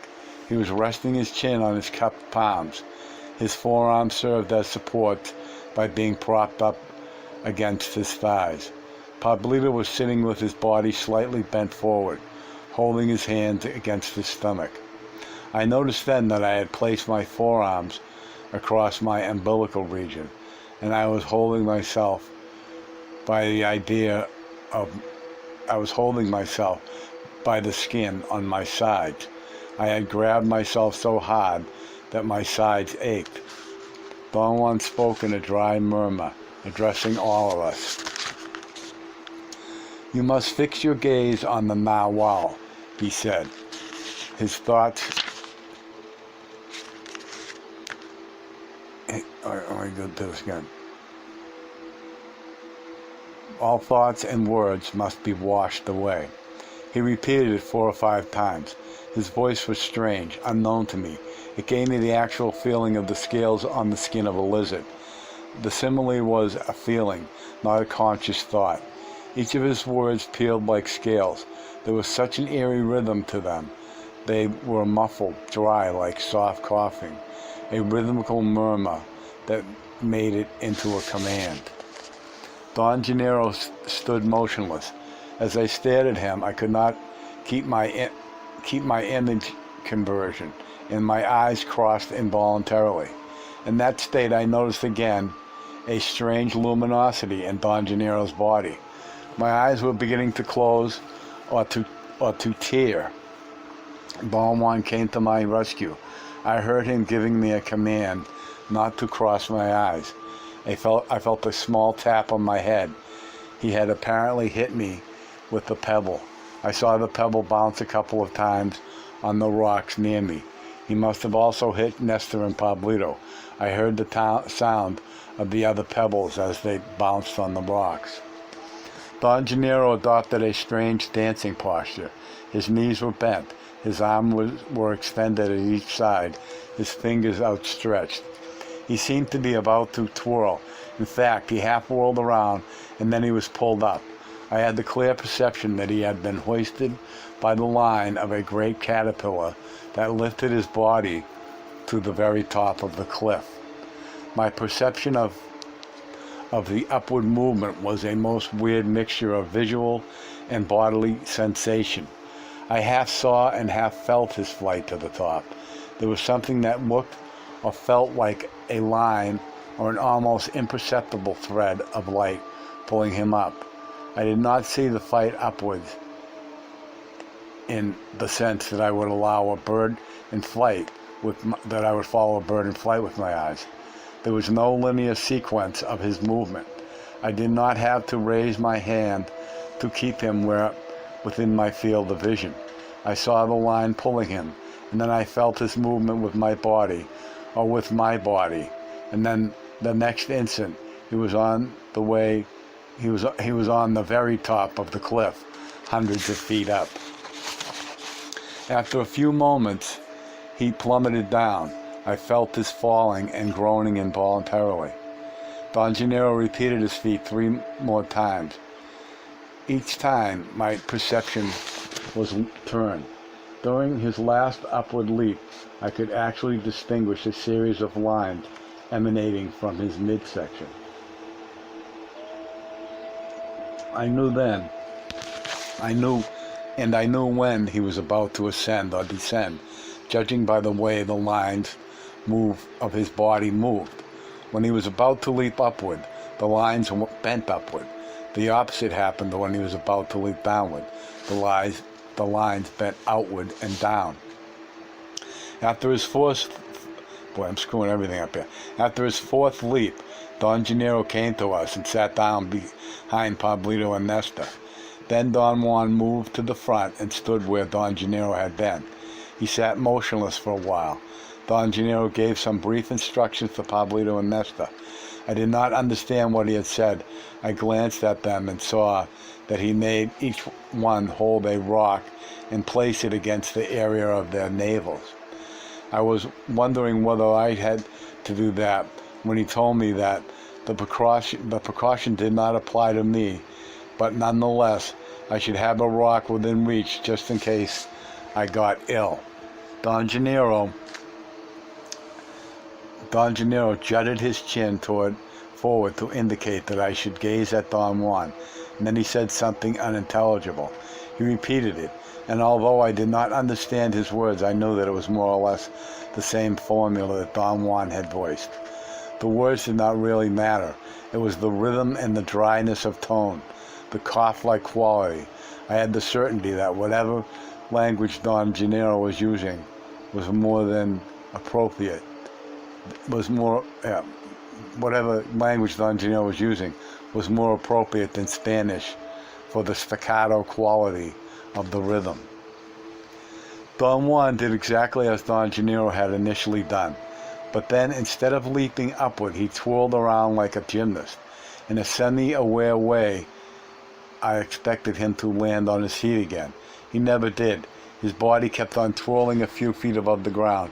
Then circles were very rapid at first, then slowed down. From where I was, I could see Don Juan's body hanging like Don Gennaro's body had, from a thread-like light. He whirled around slowly, as if it allowed us the full view of him. Then he began to ascend. He gained altitude until he reached the top of the cliff. Don Juan was actually floating as if he had no weight. His turns were slow, and he evoked the image of an astronaut in space, whirling around in a state of weightlessness. I got dizzy as I watched him. My feelings of getting ill seemed to trigger him, and he began to whirl at a greater speed. He moved away from the cliff as if he gained speed. I became utterly sick. I grabbed the rock and placed it on my stomach. I pressed it against my body as hard as I could. Its touch soothed me a bit. The act of reaching for the rock and holding it against me had allowed me a moment's break, although I had not taken my eyes away from Don Juan. I had nevertheless broken my concentration. Before I reached for the rock, I felt the speed which his floating body had gained was blurring his shape and looked like a rotating disc and then a light that was spinning. After I had placed the rock against my body, his speed diminished. He looked like a hat floating in the air, a kite that bobbed back and forth. The movement of the kite was even more unsettling.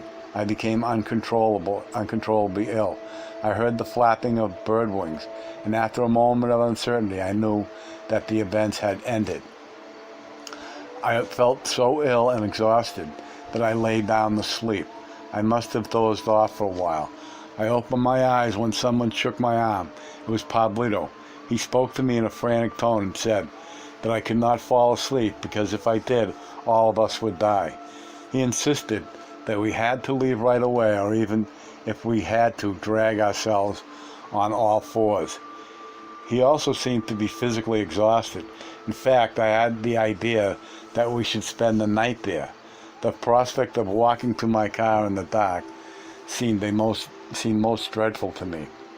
I tried to convince Pablito, who was getting more frantic. Nesta was so ill that he was indifferent.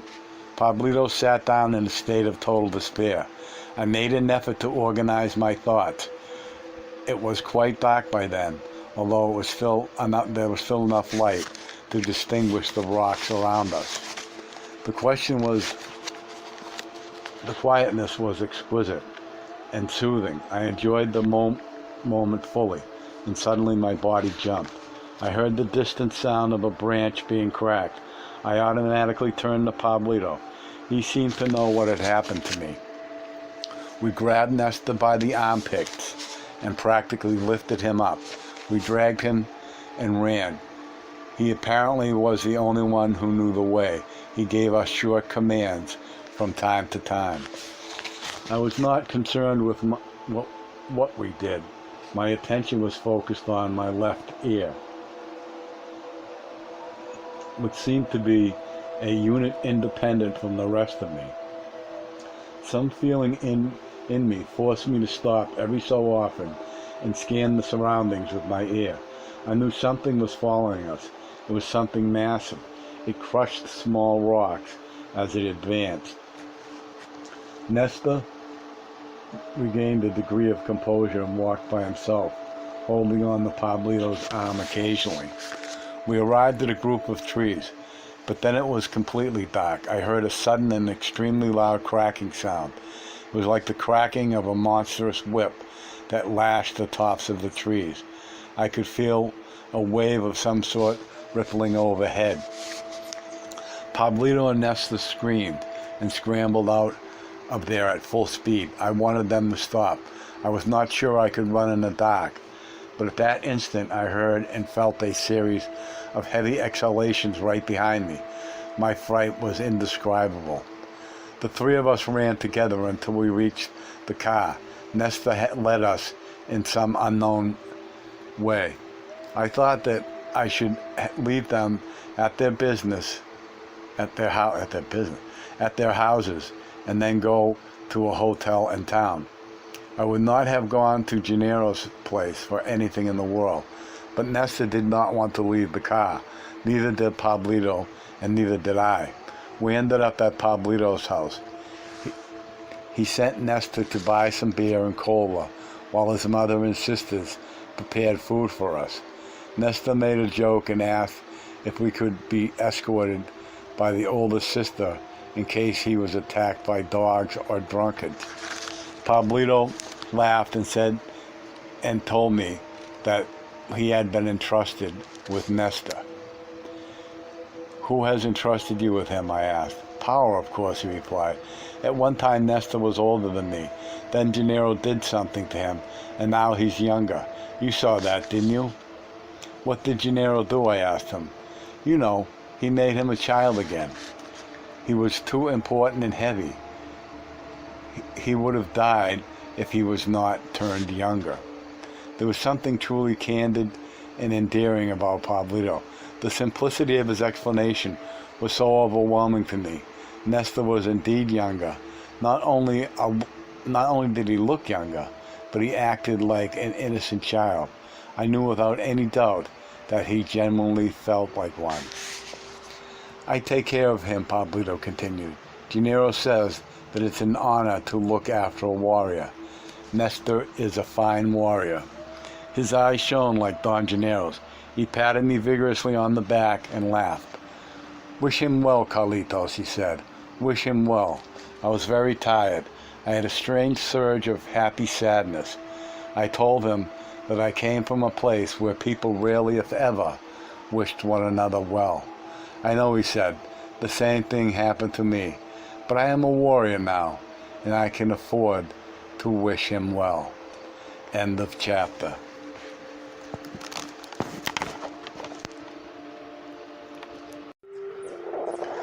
Carlos Castaneda's Tales of Power, Part 3, The Sorcerer's Explanation, Chapter 2, the strategy of a sorcerer. Don Juan was at Don Gennaro's house when I got there in the late morning. I greeted them. "Hey, what happened to you, Gennaro?" "And I waited for you all night," he said. I knew he was joking. I gotta get this light straight here. I felt light and happy. I had systematically refused to dwell on whatever I had witnessed the day before. At that moment, however, my curiosity was uncontrollable, and I asked him about it.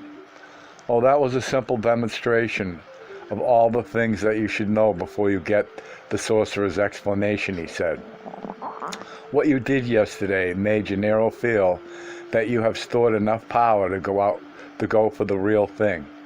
You have obviously followed his suggestions. Yesterday, you let the wings of your perception unfold." I'm gonna fix this thing here. "You let the wings of your perception unfold." I have a little microphone go out here. All right, there we go. If I can find out where I was. "You have obviously followed him.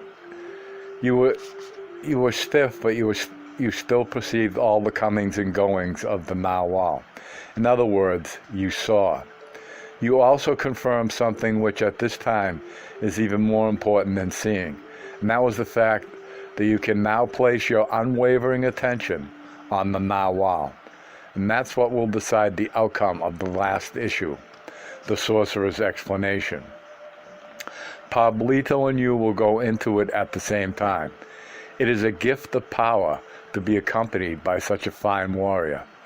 That seemed to be all he wanted to say. After a while, I asked him about Don Gennaro. "He's around," he said. "He went into the bushes to make the mountains tremble." I heard at that moment a distant rumble, like muffled thunder. Don Juan looked at me and laughed. He made me sit down and asked if I had eaten. I had, so he handed me my notebook and led me to Don Gennaro's favorite spot, a large rock on the west side of the house, overlooking a deep ravine. "Now is when I need your total attention," Don Juan said. "Attention in the sense that warriors understand attention. A true pause, in order to allow the sorcerer's explanation to fully soak through you. We are at the end of our task. All the necessary instruction has been given to you, and now you must stop, look back, and reconsider your steps. Sorcerers say that this is the only way to consolidate one's gains. I definitely would have preferred to tell you all this at your own place of power, but Gennaro is your benefactor, and his spot may be more beneficial to you in an instance like this." What he was referring to as my place of power was a hilltop in the desert of northern Mexico, which he had shown me years before and had given to me as my own. "Should I just listen to you without taking notes?" I asked. "This is indeed a tricky maneuver," he said. "On the one hand, I need your total attention, and on the other, you need to be calm and self-assured. The only way for you to be at ease is to write, so this is the time to bring forth all your personal power and fulfill this impossible task of being yourself without being yourself." He slapped his thigh and laughed. "I've already told you that I am in charge of your tonal, and that Gennaro is in charge of your nawal," he went on. "It has been my duty to help you in every single matter concerning your tonal, and everything that I've done with you, or to you, was done to accomplish one single task, the task of cleaning and reordering your island of the tonal. That's my job as your teacher. Gennaro's task as your benefactor is to give you undeniable demonstrations of the nawal and to show you how to get to it." "What do you mean by cleaning and reordering the island of the tonal?" I asked. "I mean that the total change which I've been telling you about from the first day we met," he said. "I've told you countless times that a most dramatic change was needed if you wanted to succeed in the path of knowledge. That change is not a change of mood or attitude or outlook. That change entails transformation of the island of the tonal. You have accomplished that task. Do you think that I've changed, I asked. He hesitated and laughed loudly. You are as idiotic as ever, he said, and yet you're not the same. See what I mean? He mocked my taking notes and said that he missed Don Gennaro, who would have enjoyed the absurdity of my writing down the sorcerer's explanation. At this precise point, a teacher would usually say to his disciple that they have arrived at a final crossroad, he continued. To say such a thing is misleading, though. In my opinion, there is no final crossroad, no final step to anything. And since there is no final step to anything, there shouldn't be any secrecy about any part of our lot as luminous beings. Personal power decides who can or who cannot profit by a revelation. My experiences with my fellow men have proven to me that very, very few of them would be willing to listen. And of those few who would listen, even fewer would be willing to act on what they have listened to. And of those who are willing to act, even fewer have enough personal power to profit by their acts. So the matter of secrecy about the sorcerer's explanation boils down to a routine, perhaps a routine as empty as any other routine. At any rate, you know how the tonal and the nawal, you now know about the tonal and the nawal, which are the core of the sorcerer's explanation. To know about them seems to be quite harmless. We are sitting here talking innocently about them as if they were just an ordinary topic of conversation. You are calmly writing down as you've done for years. The scenery around us is as a picture of calmness. It is early afternoon, the day is beautiful, the mountains around us have made a protective cocoon for us. One doesn't have to be a sorcerer to realize that this place, which speaks of Gennaro's power and impeccability, is the most appropriate background for opening the door, for that is what I am doing today, opening the door for you. But before we venture beyond this point, a fair warning is required. A teacher is supposed to speak in earnest terms and warn his disciple that the harmlessness and placidity of this moment are a mirage, that there is a bottomless abyss in front of him, and that once the door opens, there is no way to close it again. He paused for a moment. I felt light and happy from Don Juan's place of predilection. I had a breathtaking view. Don Juan was right. The day and the scenery were more than beautiful. I wanted to worry about his admonitions and warnings, but somehow the tranquility around me screened out all my attempts, and I found myself hoping that perhaps he was speaking only of metaphorical dangers. Don Juan suddenly began to talk again. The years of hard training are only a preparation for the warrior's devastating encounter with. He paused again, looked at me with squinting eyes, and chuckled. With whatever lies out there beyond this point, he said. I asked him to explain his ominous statements. The sorcerer's explanation, which doesn't seem like an explanation at all, is lethal, he said.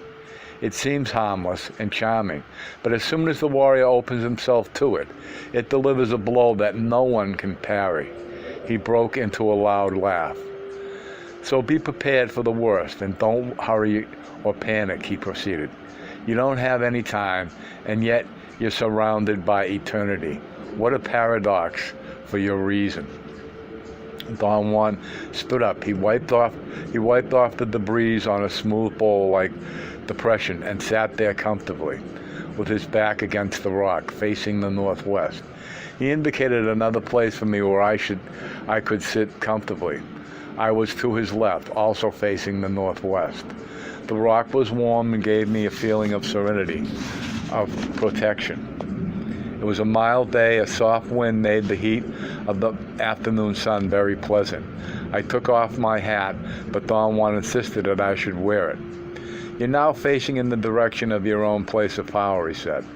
This is a prop that may protect you. Today you need all the props you can use. Your hat may be another one of them. Why are you warning me, Don Juan? What's really going to happen? I asked. What will happen here today depends on whether or not you have enough personal power to focus your unwavering attention on the wings of your perception, he said. His eyes glittered. He seemed to be more excited than I had ever seen him before. I thought that there was something unusual in his voice, perhaps an unaccustomed nervousness. He said that the occasion required that right there on my benefactor's place of predilection, he recapitulate for me every step that he had taken in his struggle to help me clean and reorder my island of the tonal. His recapitulation was meticulous and took him about 5 hours. In a brilliant and clear manner, he gave me a succinct account of everything he had done to me since the day we met. It was as if a dam had been broken. His revelations caught me completely off guard. I had accustomed myself to be the aggressive prober.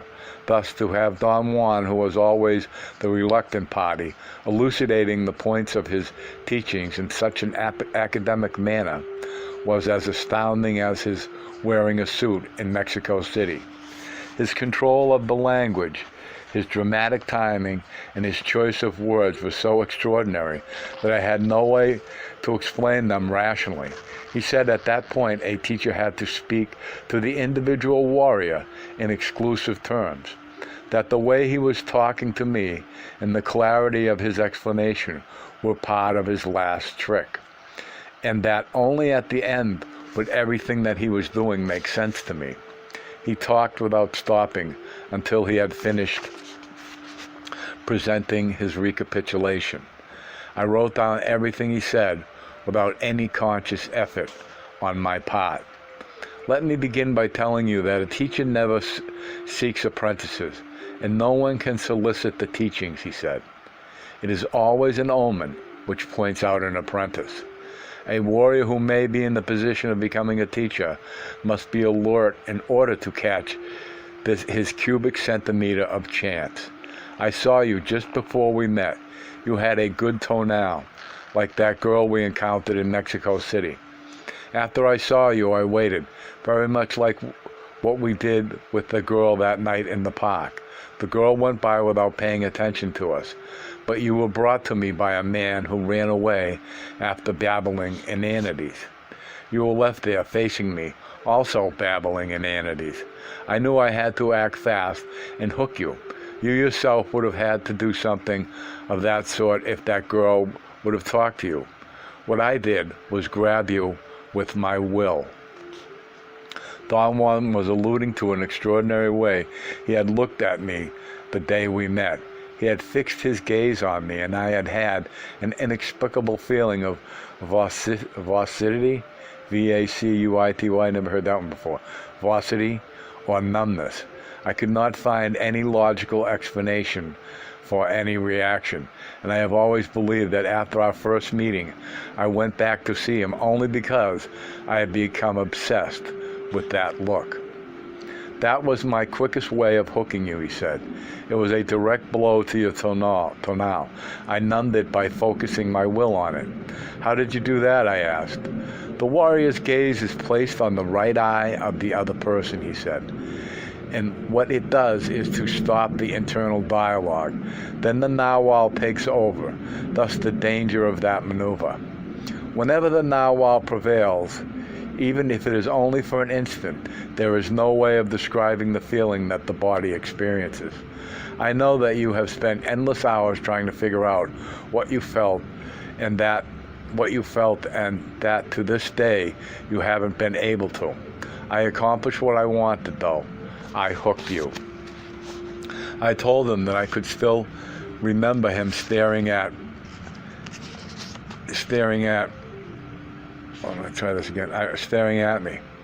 The gaze on the right eye is not a stare, he said. It is rather a forceful grabbing that one does through the eye of the other person. In other words, one grabs something that is behind the eye. One has the actual physical sensation that one is holding something with the will. He scratched his head, tilted his hat to the front over his face. That is naturally only a way of talking, he continued, a way of explaining weird physical sensations. He ordered me to stop writing and look at him. He said that he was going to grab my toenail gently with his will. The sensation I experienced was a repetition of what I had felt on the first day when we had met on other occasions, when Don Juan had made me feel that his eyes were actually touching me in a physical sense. Oh, by the way, I don't know if you can hear those planes. Those are F-35s up there. I don't know if they're coming through on they're practicing up there. But how do you make me feel you're touching me, Don Juan? What do you actually do, I asked. There's no way of exactly describing what one does, he said. Something snaps forward from someplace below, the stomach. That something has direction and can be focused on anything. I again felt something like a soft tweezers clasping some undefined part of me. It works only when a warrior learns to focus his will, Don Juan explained after he moved his eyes away. There's no way of practicing it. Therefore, I have not recommended or encouraged its use. At a given moment in life of a warrior, it simply happens. No one knows how. He remained quiet for a while. I felt extremely apprehensive. Don Juan suddenly began to speak again. The secret is in the left eye, he said. As a warrior progresses on the path of knowledge, his left eye can clasp anything. Usually the left eye of a warrior has a strange appearance. Sometimes it becomes permanently crossed, or it becomes smaller than the other, or larger, or different in some way. He glanced at me and in a joking manner pretended to examine my left eye. He shook his head in a mocking disapproval and chuckled. Once the apprentice has been hooked, the instruction begins, he continued. The first act of a teacher is to introduce the idea that the world we think we see is only a view, a description of the world. Every effort of a teacher is geared to prove this point to his apprentice. Accepting it seems to be one of the hardest things one can do. We are complacently caught in our particular view of the world, which compels us to feel and act as if we knew everything about the world. A teacher, from the very first act he performs, aims at stopping that view. Sorcerers call it stopping the internal dialogue, and they are convinced that it is the single most important technique that an apprentice can learn. In order to stop the view of the world which one has held since the cradle, it is not enough just to wish or to make a resolution. One needs a practical task. That practical task is called the right way of walking. It seems harmless and nonsensical. As everything else which has power in itself or by itself, the right way of walking does not attract attention. You understand and regard it, at least for several years, as a curious way of behaving. It didn't dawn on you until very recently that was the most effective way to stop your internal dialogue. How does the right way of walking stop the internal dialogue, I asked. Walking in the specific manner saturates the tonal, he said. It floods it. You see, the attention of the tonal has to be placed on its creations. In fact, it is the attention that creates the order of the world in the first place. So the tonal must be attentive to the elements of its world in order to maintain it, and must, above all, uphold the view of the world as internal dialogue.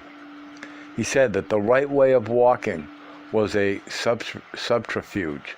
The warrior, first by curling his fingers, drew attention to the arms, and then by looking, without focusing his eyes at any point directly in front of him, on the arc that started at the tip of his feet and ended above the horizon, he literally flooded his tonal with information. The tonal, without its one-to-one relation with the elements of its description, was incapable of talking to itself, and thus one became silent. Don Juan explained that the position of the fingers did not matter at all, that the only consideration was to draw attention to the arms by clasping the fingers in various unaccustomed ways, and that the important thing was the manner in which the eyes, being kept unfocused, detected an enormous number of features of the world without being clear about them. He added that the eyes in that state were capable of picking out details which were too fleeting for normal vision. Together with the right way of walking, Don Juan went on, a teacher must teach his apprentice another possibility, which is even more subtle. The possibility of acting without believing, without expecting rewards, acting just for the hell of it. I wouldn't be exaggerating if I told you that the success of a teacher's enterprise depends on how well and how harmoniously he guides his apprentice in this specific respect. I told Don Juan that I did not remember him ever discussing acting just for the hell of it as a particular technique. All I could recollect was his constant but loose comments about it. He laughed and said that his maneuver had been so subtle that it had bypassed me to that day. He then reminded me of all the nonsensical joking tasks that he used to give me every time I had been at his house. Absurd chores such as arranging firewood in patterns and circling his house with an unbroken chain of concentric circles drawn in the dirt with my finger, sweeping debris from one place to another, and so forth. The task also included acts that I had performed by myself at home, such as wearing a black cap or tying my left shoe first and fastening my belt from right to left. The reason I had never taken them in any other vein except as jokes was that he would invariably tell me to forget about them after I had established them as regular routines. As he recapitulated all the tasks he had given me, I realized that by making me perform senseless routines, he had indeed implanted in me the idea of acting without expecting anything in return. Stopping the internal dialogue is, however, the key to the sorcerer's world, he said. The rest of the activities are only props. All they do is accentuate the effect of stopping the internal dialogue. He said that there were two major activities or techniques used to accelerate the stopping of the internal dialogue: erasing personal history and dreaming. He reminded me that during the early stages of my apprenticeship, he had given me a number of specific methods for changing my personality. I had recorded them in my notes and had forgotten about them for years until I realized their importance. Those specific methods seemed at first to be highly idiosyncratic devices to coerce me into modifying my behavior. He explained that the art of a sorcerer was to deviate the apprentice's attention from the main issue. A poignant example of that art was the fact that I had not realized until that day that he had actually tricked me into learning a most crucial point: to act without expecting rewards. He said that in line with that rationale, he had rallied my interest around the idea of seeing, which he properly understood was the act of dealing directly with the Nawal, an act that was an unavoidable end result of the teachings, but an unattainable task as a task per se. What was the point of tricking me that way, I asked. Sorcerers are convinced that all of us are a bunch of nincompoops, he said. We can never relinquish our crummy control voluntarily. Thus, we have to be tricked. His contention was that by making me focus my attention on a pseudo-task, learning to see, he had successfully accomplished two things. First, he had outlined the direct encounter with the Nawal without mentioning it. And second, he had tricked me into considering the real issues of his teachings as inconsequential affairs. Erasing personal history and dreaming were never as important to me as seeing. I regarded them as entertaining activities. I even thought that they were practices for which I had the greatest facility. The greatest facility, he said, mocking, when he heard my comments. A teacher must not leave anything to chance. I told you that you were correct in feeling that you were being tricked. The problem was that you were convinced that the tricking was directed at fooling your reason. For me, tricking meant to distract your attention or to trap it as the case required. He looked at me with squinting eyes and pointed all around us with a sweeping gesture of his arm. The secret of all of this is in one's attention, he said. What do you mean, Don Juan? All of this exists only because of our attention. This very rock that we are sitting on this very rock we are sitting on is a rock because we have been forced to give our attention to it as a rock. I wanted him to explain that idea. He laughed and raised his accusing finger at me. This is a recapitulation, he said. We'll get to that later. He asserted that because of his decoy maneuver, I became interested in erasing personal history and dreaming. And he said that the effects of those two techniques were ultimately devastating if they were exercised in their totality, and that then his concern was the concern of every teacher, not to let his apprentice do anything that would plunge him into aberration and morbidity. Erasing personal history and dreaming should only be a help, he said. What an apprentice needs to buffer him is temperance and strength. That's why a teacher introduces the warrior's way, or living like a warrior. This is the glue that joins together everything in a sorcerer's world. Bit by bit, a teacher must forge and develop it. Without the sturdiness and level-headedness of the warrior's way, there is no possibility of withstanding the path of knowledge.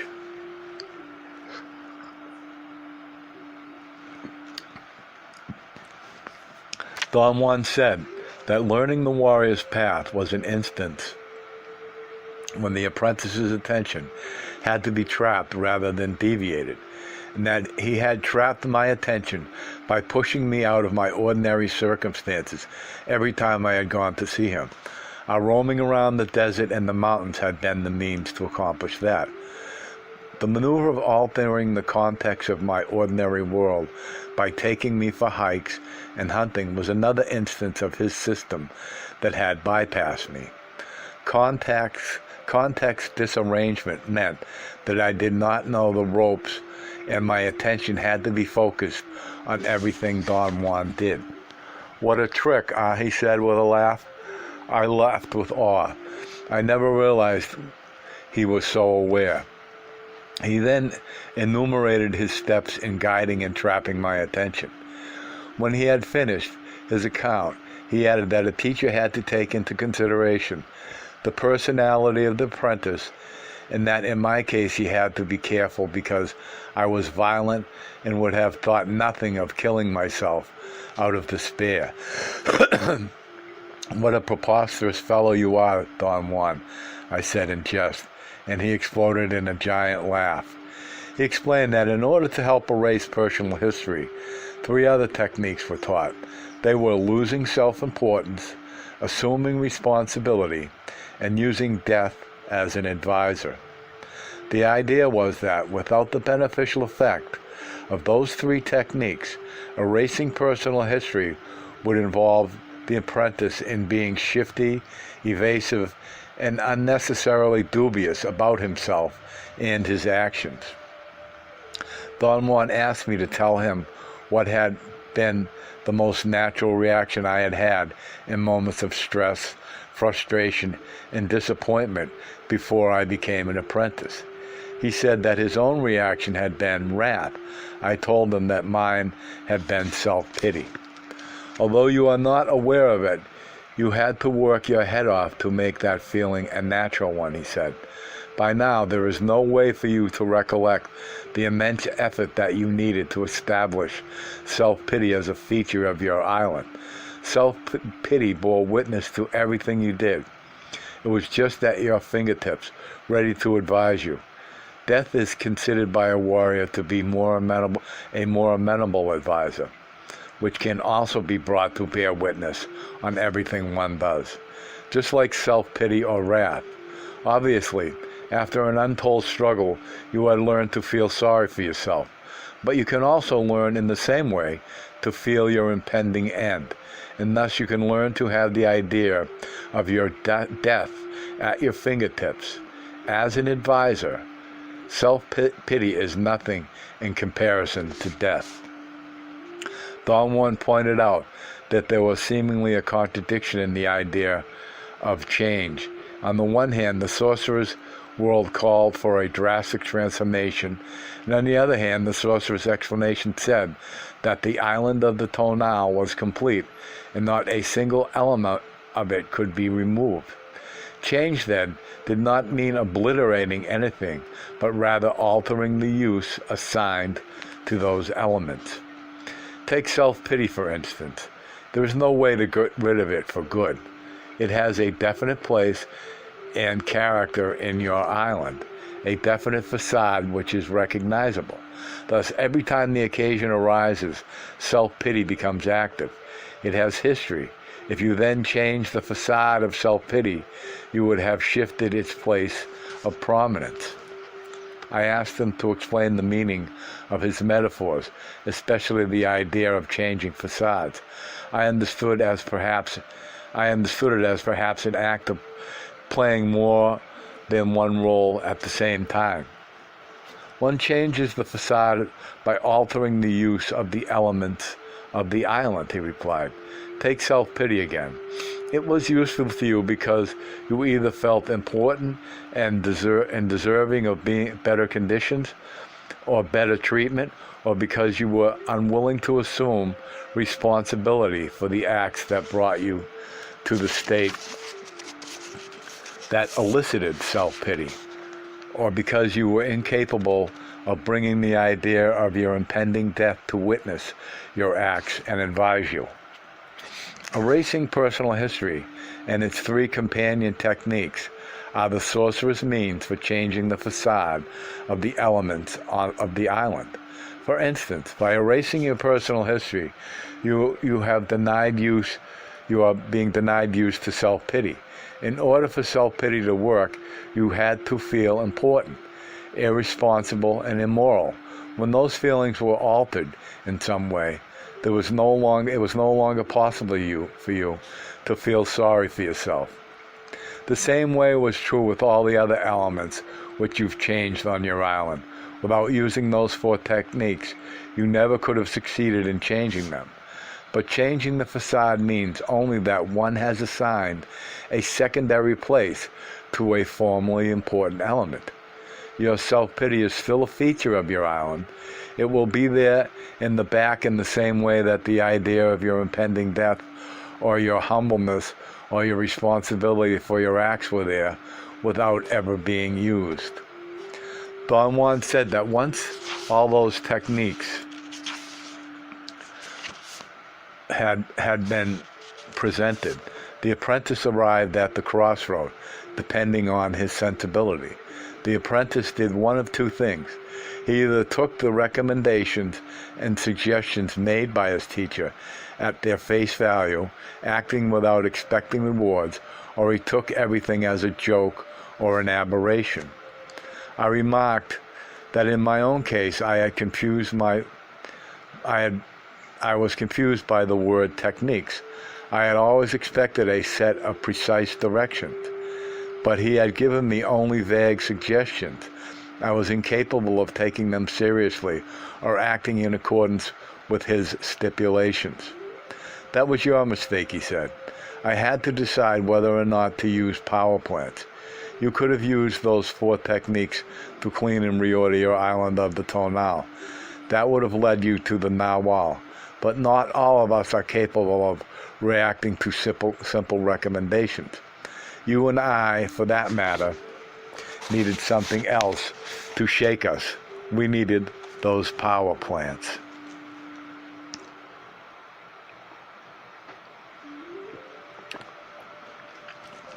It had indeed taken me years to realize the importance of those early suggestions made by Don Juan. The extraordinary effect of those psychotropic plants had on me was that they gave me the bias that their use was the key feature of the teachings.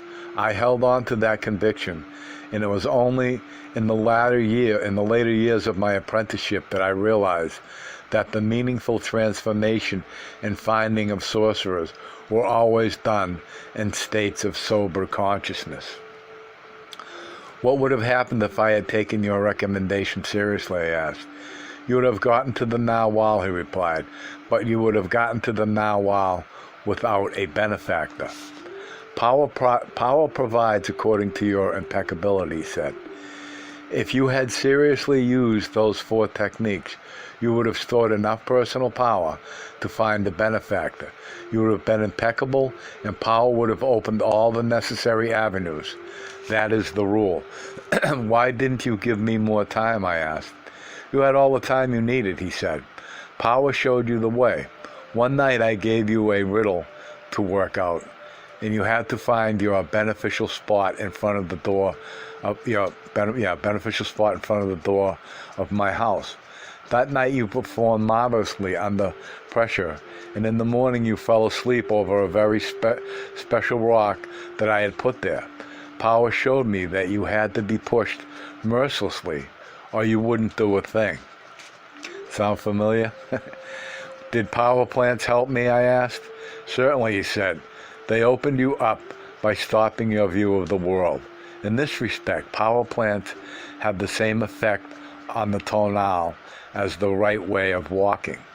Both flood it with information and force the internal dialogue to come to a stop. The plants are excellent for that, but very costly. They cause untold damage to the body. This is your drawback, especially with the devil's weed.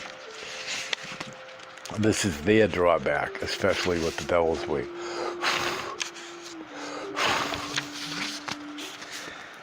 If you knew that they were so dangerous, why did you give them to me so many times, I asked.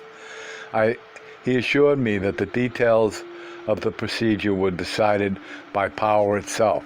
He said although the teachings were supposed to cover the same issues with all the apprentices, the order was different for each one, and that he had gotten repeated indications that I needed a great deal of coercion in order to bother with anything. I was dealing with a sassy, immortal being who had no respect for his life or his death, he said, laughing. I brought up the fact that he had described and discussed those plants in terms of anthropomorphic qualities. His reference to them were always as if the plants had personalities. He replied that was a prescribed means for deviating the apprentice's attention away from the real issue, which was stopping the internal dialogue. If they are used only to stop the internal dialogue,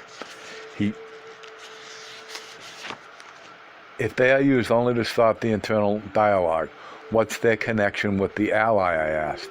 That's a difficult point to explain, he said. Those plants lead the apprentice directly to the Nawal, and the ally is an aspect of it. We function at the center of reason exclusively, regardless of who we are or where we come from. Reason can naturally account in one way or another for everything that happens within its view of the world. The ally is something which is outside of that view, outside the realm of reason. It can be witnessed only at the center of will at times when our ordinary view has stopped. Therefore, it is properly the Nawal. Sorcerers, however, can learn to perceive the ally in a most intricate way, and in doing so, they get too deeply immersed in a new view. So in order to protect you from that fate, I did not emphasize the ally as sorcerers usually do. Sorcerers have learned, after generations of using power plants, to account in their views for everything that is accountable about them. I would say that sorcerers, by using their will, have succeeded in enlarging their views of the world. My teacher and benefactor were the clearest examples of that. They were men of great power, but they were not men of knowledge. They never broke the bounds of their enormous views, and thus never arrived at the totality of themselves. Yet they knew about it. It wasn't that they lived aberrant lives, claiming things beyond their reach. They knew that they had missed the boat, and that only at their death would the total mystery be revealed to them. Sorcery had given them only a glimpse, but never the real means to get that evasive totality of oneself.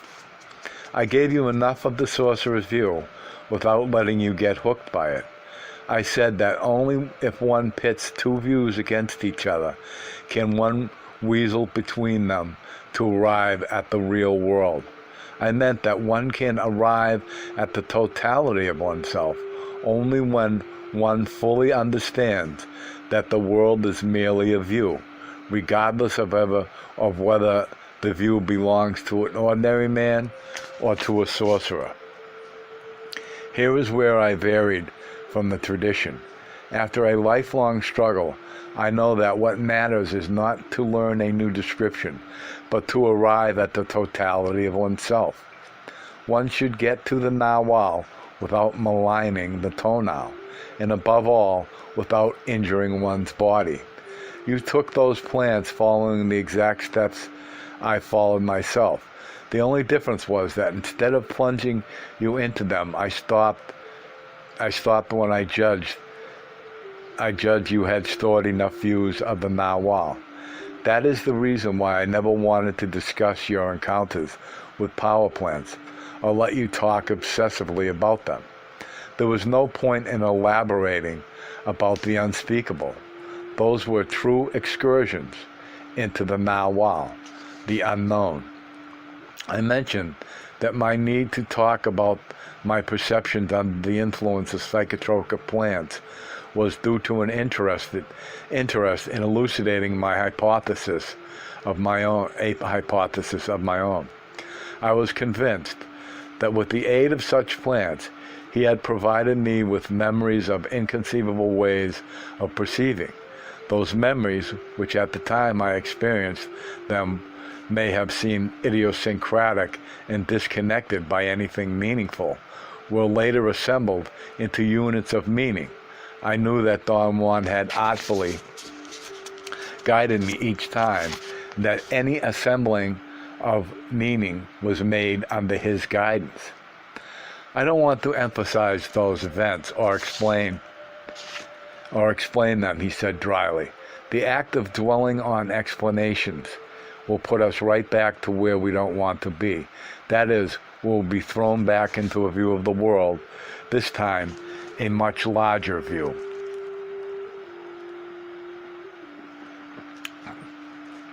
Excuse me. Don Juan said that after the apprentice's internal dialogue had been stopped by the effect of power plants, an unavoidable impasse develops. The apprentice begins to have second thoughts about his whole apprenticeship. In Don Juan's opinion, even the most willing apprentice at that point would rather suffer a serious loss of interest. Power plants shake the toenail and threaten the solidity of the whole island, he said. It is at this time that the apprentice retreats, wisely so. He wants to get out of the whole mess. It is also this time that the teacher sets up the most artful trap, the worthy opponent. This trap has two purposes. First, it enables the teacher to hold the apprentice, and second, it enables the apprentice to have a point of reference for further use. The trap is a maneuver that brings forth a worthy opponent into the arena. Without the aid of a worthy opponent, who's not really an enemy but a thoroughly dedicated adversary, the apprentice has no possibility of continuing on the path of knowledge. The best of men would quit at this point if it were left up to them to decide. I brought to you as a worthy opponent the finest warrior one can find, La Catalina. Don Juan was talking about a time years before when he led me into a long-range battle with an Indian sorceress. I put you in bodily contact with her, he proceeded. I chose a woman because you trust women. To disarrange that trust was very difficult for her. She confessed to me years later that she would have liked to quit because she liked you. But she's a great warrior, and in spite of her feelings, she nearly blasted you off the planet. She disarranged your tonal so intensely that it was never the same again. She actually changed features on the face of your island so deeply that her act sent you into another realm. One may say that she could have become your benefactor herself, had it not been that you were not cut out to be a sorcerer like she is. There was something amiss between you two. You were incapable of being afraid of her. You nearly lost your marbles one night when she accosted you, but in spite of that, you were attracted to her. She was a desirable woman to you, no matter how scared you were. She knew that. I caught you one day in town looking at her, shaking in your boots with fear, and yet drooling at her. Because of the acts of a worthy opponent, then an apprentice can either be blasted to pieces or changed radically. La Catalina's action with you, since they did not kill you, not because she did not try hard enough, but because you were durable, had a beneficial effect on you, and also provided you with the decision. The teacher uses the worthy opponent to force the apprentice into the choice of his life. The apprentice must choose between the warrior's world and his ordinary world, but no decision is possible unless the apprentice understands the choice. Thus, a teacher must have a thoroughly patient and understandable attitude, and must lead his man with a sure hand to that choice, and above all must make sure that his apprentice chooses the world and the life of a warrior. I accomplished this by asking you to help me overcome La Catalina. I told you that she was about to kill me, and that I needed your help to get rid of her.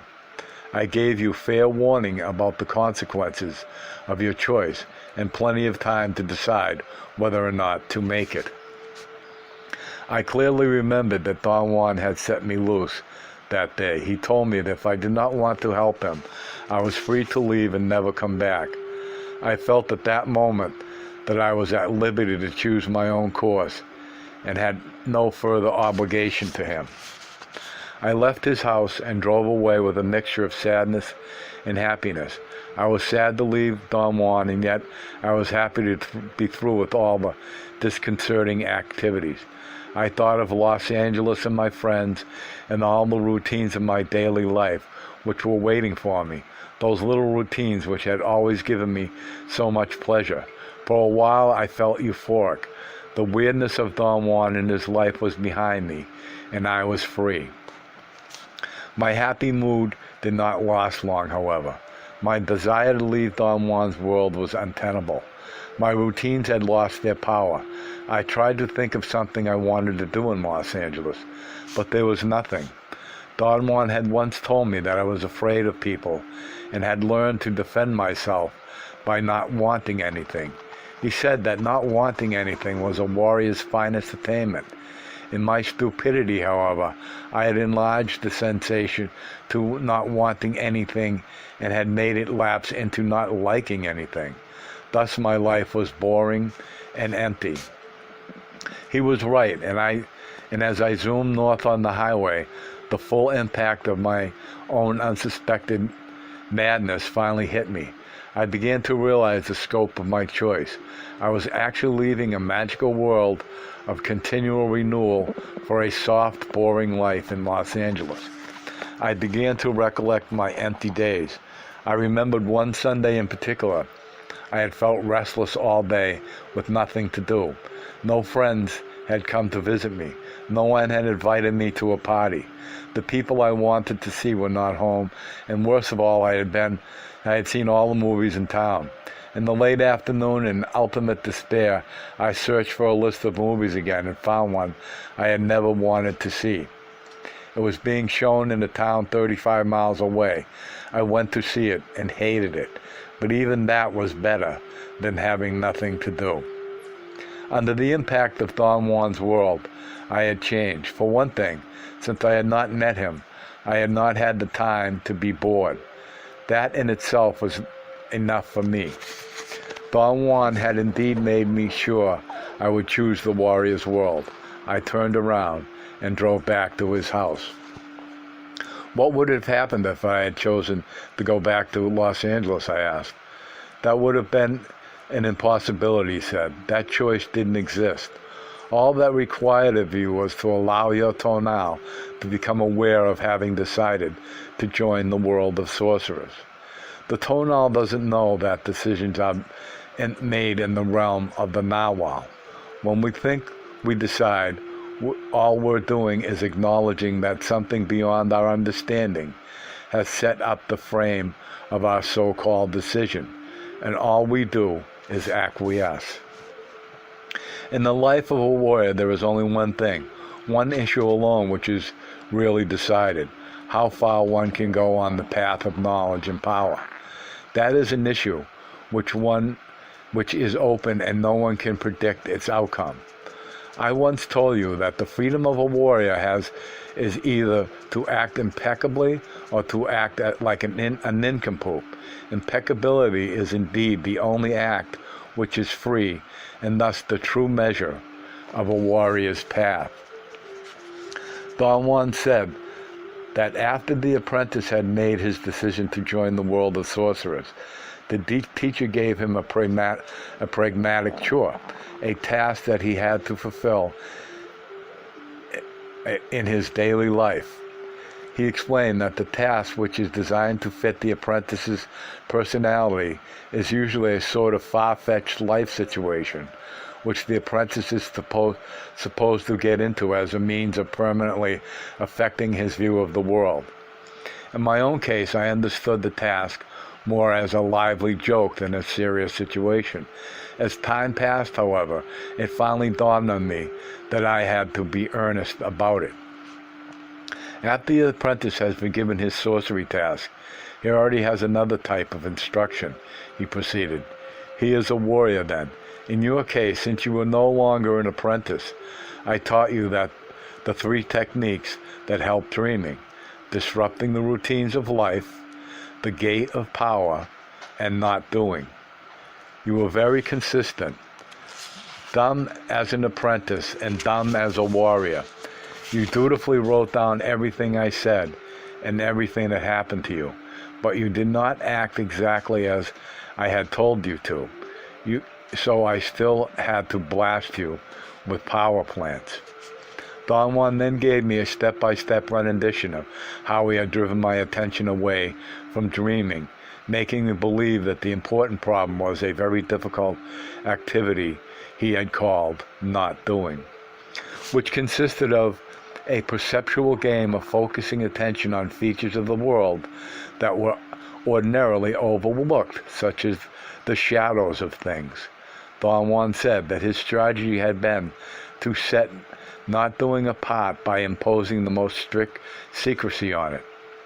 Not doing, like everything else, is a very important technique, but it is not the main issue, he said. You fell for the secrecy. You, a blabbermouth, having to keep a secret. He laughed and said that he could not imagine the troubles I must have gone through to keep my mouth shut. He explained that disrupting the routines, the gate of power, and not doing were avenues for learning new ways of perceiving the world, and that they gave a warrior an inkling of the incredible possibilities of action. Don Juan's idea was that the knowledge of a separate and pragmatic world of dreaming was made possible through the use of those 3 techniques.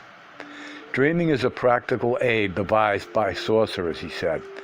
They were not fools. They knew what they were doing and sought the usefulness of the narwhal by training their tonal to let go for a moment, so to speak, and then grab again.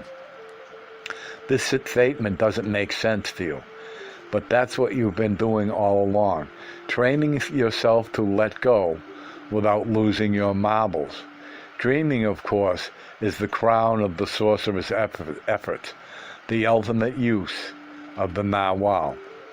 He went through all the exercises of not doing that he had made me perform, the routines of my daily life that he had isolated for disrupting, and all the occasions which he had forced me to engage in the gate of power.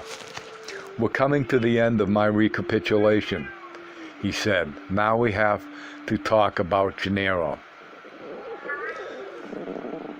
Don Juan said that there was... My cat's yowling over here. What's wrong, Whitey? Don Juan said that there had been an important omen the day I had met Don Gennaro. I told him that I could not remember anything out of the ordinary. He reminded me that on the day we had been sitting on a park bench, he said that he had mentioned earlier to me that he was going to wait for a friend I had never met before, and that when the friend appeared, I singled him out. Without any hesitation in the midst of a huge crowd, that was the omen that made them realize that Don Gennaro was my benefactor. I remembered when he mentioned it, that as we sat talking, I had turned around and seen a small, lean man who radiated an extraordinary vitality or grace or simply gusto, who had just turned a corner into the park in a joking mood. I told Don Juan that his friend was approaching us, and he was most certainly a sorcerer, judging by the way he looked. Gennaro recommended what to do with you from that day on, Don Juan proceeded, as your guide into the narwhal. He gave you impeccable demonstrations, and every time he performed an act as a narwhal, you were left with a knowledge that defied and bypassed your reason. He dissembled your view of the world, although you were not aware of that yet. Again, in this instant, you behaved just like in the case of the power plants. You needed more than was necessary. A few of the narwhal's onslaught should have been enough to dismantle one's view. But even to this day, after all the narwhal's barrages, your view seems invulnerable. Oddly enough, that's your best feature. All in all, then, Gennaro's job has been to lead you into the narwhal. But here we have a strange question. What was being led into the narwhal? He urged me with a movement of his eyes to answer that question. My reason, I asked? No, reason is meaningless there. Reason craps out in an instant when it is out of its safe, narrow bands. Then it was the tonal, I asked? No, the tonal and the narwhal are the 2 inherent parts of ourselves, he said dryly. They cannot be led into each other. My perception, I asked? You've got it, he yelled, as if I were a child giving the right answer. We're coming now to the sorcerer's explanation. I've warned you already that it won't explain anything, and yet... He paused and looked at me with shiny eyes. This is another of the sorcerer's tricks. What do you mean? What's the trick? I asked, with a touch of alarm. The sorcerer's explanation, of course, he replied. You'll see that for yourself. But let's continue with it. Sorcerers say that we are inside a bubble. It is a bubble into which we are placed at the moment of our birth. At first the bubble is open, and then it begins to close until it has sealed us in. That bubble is our perception. We live inside that bubble all our lives, and what we witness on its round walls is our reflection. He lowered his head and looked at my askance. He giggled. You're goofing, he said. You're supposed to raise a point here.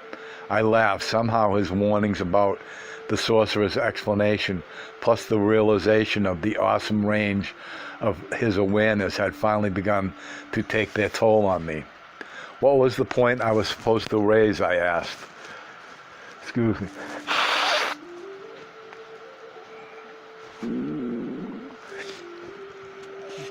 What was the point I was supposed to raise, I asked.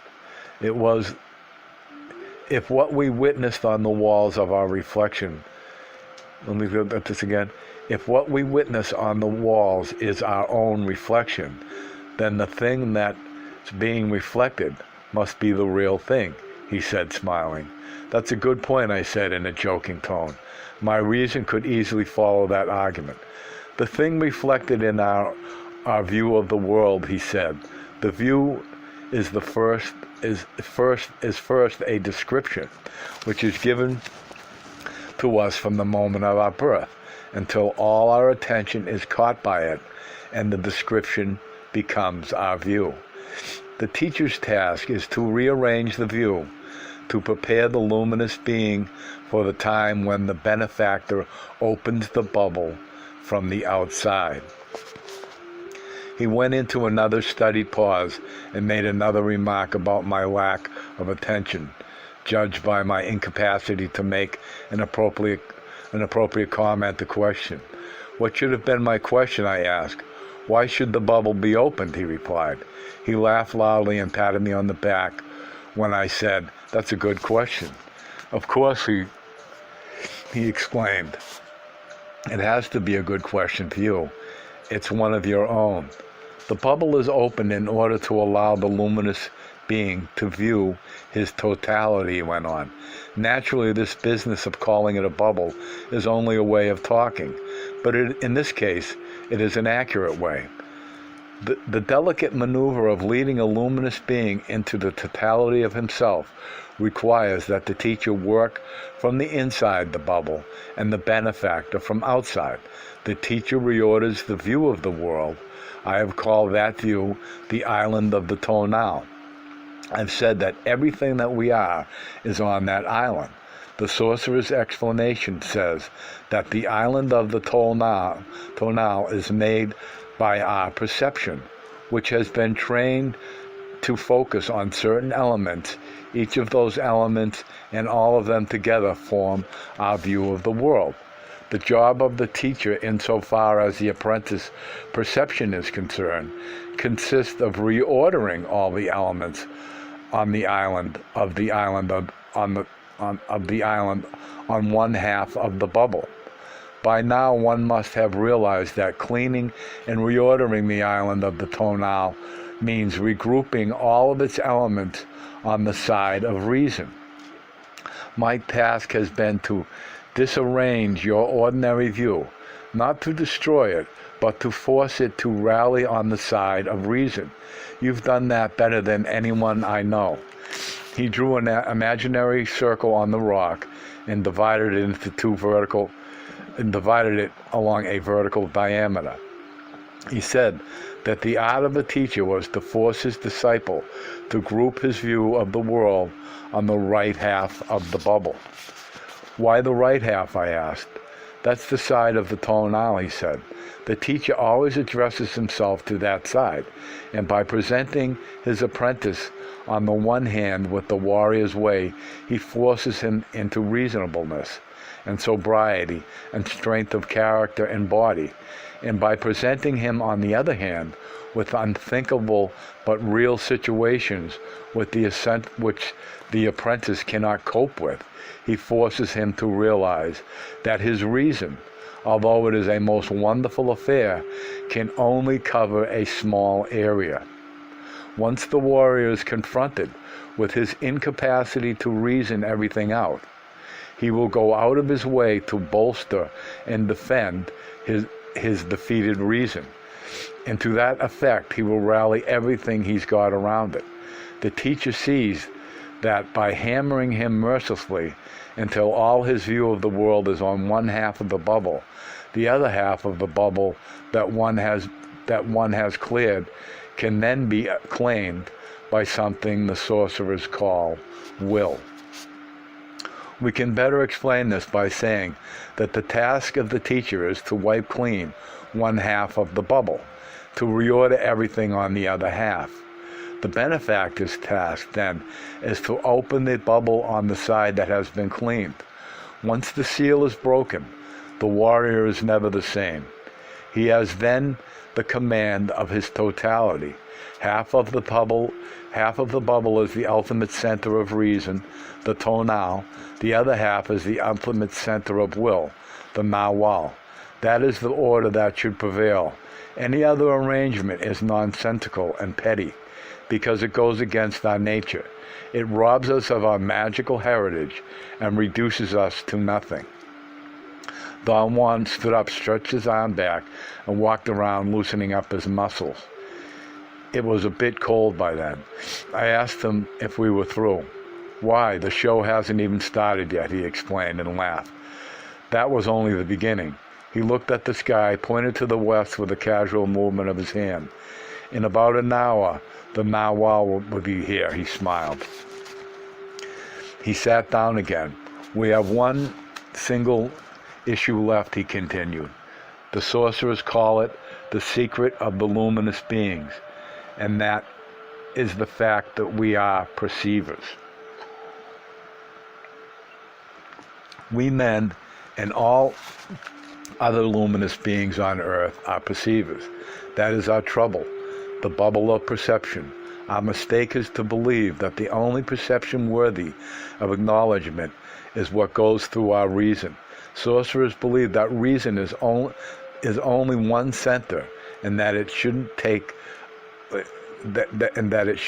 so much for granted. Gennaro and I have taught you about the 8 points that make the totality of your bubble of perception. You know 6 points. Today, Gennaro and I will further clean your bubble of perception, and after that you will know the 2 remaining points. He abruptly changed the topic and asked me to give him a detailed account of my perception of the day before, starting from the point of where I saw Gennaro sitting on a rock by the road. He did not make any comments or interrupt me at all. When I had finished, I added an observation of my own. I had talked to Nesta and Pablito in the morning, and they had given me an account of their perceptions, which were similar to mine. My point was that he himself had told me that the Nawal was an individual experience, which only the observer can witness. The day before, there were 3 observers, and all of us had witnessed more or less the same thing. The differences were expressed only in terms of how each of us felt or reacted to any specific instance of the whole phenomenon. What happened yesterday was a demonstration of the Nawal for you and for Nestor and Pablito. I am their benefactor. Between Gennaro and myself, we canceled out the center of reason in all 3 of you. Gennaro and I had enough power to make you agree on what we were witnessing. Several years ago, you and I were with a bunch of apprentices one night, but I didn't have enough power by myself alone to make all of you witness the same thing. He said that, judging by what I had told him, I had perceived the day before, and for what he had seen about me, his conclusions was that I was ready for the sorcerer's explanation. And he added that so was Pablito, but he was uncertain about Nesta. To be ready for the sorcerer's explanation is a very difficult accomplishment, he said. It shouldn't be, but we insist on indulging in our lifelong view of the world. In this respect, you and Nesta and Pablito are alike. Nesta hides behind his shyness and gloom, Pablito behind his disarming charm, and you behind your cockiness and words. All are views that seem to be unchallengeable, and as long as you 3 persist in using them, your bubbles of perception have not been cleared, and the sorcerer's explanation will have no meaning. In a spirit of jest, I said that I had been obsessed with the famous sorcerer's explanation for a very long time, but the closer I got to it, the further it seemed to be. I was going to add a joking comment when he took the words right out of my mouth. Wouldn't it be something if the sorcerer's explanation turns out to be a dud? He asked in the midst of a loud laughter. He patted me on my back and seemed to be delighted like a child in anticipating a pleasant event. Gennaro is a stickler for the rule, he said, confiding in me. There's nothing to this confounded explanation. If it would have been up to me, I would have given it to you years ago. I would have given it to you years ago. Don't put too much stock in it. He looked up and examined the sky. Now you are ready, he said, in a dramatic and solemn tone. It's time to go. But before we leave this place, I have to tell you one last thing.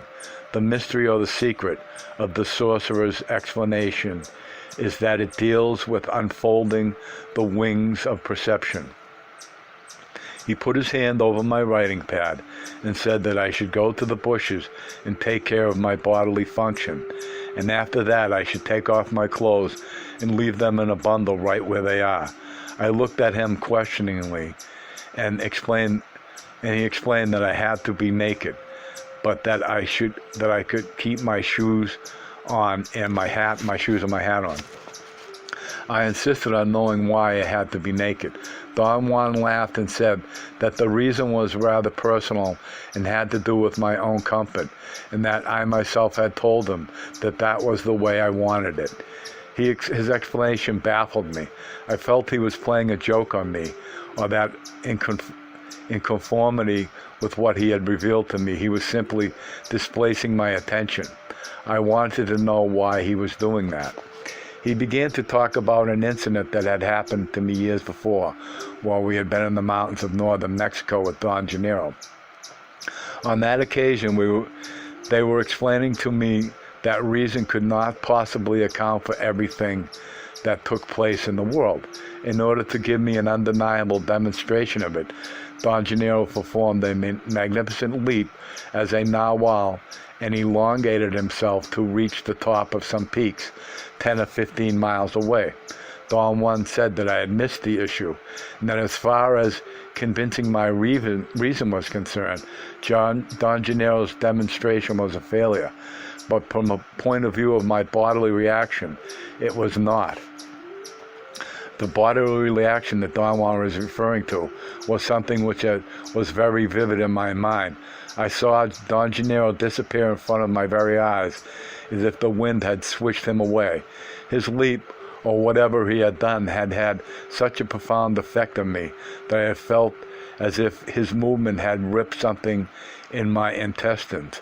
My bowels became loose, and I had to throw away my pants and shirt. My discomfort, embarrassment knew no limits. I had to walk naked, wearing only a hat, on a heavily trafficked highway until I got to my car. Don Juan reminded me it was then that I had told him not to let me ruin my clothes again. After I had taken my clothes off, we walked a few hundred yards through a very large rock, overlooking the same ravine. He made me look downward. There was a drop of over 100 feet. He then told me to turn off my internal dialogue and listen to the sounds around us. After a few moments, I heard the sound of a pebble bouncing from rock to rock on its way down to the bottom of the ravine. I heard every single bounce of that pebble with inconceivable clarity. Then I heard another pebble being thrown, and another one. I lifted my head to align my left ear to the direction of the sound, and saw Don Gennaro sitting on top of the rock, 12 to 15 feet from where we were. He was casually tossing pebbles down into the ravine. He yelled and cackled when I saw him, and he said that he had been standing there waiting for me to discover him. I had a moment of bafflement. Don Juan whispered in my ear repeatedly that my reason was not invited to that event, and that I should give up the nagging desire to control everything. He said that the narwhal was a perception only for me, and that was the reason Pablito had not seen the narwhal in my car. He added, as if reading my unvoiced feelings, that although the narwhal was not for me alone to witness, it was still Don Gennaro himself. Don Juan took me by the arm and in a playful manner led me to where Don Gennaro was sitting. Don Juan stood up and came closer to me. His body radiated heat. Don Gennaro stood up and came closer to me. And radiated heat, I could see, a glow which dazzled me. He came to my side, and without touching me, he put his mouth close to my ear and began to whisper. Don Juan also began to whisper in my other ear. Their voices were synchronized. They were both repeating the same statements. They said that I should not be afraid, that I had long, powerful fibers, which were not there to protect me, for there was nothing to protect or to be protected from.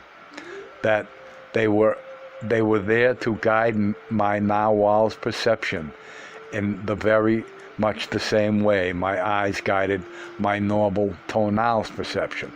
They told me that my fibers were all around me, and that through them I could perceive everything at once. That one single fiber was enough to leap from the rock into the ravine, or up from the ravine to the rock. I had listened to everything they had whispered. Every word seemed to have a unique connotation for me. I could retain every utterance and then play it back as if it were a tape recorder. They urged me to leap to the bottom of the ravine.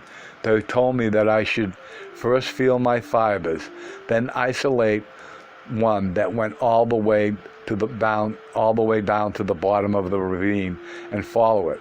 As they spoke, their commands actually could match the words with adequate feelings.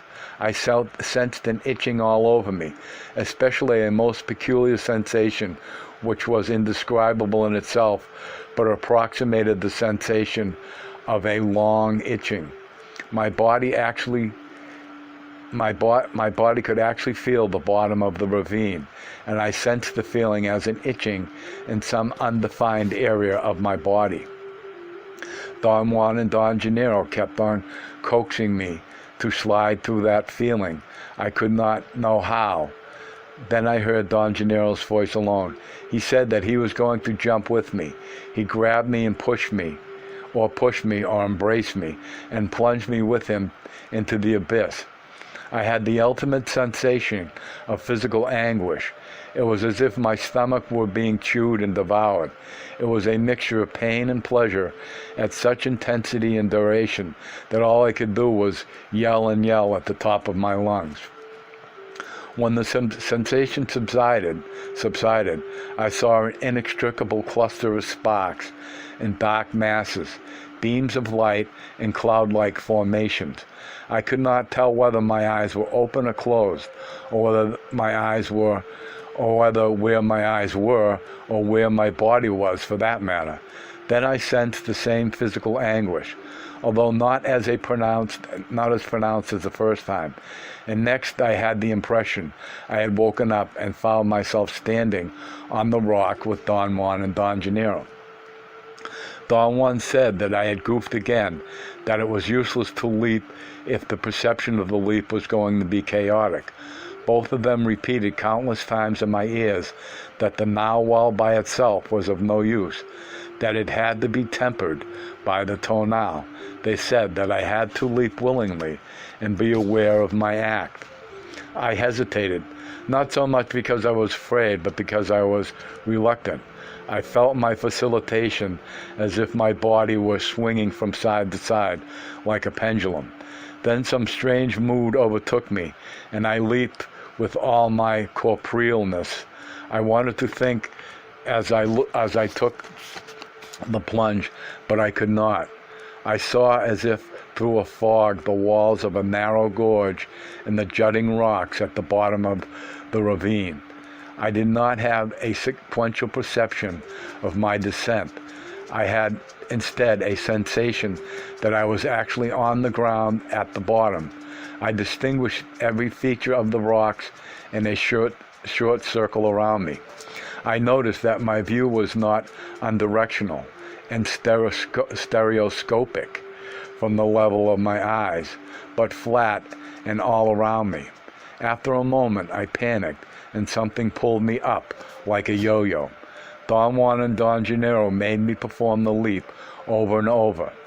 Every jump, Don Juan urged me to be less recipient and unwilling.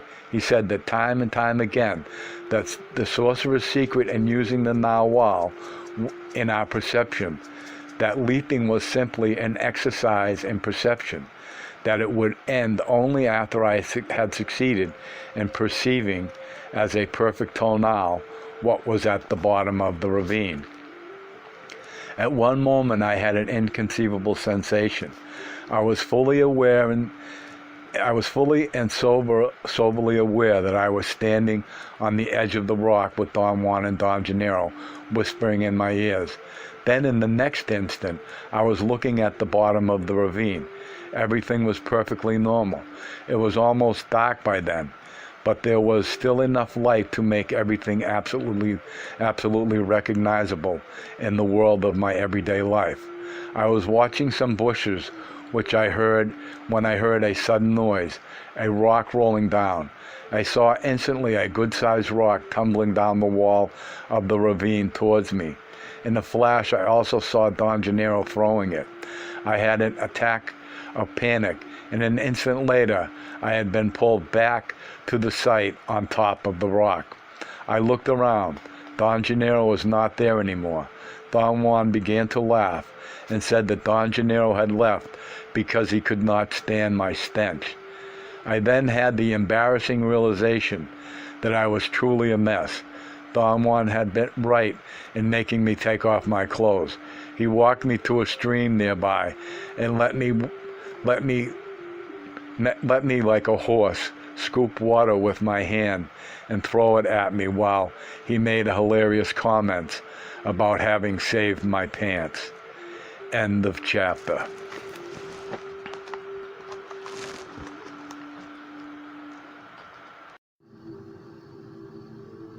Carlos Castaneda's Tales of Power. Part 3, The Sorcerer's Explanation. Chapter 3, The Bubble of Perception. This is also the next to last chapter. I spent the day myself at Don Gennaro's house. I slept most of the time. Don Juan came back in the late afternoon, and we hiked in complete silence. Let me get this microphone here. Oh, shit. There we go.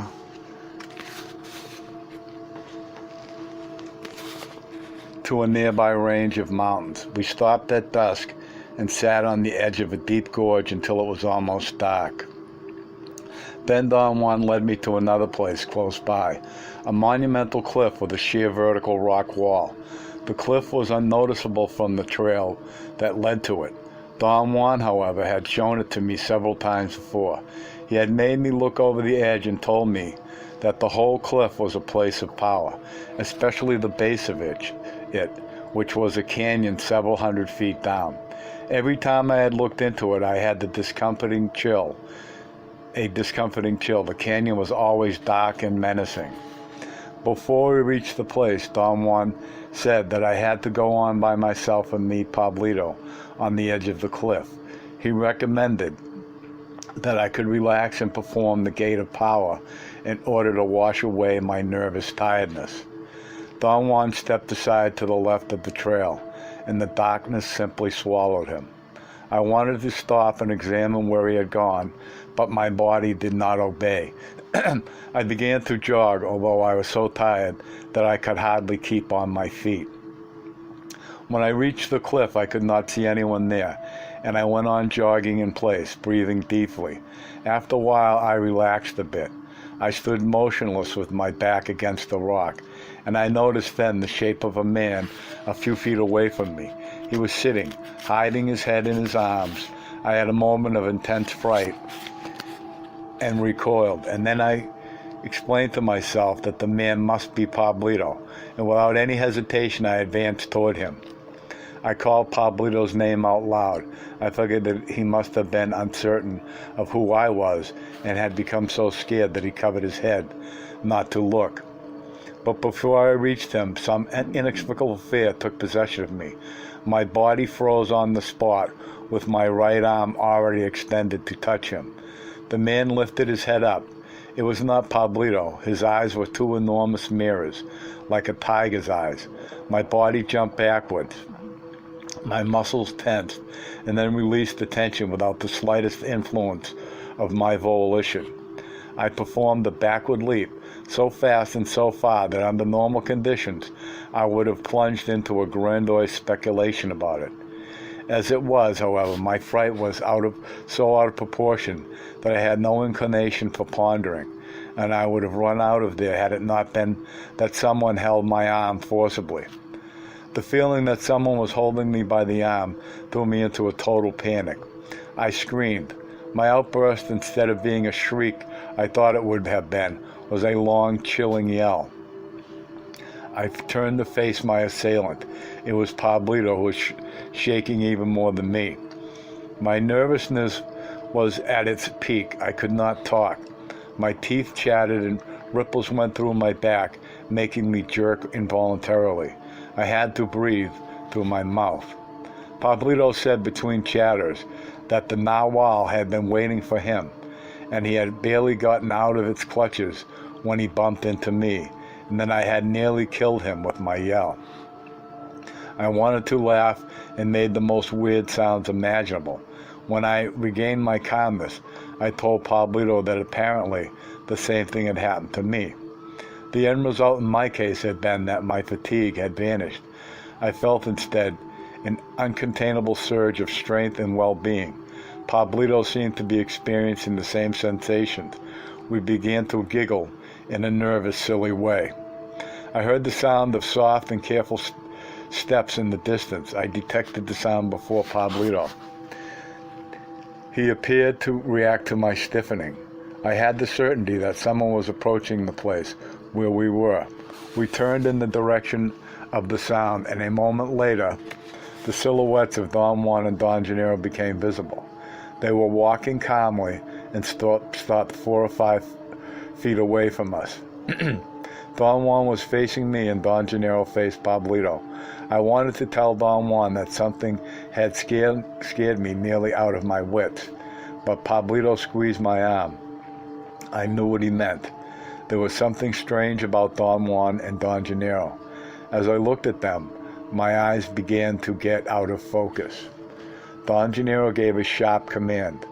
I did not understand what he had said, but I knew he had meant that we should not cross our eyes. The darkness had settled on the world, Don Juan said, looking at the sky. The darkness has settled on the world. Don Gennaro drew a half moon on the hard ground. For a moment it seemed to me that he had used some sort of iridescent chalk, but then I realized that he was not holding anything in his hands. I was perceiving the imaginary half moon that he had drawn with his finger. He made Pablito and me sit in the inner curve of the convex edge, while he and Don Juan sat cross-legged on the extreme ends of the half moon, 6 or 7 feet away from us.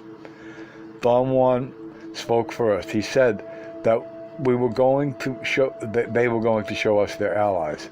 He told us that if we would gaze at their left sides, between their hips and their rib bones, we would see something like a rag or a handkerchief hanging from their belts. Don Gennaro added that next to the rags on their belts were 2 round button-like things, which we should gaze at their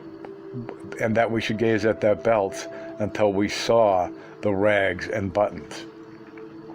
Before Don Gennaro had spoken, I had already noticed some flat item, like a piece of cloth and 1 round pebble that hung from their belts. Don Juan's allies were darker and more menacing than Don Gennaro's. My reaction was a mixture of curiosity and fear. My reaction was experienced in my stomach, and I was not judging anything in a rational manner. Don Juan and Don Gennaro reached for their belts and seemed to hooked the dark pieces of cloth. They took them from with their left hands. Don Juan flung his into the air above his head, but Don Gennaro let his drop to the ground gently. Both pieces of cloth stretched as if the hurling and the dropping had made them spread like perfect smooth handkerchiefs. They descended slowly like kites. The movement of Don Juan's ally was the exact replica of what I had perceived him doing when he had whirled around days before. As the pieces of cloth got closer to the ground, they became solid, round, and massive. They first curled as though they had fallen over a doorknob. Then they expanded. Don Juan's grew into a voluminous shadow.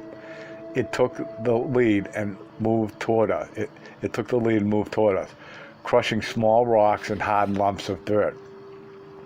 It came within 4 or 5 feet of us, to the very dip of the half moon between Don Juan and Don Gennaro. At one moment I thought it was going to roll over us and pulverize us. My terror at that instant was like a burning fire. The shadow in front of me was gigantic, perhaps 14 feet high and 6 feet across. It moved as if it were feeling its way around with no eyes. It jerked and wobbled. I knew that it was looking for me. Pablito at that moment hit his head against his chest. The sensation that his movement against my chest. The sensation that his movement produced in me dispelled some of the awesome attention that I had focused on the shadow. The shadow seemed to become disassociated, judging by its erratic jerks. Then it moved out of sight and merged with the darkness around us. I shook Pablito. He lifted his head and let out a muffled scream. I looked up. A strange man was staring at me. He seemed to have been right behind the shadow, perhaps hiding behind it. He was rather tall and lanky. He had a long face, no hair, and the left side of his head was covered by a rash or an eczema of some sort.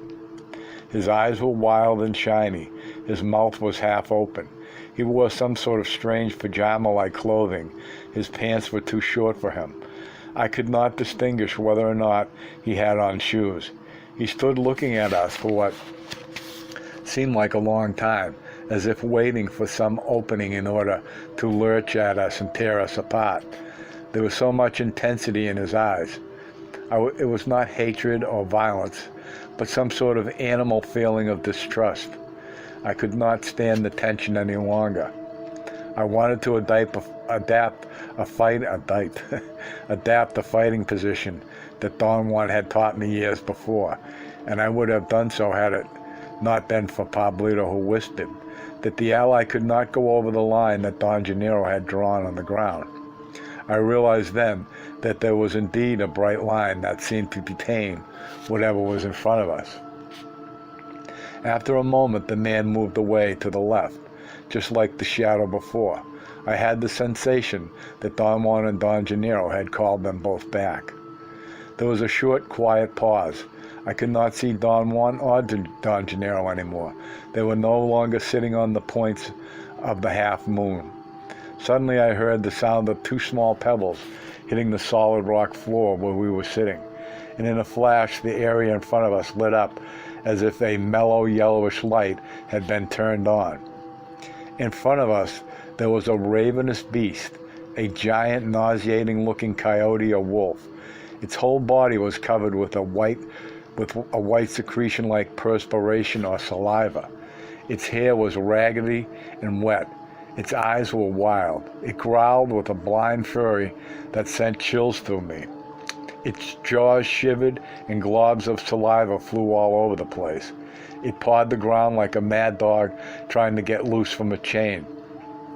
Then it stood on its hind legs and moved its front paws and its jaws rapidly. All its fury seemed to be concentrated on breaking some barrier in front of us. I became aware that my fear of that crazed animal was of a different sort than the fear of the 2 apparitions I had witnessed before. My dread of the beast was a physical revulsion and horror. I looked on in utter impotence at its rage. Suddenly it seemed to lose its wildness and trotted out of sight. I heard then something else coming towards us. or perhaps I sensed it. All of a sudden, a shape of a colossal feline loomed in front of us. I first saw its eyes in the darkness, and then they were huge and fixed like two pools of water reflecting light. It snorted and growled softly. It exhaled hair and moved back and forth in front of us without taking its eyes away from us. It did not have the eccentric glow that the coyote had. I could not distinguish its features clearly, and yet its presence was infinitely more ominous than the other beasts. It seemed to be gathering strength. I felt that it was so daring that it would go beyond its limits. Pablito must have had a similar feeling, for he whispered that I should duck my head and lie almost flat against the ground. A second later, the feline charged. It ran toward us, and then it leaped with its paws extended forward. I closed my eyes and hid my head and my arms against the ground.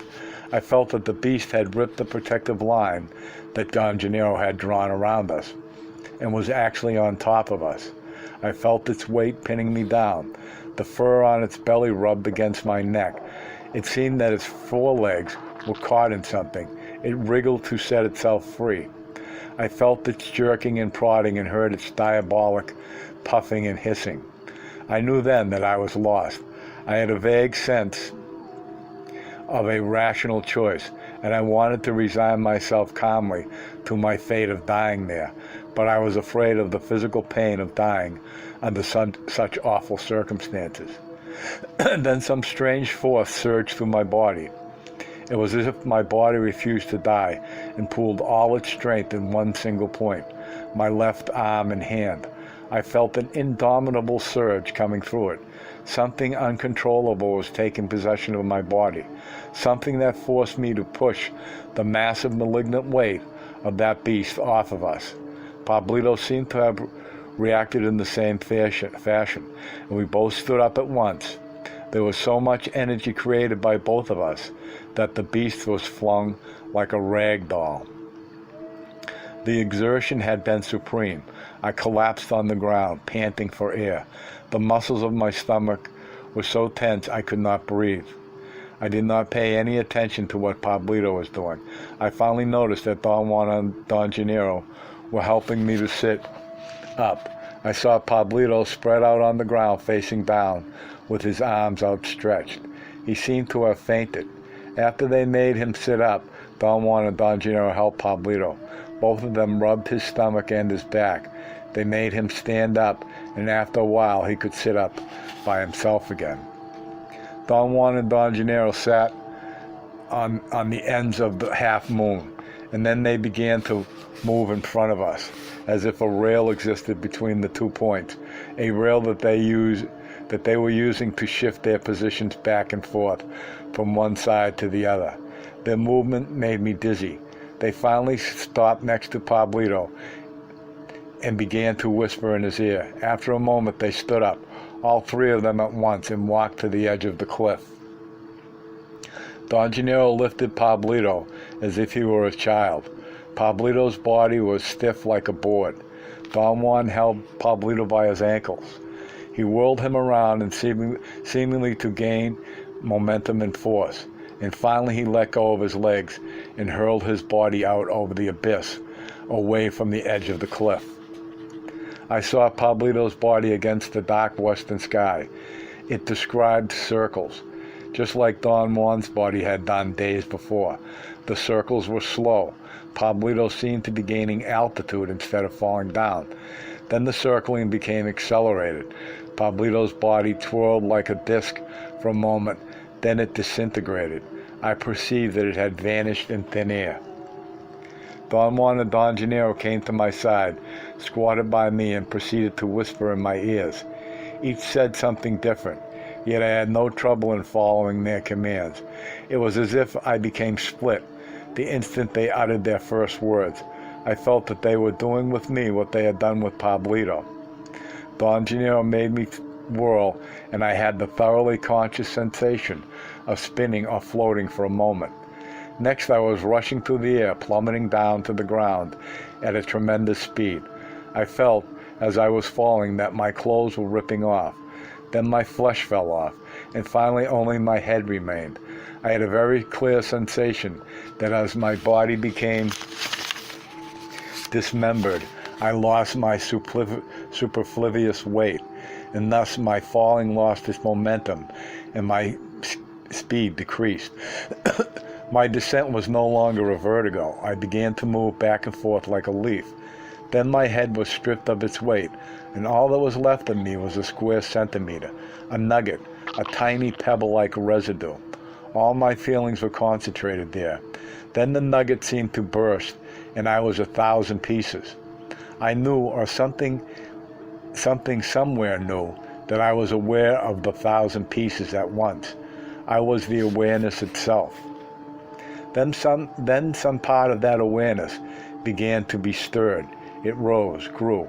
It became localized. Little by little, I regained the sense of boundaries, consciousness, or whatever, and suddenly the me that I knew was familiar with erupted into the most spectacular view of all the imaginable combinations of beautiful scenes. It was as if I were looking at thousands of pictures of the world, of people, of things. The scenes then became blurry. I had the sensation that they were being passed in front of my eyes at a greater speed until I could not single out any of them for examination. Finally, it was as if I were witnessing the organization of the world rolling past my eyes in an unbroken, endless chain. I suddenly found myself standing on the cliff with Don Juan and Don Gennaro. They whispered that they had pulled me back, and that I had witnessed the unknown that no one can talk about.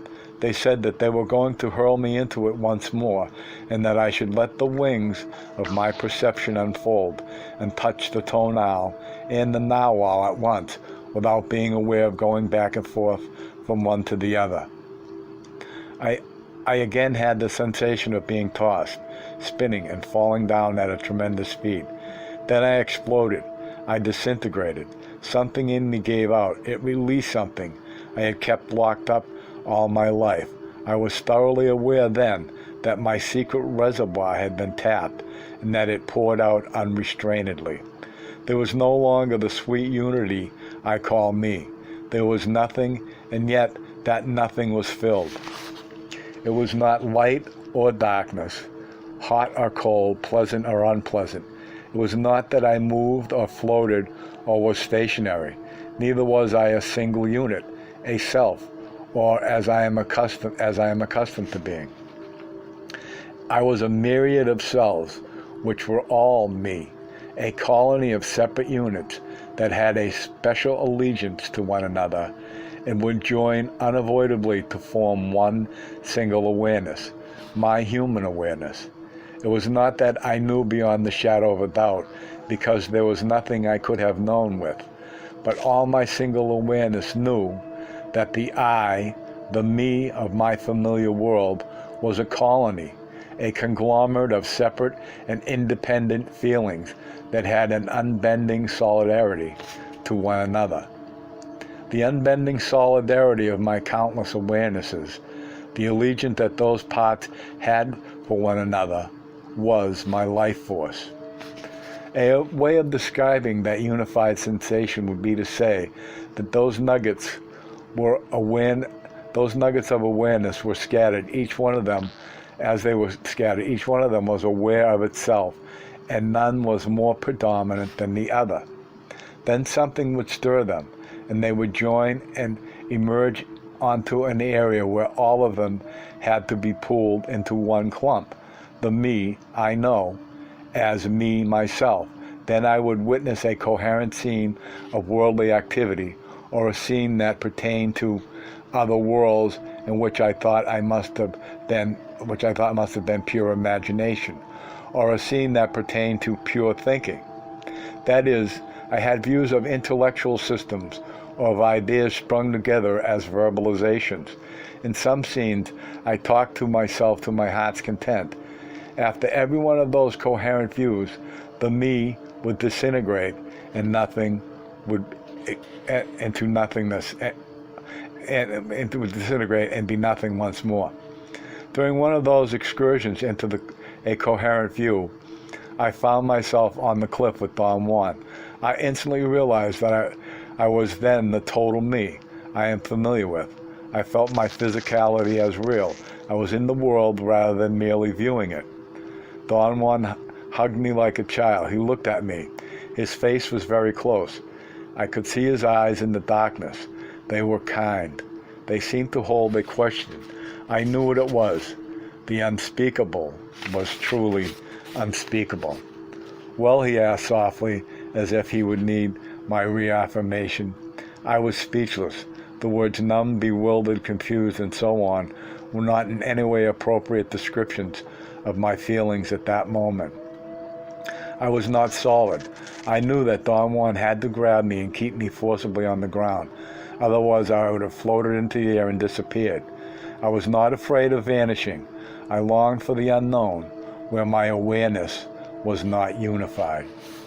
Don Juan walked me slowly, pushing me down on both of my shoulders to an area around Don Gennaro's house.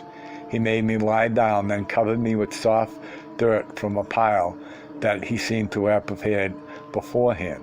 He covered me up to my neck.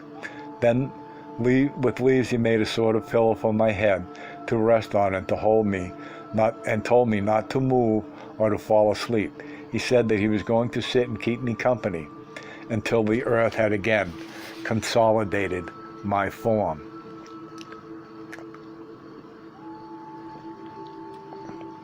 I felt very comfortable and had a nearly invincible desire to fall asleep, but Don Juan would not let me. He demanded that I should talk about anything under the sun except what I had experienced. I did not know what to talk about at first. Then I asked about Don Gennaro. Don Juan said that Don Gennaro had taken Pablito and had buried him somewhere around there and was doing with him what he himself was doing with me. I had the desire to sustain the conversation, but something in me was incomplete. I had an unusual indifference, a tiredness that was more like boredom. Don Juan seemed to know how I felt. He began to talk about Pablito and how our fates were interlocked. He said that he had become Pablito's benefactor at the same time that Don Gennaro had become his teacher, and that power had paired Pablito and me step by step. He made the emphatic remark that the only difference between Pablito and me was that while Pablito's world as a warrior was governed by coercion and fear, mine was governed by affection and freedom. Don Juan explained that such a difference was due to the intrinsically different personalities of their benefactors. Don Gennaro was sweet and affectionate and funny, while he himself was dry, authoritarian, and direct. He said that my personality demanded a strong teacher, but a tender benefactor, and that Pablito was the opposite. He needed a kind teacher and a stern benefactor. We talked for a while longer, and then it was morning. When the sun appeared over the mountains and on the eastern horizon, he helped me to get up from under the dirt. After I woke up in the early afternoon, Don Juan and I sat by the door of Don Gennaro's house. Don Juan said that Don Gennaro was still with Pablito, preparing him for the last encounter. Tomorrow you and Pablito will go into the unknown, he said. I must prepare you for it now. You go into it by yourself. Last night you two were like yo-yos being pulled back and forth. Tomorrow you will be on your own. I had then a rush of curiosity and questions about my experiences of the night before just poured out of me. He was unruffled by my barrage. Today I have to accomplish a most crucial maneuver, he said. I have to trick you for the last time. You must fall for my tricking. He laughed and slapped his thighs. What Gennaro wanted to show you with the first exercise the other night was how sorcerers use the Nawal, he went on. There is no way to get to the sorcerer's explanation unless one has willingly used the Nawal. or rather, unless one has willingly used the tonal to make sense out of one's actions in the now-while. Another way of making all this clear is to say that the view of the tonal must prevail if one is going to use the now-while the way sorcerers do.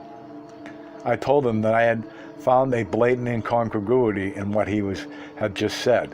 On the one hand, he had given me 2 days before an incredible recapitulation of his studied acts over a period of years, acts designed to affect my view of the world.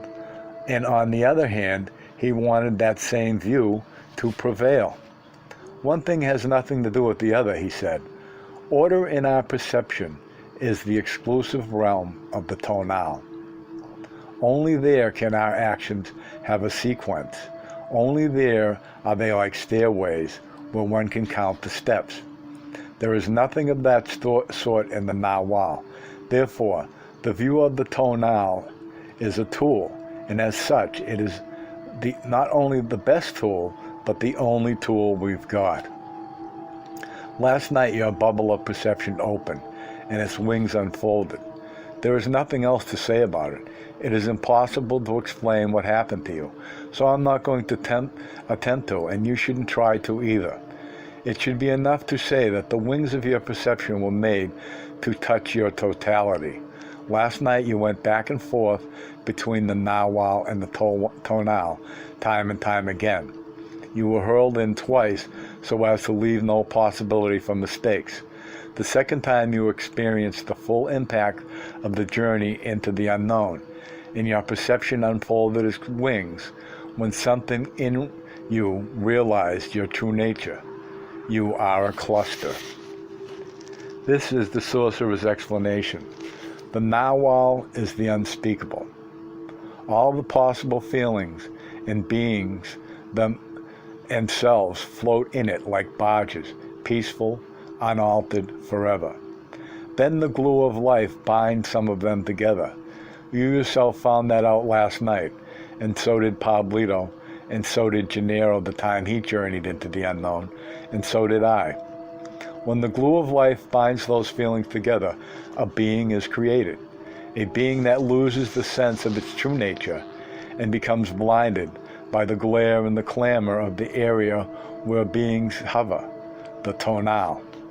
The tonal is where all the unified organization exists. A being pops into the tonal once the force of life has bound all the needed feelings together.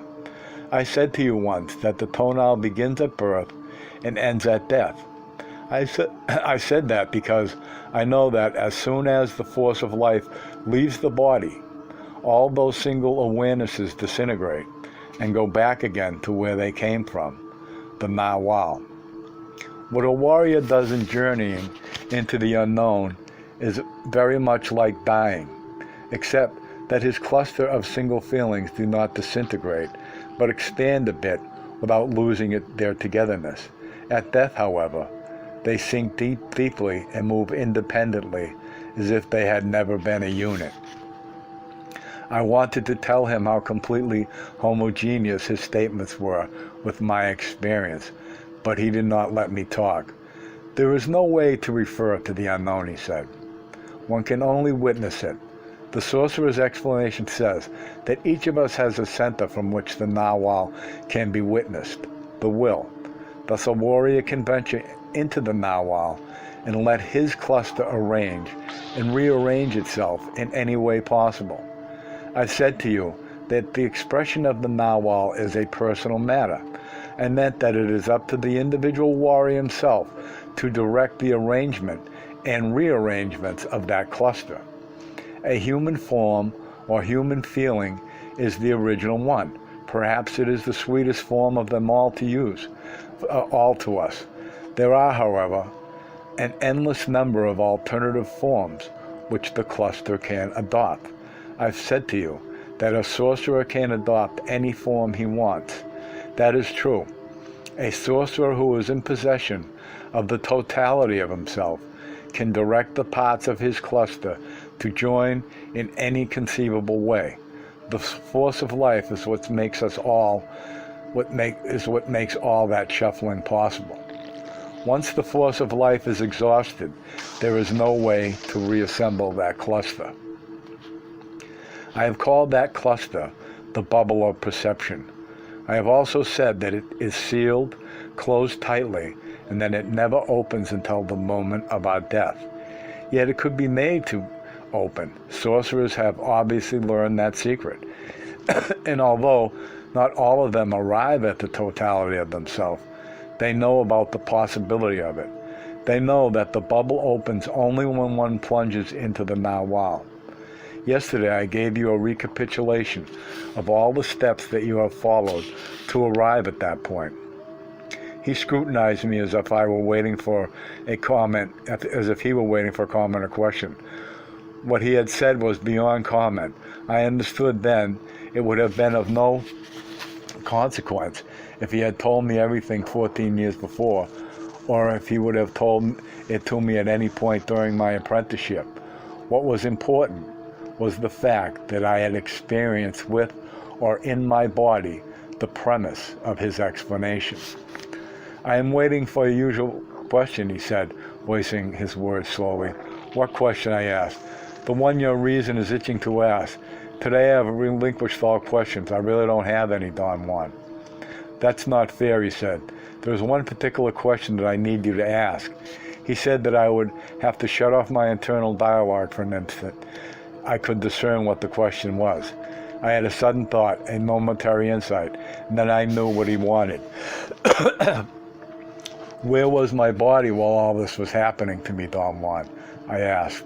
He broke into a belly laugh. This is the last of the sorcerer's tricks, he said. Let's say that what I am going to reveal to you is the last bit of the sorcerer's explanation. Oh, I lost my place. Up to this point, your reason has haphazardly followed my doings. Your reason is willing to admit that the world is not as the description portrays it, that there is more to it than meets the eye. Your reason is almost willing and ready to admit that your perception went up and down that cliff, or that something in you, or even all of you, leaped to the bottom of the gorge and examined with the eyes of the tonal what was there, as if you had descended bodily with a rope and ladder. The act of examining the bottom of the gorge was the crown of all those years of training. You did it well. Gennaro saw the cubic centimeter of chance when he threw a rock at the you that was at the bottom of the ravine. You saw everything. Gennaro and I knew then, without a doubt, that you were ready to be hurled into the unknown. At that instant, you not only saw, but you knew all about the double, the other. I interrupted and told him that he was giving me undeserving credit for something that was beyond my understanding.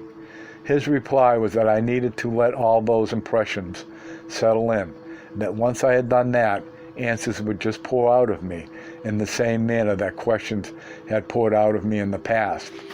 The secret of the double is in the bubble of perception, which in your case that night was at the top of the cliff and at the bottom of the gorge at the same time, he said.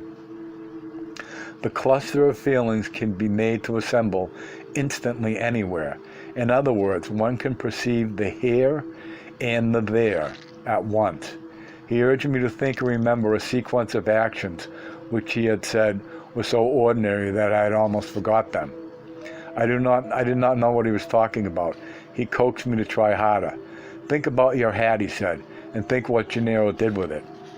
I felt the shocking moment of realization. I had forgotten that Don Gennaro had actually wanted me to take off my hat because it kept falling off, blown by the wind, but I did not want to let go of it. I had felt stupid being naked. Wearing a hat, which I ordinarily never do, gave me a sense of strangeness. I was not really myself, in which case being without clothes was not so embarrassing. Don Gennaro had attempted to change hats with me, but his was too small for my head.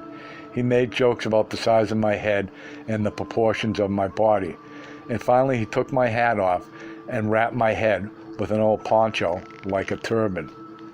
I told Don Juan that I had forgotten about that sequence, which I was sure had happened in between my so-called jumps. Yet the memory of those leaps stood as a unit which was uninterrupted. They certainly were an uninterrupted unit. And so was Gennaro cavorting with your hat, he said.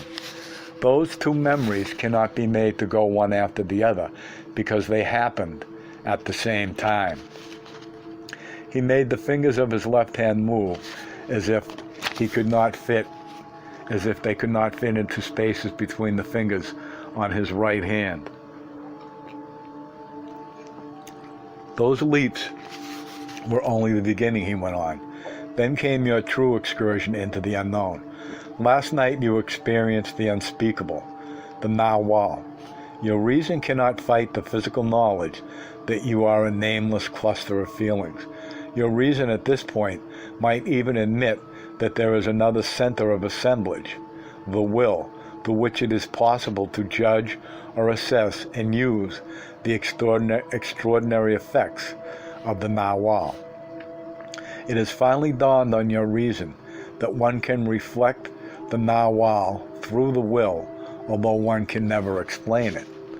But then comes your question, where was I when all this was taking place? Where was my body?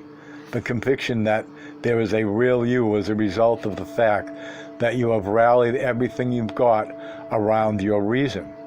At this point, your reason admits that the narwhal is the indescribable, not because the evidence has convinced it, because it is safe to admit that. Your reason is on safe ground. All the elements of the tonal are on its side. Don Juan paused and examined me. His smile was kind.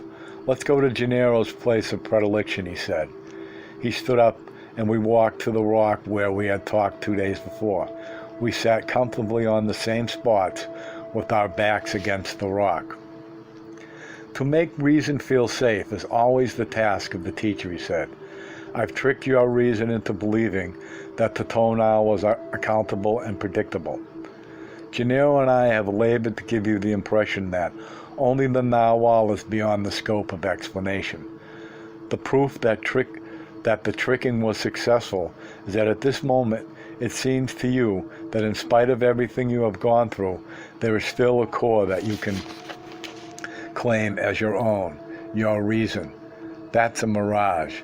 Your precious reason is only a center of assemblage, a mirror that reflects something which is outside of you. Last night, you witnessed not only the indescribable narwhal, but also the indescribable tonal. The last piece of the sorcerer's explanation says that reason is merely reflecting an outside order, and that reason knows nothing about that order. It cannot explain it in the same way it cannot explain the narwhal. Reason can only witness the effects of the tonal, but never could it understand it or unravel it. The very fact that we are thinking and talking points out an order that we follow without ever knowing how we do that or what the order is.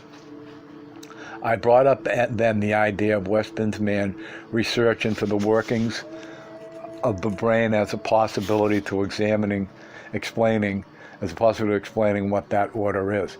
He pointed out that all that research did was to attest that something was happening. Sorcerers do the same thing with their will, he said. They say that through the will they can witness the effects of the narwhal.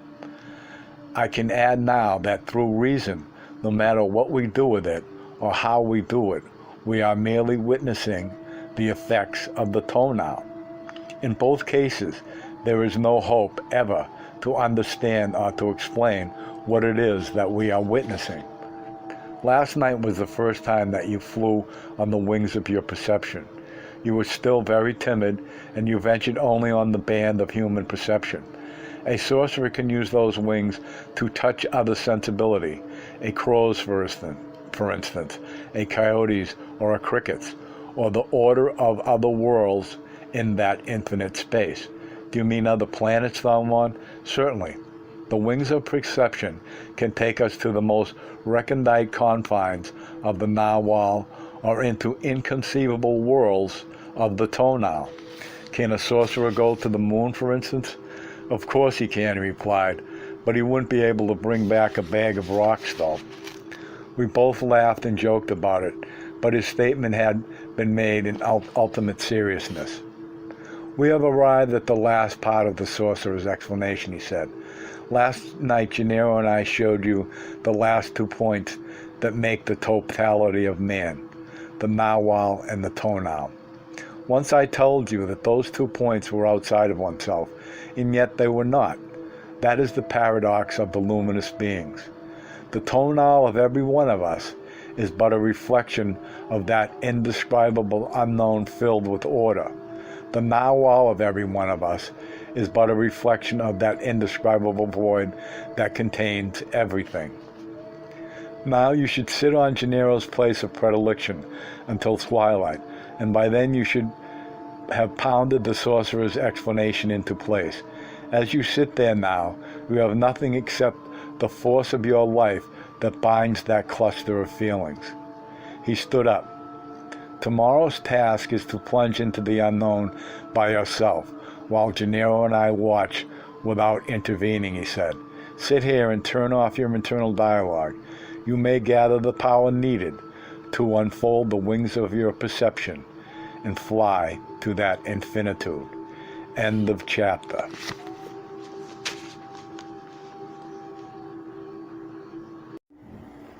Carlos Castaneda's Tales of Power, Part 3, The Sorcerer's Explanation, and the final chapter, Chapter 4, The Predilection of Two Warriors. All I have to say before this chapter is, when the Buddha obtained enlightenment, he had a witness. Who was his witness? And the other thing is I'm going to put a song in the comments of the chapter. Okay, so here we go. Don Juan woke me up at the crack of dawn. He handed me a carrying gourd filled with water and a bag of dry meat. We walked in silence for a couple of miles to the place where I had left my car 2 days before. This journey is our last journey together, he said, in a quiet voice when we arrived at his car. I felt a strong jolt in my stomach. I knew what he meant. He leaned against the back fender as I opened the passenger door, and he looked at me with a feeling that I had never been there before. He got in the car, but before I started the motor, he made some obscure remarks that I also understood to perfection. He said that we had a few minutes to sit in the car and touch again upon some feelings very personal and poignant. I sat quietly, but my spirit was restless. I wanted to say something to him, something that would have essentially soothed him. I searched in vain for the appropriate words, the formula that would have expressed the feeling I knew without being told. Don Juan talked about a little boy that I once knew, and about how my feelings for him would not change with the years or the distance. Don Juan had said that he was certain that every time I thought of that little boy, my spirit jumped joyfully, and without a trace of selfishness or pettiness, wished him the best. He reminded me of a story that I had once told him about a little boy, a story which he had liked and had found to have a profound meaning. During one of our hikes in the mountains around Los Angeles, the little boy had gotten tired of walking, so I had let him ride on my shoulders. A wave of intense happiness engulfed us, and then the little boy shouted his thanks to the sun and to the mountains. That was his way of saying goodbye to you, Don Juan said. I felt the sting of anguish in my throat. There are many ways of saying farewell, he said. The best way is perhaps by holding a particular memory of joyfulness. For instance, if you live like a warrior, the warmth you felt when the little boy rode on your shoulders will be fresh and cutting for as long as you live. That is a warrior's way of saying farewell. I hurriedly turned on the motor and drove faster than usual on the hard-packed, rocky ground until we got onto the unpaved road. We drove a short distance, then we walked the rest of the way. After about an hour, we came to a grove of trees. Don Gennaro, Pablito, and Nestor were there, waiting for us. I greeted them. All of them appeared to be so happy and vigorous. As I looked at them and at Don Juan, I was overcome by a feeling of profound empathy for all of them. Don Juan embraced me and patted me affectionately on the Don Gennaro embraced me and patted me affectionately on the back. He told Nestor and Pablito that I had had a fine performance leaping into the bottom of a ravine. His hand still on my shoulder, he addressed them in a loud voice. "Yes, sir," he said, looking at them. "I'm his benefactor, and I know that was quite an achievement. That was the crown of years of living like a warrior." He turned to me and placed his other hand on my shoulder. His eyes were shiny and peaceful. "There's nothing I can say to you, Carlitos," he said, voicing his words slowly, "except that you had an extraordinary amount of excrement in your bowels." With that, he and Don Juan howled with laughter until they were about to pass out. Pablito and Nestor giggled nervously, not knowing exactly what to do. When Don Juan and Don Gennaro had quieted down, Pablito said to me that he was unsure of his capability of going into the unknown by himself. "I really don't have the faintest idea of how to do it," he said. "Gennaro says that one needs nothing except impeccability. What do you think?" I told him that I knew even less than he did. Nestor sighed and seemed truly concerned. He moved his hands and his mouth nervously, as if he were on the verge of saying something important and didn't know how. "Gennaro says that you two will make it," he finally said. Don Gennaro signaled with his hand that we were leaving. He and Don Juan walked together a few yards ahead of us. We followed the same mountain trail nearly all day. We walked in complete silence and never stopped. All of us had a provision of dry meat and a gourd of water, and it was understood that we would eat as we walked. At a certain point, the trail definitely became a road. It curved around the side of a mountain, and suddenly the view of a valley opened up in front of us. It was a breathtaking sight, a long green valley glimmering in sunlight. There were two magnificent rainbows over it, and patches of rain all over the surrounding hills. Don Juan stopped walking and jutted his chin to point out something down in the valley to Don Gennaro. Don Gennaro shook his head. It was not an affirmative or negative gesture. It was more like a jerk of his head. They both stood motionless, peering into the valley for a long time. We left the road there and took what seemed to be a shortcut. We began to descend via a more narrow and hazardous path that led to the northern part of the valley. When we reached the flatland, it was mid-afternoon. The strong scent of river willows and moist dirt enveloped me. For a moment, the rain was like a soft green rumble on the nearby trees to my left. Then it was only a quivering in the reeds. I heard the rustling of the stream. I stopped for a moment to listen. I looked at the top of the trees. The high cirrus clouds on the western horizon looked like puffs of cotton scattered across the sky. I stood there watching the clouds long enough for everyone else to get a bit ahead of me. I ran after them. Don Juan and Don Gennaro stopped and turned around in unison. Their eyes moved and focused on me with such uniformity and precision that they seemed to be one single person. It was a brief, stupendous glance that sent chills through my back. Then Don Gennaro laughed and said that I ran thumping, like a 300-pound flat-footed Mexican. "Why a Mexican?" Don Juan asked. "A flat-footed 300-pound Indian doesn't run," Don Gennaro said in an explanatory tone. "Oh," Don Juan said, as if Don Gennaro had really explained something. We crossed the narrow, lush green valley and climbed into the mountains to the east. By late afternoon, we finally came to a halt on top of a flat, barren mesa that overlooked a high valley towards the south. The vegetation had changed drastically. There were round, eroded mountains all around. The land in the valley and on the sides of the hills was parceled and cultivated, and yet the entire scene gave me the feeling of barrenness. The sun was already low on the southwest horizon. Don Juan and Don Gennaro called us to the northern edge of the mesa. From that point, the view was sublime. There were endless valleys and mountains toward the north, and a range of high sierras towards the west. The sunlight reflecting on the distant northern mountains made them look orange, like the color of the banks of clouds over the west. The scenery, in spite of its beauty, was sad and lonely. Don Juan handed me my writing pad, and I did not feel like taking notes. We sat in a half circle with Don Juan and Don Gennaro at the ends. You started on the path of knowledge, writing, and you will finish the same way, Don Juan said. All of them urged me to write, as if my writing were essential. You're at the very edge, Carlitos, Don Gennaro said, suddenly.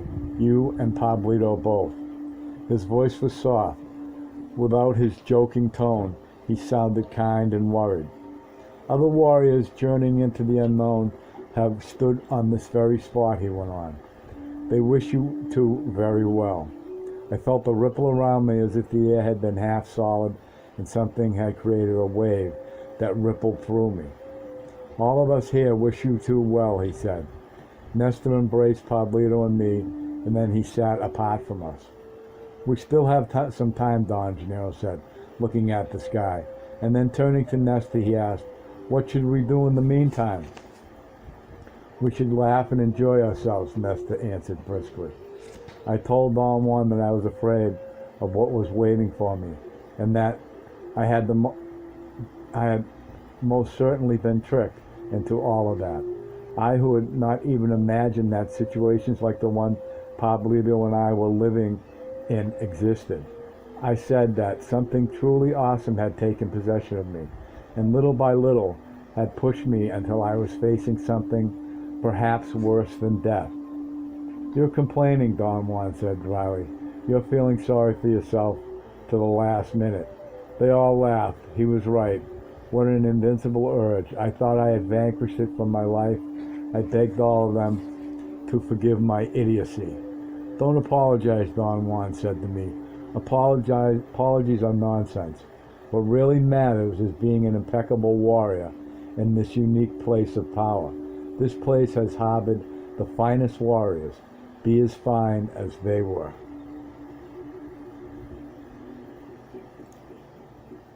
Then he addressed both Pablito and me. You already know that this is the last task in which we will be together, he said. You will enter into the Nawal and the Tonal by the force of your personal power alone. Gennaro and I are here only to bid you farewell. Power has determined that Nestor should be the witness. So be it. This will also be the last crossroad of yours which Gennaro and I will attend. Once you have entered the unknown by yourselves, you cannot depend on us to bring you back. So a decision is mandatory. You must decide whether or not to return. We are confident that you two have the strength to return if you choose to do so. The other night, you were perfectly capable, in unison or separately, to throw off the ally that otherwise would have crushed you to death. That was a test of your strength. I must also add that few warriors survive the encounter with the unknown that you are about to have. Not so much because it is hard, but because the Nawal is enticing beyond any statement. And warriors who are journeying into it and find that to return to the Tonal or to the world of order and noise and pain is a most unappealing affair. The decision to stay or return is done by something in us, which is neither our reason nor our desire, but our will. So there is no way of knowing the outcome of it beforehand. If you choose not to return, you will disappear as if the earth had swallowed you. But if you choose to return to this earth, you must wait like true warriors until your particular tasks are finished. Once they are finished, either in success or defeat, You will have command over the totality of yourselves. Don Juan paused for a moment. Don Gennaro looked at me and winked. Carlitos wants to know what it means to have command over the totality of oneself, he said, and everybody laughed. He was right. Under other circumstances, I would have asked about it. The situation, however, was too solemn for questions. It means that the warrior has finally encountered power, Don Juan said. No one can tell what each warrior would do with it. Perhaps you two will roam peacefully and unnoticed on the face of the earth, or perhaps you will turn out to be hateful men, or perhaps notorious, or kind. All that depends on the impeccability and the freedom of your spirit. The important thing, however, is your task. That is the bestowal made by a teacher and a benefactor to their apprentices. I pray that you two will succeed in bringing your tasks to culmination. Waiting to fulfill that task is a very special waiting, Don Gennaro said all of a sudden. I'm going to tell you the story of a band of warriors who lived in another time on the mountain somewhere in that direction. He casually pointed to the east, but then after a moment's hesitation, he seemed to change his mind and stood up and pointed to the distant northern mountains. No, they lived in that direction, he said, looking at me and smiling with an air of irradiation. Exactly 135 kilometers from here. Don Gennaro was perhaps imitating me. His mouth and his forehead were contracted. His hands were tightly clasped against his chest, holding some imaginary object that he may have intended to be a notebook. He maintained a most ridiculous posture. I had once met a German scholar, a sinologist, who looked exactly like that. The thought that all along I might have unconsciously imitated the grimaces of that German sinologist was utterly funny to me. I laughed by myself. It seemed to be a joke just for me. Don Juan sat down again and proceeded with his story.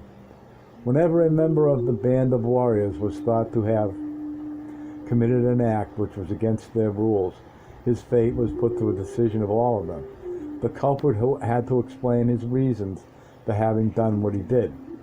His comrades had to listen to him, and then they either disbanded because they had found his reason convincing, or they lined up with their weapons at the very edge of the flat mountain, very much like this mountain where we are sitting now, ready to carry out his death sentence because they had found his reasons to be unacceptable.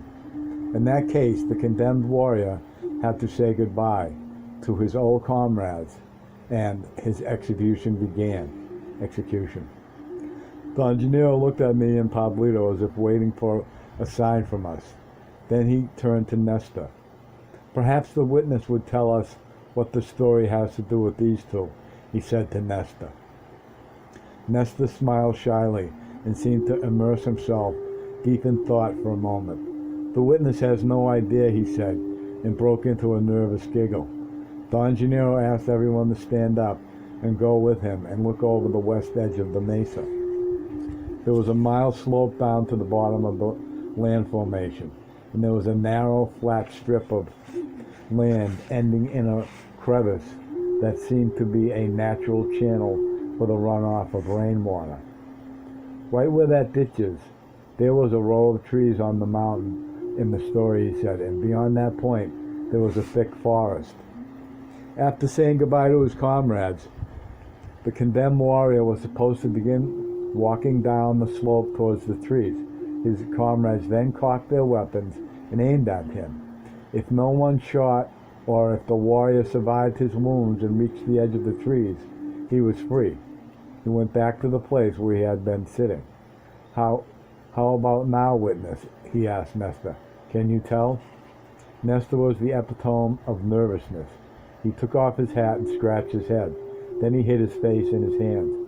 How can the poor witness know, he finally retorted in a challenging tone, and laughed with everybody else. They say that there were men who pulled through unharmed, Don Gennaro said. Let's say that their personal power affected their comrades. A wave went through them as they were aiming at him, and no one dared use his weapon. Or perhaps they were in awe of his bravery and could not harm him. Don Gennaro looked at me and then at Pablito. There was a condition set up for that walk to the edge of the trees, he went on. The warrior had to walk calmly, unaffected. His steps had to be sure and firm, his eyes looking straight ahead peacefully. He had to go down without stumbling, without turning to look back, and above all, without running. Don Gennaro paused. Pablito assented to his words by nodding. If you two decide to return to this earth, he said, you will have to wait like true warriors until your tasks are fulfilled. That waiting is very much like the walk of the warrior in the story. You see, the warrior had run out of human time, and so have you. The only difference is in who is aiming at you. Those who were aiming at the warrior were his warrior comrades. But what's aiming at you is the unknown. Your only chance is your impeccability. You must wait without looking back. You must wait without expecting rewards. You must aim all your personal power at fulfilling your task. If you don't act impeccably, if you begin to fret and get impatient and desperate, you will be cut down mercilessly by the sharpshooters from the unknown. If, on the other hand, your impeccability and personal power are such that you are capable of fulfilling your task, you will then achieve the promise of power. And what's that promise, you may ask? It is a promise that power makes to men as luminous beings. Each warrior has a different fate, so there is no way of telling what that promise will be for either of you. The sun was about to set. The light orange color of the distant northern mountains had become darker.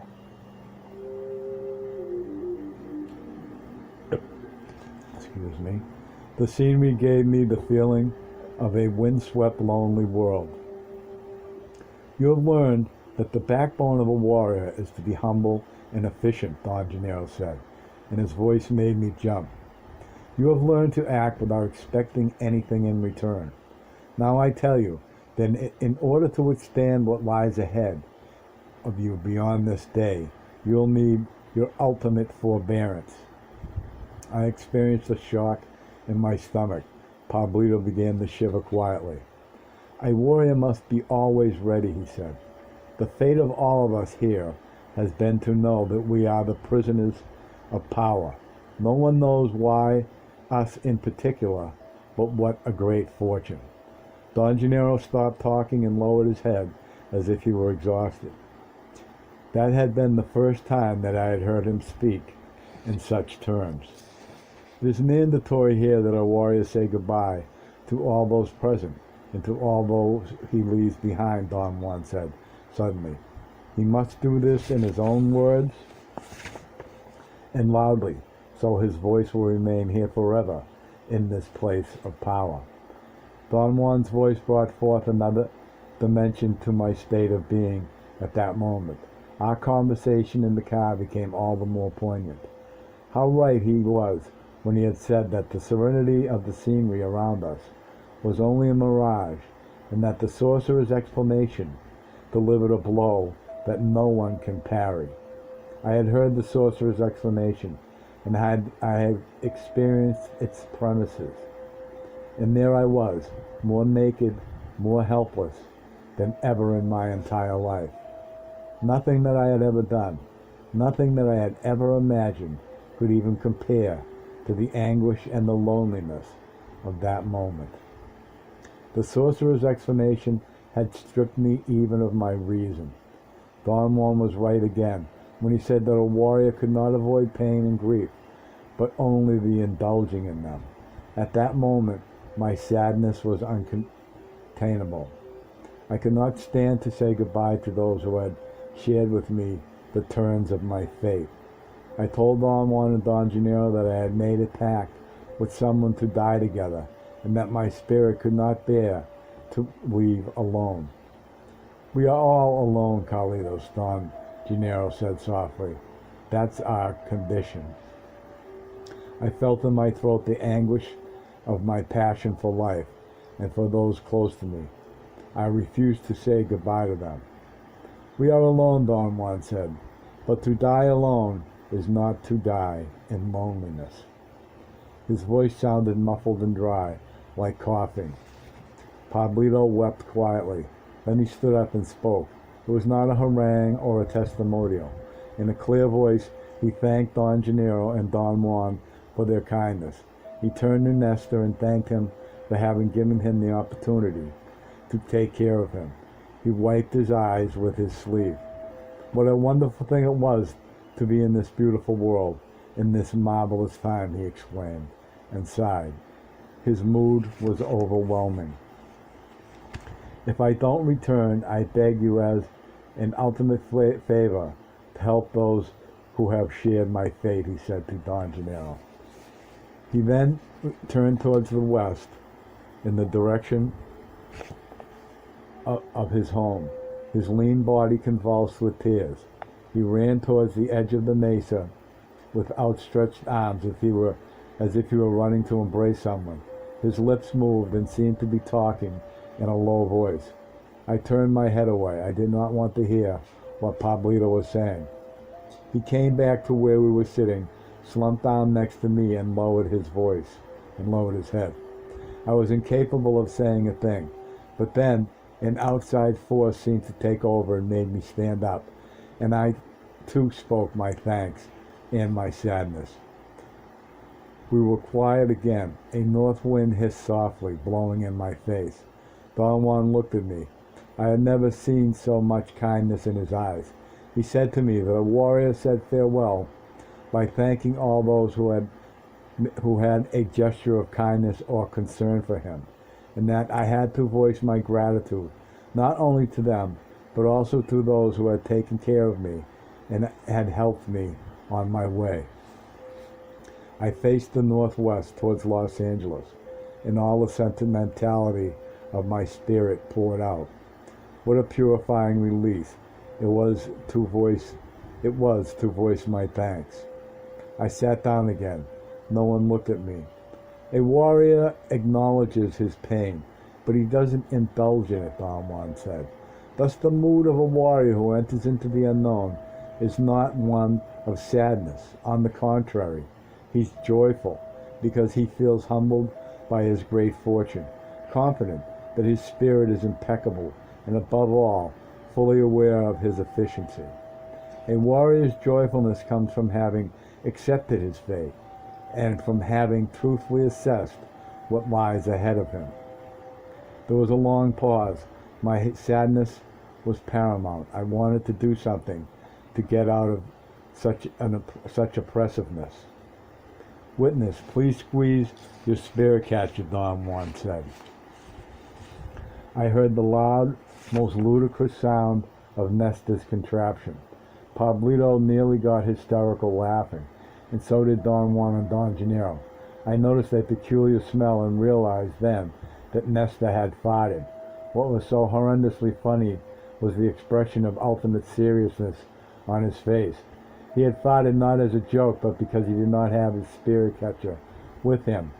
He was being helpful in the best way he could. All of them laughed with abandon. What facility they had for shifting from the sublime situations to the utterly ludicrous. Pablito turned to me suddenly. He wanted to know if I was a poet, but before I could answer his question, Don Gennaro made a rhyme. Carlitos is really cool, but he's got a bit of a poet, a nut, and a fool. They all had another outburst of laughter. That's a better mood, Don Juan said. And now, before Gennaro, I say goodbye to you. You two may say anything you please. It might be the last time you utter a word ever. Pablito shook his head negatively, but I had something to say. I wanted to express my admiration, my awe for the exquisite temper of Don Juan and Don Gennaro's warrior spirit.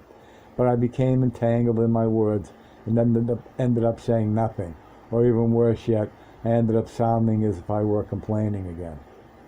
Don Juan shook his head and smacked his lips in mock disapproval. I laughed involuntarily. It did not matter, however, that I had flubbed my chance to tell them my admiration. A very intriguing sensation began to take possession of me. I had a sense of exhilaration and joy, an exquisite freedom that made me laugh. I told Don Juan and Don Gennaro that I did not give a fig about the outcome of my encounter with the unknown, and that I was happy and complete, and that whether I lived or died was of no importance to me at that moment. Don Juan and Don Gennaro seemed to enjoy my assertions even more than I did. Don Juan slapped his thigh and laughed. Don Gennaro threw his hat on the floor and yelled as if he were riding a wild horse.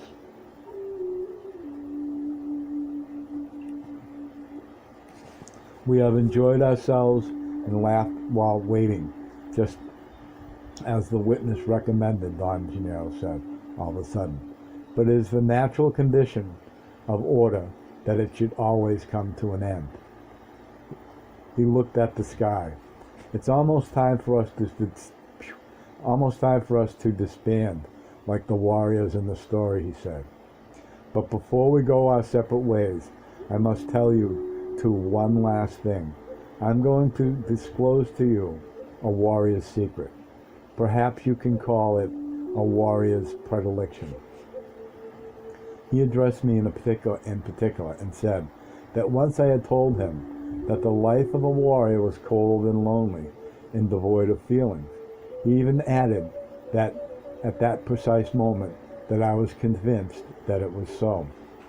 The life of a warrior cannot possibly be cold and lonely and without feelings, he said, because it is based on his affection, his devotion, his dedication to his beloved.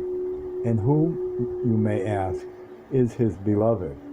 I will show you now. Don Gennaro stood up and walked slowly through a perfectly flat area right in front of us, 10 or 12 feet away. He made a strange gesture there. He moved his hands as if he were sweeping dust from his chest and his stomach. Then an odd thing happened. A flash, an almost imperceptible light went through him. It came from the ground and it seemed to kindle his entire body. He did a sort of backward pirouette, a backward dive, more properly speaking, and landed on his chest and arms. His movement had been executed with such precision and skill that he seemed to be a weightless being, a worm-like creature that had turned on itself. When he was on the ground, he performed a series of unearthly movements.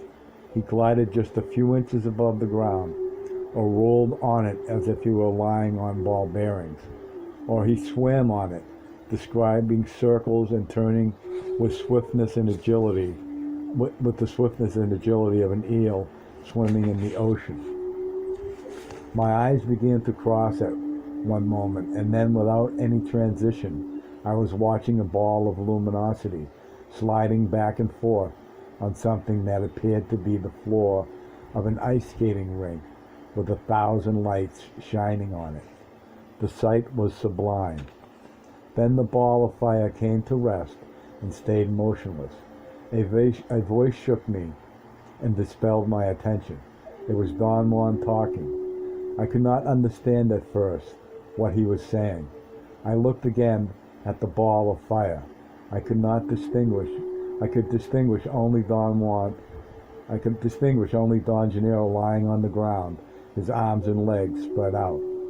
Don Juan's voice was very clear. It seemed to trigger something in me, and I began to write. Gennaro's love is the world, he said. He was just now embracing this enormous earth, but since he is so little, all he can do is swim in it. But the earth knows that Gennaro loves it, and it bestows on him its care. That's why Gennaro's life is filled to the brim, and his state, wherever he will be plentiful. Gennaro roams on the path of his love, and wherever he is complete. Don Juan squatted in front of us. He caressed the ground gently. This is the predilection of two warriors, he said. This earth, this world, for a warrior, there can be no greater love. Don Gennaro stood up and squatted next to Don Juan for a moment, while both of them peered fixedly at us. Then they sat in unison, cross-legged. Only if one loves this earth with unbending passion can one release one's sadness, Don Juan said. A warrior is always joyful because his love is unalterable, and his beloved, the earth, embraces him and bestows upon him inconceivable gifts. The sadness belongs only to those who hate the very thing that gives shelter to their beings. Don Juan again caressed the ground with tenderness. This lovely being, which is alive to its last recesses and understands every feeling, soothed me. It cured me of my pains, and finally, when I had fully understood my love for it, it taught me freedom. He paused. The silence around us was frightening. The wind hissed softly, and then I heard the distant barking of a lone dog. Listen to that barking, Don Juan went on. That is the way my beloved earth is helping me now to bring this last point to you. That barking is the saddest thing one can hear. We were quiet for a moment. The barking of that lone dog was so sad, and the stillness around us so intense, that I experienced a numbing anguish. It made me think of my own life, my sadness, my not knowing where to go or what to do. That dog's barking is the nocturnal voice of a man, Don Juan said. It comes from a house in that valley towards the south. A man is shouting through his dog since they are companion slaves for life. His sadness, his boredom, his begging his death to come and release him from the dull and dreary chains of his life. Don Juan's words had caught a most disturbing line in me. I felt he was speaking directly to me. That barking, and the loneliness it creates, speaks of the feelings of men, he went on. Men for whom an entire life is like one Sunday afternoon. An afternoon which was not altogether miserable, but rather hot and dull and uncomfortable. They sweated and fussed a great deal. They didn't know where to go or what to do. That afternoon left them only with the memory of petty annoyances and tedium. And then suddenly it was over. It was already night. He recounted a story I had once told him about a 72-year-old man who complained that his life had been so short that it seemed to him that it was only a day before that he was a boy. The man had said to me, "I remember the pajamas I used to wear when I was 10 years old. It seems that only one day has passed. Where did the time go?" The antidote that kills that poison is here, Don Juan said, caressing the ground. The sorcerer's explanation cannot at all liberate the spirit. Look at you two. You have gotten to the sorcerer's explanation, but it doesn't make any difference that you know it. You're more alone than ever, because without an unwavering love for the being that gives you shelter, aloneness is loneliness. Only the love for the splendorous being can give freedom to a warrior's spirit. And freedom is joy, efficiency, and abandon in the face of any odds. That is the last lesson. It is always left for the very last moment, for the moment of ultimate solitude, when a man faces his death and his aloneness. Only then does it make sense. Don Juan and Don Gennaro stood up and stretched their arms and arched their backs, as if sitting had made their bodies stiff. My heart began to pound fast. They made Pablito and me stand up. The twilight is the crack between the worlds, Don Juan said. It is the door to the unknown. He pointed with a sweeping movement of his hand to the mesa where we were standing. This is the plateau in front of that door. He pointed then to the northern edge of the mesa. There is the door. Beyond there is an abyss, and beyond that abyss is the unknown. Don Juan and Don Gennaro then turned to Pablito and said goodbye to him. Pablito's eyes were dilated, fixed tears were rolling down his cheeks. I heard Don Gennaro's voice saying goodbye to me. I did not hear Don Juan's. Don Juan and Don Gennaro moved towards Pablito and whispered briefly in his ears. Then they came to me, but before they had whispered anything, I already had a peculiar feeling of being split. We will now be like dust on the road, Don Gennaro said. Perhaps it will get in your eyes again someday. Don Juan and Don Gennaro stepped back and seemed to merge with the darkness. Pablito held my forearm, and we said goodbye to each other. Then a strange urge, a force made me run with him to the northern edge of the mesa. I felt his arm holding me as we jumped, and then I was alone. End of chapter. End of book.